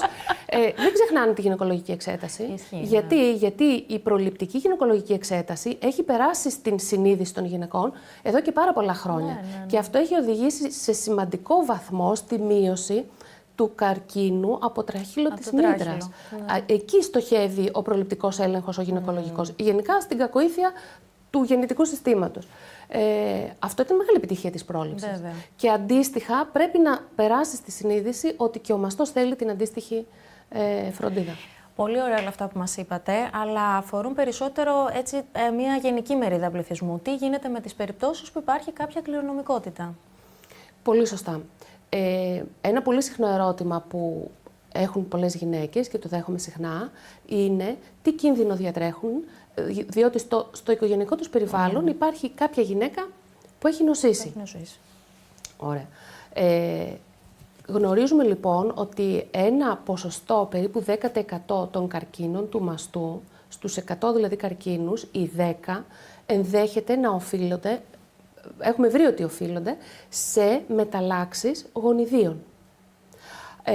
Υπάρχουν κάποια γονίδια, έχουν βρεθεί αυτά, τα οποία προδιαθέτουν στην καρκινογένεση. Είτε προάγοντας την κακοήθεια, είτε αναχαιτίζοντάς την. Όταν υπάρχει λοιπόν πρόβλημα σε αυτά τα γονίδια, τότε όλος αυτός ο μηχανισμός της αντιμετώπισης που έχει ο οργανισμός μας ο ίδιος έχει πρόβλημα. Και αυτό οδηγεί το συγκεκριμένο άτομο να έχει μεγαλύτερη επιδεικτικότητα στην καρκινογένεση. Πώς όμως ένα άτομο αυτό εμείς το γνωρίζουμε, αφού κάνουμε έναν έλεγχο σε άτομα που ξέρουμε ότι υπάρχει αυτή η μετάλλαξη. Έχουμε τώρα λοιπόν μια γυναίκα 35-40 χρονών που ξέρει ότι η γιαγιά της νόσησε με καρκίνο του μαστού. Πώς μπορούμε να ξέρουμε αν υπάρχει κληρονομικότητα σε αυτή τη γυναίκα? Δηλαδή, ναι, μέχρι πρότινος και ακόμα, είναι λάθος αυτό που λέω, ακόμα στηριζόμαστε στο ιστορικό.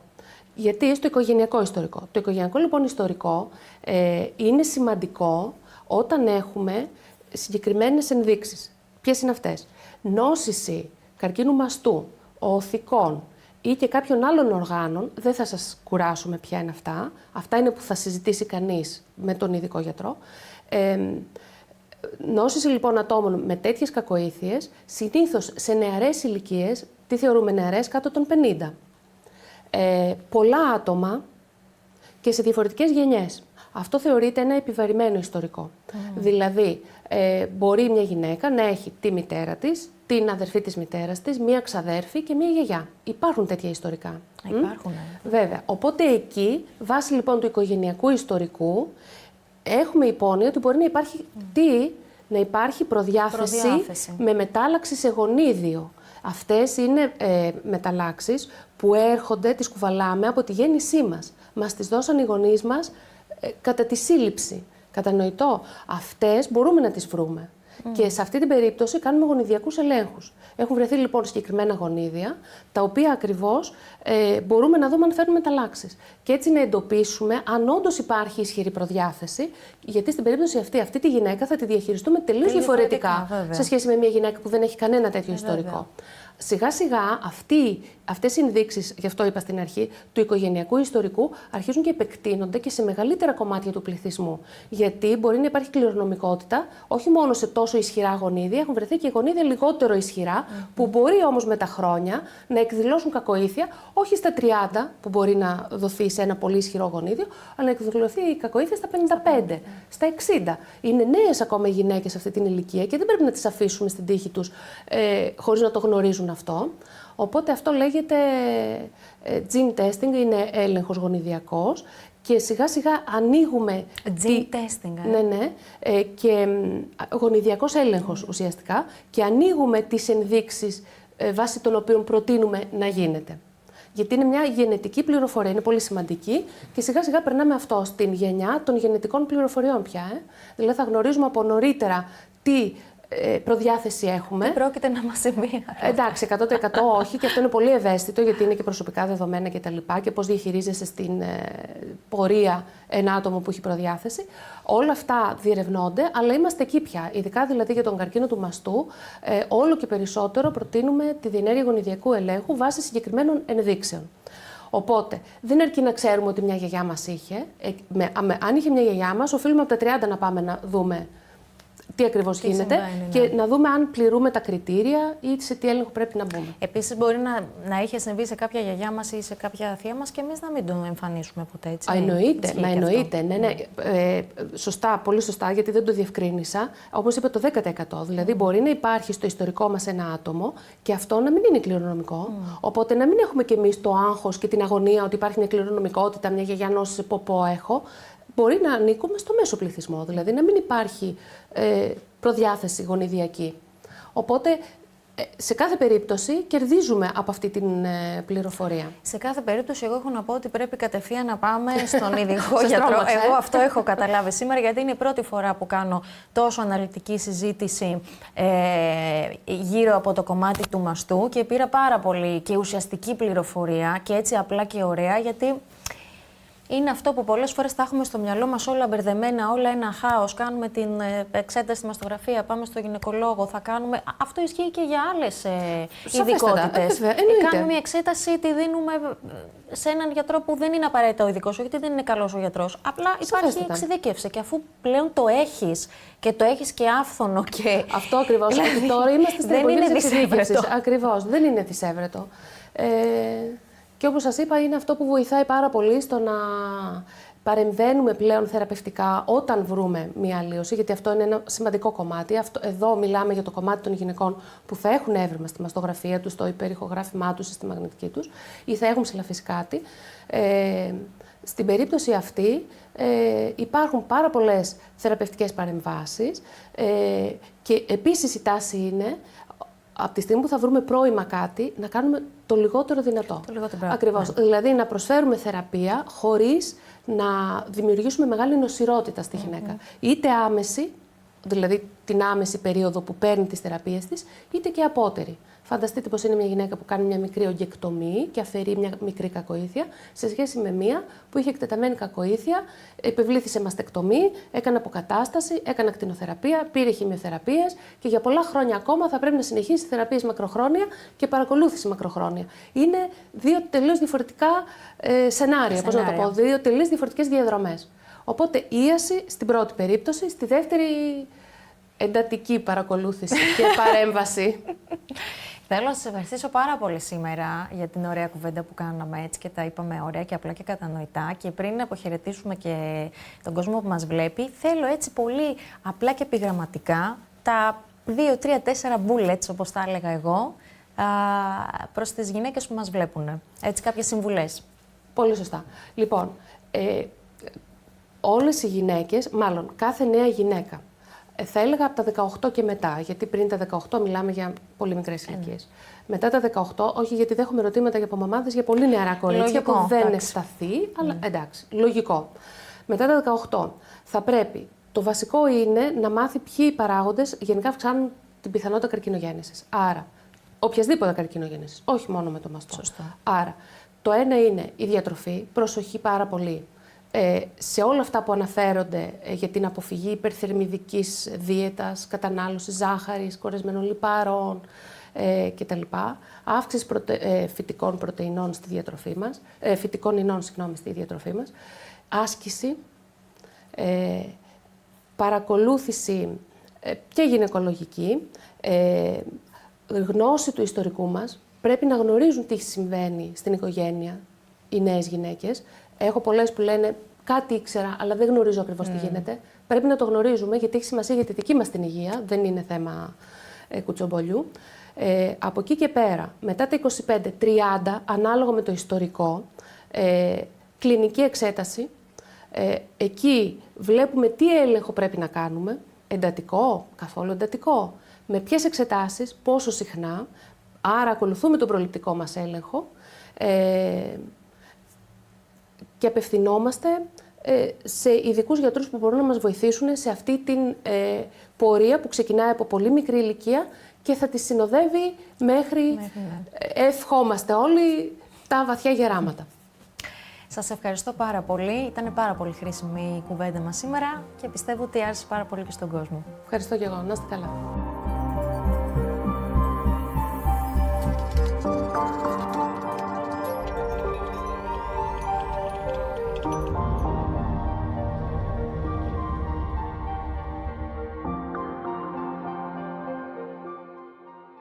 Το προλαμβάνειν είναι καλύτερο από το θεραπεύειν, όπως σωστά είπε ο Ιπποκράτης αιώνες πριν.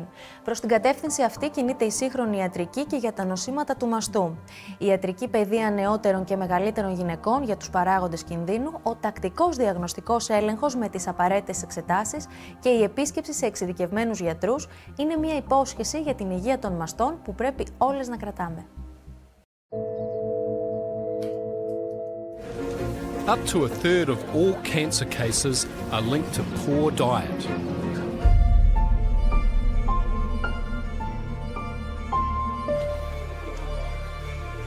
There is one diet that is the gold standard for cancer prevention. It's an ancient eating pattern that originated right here, the Mediterranean diet. How not to get cancer? You're on the wrong road.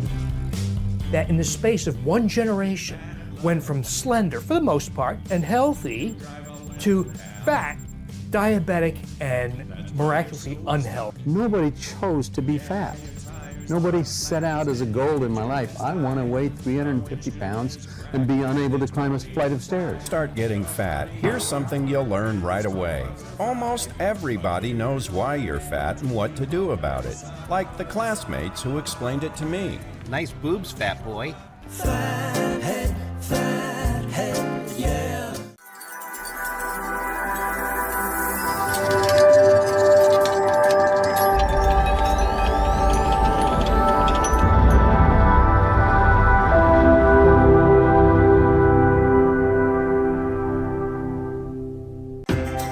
Πλέον η τεχνολογία στην οφθαλμολογία έχει εξελιχθεί πάρα πολύ και έχουμε τις επεμβάσεις laser. Βέβαια, η πρεσβειοπία είναι μια εξελισσόμενη κατάσταση. Μετά τα 40 δεν σταματάει. Έχει FDA approval χρόνια τώρα η clear lens extraction, η αφαίρεση του κρυσταλλοειδούς φυσικού φακού μας και η ένθεση ενδοφακού. Υπάρχουν οι πολυεστιακοί ενδοφακοί, υπάρχουν οι EDOF, οι αυξημένου εύρους εστίασης ενδοφακοί και αυτοί μας δίνουν πάρα πολλές θεραπευτικές δυνατότητες έτσι ώστε με εξατομικευμένη χρήση τους να έχουμε το καλύτερο αποτέλεσμα για την όραση του ατόμου που ζητάει τη βοήθειά μας. Πολλές φορές οι επεμβάσεις αφορούν και τους δύο οφθαλμούς για να έχουμε την καλύτερη ικανοποίηση του ασθενούς και ο εγκέφαλος να συνηθίσει εύκολα την καινούρια κατάσταση που προκαλούμε μετά από την ένθεση των ειδικών ενδοφακών.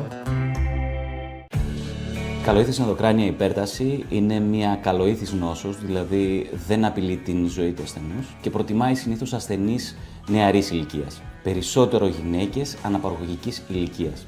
Τι είναι αυτή η πάθηση? Η πάθηση αυτή προκαλεί έντονες κεφαλαλγίες, οι οποίες ξυπνάνε τον ασθενή και του δημιουργούν έντονο πρόβλημα στην καθημερινότητά του. Αν αυτή η πάθηση προχωρήσει με τα χρόνια, μπορεί να βλάψει και την όραση του ασθενούς. Πώς μπορούμε να τη βρούμε? Πρέπει να κάνουμε μια μαγνητική τομογραφία εγκεφάλου, η οποία θα είναι φυσιολογική και στη συνέχεια θα πρέπει να ελέγξουμε τα οπτικά μας πεδία και με όλες αυτές τις εξετάσεις να επισκεφτούμε έναν νευροχειρουργό. Η καλοήθης ενδοκράνια υπέρταση είναι μια πάθηση η οποία έχει αντιμετώπιση φαρμακευτική αλλά και χειρουργική. Είναι μια πάθηση η οποία μπορεί να αντιμετωπιστεί με πολύ μεγάλη επιτυχία στη σύγχρονη εποχή.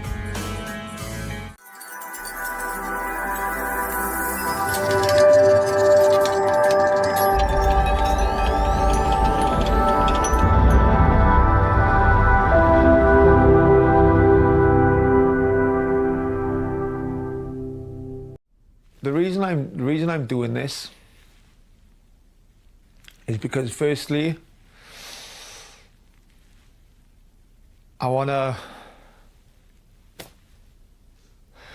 remember what it's like to live again.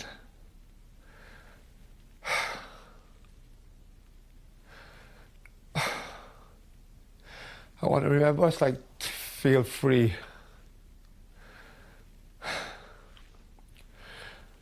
And by doing that, I wanna empower so many other people who are in exactly the same position as me, and probably 10 times worse, to be able to feel free as well. And to do that, I have to educate myself. I have to be strong. I have to be, at the end of it, a completely different person to the person I am now. I think what I want to learn more than anything, what I want to learn is that I got HIV and it's okay, like, that's what I want to learn more than anything.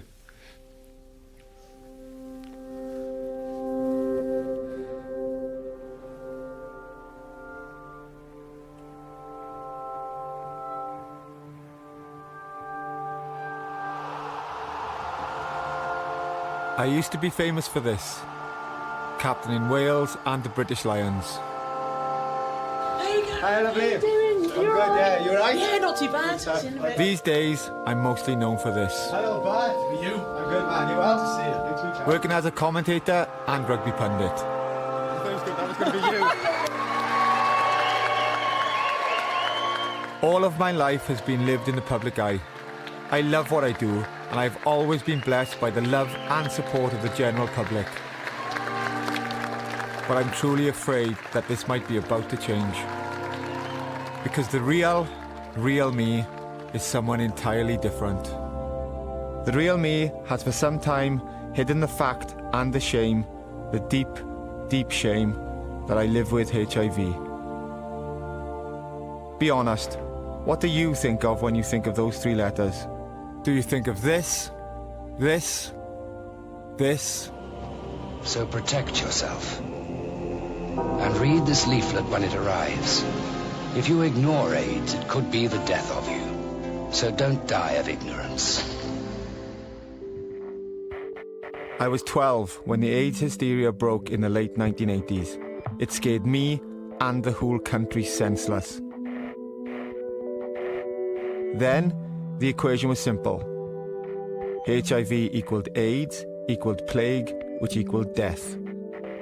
And anyone could get it. These days, medication means HIV is not a death sentence. But for me, the stigma is definitely still overwhelming. I take medication every single morning. A single tablet every day. And I religiously take it at 6 a.m. and it's weird because on a weekend when my alarm goes, I hit my snooze button and I sleep till 6:30 or I snooze till 6:30 because that 30 minutes is not having to wake up to reality.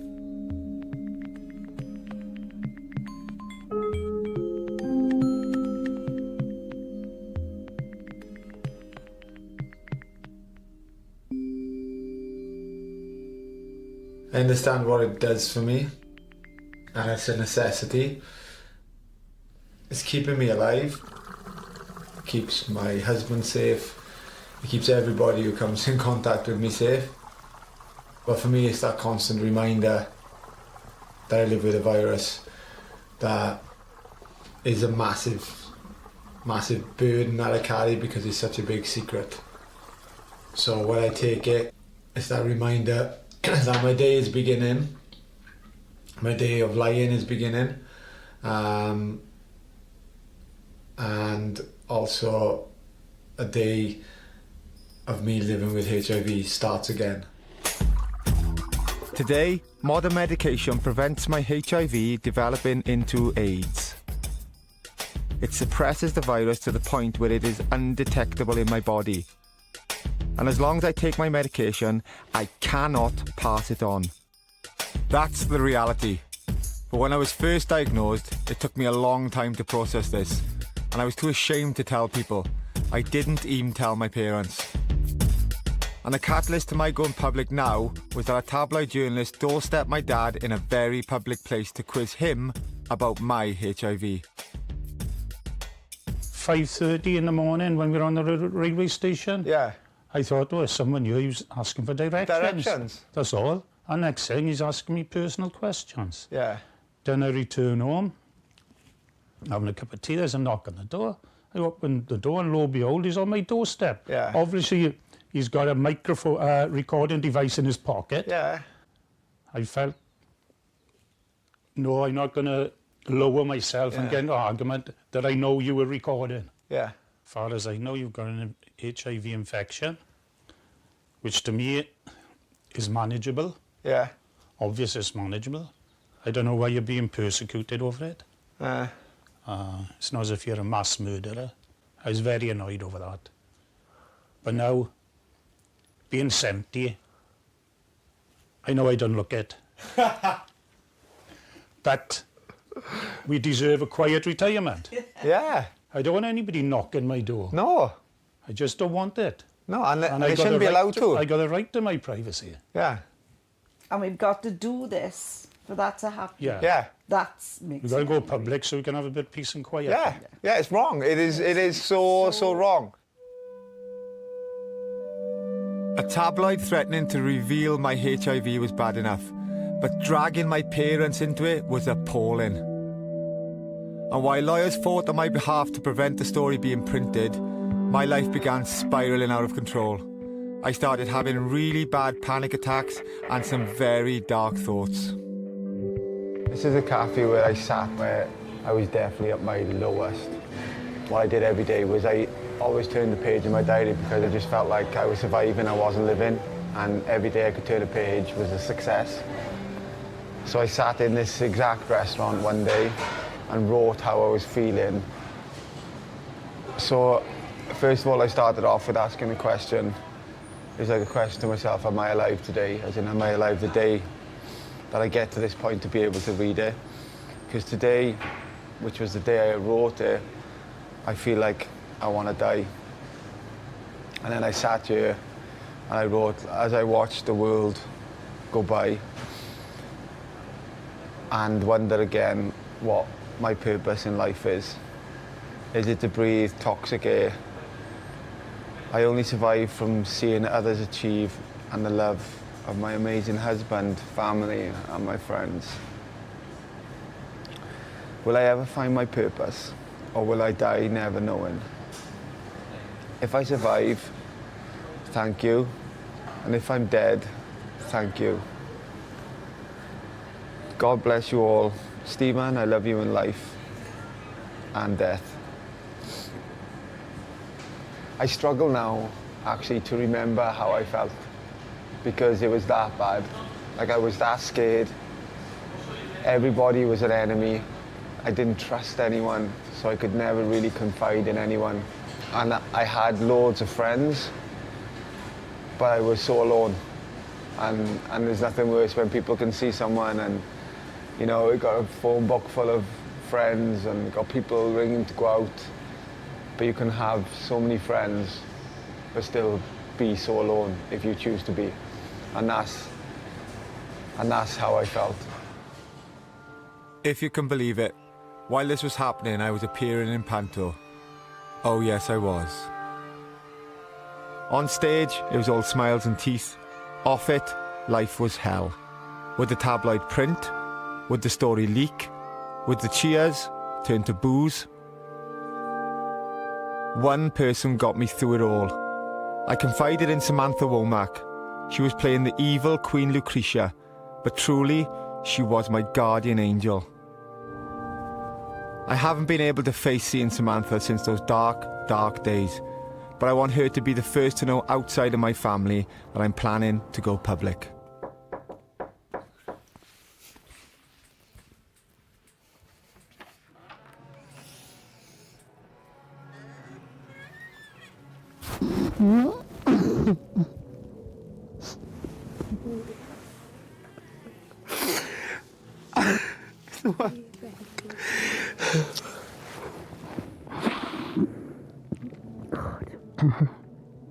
Give me a heart attack.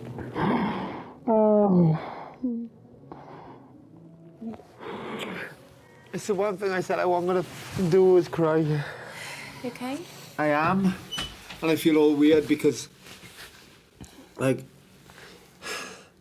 I suppose I've been putting off seeing you because, one, there's a massive part of me has to go back to go forward. Yeah.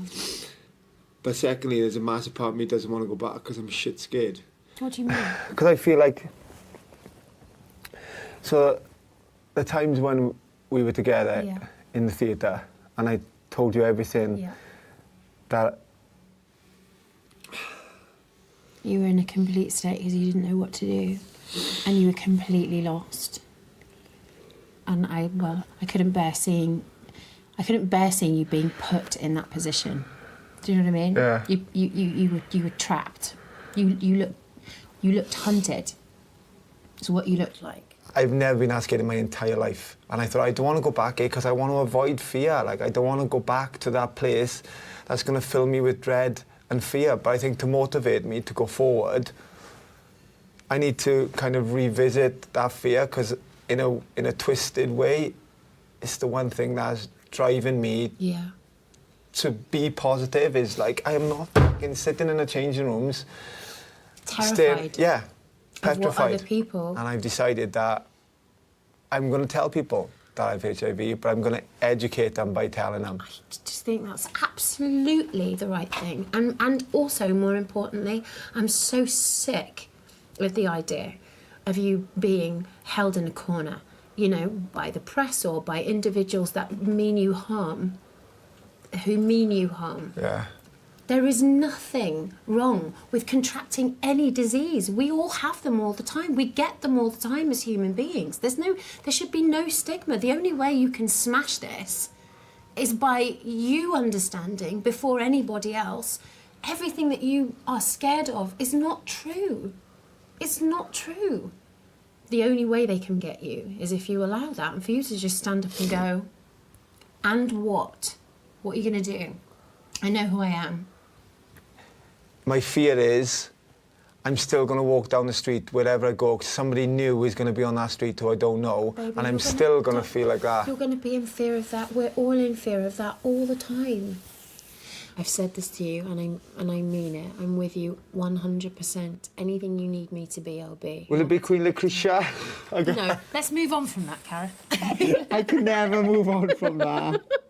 You got an attachment to that Queen Lucretia. It's because you bonded with me first when I had the massive It one. is. Am I a letdown to you now? I used to come in for an emotional chat and she'd be there in this massive horn. I'm like, I'll come back later. Giving you really sober advice. Yeah. Like come back later. Being really deep and profound in my panto outfit. Oh my God. Ah, she's... Life is crazy, hey? It is now. It is. I'm proud of you, I love you, end of. Samantha is still now what she was then. A rock, a pillar. Back when we were in Panto, my barrister finally managed to stop the tabloid going to print. But they are still sat on the story, and the fear that they may one day publish has never gone away. So I'm going to go public. I'm not sure how or when, but I've just taken my first step. As things stand, apart from taking a tablet each morning, the only time I'm really forced to face my HIV is when my bloods are tested every 6 months. Something I find really traumatic. So that's the door, I usually go in there. The minute I go in, or even the minute I pull up in the car, it's baseball hat on, usually scarf around me, coat zipped up, and go into the hospital under disguise. And you know what? You always wonder with people, the first thing they ever ask people when they see them in a hospital is, what are you here for? And I just fear confronting somebody and them asking me, and all I have is a virus. And I'm coming into the hospital to check that the virus is as it should be and that I'm well and healthy. But everything about it makes me feel unwell and dirty. My appointments are always outside of the regular hours, and my medic, Stuart, lets me in through a side entrance. All right, bud. How are you? Same as always. Yeah, some company. Back when I was diagnosed, I informed everyone who needed to know, began to take medication, and to attend this clinic every 6 months. I'm going to take a seat in the seat of joy.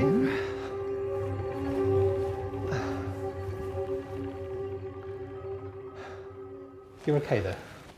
I'm all right, but I don't know why is it coming to the hospital? Like, why am I so?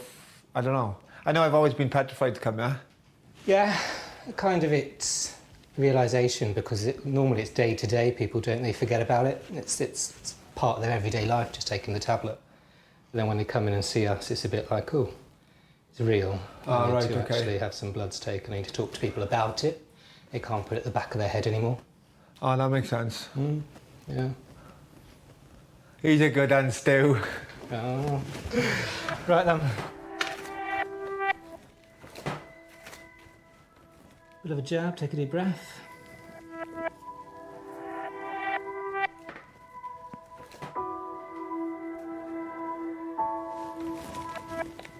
Tablets all okay? Yeah. I think I've got a month left. Okay. Marvellous, well done. Is that all right? You stop bleeding? Do you need more water? Fuck yeah, I do. I was going to be sick then. I'm never like this. It's all the adrenaline. The stereotype of someone with HIV is they are weak, fragile, frail. I am none of those things. In fact, I want to prove that people with this condition can take on extreme physical challenges. So I'm giving myself 6 months to train to do an Ironman. A 2.5-mile swim, followed by a 112-mile cycle ride, followed by a marathon. And if all goes to plan, I will announce that I'm living with HIV on the morning I compete in the world's hardest Ironman in Tenby. Is that all? Yeah. This fella is Shane Williams, Wales' second greatest rugby player ever, my mate and an Ironman veteran. He's offered to give me some training, but first I want to tell him my secret. Right, son. I suppose I better tell him why I'm doing this crazy thing. Yeah, you better. Yeah. So firstly, to kind of tee it up, I'm telling you because, one, I hugely respect you as a professional, but also as like an all-round nice guy. So I respect your reaction, I respect who you are, I respect what you have to say. So please just be yourself in it, right? That's all I ask, is you be yourself. So I have HIV, right? Other people know that I have HIV, and I've lived for a while with them knowing and them threatening me of telling the world basically that I have HIV and I have no control.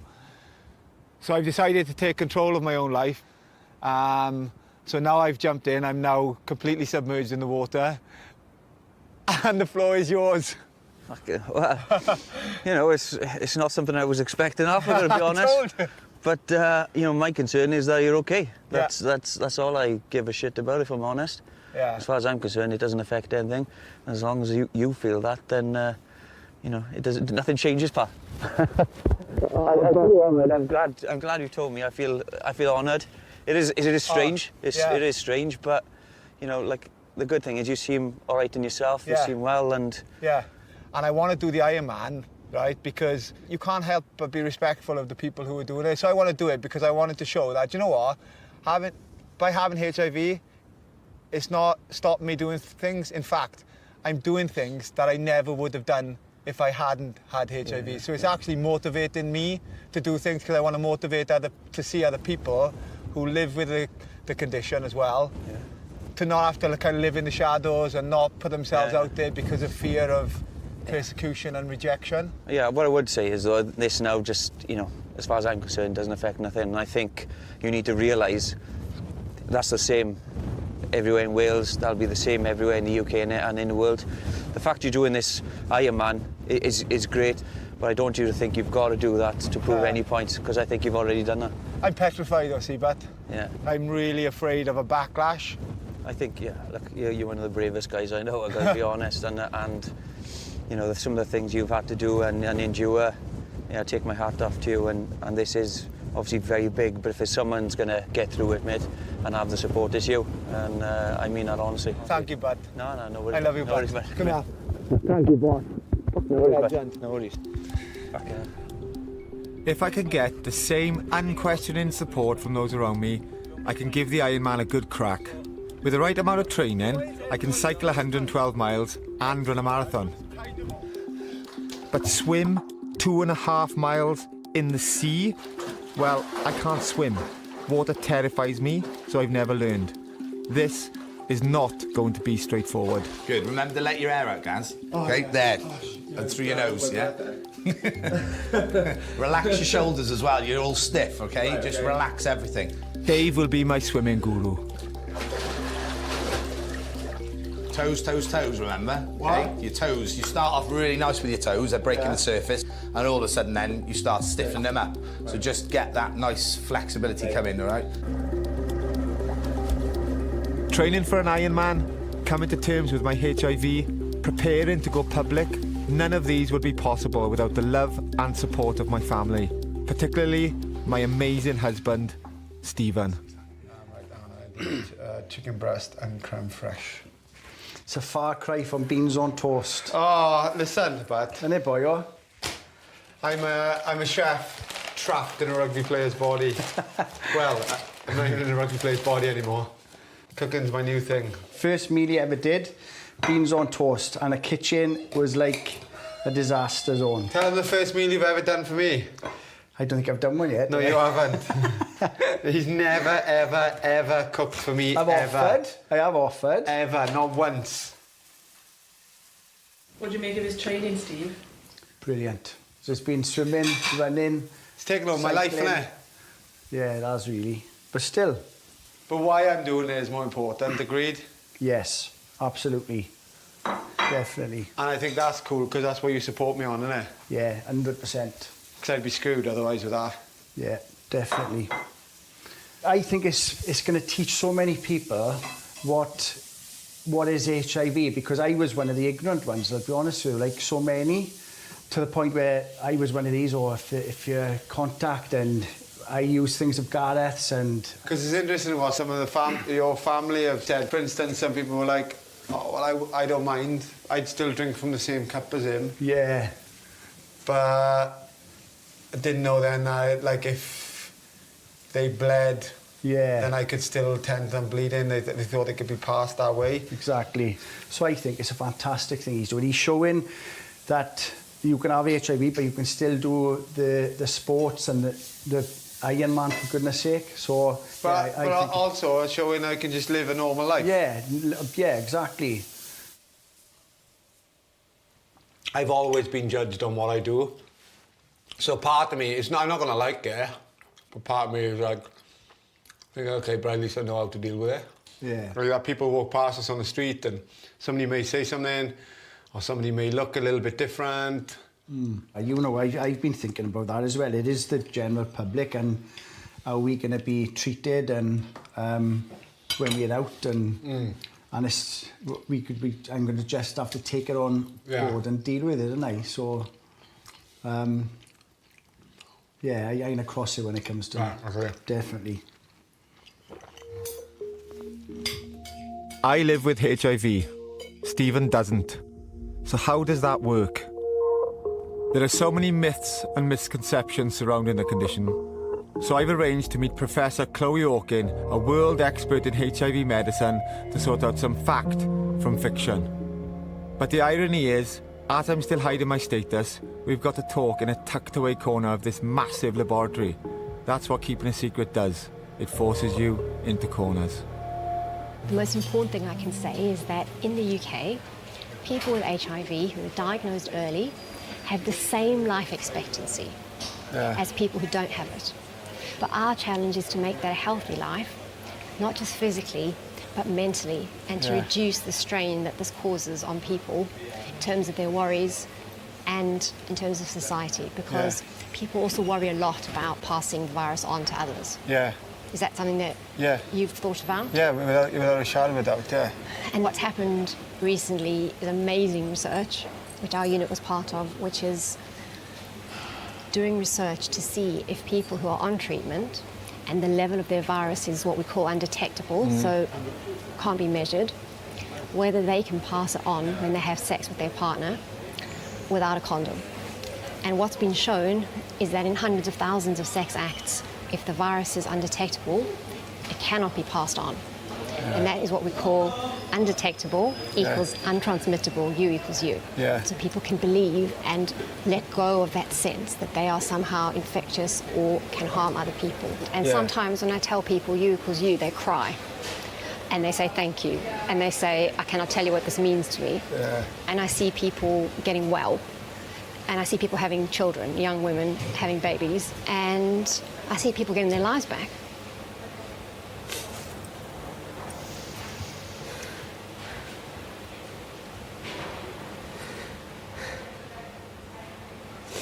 That was a Martin Luther King speech. So what you say U equals U, does that also account for maybe friends you're with or parents or close relatives as far as sharing a cup or tending to a wound, or other things that other people in society still would fear if they knew you had HIV? Absolutely. You cannot pass it on by hugging, kissing, touching, sharing plates, any of those methods that you've talked about. And the reality is the trials have shown 0 transmissions. Or there is 0 risk of passing it on. And our responsibility as scientists, as doctors, as healthcare professionals is to keep telling the truth, because there are no public health campaigns now from the government saying U equals U, you can't pass it on. There were the campaigns which were necessary in the 80s saying be careful, use condoms, you could die, but there's never been anything since then saying everyone is safe, stand down, there's no risk. And when people are brave and are prepared to speak on camera, it's an enormous help. I cannot tell you what it will mean to people, the fact that you're doing what you're doing. We're a community of doctors, of scientists, of activists, like in the Terence Higgins Trust, National AIDS Trust, and everyone in this whole community of people who worked with HIV will be here to support you, because we're all behind you. We're all behind you. Thank you. Because what you've done, what you're doing is important to every person that I see. It will mean something to the people that I look after. Okay. I just get scared. I just get scared, that's all. I understand that. Yeah. It feels like I'm fearful of everything. I'm fearful of rejection. I'm fearful of people not being the same with me anymore. People not wanting to talk to me, not wanting to be in the same room, not want to be in the same gym, not want to touch the same machinery, not want to touch the same knife and fork, drink from the same cup. I'm fearful of waking up every single day, fearful of what's going to be in the newspaper. I'm fearful of it affecting my family's life. I'm fearful of when my mum and dad would go to the shop or when they go over the pub. I'm fearful of every misunderstanding that's out there. And I don't blame people for having the misunderstanding, because nothing's ever been done to educate people. The one place I leave behind my fears and doubts is in the training. The cycling and the running are getting easier, and I'm even beginning to, if not enjoy, then at least see progress with the swimming. I've graduated from Dave's paddling pool to the swimming baths, and now I'm floundering around Llanelli docks. Currently, it's the challenge of the Ironman that's keeping me afloat. If I didn't have the swimming, and if I didn't have this drive that I have to complete the toughest physical challenge I've ever competed in my life, then I definitely would have pulled out of the other challenge. That is, without a shadow of doubt, the biggest challenge in my life as well. As much as the bigger picture this isn't about swimming, for sure, swimming has always been a huge fear for me. So it runs parallel with the fear of society's response. But if I can overcome my fear of water, then I feel like I'm strong enough to overcome the fear of anything else. And right on cue, that other fear surfaces. An encounter with the public. Thank you, guys. Appreciate it, mate. Thank you. Oh, he's shivering all over me, man. Thank you. Thank you very much. Thank you. Have a good day, guys. Huge hero in our family. Some women wanted a photograph and a hug, and told me they loved me, which is always really, really nice. Always really nice. And then one of my fears is that will kind of go, and all of a sudden who I was prior to people knowing I have HIV might be forgotten, and then I will potentially deter people from wanting to be associated or be around me. Obviously, I'm still not ready to go public, but I've decided it's time to dip my toe in the water and share my status with some strangers. So I've agreed to visit the Terence Higgins Trust, the largest HIV charity in the UK. The Trust offers a number of free services, fast test results, which will basically tell you within 10 minutes if you've been exposed to the virus, a direct helpline and counselling services. I'm meeting with Karen, who heads up the Cardiff office, and 3 people with HIV. Gavin, who is open about it, and 2 women who are so afraid of exposure that they've asked to be filmed anonymously. So say the moment you found out, how did it affect you? Well, I was 17. I was pregnant with my first child. I thought that my life was over, and the child that I was having, it was over. It's not really until he was 18 months old, when he had his last blood test, that I found out that he didn't have it, and then it was time to think about all the drugs that I had to take and stuff. I come from a small town. Word travels very quick, as I gathered the night it came out that I had what I had. I was actually helping in my son's school at the time. I didn't disclose to the head teacher because I didn't feel I needed to. But some of the parents then went down the school. They weren't happy about me being around their kids. I can remember somebody telling me that there was a huge group of parents all around the head teacher to get me out of the school. And then the head teacher told me that I had to get out of the school. The head teacher? Yeah. So that was kind of the end of that. And as hard as it was, I walked down with my mum to pick him up. You could hear everybody like, psst, psst, psst, psst. And I was just like, oh my God, I can't believe I'm stood here. But I thought, no, that's my child. I'm picking him up from school. It's been hard, but now he's older. He knows. He's all good about it, and he's taken it better than any adult ever has in my whole life at 9 years old, so. My experience is a little bit different. I was diagnosed some years ago. Things were a bit different.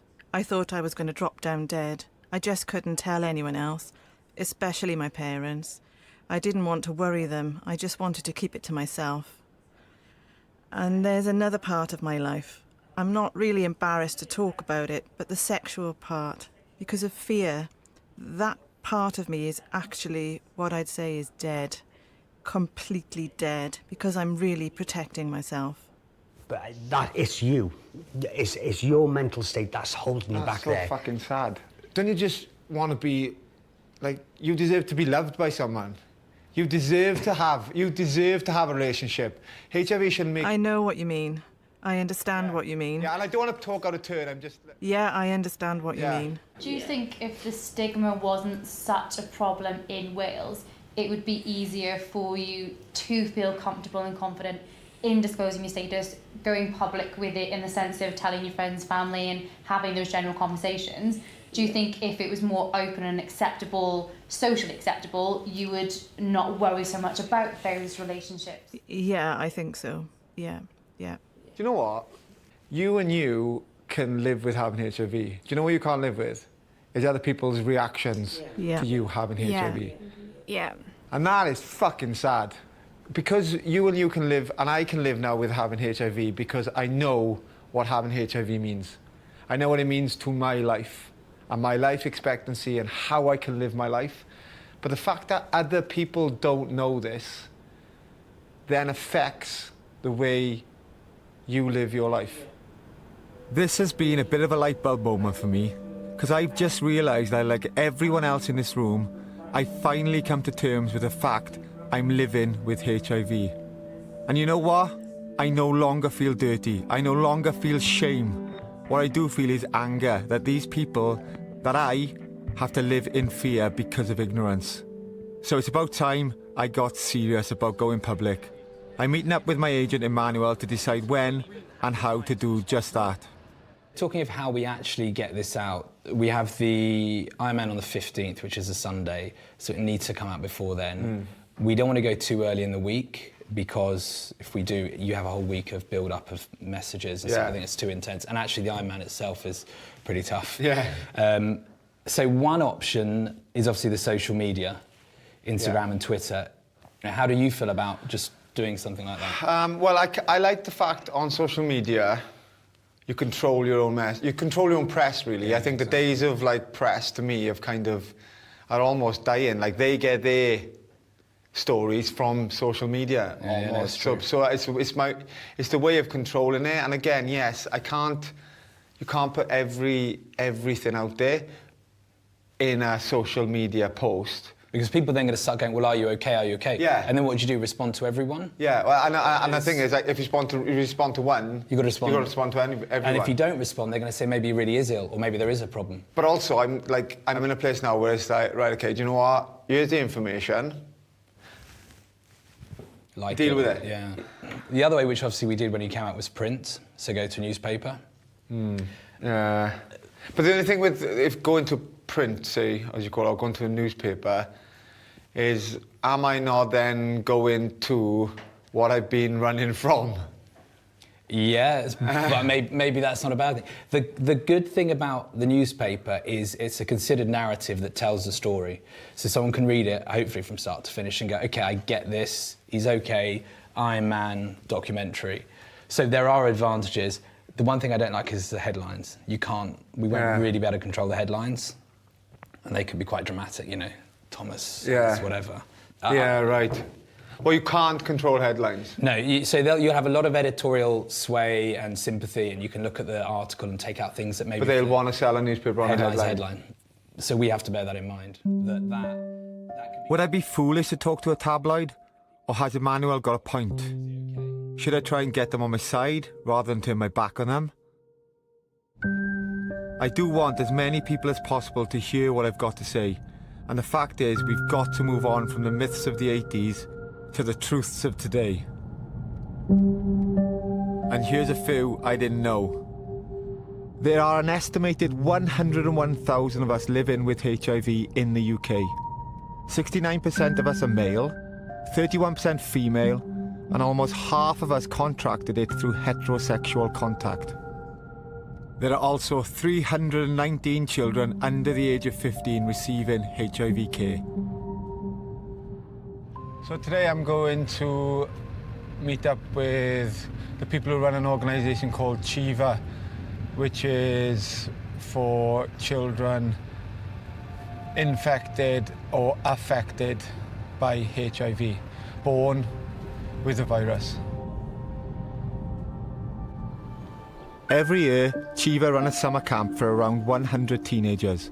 For most of them, it's their only opportunity to interact with others with the same condition. The project is managed by Amanda.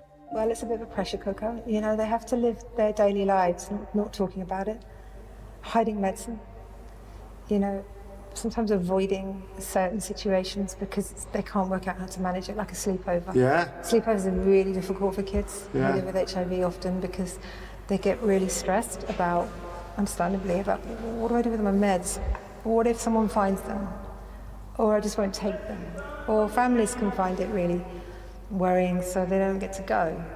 you know, so the HIV is just kept hidden in day-to-day life. So is this all about creating this very, very safe place? Yeah. Yeah. Where you don't have to whisper HIV? Yeah. It's not just a support camp where they come and they do outward bands and they have fun. They attend workshops which explore HIV, and for many children that's the very first time HIV has been spoken about openly to them outside of their clinic. And that can be overwhelming, can be uncomfortable, so they need a lot of support. For any number of reasons, it isn't appropriate to film the youngsters attending camp. But two of the volunteers, Becky and Aloma, who both live with HIV, first came here as teenagers. So you guys, what age did you find out? Well, I actually found out when I was about 6 years old. Okay. Yeah, I lived in a children's home in South Africa, and that was a place where all of us children in the home were born with HIV. So we found out quite young because we were asking questions. Why do we have to take medication? Why do we have to go to the doctor so often? Why are we always getting sick and missing school? What age did you find out then? I found out at 12, and I didn't deal with it very well. I didn't know that anyone my age had it. I didn't know that people were living with it. That was the big feeling that I got as soon as I walked in as a camper, and there were like 100 other kids there. And I think I remember asking someone who looked like they were in charge, and being like, does everyone have HIV? And I was so surprised that yeah, you know, everyone around me was also positive. And it was like life-changing. It was a really good experience. So prior to this, like growing up in school, did you lose friends? Yeah, in primary school, because all of us in the home went to the same primary school, one of my friends from the home told one of her friends in the school, and it literally went around the school like wildfire. Right. Our teacher actually pulled me and the other girl that I lived with in front of the whole class and was like, "Do you have HIV? Do you?" Really? No. And I lost like all of my friends in that year. That was just in primary school, and then yeah. So what about first boyfriends or sexual partners? It was scary. It was terrifying every time that I would have to tell someone, because they might be disgusted by you. They might, like, there's so many reactions that are going through your head. Yeah. And I have had some really bad reactions from boyfriends. I'm doing this documentary because I want to educate, I want to empower, and I want to break stigmas. Because everything you've spoke about, I also live with. And when I leave these gates, I'm going to be shit scared. And I'm going to be petrified. Yeah. Thank you. Group hug. Yeah! Come on. I feel quite empowered and I feel very safe. This is the first time I've been in an open space. This is the first time I've been around a group of people who, I'd say, for the want of a better word, yes, have the same condition as me, but I'd rather say around a group of people who ain't gonna judge me. So I don't need to be in a small room. I don't need to say HIV lower than the rest of my sentence, because I'm not gonna be judged. The trips to Chiva and the Terence Higgins Trust took such a weight off me. I hit training for the Ironman with renewed vigour. I was finally feeling positive about life, positive about going public with my HIV, even, dare I say it, looking forward to it. And then, just 6 weeks before the Ironman, a tabloid published this. So the headline says, sports star in HIV shock. So it's a shock article, right? And then it says, a British sports star is set to publicly announce they are HIV positive. Fine. The International intends to break the news on social media to fight the stigma of living with the virus, which can cause AIDS. Now, there's no reason at all for them to put which can cause AIDS in there, because what I'm trying to do is fight the stigma. And as he wrote fight the stigma, in the next breath, he then wrote which can cause AIDS. So don't forget about that. Then he says, the brave personality, worshipped by millions of fans, is timing the announcement just before a sports event next month in which they're competing. he takes a daily cocktail of drugs to prevent his HIV progression to AIDS. One, I don't take a daily cocktail of drugs at all. I take one tablet in the morning. There's no need, again, for him to keep writing the word AIDS. He's trying to, like, sensationalise and dirty this whole thing. British figure skater John Curry, who won gold at the 1976 Winter Olympics, who was somebody I've never met and have no connection with at all, so I don't know why they wrote it, said that announced he was HIV positive in 1987 and he died of an AIDS-related heart attack, age 44. Now, why the fuck you have to write that? I have no idea. You could have wrote millions of examples of people who have been diagnosed with HIV and are living healthy, happy, normal lives, yet he decides to choose one who died of AIDS, God rest his soul. And what really pisses me off is the fact that they all understand why I'm trying to do it, right? It's to break stigma. They can't be that dull. So just let me fucking do it in my own time. Let me fucking do it. Like, I don't know what they get. Is it that maybe when I decide to do it, they can say, well, 6 weeks ago, we told you, we had the scoop that potentially it was going to happen. I don't give a fuck. It's not about the scoop. It's not about potential. It's not about a headline. It's about changing people's attitudes. And shit like this, to me, doesn't help. Shit like this makes it 10 times fucking worse. Anger aside, the article is a reminder that I'm damned whatever I do. I could still choose not to go public, but will have to continue living my life in fear of a tabloid revealing my HIV. Or I can go public on my terms, but risk a paper using this information as an excuse to rummage around my private life, to harass me, my friends, my family. I need some advice. So Emmanuel and I have arranged to meet David Sherborne, the barrister who has so far helped me keep the original story out of the press. The right to privacy is as much about you being able to control when you speak about things that are private to you and when you don't, as it is about stopping other people speaking about your private life. Because you have spoken about a particular area of your private life, that means that other people can speak about it too. But that doesn't mean they can say anything they want to say, and it doesn't mean they can go further. Just because you've spoken about a private medical condition doesn't mean your entire medical history can be discussed. And if people overstep the mark, well, then that's what lawyers are there to deal with. Do you find there's a fascination with information that people really don't need to know? Like, I'm sure, because you must deal with it all the time. There's a classic legal phrase, which is that there is a difference between what the public is interested in and what's in the public interest. And what you're saying is a great example of that. As a matter of human nature, we all like to read about private matters. That doesn't mean we're entitled to read about private matters. And that's the difference. And quite often, newspapers go the wrong side of the line. Yeah. So, as news of my medical well-being is not in the public interest, David reassures me that the Sun won't be able to print anything else until I go public myself. And that event is just around the corner. Tenby, Friday the 13th of September 2019.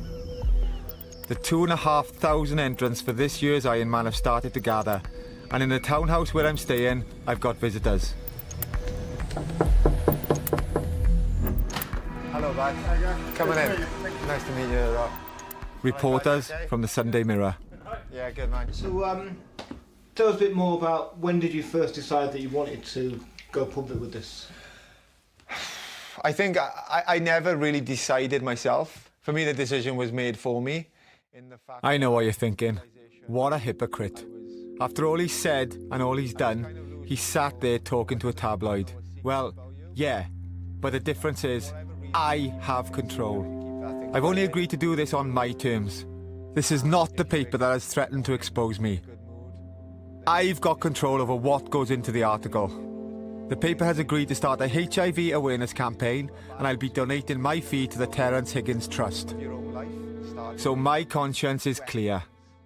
And tomorrow night, the story will break in the Mirror, and I will post a video on my social media, and that will be it. My story told my way. It's your own personal reason. But before all of that unfolds, I want to check on my parents. Ooh. Surprise. All right. Hello. Yeah. You okay? Yeah. You like your fine, thank feet? you.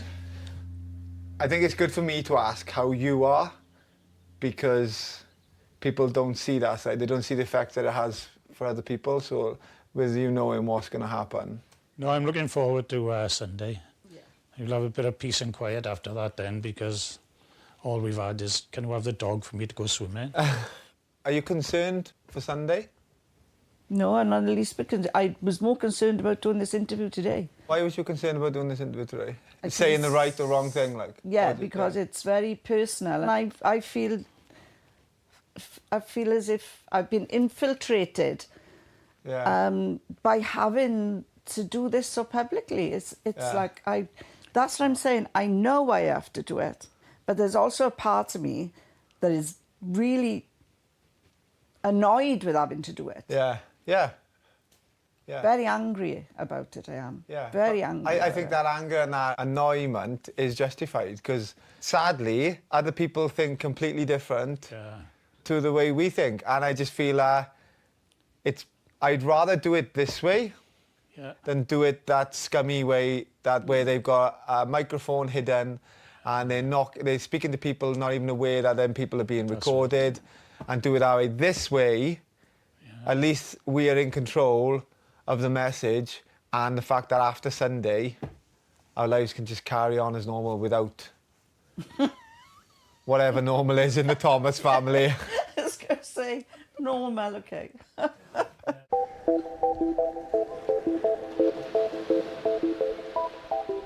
It's Saturday, the day before the Ironman. 12 hours before the news is due to break. I'm feeling pretty good. I hook up with Shane Williams. Right, son. Got my serious face on that. Game face. And the buddies I've trained with and who have got me this far. Boys, that's Shane. Go on, all right, bud? I'm good, thanks you. Cheers, man. Thank you, bud. Lovely. You've done it before, Gareth? All right. No, never. And I'll never do it again either. Heading through town, the public, as ever, are fantastic with me. All right, cheers. Good luck tomorrow. Thank you. Right, Thank you. all right, no worries. Yeah, that's all right. That's all right. On the surface, I'm all smiles, but inside, I'm beginning to feel overwhelmed by what lays ahead. Where my head is at right now is everywhere, probably, but apart from where it should be.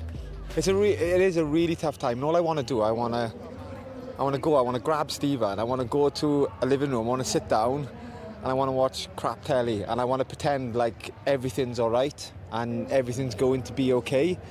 Because at the moment there's people everywhere, there's Alfie will have a photo, and in my mind I'm thinking, will you want a photo this time tomorrow? There's people saying, oh Alfie, good luck, and I think what I need to do is prepare and just worry, as I'm going to do tomorrow, worry about the moment. So just enjoy what today is. Today is my... Fuck. Just all about it. Today is like my last... Today's my last day without people knowing.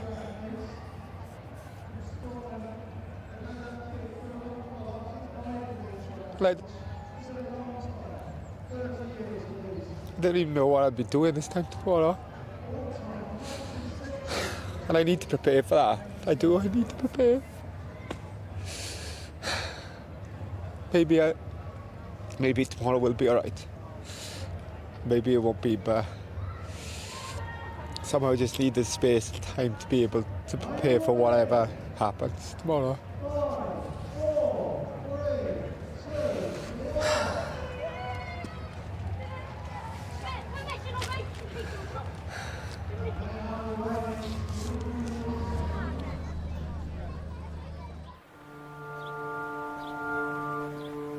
Saturday evening, I release a video onto social media.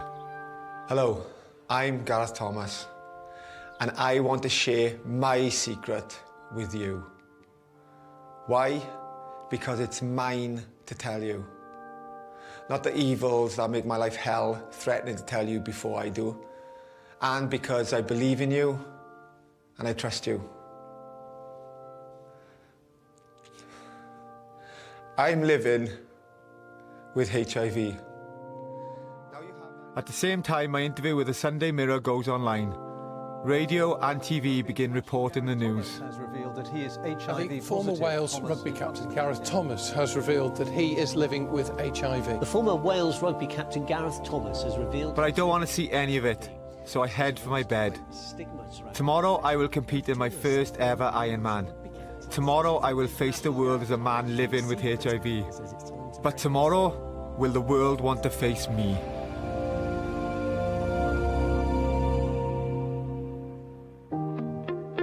Sunday, 6 a.m. Get into a good pace. Love it, man. Thank you, bud. Come here, my lovely. Have a good one, yeah. Enjoy it. I'm out in public. Nervous, tentative, expecting the worst, but so far not receiving it.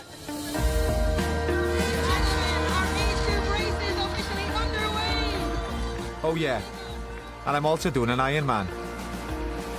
There are, that's me, look, in the yellow cap.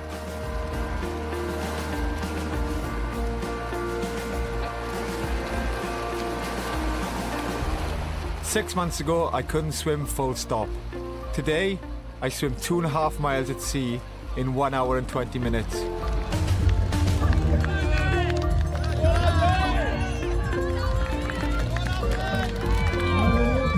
Next, it's a 112-mile bike ride. I'm out in the water and I'm alive.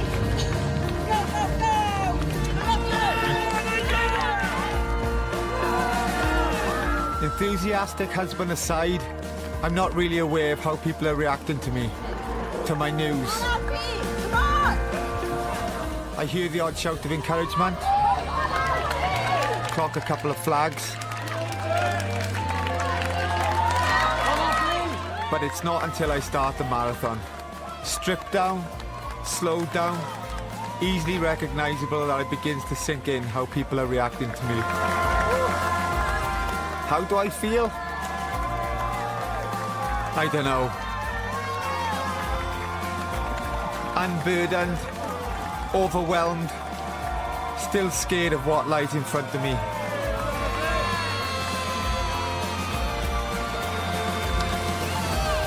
Then, as I hit the main street, I see my mum and Stephen, and I stop breathing. I am literally choked with emotion.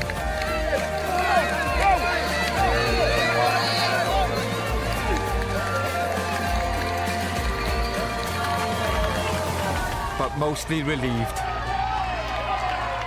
Relieved that finally, at 45 years of age, after a lifetime of amazing moments, amazing achievements, this is my biggest.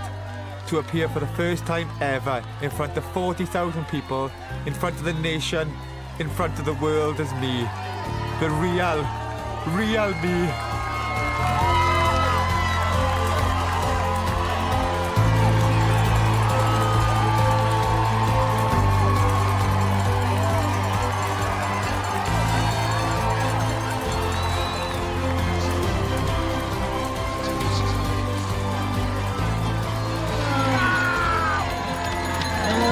Husband Stephen presents the medal. Congratulations, Gareth. Well, bud.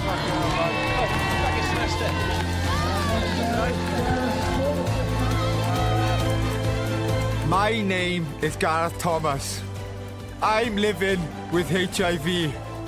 And you know what? I'm alright.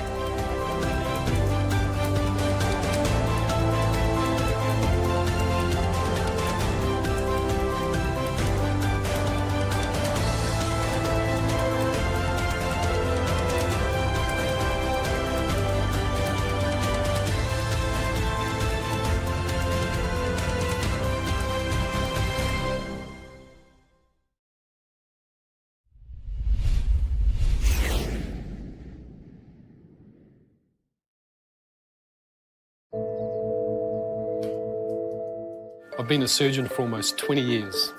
It's the only thing I've ever really wanted to do. Mostly, I operate on cancer patients. Surgery's not pretty, but at least it offers a chance of cure. Most patients I treat ask the same question. What could I have done not to get cancer? And I have to admit, I just don't know.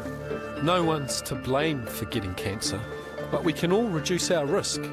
I've decided to explore the other side of the cancer story. Prevention. How not to get cancer.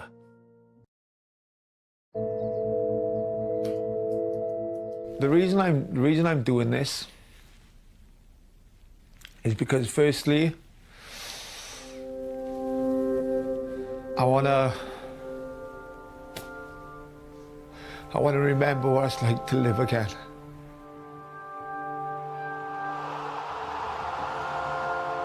I used to be famous for this, captaining Wales and the British Lions.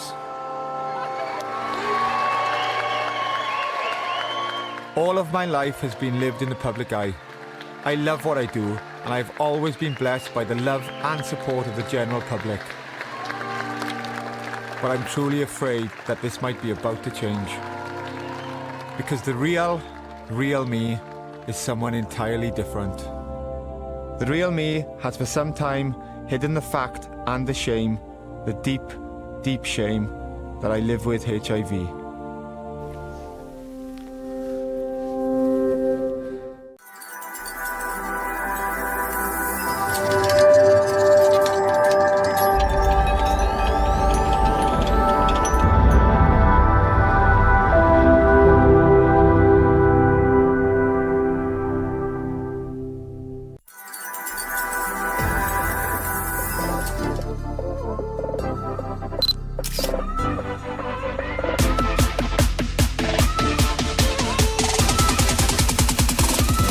Η υγεία ξεκινάει από μέσα μας. Είναι γενικά ό,τι κάνεις στη ζωή σου, το οποίο σε κάνει να νιώθεις καλά.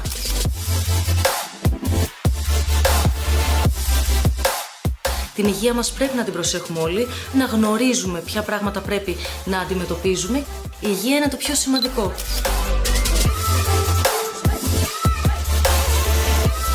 Το να έχω την υγεία μου για μένα σημαίνει να μην χρειαστεί να δώσω μάχη για την επιβίωσή μου. Υγεία είναι ζωή. Είναι χαρά, είναι ενέργεια. Είναι το πολυτιμότερο αγαθό που έχουμε για να μπορούμε να κάνουμε ό,τι αγαπάμε. Με όλα αυτά που συμβαίνουν γύρω μας ιδιαίτερα, κάτι τόσο δεδομένο μπορεί ανα πάσα στιγμή να αλλάξει. Οπότε η υγεία πάνω απ' όλα.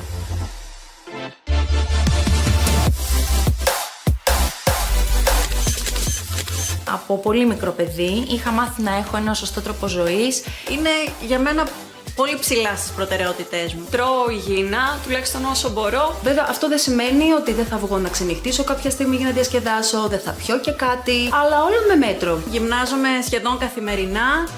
Εννοείται πως δεν καπνίζω και εννοείται πως είμαι επιμελής πάρα πολύ με τις εξετάσεις μου. Υπάρχουν αρκετές περίοδοι στη ζωή μου που μπορεί κάτι να μην πηγαίνει πολύ καλά, αλλά έχοντας μπει στη διαδικασία να ασχοληθώ με αυτή την εκπομπή, έχω μάθει πράγματα που με κάνουν να θωρακίσω τον εαυτό μου περισσότερο.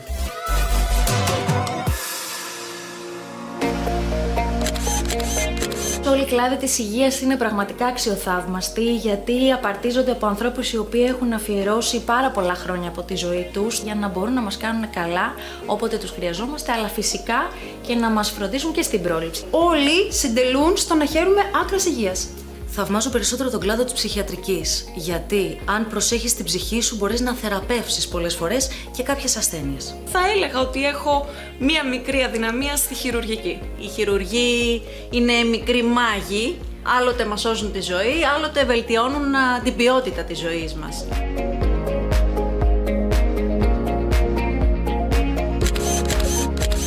Θα άλλαζα αρκετά πράγματα, κυρίως στον τρόπο παροχής των υπηρεσιών μέσα στα δημόσια νοσοκομεία. Θα ήθελα επίσης η χώρα μου να επενδύσει σε προγράμματα προσυμπτωματικού ελέγχου, ποιοτικότερη δημόσια υγεία για όλους. Θα ήθελα να υπήρχε ένα μάθημα στο σχολείο, η αγωγή της υγείας, και να διδάσκεται σε παιδική ηλικία. Να μάθουμε όλοι μας να προστατεύουμε τον εαυτό μας, να κάνουμε εξετάσεις περισσότερες, να ακούμε τους γιατρούς, να μην διαβάζουμε από το ίντερνετ, να εμπιστευόμαστε τους επιστήμονες.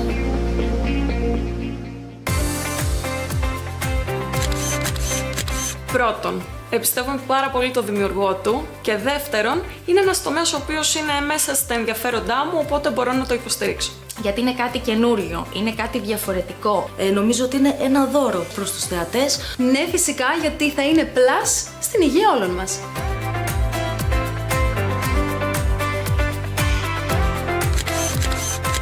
Έρχεται να καλύψει ένα κενό για θέματα υγείας και να ενημερώσει τον κόσμο με απλό και εύληπτο τρόπο. Και φυσικά να πάμε την γνώση της ιατρικής ένα βήμα παραπάνω. Θα ήθελα να κάνουμε όλο τον κόσμο να λέει την εξής φράση. Το άκουσα και το είδα στο Med Plus και με βοήθησε πολύ. Στόχος του Med Plus είναι να φέρει και τον νέο κόσμο κοντά στην ιατρική κοινότητα. Όσοι παρακολουθούν αυτή την πλατφόρμα, αν ακούσουν κάποιο γιατρό που λέει κάτι που αφορά και τους ίδιους, να πάνε να εξεταστούν, να γίνει ο νούμερο 1 οδηγός υγείας και υγιεινού τρόπου ζωής στην Ελλάδα.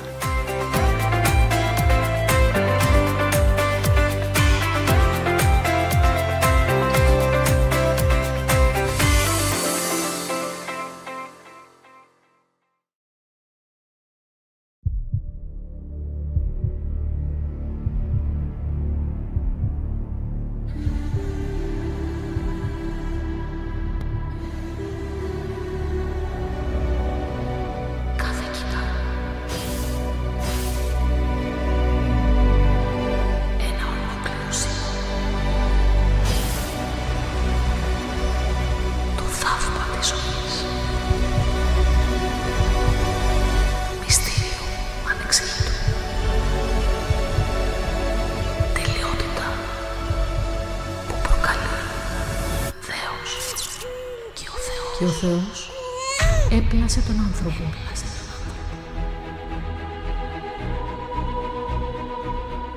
Όρκον ομοίο, χρήσιμον εαυτόν καταστήσω, προσάπαντας τους δεσμένους της εμείς αρρωγής.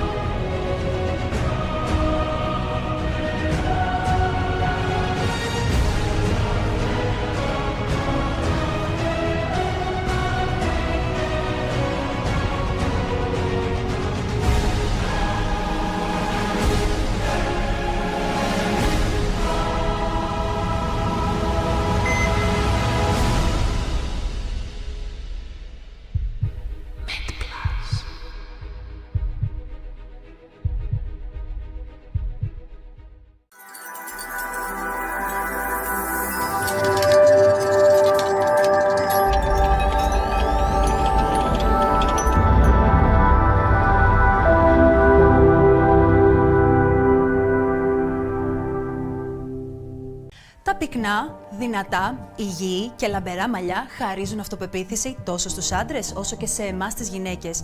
Γι' αυτό και όλοι νιώθουμε άγχος και φόβο στις πρώτες ενδείξεις τριχόπτωσης. Είναι αυτό φυσιολογικό ανά εποχές? Πότε πρέπει να ανησυχήσουμε για την τριχόπτωση και να απευθυνθούμε σε κάποιο ειδικό? Ποιοι παράγοντες την προκαλούν? Υπάρχει κατάλληλη λύση και ποια μας ταιριάζει? Όλες οι απαντήσεις σε λίγο στο Med Plus.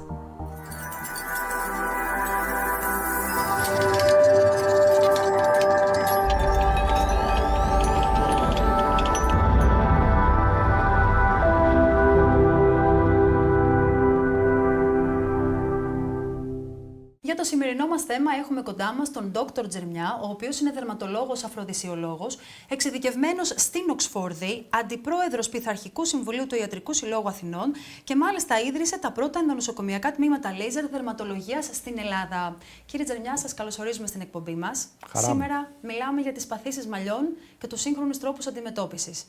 Μάλιστα. Η πρώτη ερώτηση είναι η εξής. Όλοι βλέπουμε καθημερινά τρίχες να πέφτουν από τα μαλλιά μας. Πρέπει να ανησυχήσουμε, είναι αυτό τριχόπτωση? Φυσιολογικά, ο κύκλος της τρίχας, τον οποίο ακολουθεί κάθε τριχοθυλάκιο, έχει την αναγκαστική πτώση τριχών 80 με 100 τρίχες τη μέρα. Από εκεί και μετά, εάν έχουμε περισσότερες τρίχες, πτώση τριχών καθημερινά, τότε μιλάμε για κάποιο είδους μη φυσιολογική τριχόπτωση. Ναι, και υπάρχουν πολλές. Εγώ πώς θα τις μετρήσω να είναι 80%? Εάν Πώς μπορεί να τις δούμε, μετρήσει κάποιος? Εάν δούμε ότι συνεχώς θα κάνετε δύο πραγματάκια εσείς. Δύο τεστ απλά. Το πρώτο λέγεται pull test. Θα βάλετε το χέρι σας πάνω εδώ και θα τραβήξετε εάν εκείνη τη στιγμή βγαίνουν τρίχες με το τράβηγμα. Το πρώτο τεστ είναι αυτό. Και να μην πονάω και να φεύγει έτσι απλά. Και να φεύγει απλά, με μια απαλή κίνηση. Το δεύτερο που θα κάνετε είναι να πιάσετε με το χέρι σας αλογουρά το μαλλί και να δείτε έχει μειωθεί ο όγκος. Είναι ένα απλό τεστ. Λέγεται τεστ αλογουράς. Λοιπόν, και αν κάνουμε εμείς οι γυναίκες έτσι που χάνουμε μαλάκια, είναι ανησυχητικό? Όχι, αυτό δεν είναι. Ανησυχητικό δεν είναι αυτό. Ανησυχητικό είναι να έχουμε εδώ πάνω. Γιατί εδώ έχουν φύγει ήδη. Και ποιοι παράγοντες επηρεάζουν την τριχόπτωση, αυτή την πτώση της τρίχας που μας λέτε? Υπάρχουν πολλά είδη τριχόπτωσης καταρχήν. Υπάρχει η τριχόπτωση η κληρονομική, η οποία στους άνδρες λέγεται ανδρογενετική αλλοπαικία, κοινώς φαλάκρα, η αρέωση δηλαδή, που υπάρχει από την κορυφή, την κορώνα που λέμε, μέχρι την πρόστια περιοχή, αλλά αυτή η μορφή παρατηρείται και στις γυναίκες. Είναι γυναικείου τύπου ανδρογενετική αλλοπαικία. Βλέπουμε μια διεύρυνση εδώ της χωρίστρας. Αυτοί οι τύποι υπάγονται στην ανδρογενετική αλλοπαικία και είναι κληρονομικοί. Δηλαδή, ο καθένας κληρονομεί κάποια γονίδια είτε από τον πατέρα είτε από τη μητέρα και ο συνδυασμός αυτών των γονιδίων οδηγεί σε αυτή την κατάσταση. Άρα η πιο συχνή μορφή τριχόπτωσης είναι η κληρονομική? Η ανδρογενετική αλλοπαικία. Υπάρχουν και άλλες μορφές όμως. Υπάρχει η διάχυτη τριχόπτωση, η οποία μπορεί να οφείλεται σε κάποια πάθηση που έχουμε περάσει. Είναι έντονο εμπείρετο επεισόδιο. Ο COVID κάνει τριχόπτωση.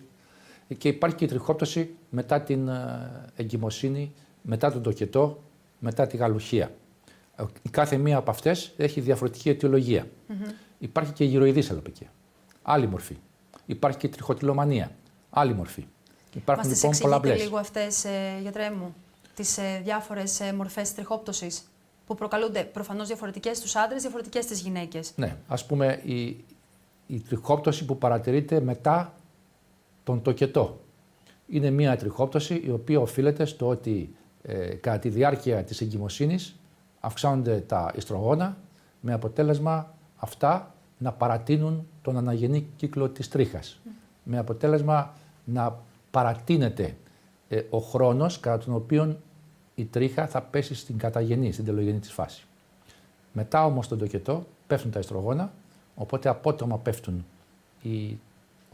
οι τρίχες, τα τριχοθυλάκια στην καταγενή τους φάση, στην τελογενή τους φάση, με αποτέλεσμα να έχουμε την τριχόπτωση. Αυτό δεν συμβαίνει σε όλες τις γυναίκες. Συμβαίνει στις γυναίκες που είτε έχουν μία προδιάθεση, είτε έχουν μία κατά κάποιον τρόπο έλλειψη κάποιων ιχνοστοιχείων, μετάλλων και βιταμινών, που έτσι έχουμε κάποια τριχοθυλάκια απενεργοποιημένα, τα οποία δεν έχουν ενδυναμωθεί και τότε χρειάζονται ένα πρωτόκολλο θεραπείας και αντιμετώπισης της μορφής αυτής της τριχόπτωσης, η οποία είναι καλοήθης, αλλά πρέπει να αντιμετωπίζεται έγκαιρα, η οποία παρατηρείται μετά τον τοκετό. Το άγχος που όλοι βιώνουμε μπορεί να συμβάλλει στην πτώση της τρίχας, να παρατηρήσω δηλαδή εγώ ότι έχω τριχόπτωση επειδή αγχώνομαι πάρα πολύ?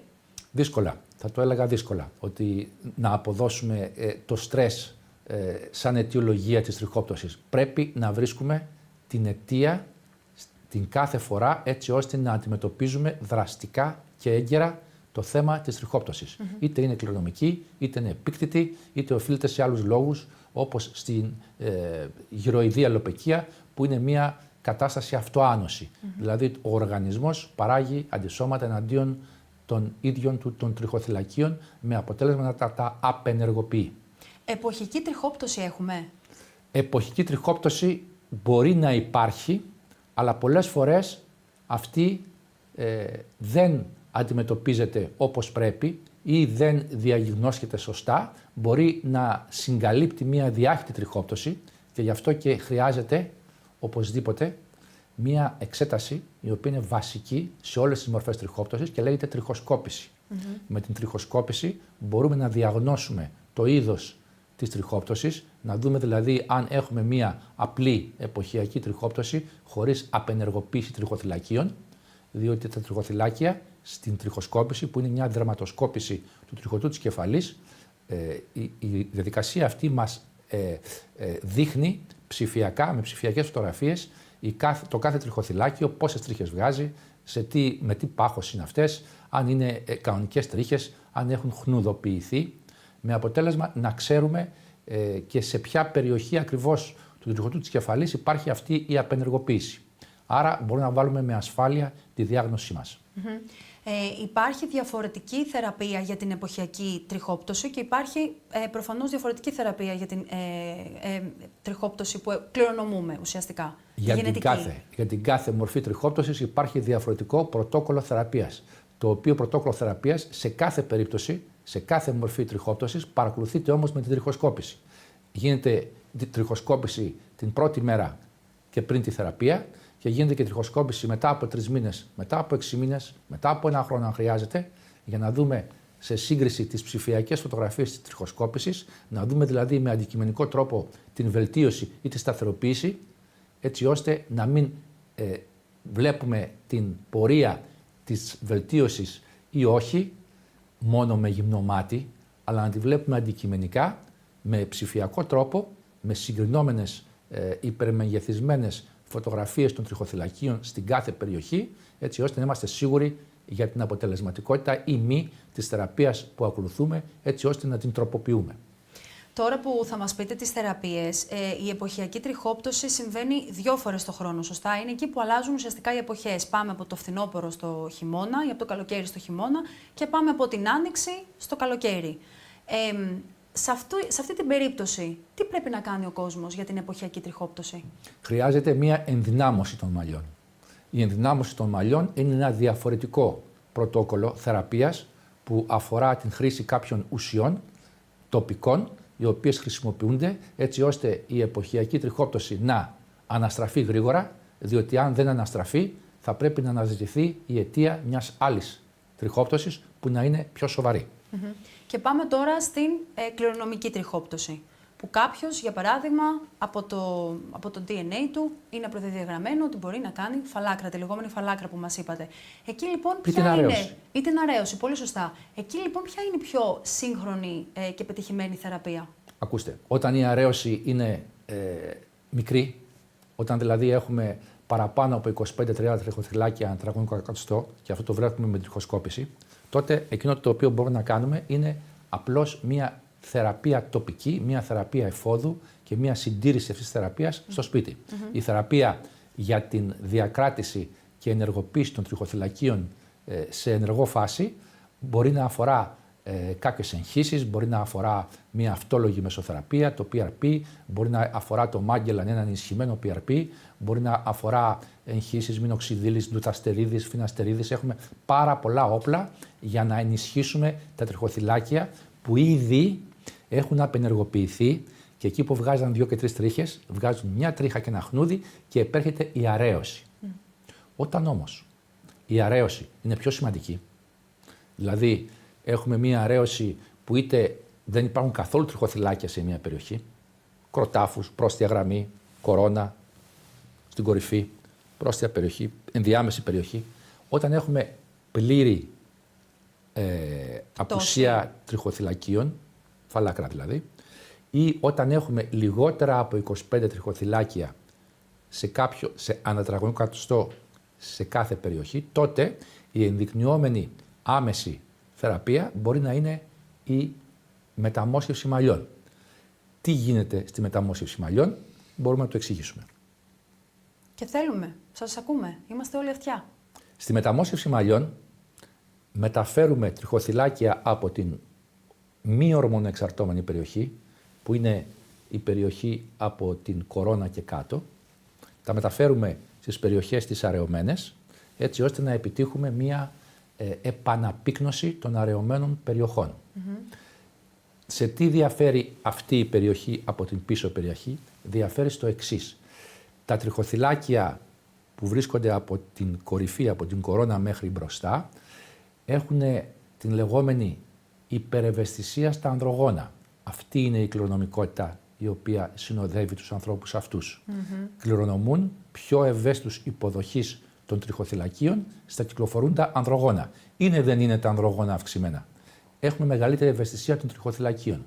Και τα ανδρογόνα, όταν δρουν στα τριχοθυλάκια, δρουν συρρικνωτικά. Τα συρρικνώνουν, τα κάνουν μινιατούρες. Εκεί που βγάζαν 2 τρίχες και 3 τρίχες, βγάζουν μια τρίχα ή χνούδι, ή μόνο χνούδι, ή τίποτα. Με αποτέλεσμα να υπάρχει αρέωση. Μεταφέροντας όμως την περιοχή, από την περιοχή την μη ορμονοεξαρτώμενη στη νέα περιοχή του στα τριχοθυλάκια, διατηρούν το χαρακτηριστικό της μη ευαισθησίας στα ανδρογόνα και έτσι παραμένουν εφόρους ζωής μπροστά. Αυτή είναι η μεταμόσχευση μαλλιών. Και μεταφέρουμε πλέον μία-μία τρίχα. Και όχι όπως παλιά που μεταφέραμε, που έκοβαν μία λωρίδα της πίσω περιοχής, την τεμάχιζαν σε τριχοθυλάκια και στη συνέχεια εμφυτεύαν τα μοσχεύματα στη νέα περιοχή. Πλέον η εξελιγμένη φιούε τεχνική αφορά την μεταμόσχευση μεμονωμένων τριχοθυλακίων και την εμφύτευση μεμονωμένων τριχοθυλακίων στην αραιωμένη περιοχή. Άρα ποιος είναι κατάλληλος για να έρθει να κάνει μια μεταμόσχευση μαλλιών? Και κόσμος ο οποίος αντιμετωπίζει αρέωση στα μαλλιά του, αλλά και κόσμος ο οποίος είναι φαλακρός? Αρκεί να υπάρχει ικανή δότρια περιοχή. Δηλαδή, από πίσω. Αρκεί αυτή η περιοχή, από την η οποία για τον καθένα είναι η περιουσία του, τα τριχοθυλάκια εκείνα ούτε ανταλλάσσονται, ούτε πολλούνται, ούτε εξαγοράζονται, είναι η περιουσία μας. Αρκεί να υπάρχει ικανά τριχοθυλάκια στη δότρια περιοχή και αρκεί να υπάρχει ικανοποιητική αρέωση στην πρόστια περιοχή. Ωραία. Εγώ τώρα έχω μία απορία. Αφού λοιπόν πέφτουν τα μαλάκια από αυτή την περιοχή, όταν εγώ θα πάρω ένα κομμάτι από πίσω και θα τοποθετήσω ξανά σε αυτή την περιοχή που ήδη πέφτουν και λόγω κληρονομικότητας, όπως είπαμε, θα ξαναπέσουν δηλαδή αυτά τα μαλλιά που θα κάνω εγώ μεταμόσχευση? Όχι. Αυτά θα παραμείνουν εφόρους ζωής στη νέα τους θέση, γιατί δεν είναι ορμονοεξαρτώμενα. Διατηρούν το χαρακτηριστικό τους αυτό. Εκείνο που πρέπει να προσέξουμε είναι ότι όποιος κάνει μεταμόσχευση μαλλιών θα πρέπει επίσης να φροντίζει τα υπάρχοντα τριχοθυλάκια του. Θα πρέπει δηλαδή να φροντίζει την ενεργοποίηση των τριχοθυλακίων του έτσι ώστε να μην πέσουν και τα άλλα και επίσης να φροντίζει την δότρια περιοχή, την περιοχή δηλαδή των μη ορμονοεξαρτώμενων τριχοθυλακίων, έτσι ώστε να διατηρεί σε ενεργή φάση, σε ενεργοποίηση την περιουσία του. Αυτή είναι η περιουσία του. Τα τριχοθυλάκια που είναι στις μη ορμονοεξαρτώμενες περιοχές. Υπάρχουν πιθανές παρενέργειες μετά τη μεταμόσχευση μαλλιών? Παρενέργειες δεν υπάρχουν. Απλώς υπάρχει μια κατάσταση η οποία μπορεί να έχει οδηγήσει σε ένα είδημα στο μέτωπο. Χρειάζεται αποφυγή από βαριές εργασίες, από το να σηκώσεις, ας το πούμε, βαριές βαλίτσες ή να σηκώσεις βαριά αντικείμενα ή να εργαστείς σκληρά και να υδρώσεις. Γενικότερα θέλουμε για 7 μέρες μια ευχάριστη διαμονή κατοίκων, διότι δεν θέλουμε να καταπονήσουμε τα τριχοθυλάκια στη νέα τους θέση που μεταφέρθηκαν και έτσι ώστε να έχουμε επανέκφυση τουλάχιστον το 90% των τριχοθυλακίων που εμφυτεύτηκαν. Βιώνει πόνο αυτός που κάνει τη μεταμόσχευση και κατά τη διάρκεια της θεραπείας και μετά κατοίκων? Η νέα τεχνική της μεταμόσχευσης μαλλιών, η λεγόμενη FUE και η εξελιγμένη μορφή της, η ακόμη πιο εξελιγμένη μορφή της, δεν γίνεται παρά μόνο με τοπική αναισθησία. Στη συνέχεια, εκείνο το οποίο βιώνει ο ενδιαφερόμενος, ο υποβαλλόμενος μεταμόσχευση μαλλιών, είναι μια ελαφρά ενόχληση, η οποία μπορεί τις πρώτες 2 μέρες να αντιμετωπιστεί με ένα απλό παυσίπονο. Μπορεί να κοιμηθεί δηλαδή? Βεβαίως. Μάλιστα. Ωραία. Υπάρχει πιθανότητα να επηρεάσει η μεταμόσχευση μαλλιών την υγεία των υπαρχόντων? Ναι, υπάρχει. Όταν δεν γίνεται σωστή ανάλυση της ύπαρξης ενεργών τριχοθυλακίων στην περιοχή η οποία θα υποδεχθεί τα τριχοθυλάκια. Μπορεί να έχουμε μια εμφανή αρέωση, αλλά αυτή η αρέωση σε μια περιοχή του τριχωτού της κεφαλής μπορεί να μην είναι ικανοποιητική, να μην είναι αρκετή. Να είναι δηλαδή τα τριχοθυλάκια παρόντα τα ενεργά εκεί, παραπάνω από 25-30 στην περιοχή ανά τετραγωνικό εκατοστό. Και σε αυτή την περίπτωση, αν μεταφερθούν τριχοθυλάκια στην αραιωμένη περιοχή, αλλά όχι στην πολύ αραιωμένη περιοχή, τότε κινδυνεύουν τα υπάρχοντα μαλλιά. Γι' αυτό και σε αυτές τις περιπτώσεις αντενδείκνυται η μεταμόσχευση μαλλιών. Όταν έχουμε δηλαδή τριχοθυλάκια περισσότερα από 25 ενεργά ανά τετραγωνικό εκατοστό. Πόσες φορές πρέπει να επαναλάβει κάποιος αυτή τη διαδικασία για να γεμίσει το μαλλί του μπροστά? Να πούμε ότι τώρα πλέον είναι γεμάτο το μαλλί. Εάν έχουμε μία αραιωμένη περιοχή η οποία δεν είναι σημαντική και έχουμε και μία σημαντική περιοχή η οποία είναι η περιοχή από την οποία παίρνουμε τα τριχοθυλάκια, τότε μπορούμε και με μία συνεδρία να επιτύχουμε την πλήρη πύκνωση της περιοχής που μας ενδιαφέρει. Σε άλλες περιπτώσεις που αυτό δεν είναι εφικτό, μπορεί να γίνει και σε 2 στάδια, με διαφορά ενός έτους. Σε άλλες περιπτώσεις θα πρέπει, μπορεί να γίνει μία μεταμόσχευση μαλλιών σήμερα και επειδή ο άνθρωπος αυτός, είτε λόγω μεγάλης γονιδιακής επιβάρυνσης, συνεχίζεται η τριχόπτωσή του, συνεχίζεται επεκτείνεται η αραίωσή του μετά από 10 χρόνια. Δεν έχει κάνει θεραπείες ενδυνάμωσης και διατήρησης της ενεργοποίησης των τριχοθυλακίων και στις περιοχές που είναι ημιαραιωμένες και στην δότρια περιοχή. Τότε, σε αυτή την περίπτωση, θα πρέπει να ξαναγίνει η μεταμόσχευση μαλλιών. Δηλαδή, εκείνο που θέλω να τονίσω είναι ότι όποιος διενεργεί μια μεταμόσχευση μαλλιών θα πρέπει να προσέχει ταυτόχρονα και τα υπάρχοντα μαλλιά του, είτε στις αραιωμένες περιοχές, είτε στην πίσω περιοχή, την μη ορμονοεξαρτώμενη, έτσι ώστε και τα υπάρχοντα μαλλιά του να διατηρεί στις αραιωμένες περιοχές, αλλά και την περιουσία του να διατηρεί ενεργοποιημένη. Υπάρχει διαδικασία συντήρησης μετά τη μεταμόσχευση και θέλω να μας την πείτε αναλυτικά. Τι πρέπει να προσέχει κάποιος για να κρατήσει αυτά τα μαλλιά που έχει κάνει μεταμόσχευση? Θα πρέπει να κάνει την συντηρητική θεραπεία που εφαρμόζουμε και στους ανθρώπους οι οποίοι δεν ενδείκνυται, στους ανθρώπους εκείνους στους οποίους δεν ενδείκνυται μεταμόσχευση μαλλιών. Δηλαδή, θα πρέπει να διατηρεί ένα εξειδικευμένο πρωτόκολλο διατήρησης και ενεργοποίησης των υπαρχόντων τριχοθυλακίων, έτσι ώστε αυτά να διατηρούνται αναζωογοποιημένα. Κάποιος που έχει κάνει τη μεταμόσχευση μαλλιών, τα μαλλιά του, τα μπροστινά λοιπόν, που έχουμε βάλει το μόσχευμα, μεγαλώνουν κανονικά, είναι πλέον κανονικά μαλλιά? Είναι κανονικά μαλλιά, κουρεύονται, λούζονται, χρωματίζονται, βάφονται, μπαίνουν στη θάλασσα, τα πάντα. Βγαίνουν στον ήλιο, είναι σαν τα κανονικά μας μαλλιά. Και διατηρούνται εφόρου ζωής, διότι σας είπα και πάλι δεν είναι ορμονοεξαρτώμενα και διατηρούν την ιδιότητά τους αυτή εφόρου ζωής. Μάλιστα, θα σας γυρίσω, γιατρέ μου, λίγο στην αρχική μας την κουβέντα σχετικά με την εποχιακή τριχόπτωση. Καλύψαμε τώρα ένα μεγάλο βαθμό και σας ευχαριστούμε πάρα πολύ για τις πληροφορίες αυτές όσον αφορά τι κάνουμε για μεγαλύτερη αραίωση ή φαλάκρα όταν υπάρχει και κληρονομικότητα. Πάμε λίγο στην εποχιακή. Ένας άνθρωπος λοιπόν που βιώνει τριχόπτωση, γυναίκα, άντρας, τι πρέπει να κάνει απλά πράγματα για να μπορέσει να σταματήσει αυτή την πτώση ή να τη μειώσει? Λοιπόν, καταρχήν θα πρέπει να μπει σωστή διάγνωση, γιατί καμιά φορά μιλάμε για εποχιακή τριχόπτωση, ενώ δεν είναι εποχιακή. Πρέπει να γίνει η λεγόμενη τριχοσκόπηση. Και από εκεί θα μπει η διάγνωση αν έχουμε ενεργοποιημένα τριχοθυλάκια και όλα αυτά οφείλονται απλώς σε μια πτώση του κύκλου της τρίχας στην καταγενή φάση και είναι μια καλοήθης κατάσταση. Αυτό θα το δούμε με τις ειδικές εξετάσεις που θα γίνουν, που μπορεί να αφορούν την τριχοσκόπηση και άλλες εξετάσεις που κάνουμε εμείς οι δερματολόγοι. Το δεύτερο είναι ότι θα πρέπει να εξεταστεί ο άνθρωπος αυτός, είτε είναι γυναίκα είτε είναι άνδρας, για την ύπαρξη, για το κατά πόσο έχει σε ικανοποιητικές ποσότητες κάποια ιχνοστοιχεία, μέταλλα και βιταμίνες, τα οποία είναι απαραίτητα να τροφοδοτούνται με τον ορό του αίματος στα τριχοθυλάκια. Κάνουμε δηλαδή μια αιματολογική εξέταση, όπου εξετάζουμε διάφορους τέτοιους παράγοντες, οι οποίοι είναι αρκετοί, και θέλουμε οι παράγοντες αυτοί να είναι σε επίπεδα όχι στα κατώτερα φυσιολογικά όρια, ούτε φυσικά κάτω από τα φυσιολογικά όρια.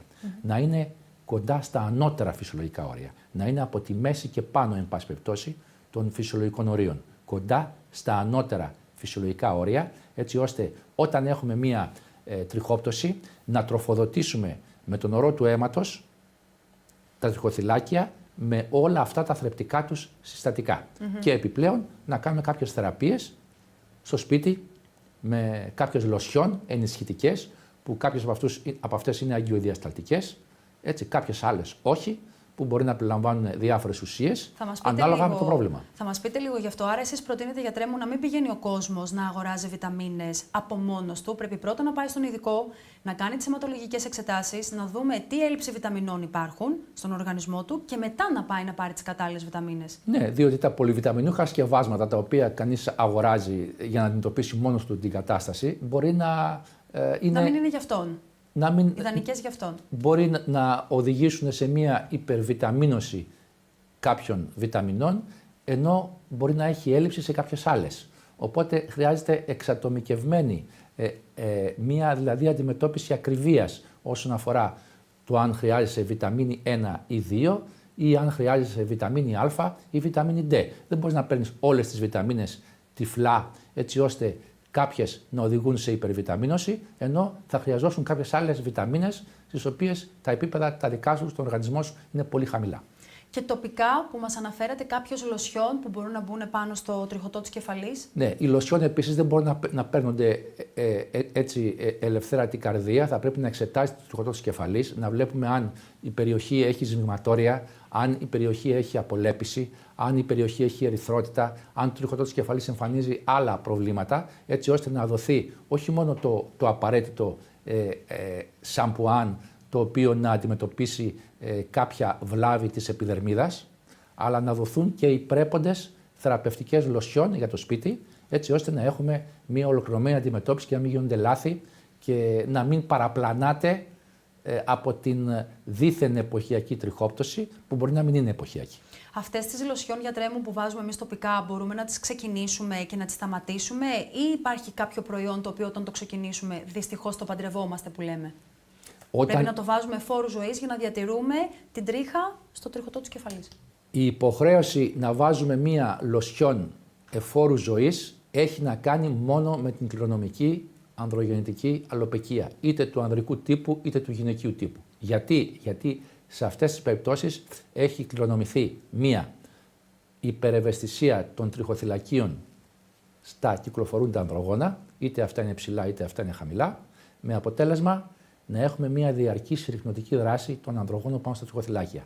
Απέναντι σε αυτή τη δράση που είναι κληρονομημένη, θα πρέπει καθημερινά, εβδομαδιαία, να έχουμε ένα φρένο. Το φρένο μπορούμε να το έχουμε με τη χρήση κάποιων ουσιών, όπως είναι η μινοξιδίλη, όπως είναι η φιναστερίδη, όπως είναι η τουταστερίδη και πολλές άλλες ουσίες τις οποίες χρησιμοποιούμε, πάρα πολλές, έχουμε πάρα πολλά όπλα, έτσι ώστε να υπάρχει διαρκές ένα φρένο σε αυτόν τον κατήφορο της απενεργοποίησης των τριχοθυλακίων από τα ανδρογόνα. Σε αυτή την περίπτωση δηλαδή της ανδρογεννητικής αλοπαικίας, η υποχρέωσή μας να διατηρούμε ενεργοποιημένα τα τριχοθυλάκια είναι καθημερινή ή σχεδόν καθημερινή. Όπως έχουμε δηλαδή προδιάθεση για τεριδόνα, μπορεί να έχουμε και προδιάθεση για ανδρογεννητική αλοπαικία. Και όπως μας λένε να πλένουμε τα δόντια μας για να έχουμε δόντια στα γεράματια υγιή, έτσι και όταν έχουμε κληρονομικότητα και ανδρογεννητική αλοπαικία, τότε πρέπει να περιποιούμαστε τα μαλλιά μας καθημερινά. Στις άλλες περιπτώσεις αυτό δεν ισχύει. Μάλιστα. Και μια τελευταία ερώτηση. Πέρα από τη μέθοδο της μεταμόσχευσης που έχουμε να κάνουμε για την κληρονομικότητα, όπως είπαμε, και για μεγάλη αρέωση στο τριχωτό της κεφαλής, υπάρχουν άλλες μέθοδοι που μπορεί κάποιος να έρθει να κάνει, όπως για παράδειγμα μας είπατε προηγουμένως, το PRP? Ναι, αυτό έχει να κάνει με την ενεργοποίηση υπαρχόντων τριχοθυλακίων. Είτε το απλό PRP, είτε το Magellan το ενισχυμένο PRP, είτε άλλες εγχύσεις θεραπευτικών ουσιών, είτε βιομιμητικά πεπτίδια ή πολυνουκλεοτίδια, είτε εξωσώματα, που είναι μια καινούργια θεραπεία. Όλες αυτές οι θεραπείες έχουν να κάνουν με την ενεργοποίηση τριχοθυλακίων. Υπαρχόντων ενεργών τριχοθυλακίων, που έστω και αν βγάζουν πλέον μία τρίχα και ένα χνούδι και όχι 2 και 3 τρίχες, μπορούμε να τα ενεργοποιήσουμε και να αποκτήσουν πάλι την σφριγγυλότητά τους, βγάζοντας κανονικού πάχους τρίχες. Μάλιστα. Τώρα λοιπόν πλέον ξέρουμε τι πρέπει να κάνουμε, είτε έχουμε εποχιακή είτε έχουμε πιο μόνιμο πρόβλημα όσον αφορά τις τρίχες στο κεφάλι μας. Είναι ένα πρόβλημα που ταλανίζει πάρα πολύ κόσμο και σας ευχαριστούμε πάρα πολύ για όλες τις πληροφορίες που μας δώσατε. Ευχαριστώ πολύ, χαρά μου και τιμή μου. Να είστε καλά.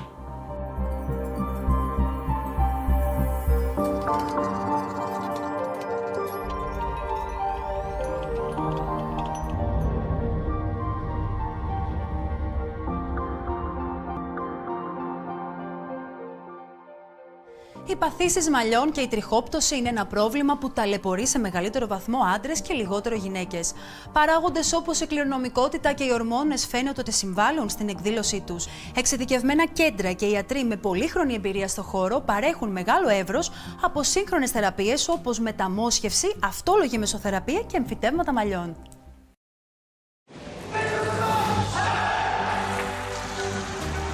Humans are weak. We've learned to face fear and use the power of faith. This series will explore some of the most incredible people on the planet. That has to be as I've ever had. To see what we can all learn from their lives. Body Hack.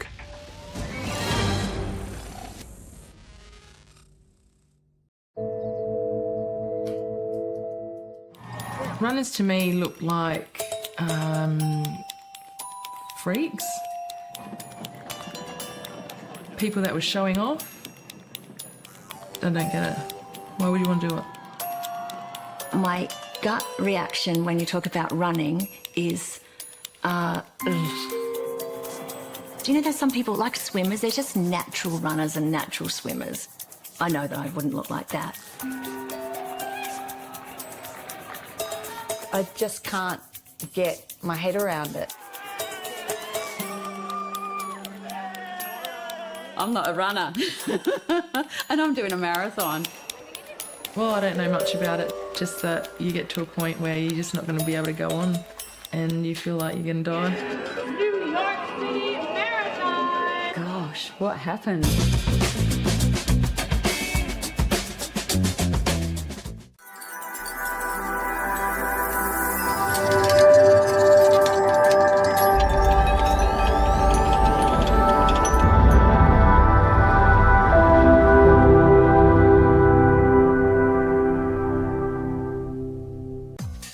Καθημερινά γινόμαστε αποδέκτες ενός φαινομένου που τείνει να γίνει μάστιγα, τα χείλη του ροφού. Τι συμβαίνει και έχουμε τόσο άσχημα αποτελέσματα που σε όλους είναι αντιληπτό, αλλά σε κανέναν δεν αρέσει? Υπάρχουν πολλά tips. Το πρώτο και καλύτερο είναι αυτός που θα το κάνει να είναι γνώστης του αντικειμένου. Δεύτερον, θα πρέπει το υλικό που χρησιμοποιείται να είναι πιστοποιημένο από οργανισμούς όπως είναι το FDA. Τρίτον, δεν πρέπει να υπάρχει αδιφαγία. Όταν βάλεις πολύ, υπάρχουν δύο πράγματα. Το πρώτο πράγμα είναι δεν μπορείς να διαχειριστείς την ίδια εικόνα και δεύτερον γίνεται αντιληπτό πολύ εύκολα από τους άλλους. Αν θέλουμε να πετύχουμε ένα αποτέλεσμα, είναι μερικές φορές προτιμότερο να το επαναλάβουμε μετά από 15 μέρες, να κάνουμε κάποιες μικροδιορθωσούλες, σε κάποιες ηλικίες όμως και μετά. Η απόσταση από τη ρίζα της μύτης μέχρι εδώ που ξεκινάει το ερυθρό του χείλους αυξάνεται. Εκεί λοιπόν έχει μια πολύ καλή εφαρμογή, μια πολύ σοφιστική και με απολύτως εφαρμόσιμα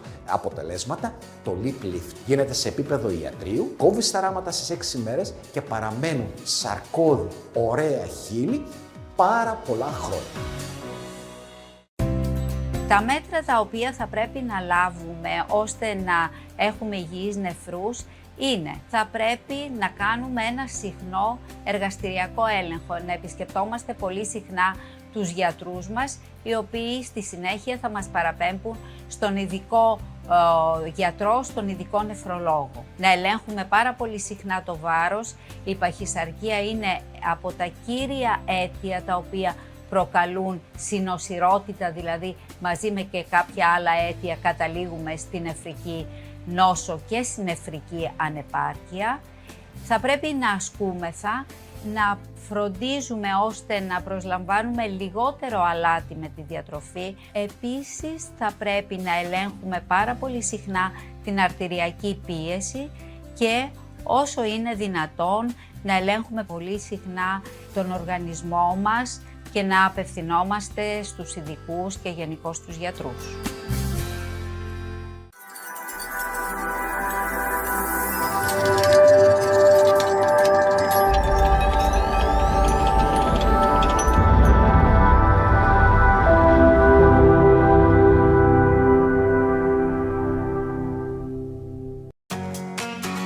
When I look at my life, I've got a lot to smile about.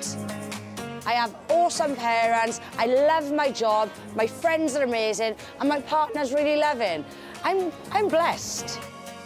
but I still have those days where I just feel anxious and really down. And I'm not alone. Work stress, money problems, social anxiety. For a lot of us, happiness seems to be slipping through our fingers. Could I be one of thousands of people who are so anxious we're dreading the future? Apparently, us UK millennials are the unhappiest in the whole of Europe. So what's behind all the neggy vibes? And can anyone or anything help me banish the blues? For the next 2 weeks, I want to find out if I can train my brain to help get a handle on my emotions and make me a happier Hayley. I'll be trying to laugh my way to inner peace.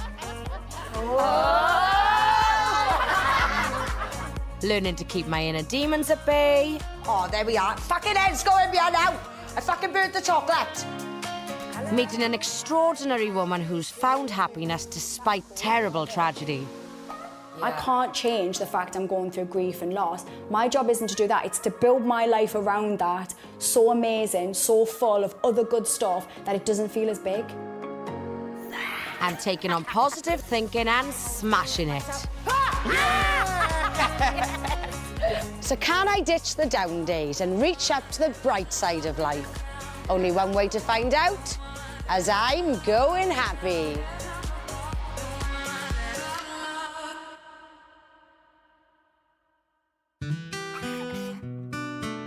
So, 2 weeks of full-on happiness. That's gotta be the easiest challenge yet, right? Well, first, I'm gonna need to face up to things that really get me down, starting with some stuff I see online. When you see people's best life on social media, it does give you that image of, okay, my life might be good, but I want it to be better. Constantly wanting more, and that's the voice then, the negative voice telling you, your life's not good enough, or, look at their life. It's all a bit overwhelming. In my case, there's another reason I struggle in life.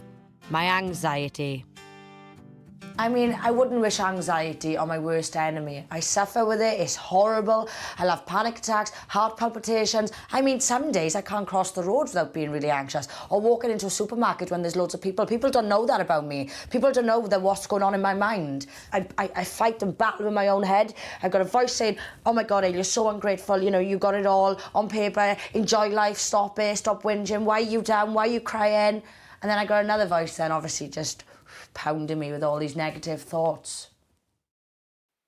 If I'm really going to get on top of all this and find my happy place, I need to get a grip on what's going on inside my head. So I'm meeting psychology expert Vanessa King from the Worldwide Action for Happiness movement. She's got some scientifically proven tips for a happier life. So the first one I want to talk about is the human brain has been hardwired to focus on what's wrong. Yeah, so I do this a lot, okay? I'm a nightmare for going, yeah, but what if? And, always thinking the worst. And I shouldn't do that. Well, no, it's not that you shouldn't do that. It's just human brains evolved to do that. In fact, it's called the negativity bias. Often we overlook the things that are going right, but we can train our brains to notice what's right. So what I want you to do over the next couple of weeks is to take this notebook, and each night I want you to reflect back on your day, and I want you to think about 3 things you enjoyed, were grateful for, or pleased about. Thank you. Jeez, I didn't know I'd be getting homework. Another really interesting area of the science of happiness is what we do for others. When we do kind things for other people, not only is it activating what's called the reward centre in our brain in the person that's receiving the kind thing, but it's actually activating the same reward centres in our own brain. So that's something that would be interesting to try and think about, whether you can do kind things for others. But it's that voice in my head telling me I'm crap that I battle with the most. Let's imagine you've messed up. Tell me what that voice in your head says to yourself. I'll have a go myself. It's really hard to just switch your mind off to tell yourself it's going to be okay. It's easy to tell a friend that, but telling yourself So the first thing is to notice that actually you've got that voice in your head, your harsh critic, and you've got to work at changing that into a wise, kind coach. What a coach would say is, okay, you've messed up, and I can see that's upsetting. But actually, everybody messes up sometimes. okay, let's look at what we can learn from this and how we move on from this. Yeah, here's to a happier Hayley. Well, yeah. Yay! Now I want to see if I can channel that science and rewire my brain to be more positive about life. Vanessa reckons I definitely need to carry on with my workouts, so I release all those endorphins to boost my mood. But to kick off my challenge, me and my mates are trying an exercise class with a twist. Hi! Carol Young runs sessions that she says can trick our brains into feeling happier. Okay, so the brain and the body can't tell the difference between a spontaneous laugh when you do a genuine laugh or a fake laugh. So even when we're faking our laugh, we're still getting all those good benefits. It boosts our immune system, gets our cardiovascular system going, good endorphins, boosts our mood. So think about where you can laugh for no reason every day. Now, some people laugh in the shower, some people in the car, just sitting at home on your own. Just laugh on your own for 5 minutes? Yeah. Laughing is, once you get into it, is honestly, it's really good. Carol calls this laughter yoga, but I can't say I'm convinced. So bring your hands together, okay? So inside your hands is your giggle.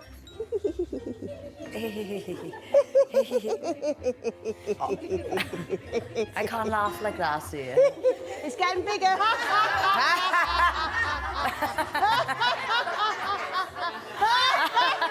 This just feels bonkers to me. Okay, are you ready? Get your glasses ready.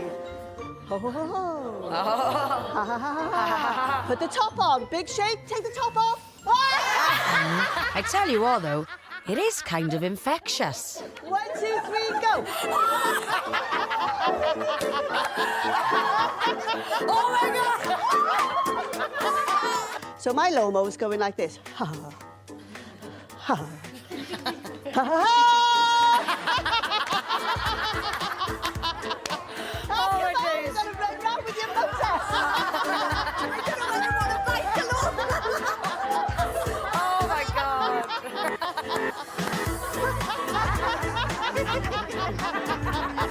Sounds like a hyena. Oh my God! Oh my God, I need a fart. My belly's killing me. I haven't laughed this hard in ages.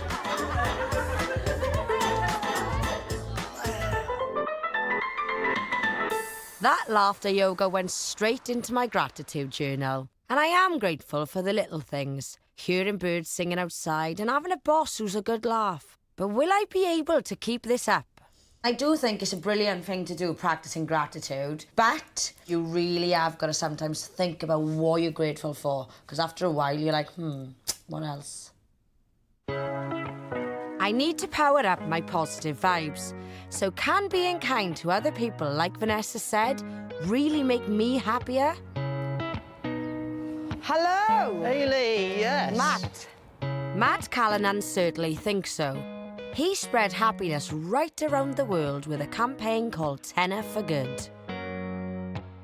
I hid lots of envelopes around Cardiff with these £10 notes in with 2 rules. 1, don't spend the money on yourself. And secondly, you've got to go out and do something good with it. So it became like this good deed treasure hunt. And we've now done it in America and Australia and even Africa as well. I've got a little gift for you. Oh, wow. Minted. Yeah. Thanks. You've got to put your thinking cap on and think, right, how could I potentially make one person's day, or how could I make several people's day with that £10? Right, no pressure. I've got it. Hello. Free Welsh cakes, anyone? Thank you. Who could turn down a tasty free treat and a smile from me, eh? My good deed of the day is giving out Welsh cakes. Would you like one? That's delicious. Thank you very much. There's no poison in there. Without realising I'm smiling flat out, it makes you feel good.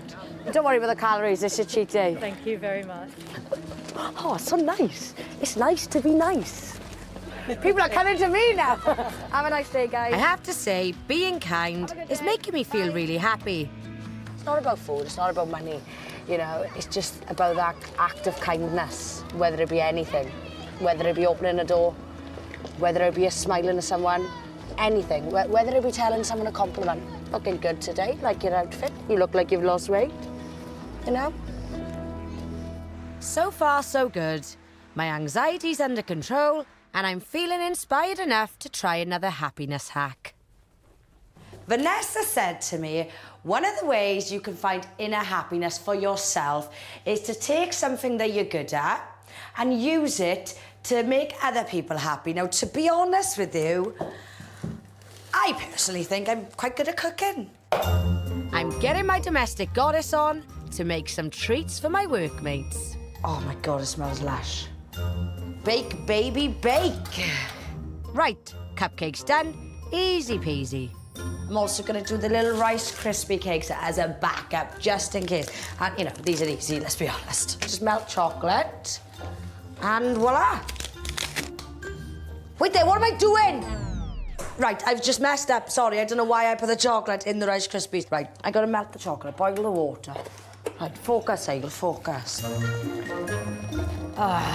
God, it's the smallest things that stress me out the most.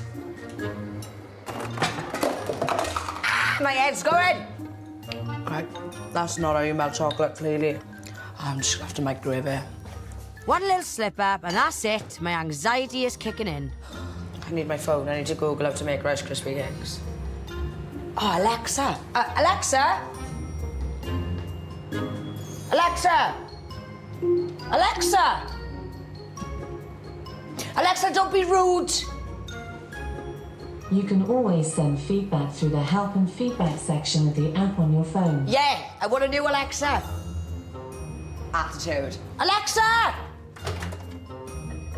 Why isn't she working? She is on. Alexa! Oh, there we are. Fucking head's going behind now. I fucking burnt the chocolate. Fuck's sake. Alexa!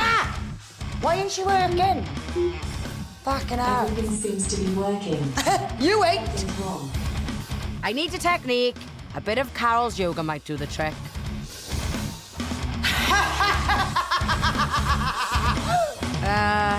Nah. Vanessa said this is meant to make you feel good when you be nice. Well, no. Because the frickin' mess I'm making. Stress me out, it is. This was a bad idea. Should have just bought cakes and given them to them. I can't bake. My shitty inner critics here. I've messed up, I know I have. The simplest things, like... Whatever, can't be asked. Well, that was a total disaster. And my happiness has left the building. I feel like I have a lot of negative thoughts in my head, more than positive sometimes. I try to be positive, but at night especially, I worry and I cry, and yeah, this whole happiness challenge is really like, I don't know, it's making me overthink a lot. Why do tiny disasters like that make me feel so bad about myself? I'm meeting empowerment coach Jermaine Harris to see if he can boost my self-belief. Jermaine? Hayley. Hello. Lovely to meet you. Hi. How are you? Good, thanks. Good to see you. Have a seat. But for this to work, I'm gonna have to be brutally honest with him. So you know those times when you feel down? What is that? What happens then? You know, inside sometimes I just overthink everything. I worry that things are just gonna crash and burn. I try and practice positive thinking, I do, but then shit fucking hits the fan, life gets you down, stress happens, just reality kicks in and someone's pissed you off. That's it, I'm in a mood and I'll take it out on my loved ones, and then I'm fighting with myself then, telling myself I'm a horrible person, I'm a shit daughter, I'm a shit girlfriend. That's when I hate myself and I just tell myself that I'm a piece of shit. Whoa, that was intense. Today is about giving you a boost within yourself, believing that you can do things. The activities I'm going to share with you today, you're going to do some things that perhaps the voice in your head would say was not possible. Okay, well, come on then. Let's come do at it. Me. Oh, I'm scared. What are we doing? We're going to write, I am always picking up myself on Okay. there, right? And then what that'll do is you'll look at that and it'll be a visual way for you to say, no more. The first task Jermaine has set me, breaking through my negative thoughts. literally. Perfect. And these are soft gloves before anyone says they might be solid. Don't question my strength. So you're going to feel that energy. That's it. That's the one where you know you're going to do. That's it. That's it. That's it. That's it. As you let it build. That's it. So what that's it. Are you ready? I'm ready. Here you go. Maximum energy. Here we go. Let me hear you say yes. Yes. Here we go. This part of the hand. Yes. Sorry. This part of the hand. This part of the hand. Straight through the center. Here we go. Keep that energy high. Straight through it. I'm always picking at myself. Yeah! Oh, I did it. I'm an absolute tank. I feel brilliant. I've got this positive mindset nailed. Bring on the final task. So, I'm going to place this, right? It's going to feel like it's in the wrong place, right? That's it, that's it, that's it. That's the normal response. All you're going to do is keep moving forward. This one is all about beating the voice in my head, saying I can't. So let me say yes! Yes! Let me say yes! Yes! Let me say yes! Yes! All you're going to do is, that's it, arms up. Look at me, keep moving forward. I can't! You've got to do the one big step. That's okay, It's good. hurting me. It's yes, my voice saying I can't That's fucking it. do it. That's it. I can do this, man. Here we go. Yes! Yes! Yes! Yes! Yes! Yes! All you're going to do is keep looking at me and keep moving forward. Go. Keep moving, keep moving, keep moving. I can't do it. See, watch. That's fine, that's fine. I'm having an anxiety attack. No, you're not. No, you're not. Look at me, look at me. Ah! Right, that's it. Keep that energy high. Tits up, look sharp. Up. Tits up, look sharp. Hup.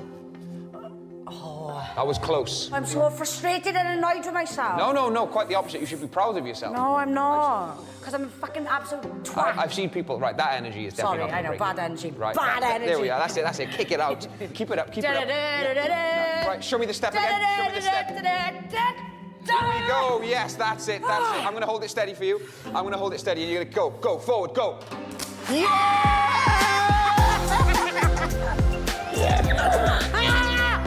Oh my God! Ka-ching! Oh, I'm sorry about that. No, I love it. The voice was so wrong.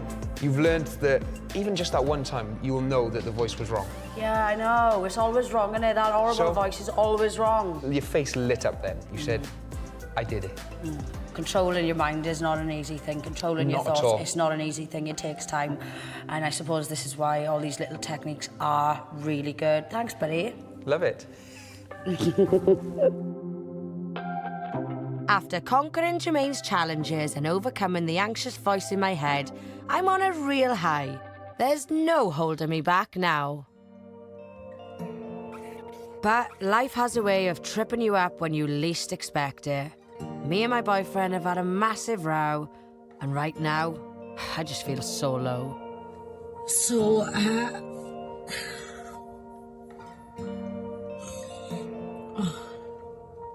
I wanted to do a video diary because I feel like it's really real and relevant, and I feel like anyone who's watched my shows for a while will know me, and I just want to be honest and not pretend.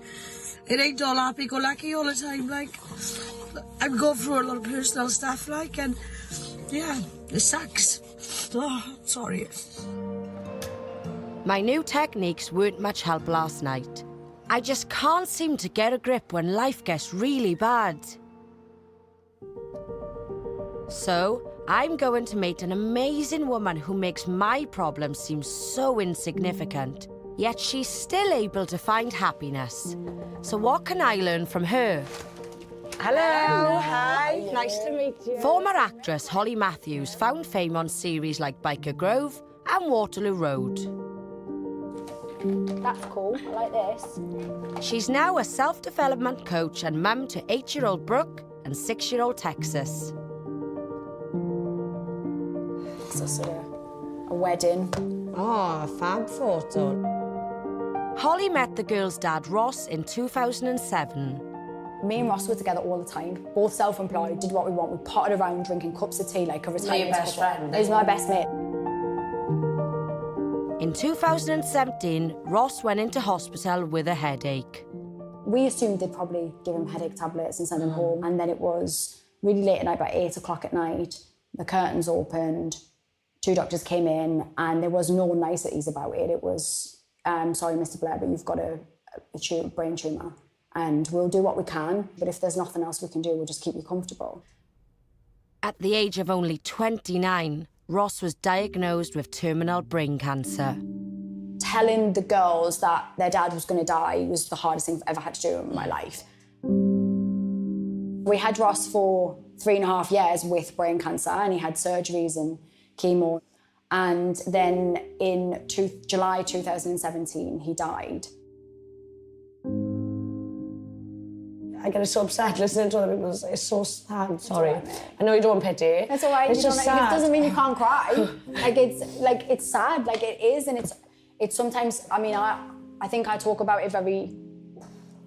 Like, I've talked about it, and so the words are, I guess, not as raw to me now.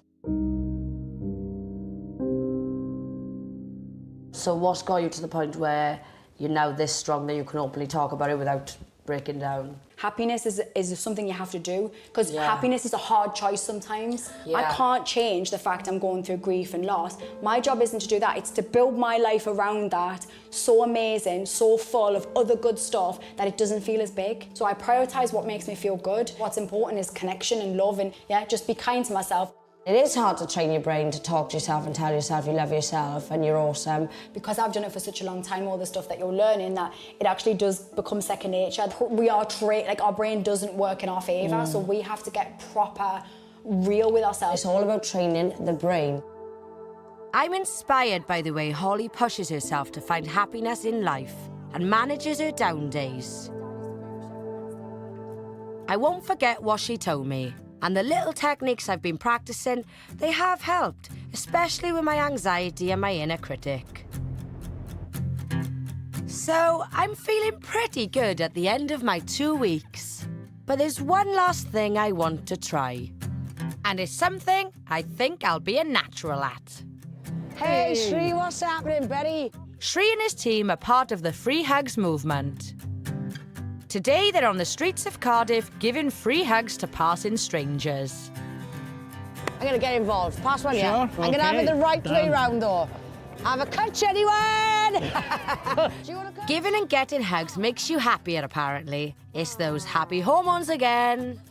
Oh, want to catch, boys? Want to catch? Come on. Again. Oh, I like it. It's good. Thank you. Oh.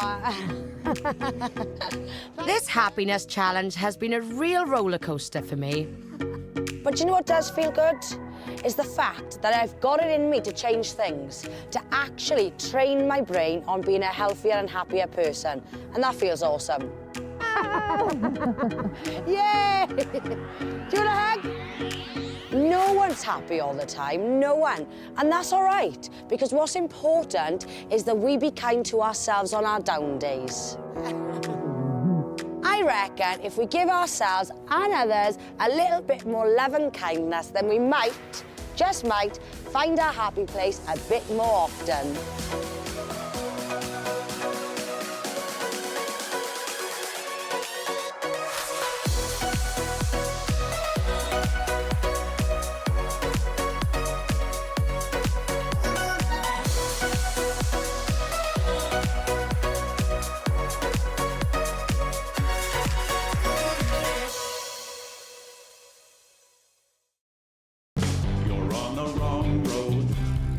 That in the space of one generation went from slender, for the most part, and healthy, to fat, diabetic, and miraculously unhealthy. Nobody chose to be fat. Nobody set out as a goal in my life. I want to weigh 350 pounds and be unable to climb a flight of stairs. Start getting fat. Here's something you'll learn right away. Almost everybody knows why you're fat and what to do about it. Like the classmates who explained it to me. Nice boobs, fat boy. Fat head, yeah. I've been a surgeon for almost 20 years. It's the only thing I've ever really wanted to do. Mostly, I operate on cancer patients. Surgery's not pretty, but at least it offers a chance of cure. Most patients I treat ask the same question. What could I have done not to get cancer? And I have to admit, I just don't know. No one's to blame for getting cancer, but we can all reduce our risk. I've decided to explore the other side of the cancer story. prevention. How not to get cancer.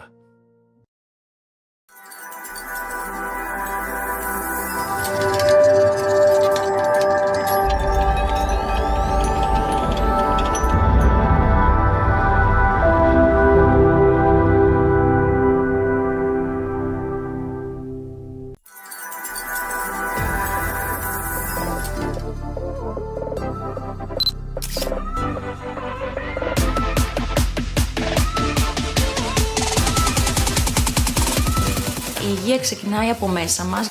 Είναι γενικά ό,τι κάνεις στη ζωή σου, το οποίο σε κάνει να νιώθεις καλά.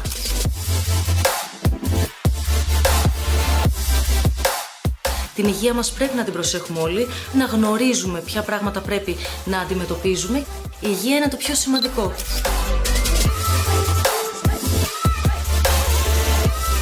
Το να έχω την υγεία μου για μένα σημαίνει να μην χρειαστεί να δώσω μάχη για την επιβίωσή μου. Υγεία είναι ζωή. Είναι χαρά, είναι ενέργεια, είναι το πολυτιμότερο αγαθό που έχουμε για να μπορούμε να κάνουμε ό,τι αγαπάμε. Με όλα αυτά που συμβαίνουν γύρω μας ιδιαίτερα, κάτι τόσο δεδομένο μπορεί ανα πάσα στιγμή να αλλάξει, οπότε η υγεία πάνω απ' όλα.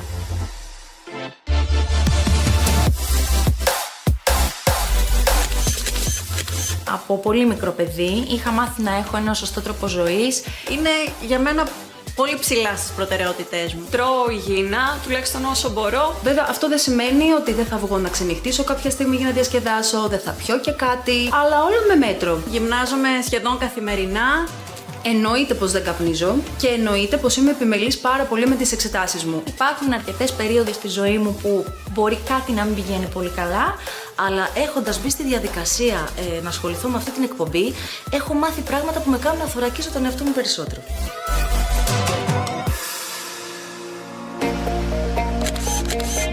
Όλη η κλάδη της υγείας είναι πραγματικά αξιοθαύμαστη, γιατί απαρτίζονται από ανθρώπους οι οποίοι έχουν αφιερώσει πάρα πολλά χρόνια από τη ζωή τους για να μπορούν να μας κάνουν καλά όποτε τους χρειαζόμαστε, αλλά φυσικά και να μας φροντίζουν και στην πρόληψη. Όλοι συντελούν στο να χαίρουμε άκρας υγείας. Θαυμάζω περισσότερο τον κλάδο της ψυχιατρικής, γιατί αν προσέχεις την ψυχή σου μπορείς να θεραπεύσεις πολλές φορές και κάποιες ασθένειες. Θα έλεγα ότι έχω μία μικρή αδυναμία στη χειρουργική. Οι χειρουργοί είναι μικροί μάγοι, άλλοτε μας σώζουν τη ζωή, άλλοτε βελτιώνουν την ποιότητα της ζωής μας.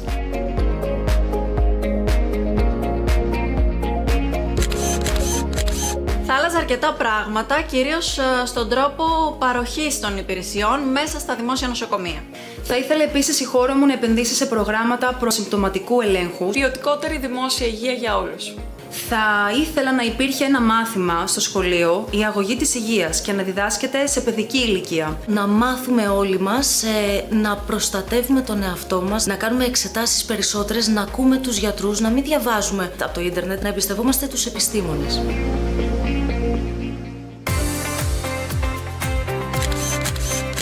Πρώτον, εμπιστεύομαι πάρα πολύ το δημιουργό του, και δεύτερον, είναι ένας τομέας ο οποίος είναι μέσα στα ενδιαφέροντά μου, οπότε μπορώ να το υποστηρίξω.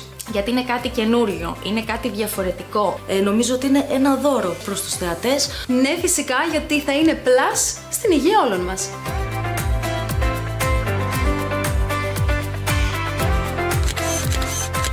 Έρχεται να καλύψει ένα κενό για θέματα υγείας και να ενημερώσει τον κόσμο με απλό και εύληπτο τρόπο.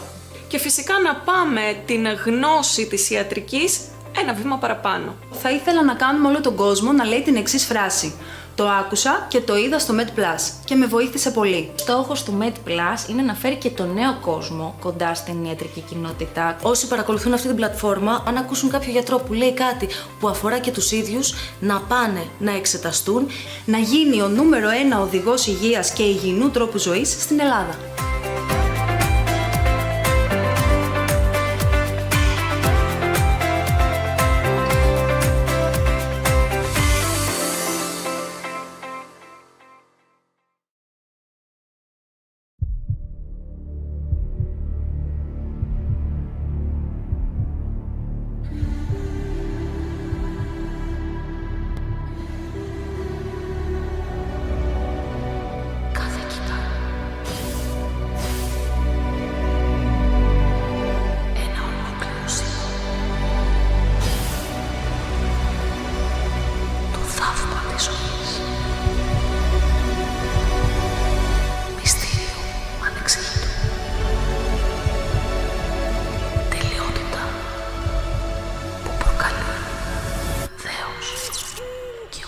Και ο Θεός έπλασε τον άνθρωπο.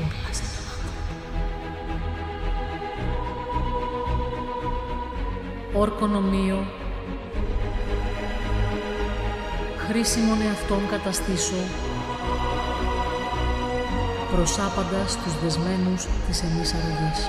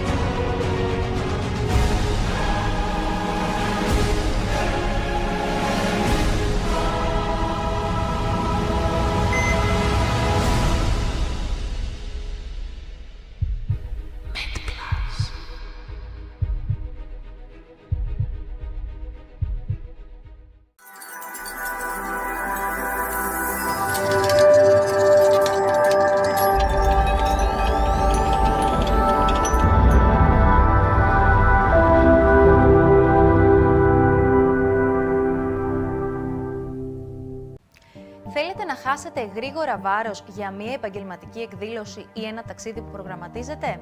Σκέφτεστε να ακολουθήσετε μια δίαιτα αστραπή για να πετύχετε το στόχο αυτό? Μήπως όμως βλάψετε την υγεία σας? Ήρθε η ώρα να συμβουλευτείτε κάποιον ειδικό επιστήμονα για να σας κατευθύνει μέσα από ένα ισορροπημένο διατροφικό πλάνο με ασφαλή και σταθερά αποτελέσματα. Δείτε σε λίγο στο MedPlus.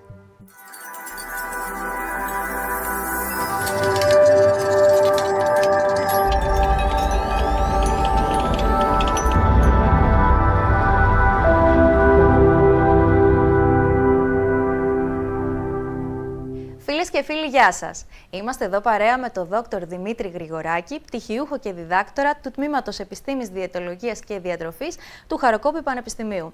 Κύριε Γρηγοράκη, καλησπέρα. Καλησπέρα, κυρία Βούρου. Χαίρομαι πάρα πολύ που είμαστε μαζί μετά από πολλά χρόνια. Χαίρομαι και εγώ που θα κάνουμε μια πάρα πολύ ωραία κουβέντα για ένα θέμα το οποίο όσος καιρός και αν περάσει είναι πάντα επίκαιρο και μας απασχολεί όλους και ίσως όλες ένα τσακ περισσότερο. Και φυσικά μιλάω για τις γρήγορες δίαιτες και πόσο αποτελεσματικές είναι αυτές. Λοιπόν, να πω ότι πραγματικά είναι η τάση της δεκαετίας το να συζητάμε ή να αναζητάμε πιο σωστά γρήγορες λύσεις για απώλεια βάρους και βέβαια αυτό μας παραπέμπει σε δίαιτες οι οποίες είναι λίγο πιο έτσι μαγικές θα λέγαμε, πιο έτσι φανταστικές ή μάλλον θα έλεγα πιο πολλά υποσχόμενες και όλο αυτό βέβαια μας παραπέμπει σε μια διαδικασία επίτευξης του επιθυμητού στόχου σε σύντομο χρονικό διάστημα, το οποίο πάντα βέβαια είναι θα λέγαμε ένας ευσεβής πόθος ο οποίος πολλές φορές δεν επιτυγχάνεται. Πώς αντιδρά συνήθως ο οργανισμός μας όταν κάνουμε γρήγορες δίαιτες, που συνήθως είναι και εξαντλητικές, θα λέγαμε, δίαιτες? Ναι. Πάνω απ' όλα πρέπει να ξέρουμε το εξής, ότι η ανθρώπινη φύση, το ανθρώπινο σώμα, διέπεται από μηχανισμούς οι οποίοι υπακούν στο νόμο τους νόμους της φυσικής, της βιοχημίας βέβαια και πάνω απ' όλα της βιολογίας. Τι σημαίνει αυτό? Αυτό σημαίνει ότι με μια εφαρμογή μιας δίαιτας, η οποία είναι, θα λέγαμε, πιο περιοριστική, γιατί εκεί καταλήγουμε τελικά, στο περιοριστικό σκέλος της διατροφής. Με τον τρόπο αυτό, λοιπόν, το ανθρώπινο σώμα αρχίζει σιγά-σιγά και μπαίνει σε μια διαδικασία απώλειας συστατικών, τα οποία του είναι χρήσιμα. Και δεν αναφέρομαι στο λιπόδι, στο οποίο και αυτός βέβαια επιτελεί το δικό του βιολογικό ρόλο. Αναφέρομαι στο μυϊκό ιστό και βέβαια και στα υγρά, στα σωματικά υγρά, αλλά κυρίως στο μυϊκό ιστό. Έτσι λοιπόν, με μια περιοριστική διατροφή συμβαίνει το εξής. Αρχίζουμε λοιπόν και χάνουμε έναν αριθμό κιλών, έναν αριθμό βάρους, κιλών σε σωματικό βάρος εννοώ. Από εκεί και πέρα αυτός ο αριθμός, ας πούμε ότι χάσαμε 3 κιλά με μια έτσι, περιοριστική διατροφή μέσα σε μια εβδομάδα, 10 μέρες. Πού συμβαίνει αυτό? Από εκεί και πέρα, από τα 3 κιλά αυτά, περίπου το 1,5 κατά συνθήκη αφορά την απώλεια λίπους και το άλλο 1,5 την απώλεια υγρά και μυϊκού ιστού. Από αυτό το 1,5 κιλό των υγρών και μυϊκού της ελεύθερης λίπους μάζας, όπως λέμε, περίπου τα 500 γραμμάρια θα είναι μυϊκή μάζα. Αυτό σημαίνει λοιπόν ότι σε μια προοδευτική διαδικασία η οποία εφαρμόζεται για ένα χρονικό διάστημα, 1 μήνα για παράδειγμα. Συνήθως πόσο μπορεί να είναι αυτές οι δίαιτες, ίσως και λιγότερο. Λιγότερο, κοίταξε. Μπορεί να είναι και 2 εβδομάδες. Η αλήθεια είναι ότι οι πάλε ποτέ διάσημες περιοριστικές δίαιτες, οι γρήγορες δίαιτες του στυλ Atkins αρχικά ή αργότερα του Khan και πάει λέγοντας, προτείνουν εφαρμογή. Η Atkins, ας πούμε, για παράδειγμα, έδινε εφαρμογή 14 ημέρες. Η Ντουκάν λίγο μεγαλύτερο χρονικό διάστημα με την έννοια ότι έκανε και μια μορφή συντήρηση. Όμως, προσέξτε, ας πούμε λοιπόν ότι εφαρμόζουμε 14 μέρες μια τέτοιου είδους διατροφή. Αυτά τα κιλά λοιπόν, τα πολύτιμα κιλά τα οποία θα χάσουμε σε μυϊκή μάζα αλλά και σε σωματικά υγρά, όταν επανακτηθεί το βάρος, θα επανακτηθεί αποκλειστικά σε λίπος, σε σωματικό λίπος. Αυτό σημαίνει λοιπόν μια προοδευτική διαδικασία απώλειας μυϊκής μάζας. Ο μυϊκός ιστός είναι και μεταβολικά ενεργός. Αυτό σημαίνει ότι ο μεταβολισμός, πρακτικά να το πω, ο μεταβολισμός σιγά σιγά συρρυκνώνεται με την πάροδο του χρόνου όταν μπαίνουμε στη διαδικασία του cycling του σωματικού βάρους. Δηλαδή, χάνω κιλά, παίρνω κιλά. Χάνω κιλά, παίρνω κιλά. Κάποια στιγμή ο μεταβολισμός μου σταματάει να υπακούει σε αυτή τη συνθήκη και αποκλειστικά και μόνο προσλαμβάνω σωματικό βάρος. Και σημαντικό είναι αυτό που είπατε, ότι θα χάσουμε υγρά, θα χάσουμε μυϊκή μάζα, θα χάσουμε και κάποιο ποσοστό λίπους, αλλά μετά ό,τι παίρνουμε είναι μόνο λίπος. Έτσι. Αυτό είναι μια συνθήκη, λοιπόν, μια βιολογική συνθήκη, την οποία τη γνωρίζουμε και γι' αυτό και λέμε ότι μια γρήγορη, μια πολλά υποσχόμενη, να την πω εγώ, δίαιτα, πραγματικά μπορεί να δώσει κάποια βραχυπρόθεσμα, όπως λέμε, ωφέλη, αλλά από εκεί και πέρα μακροπρόθεσμα έχει πολύ σημαντικές συνέπειες και στη σύσταση του σώματος και στην ψυχολογία, θα τα πούμε αυτά, και γενικότερα στην υγεία, στη διαμόρφωση του ανοσοποιητικού. Γιατί μην ξεχνάμε ότι μια γρήγορη δίαιτα, αν μας πει για παράδειγμα ότι εμείς την εφαρμόζουμε για 14 ημέρες, αυτό τι σημαίνει πρακτικά στο μυαλό μας, πώς μετασχηματίζεται, κυρία Βούρου? Μετασχηματίζω το εξής. Ωραία, θα κάνω μια δίαιτα λοιπόν 14 ημέρες, θα χάσω 3 κιλά και μετά λοιπόν θα ξαναρχίσω να τρώω. Δεν είναι έτσι όμως τα πράγματα. Και είναι η παγίδα δηλαδή. Ακόμα και το βραχυπρόθεσμο της εφαρμογής επιφέρει συνέπειες και μεταβολικές και ψυχολογικές με αυτή τη συνθήκη. Αν τώρα την εφαρμόσουμε για μεγαλύτερο χρονικό διάστημα, γιατί καταλαβαίνετε και συμφωνείτε μαζί μου ότι οι περισσότεροι άνθρωποι δεν θέλουν να χάσουν μόνο 3-4 κιλά να πάνε ας πούμε, σε κάποια γιορτή και να χαρούν. Θέλουν να χάσουν ένα σεβαστό αριθμό κιλών, τα οποία υπερβαίνουν και τα 10 και τα 15 και τα 20. Δεν μπορείς λοιπόν με μια τέτοιου είδους διατροφή να πορευθείς, γιατί αυτό θα επιφέρει σίγουρες συνέπειες. Δεν μιλάμε στο μεταβολισμό, μιλάω στην κατάσταση της υγείας. Καταλαβαίνετε, βέβαια, τώρα λίγο χαμογελάω, γιατί σκέφτομαι ότι πάντοτε, ας πούμε, εμείς οι γυναίκες, όταν έχουμε κάπου να πάμε, μπορεί να ξέρουμε ότι οι γρήγορες δίαιτες δεν μας κάνουν καλό, αλλά παρόλα αυτά θέλουμε να ακολουθήσουμε μία έτσι δίαιτα λίγο express, που όμως να μην μας επηρεάσει και τόσο αρνητικά όσο θα μπορούσε να επηρεάσει. Υπάρχει κάποιος τρόπος να επιτευχθεί αυτό? Δηλαδή, θέλω να χάσω 1-2 κιλά, ας πούμε, και δεν θέλω να μου πάρει πάρα πολύ καιρό. Θα μπορούσα να κάνω κάποια steps, κάποια βήματα που να είναι, πώς να το πω, που να με βοηθήσουν στο στόχο αυτό χωρίς αρνητικά αποτελέσματα? Μισό λεπτό, κυρία Βούρου. Καταρχήν, θα ξεκινήσω από το εξής. Το δόγμα, κατά την προσωπική μου άποψη, της σύγχρονης γυναίκας, είναι μια πάλε ποτέ λαϊκή ρίση, λαϊκή έκφραση. Μπρος τα κάλλη τι είναι ο πόνος. Και μάλιστα θα συμπλήρωνα στην περίπτωση αυτή, μπρος τα κάλλη τι είναι ο μεταβολικός πόνος, η μεταβολική γενικότερα φθορά. Ξεκινάω λοιπόν από αυτό. Τώρα, αν εσείς τώρα στην ερώτησή σας αναφέρεστε σε κάποια tips σωστής διατροφής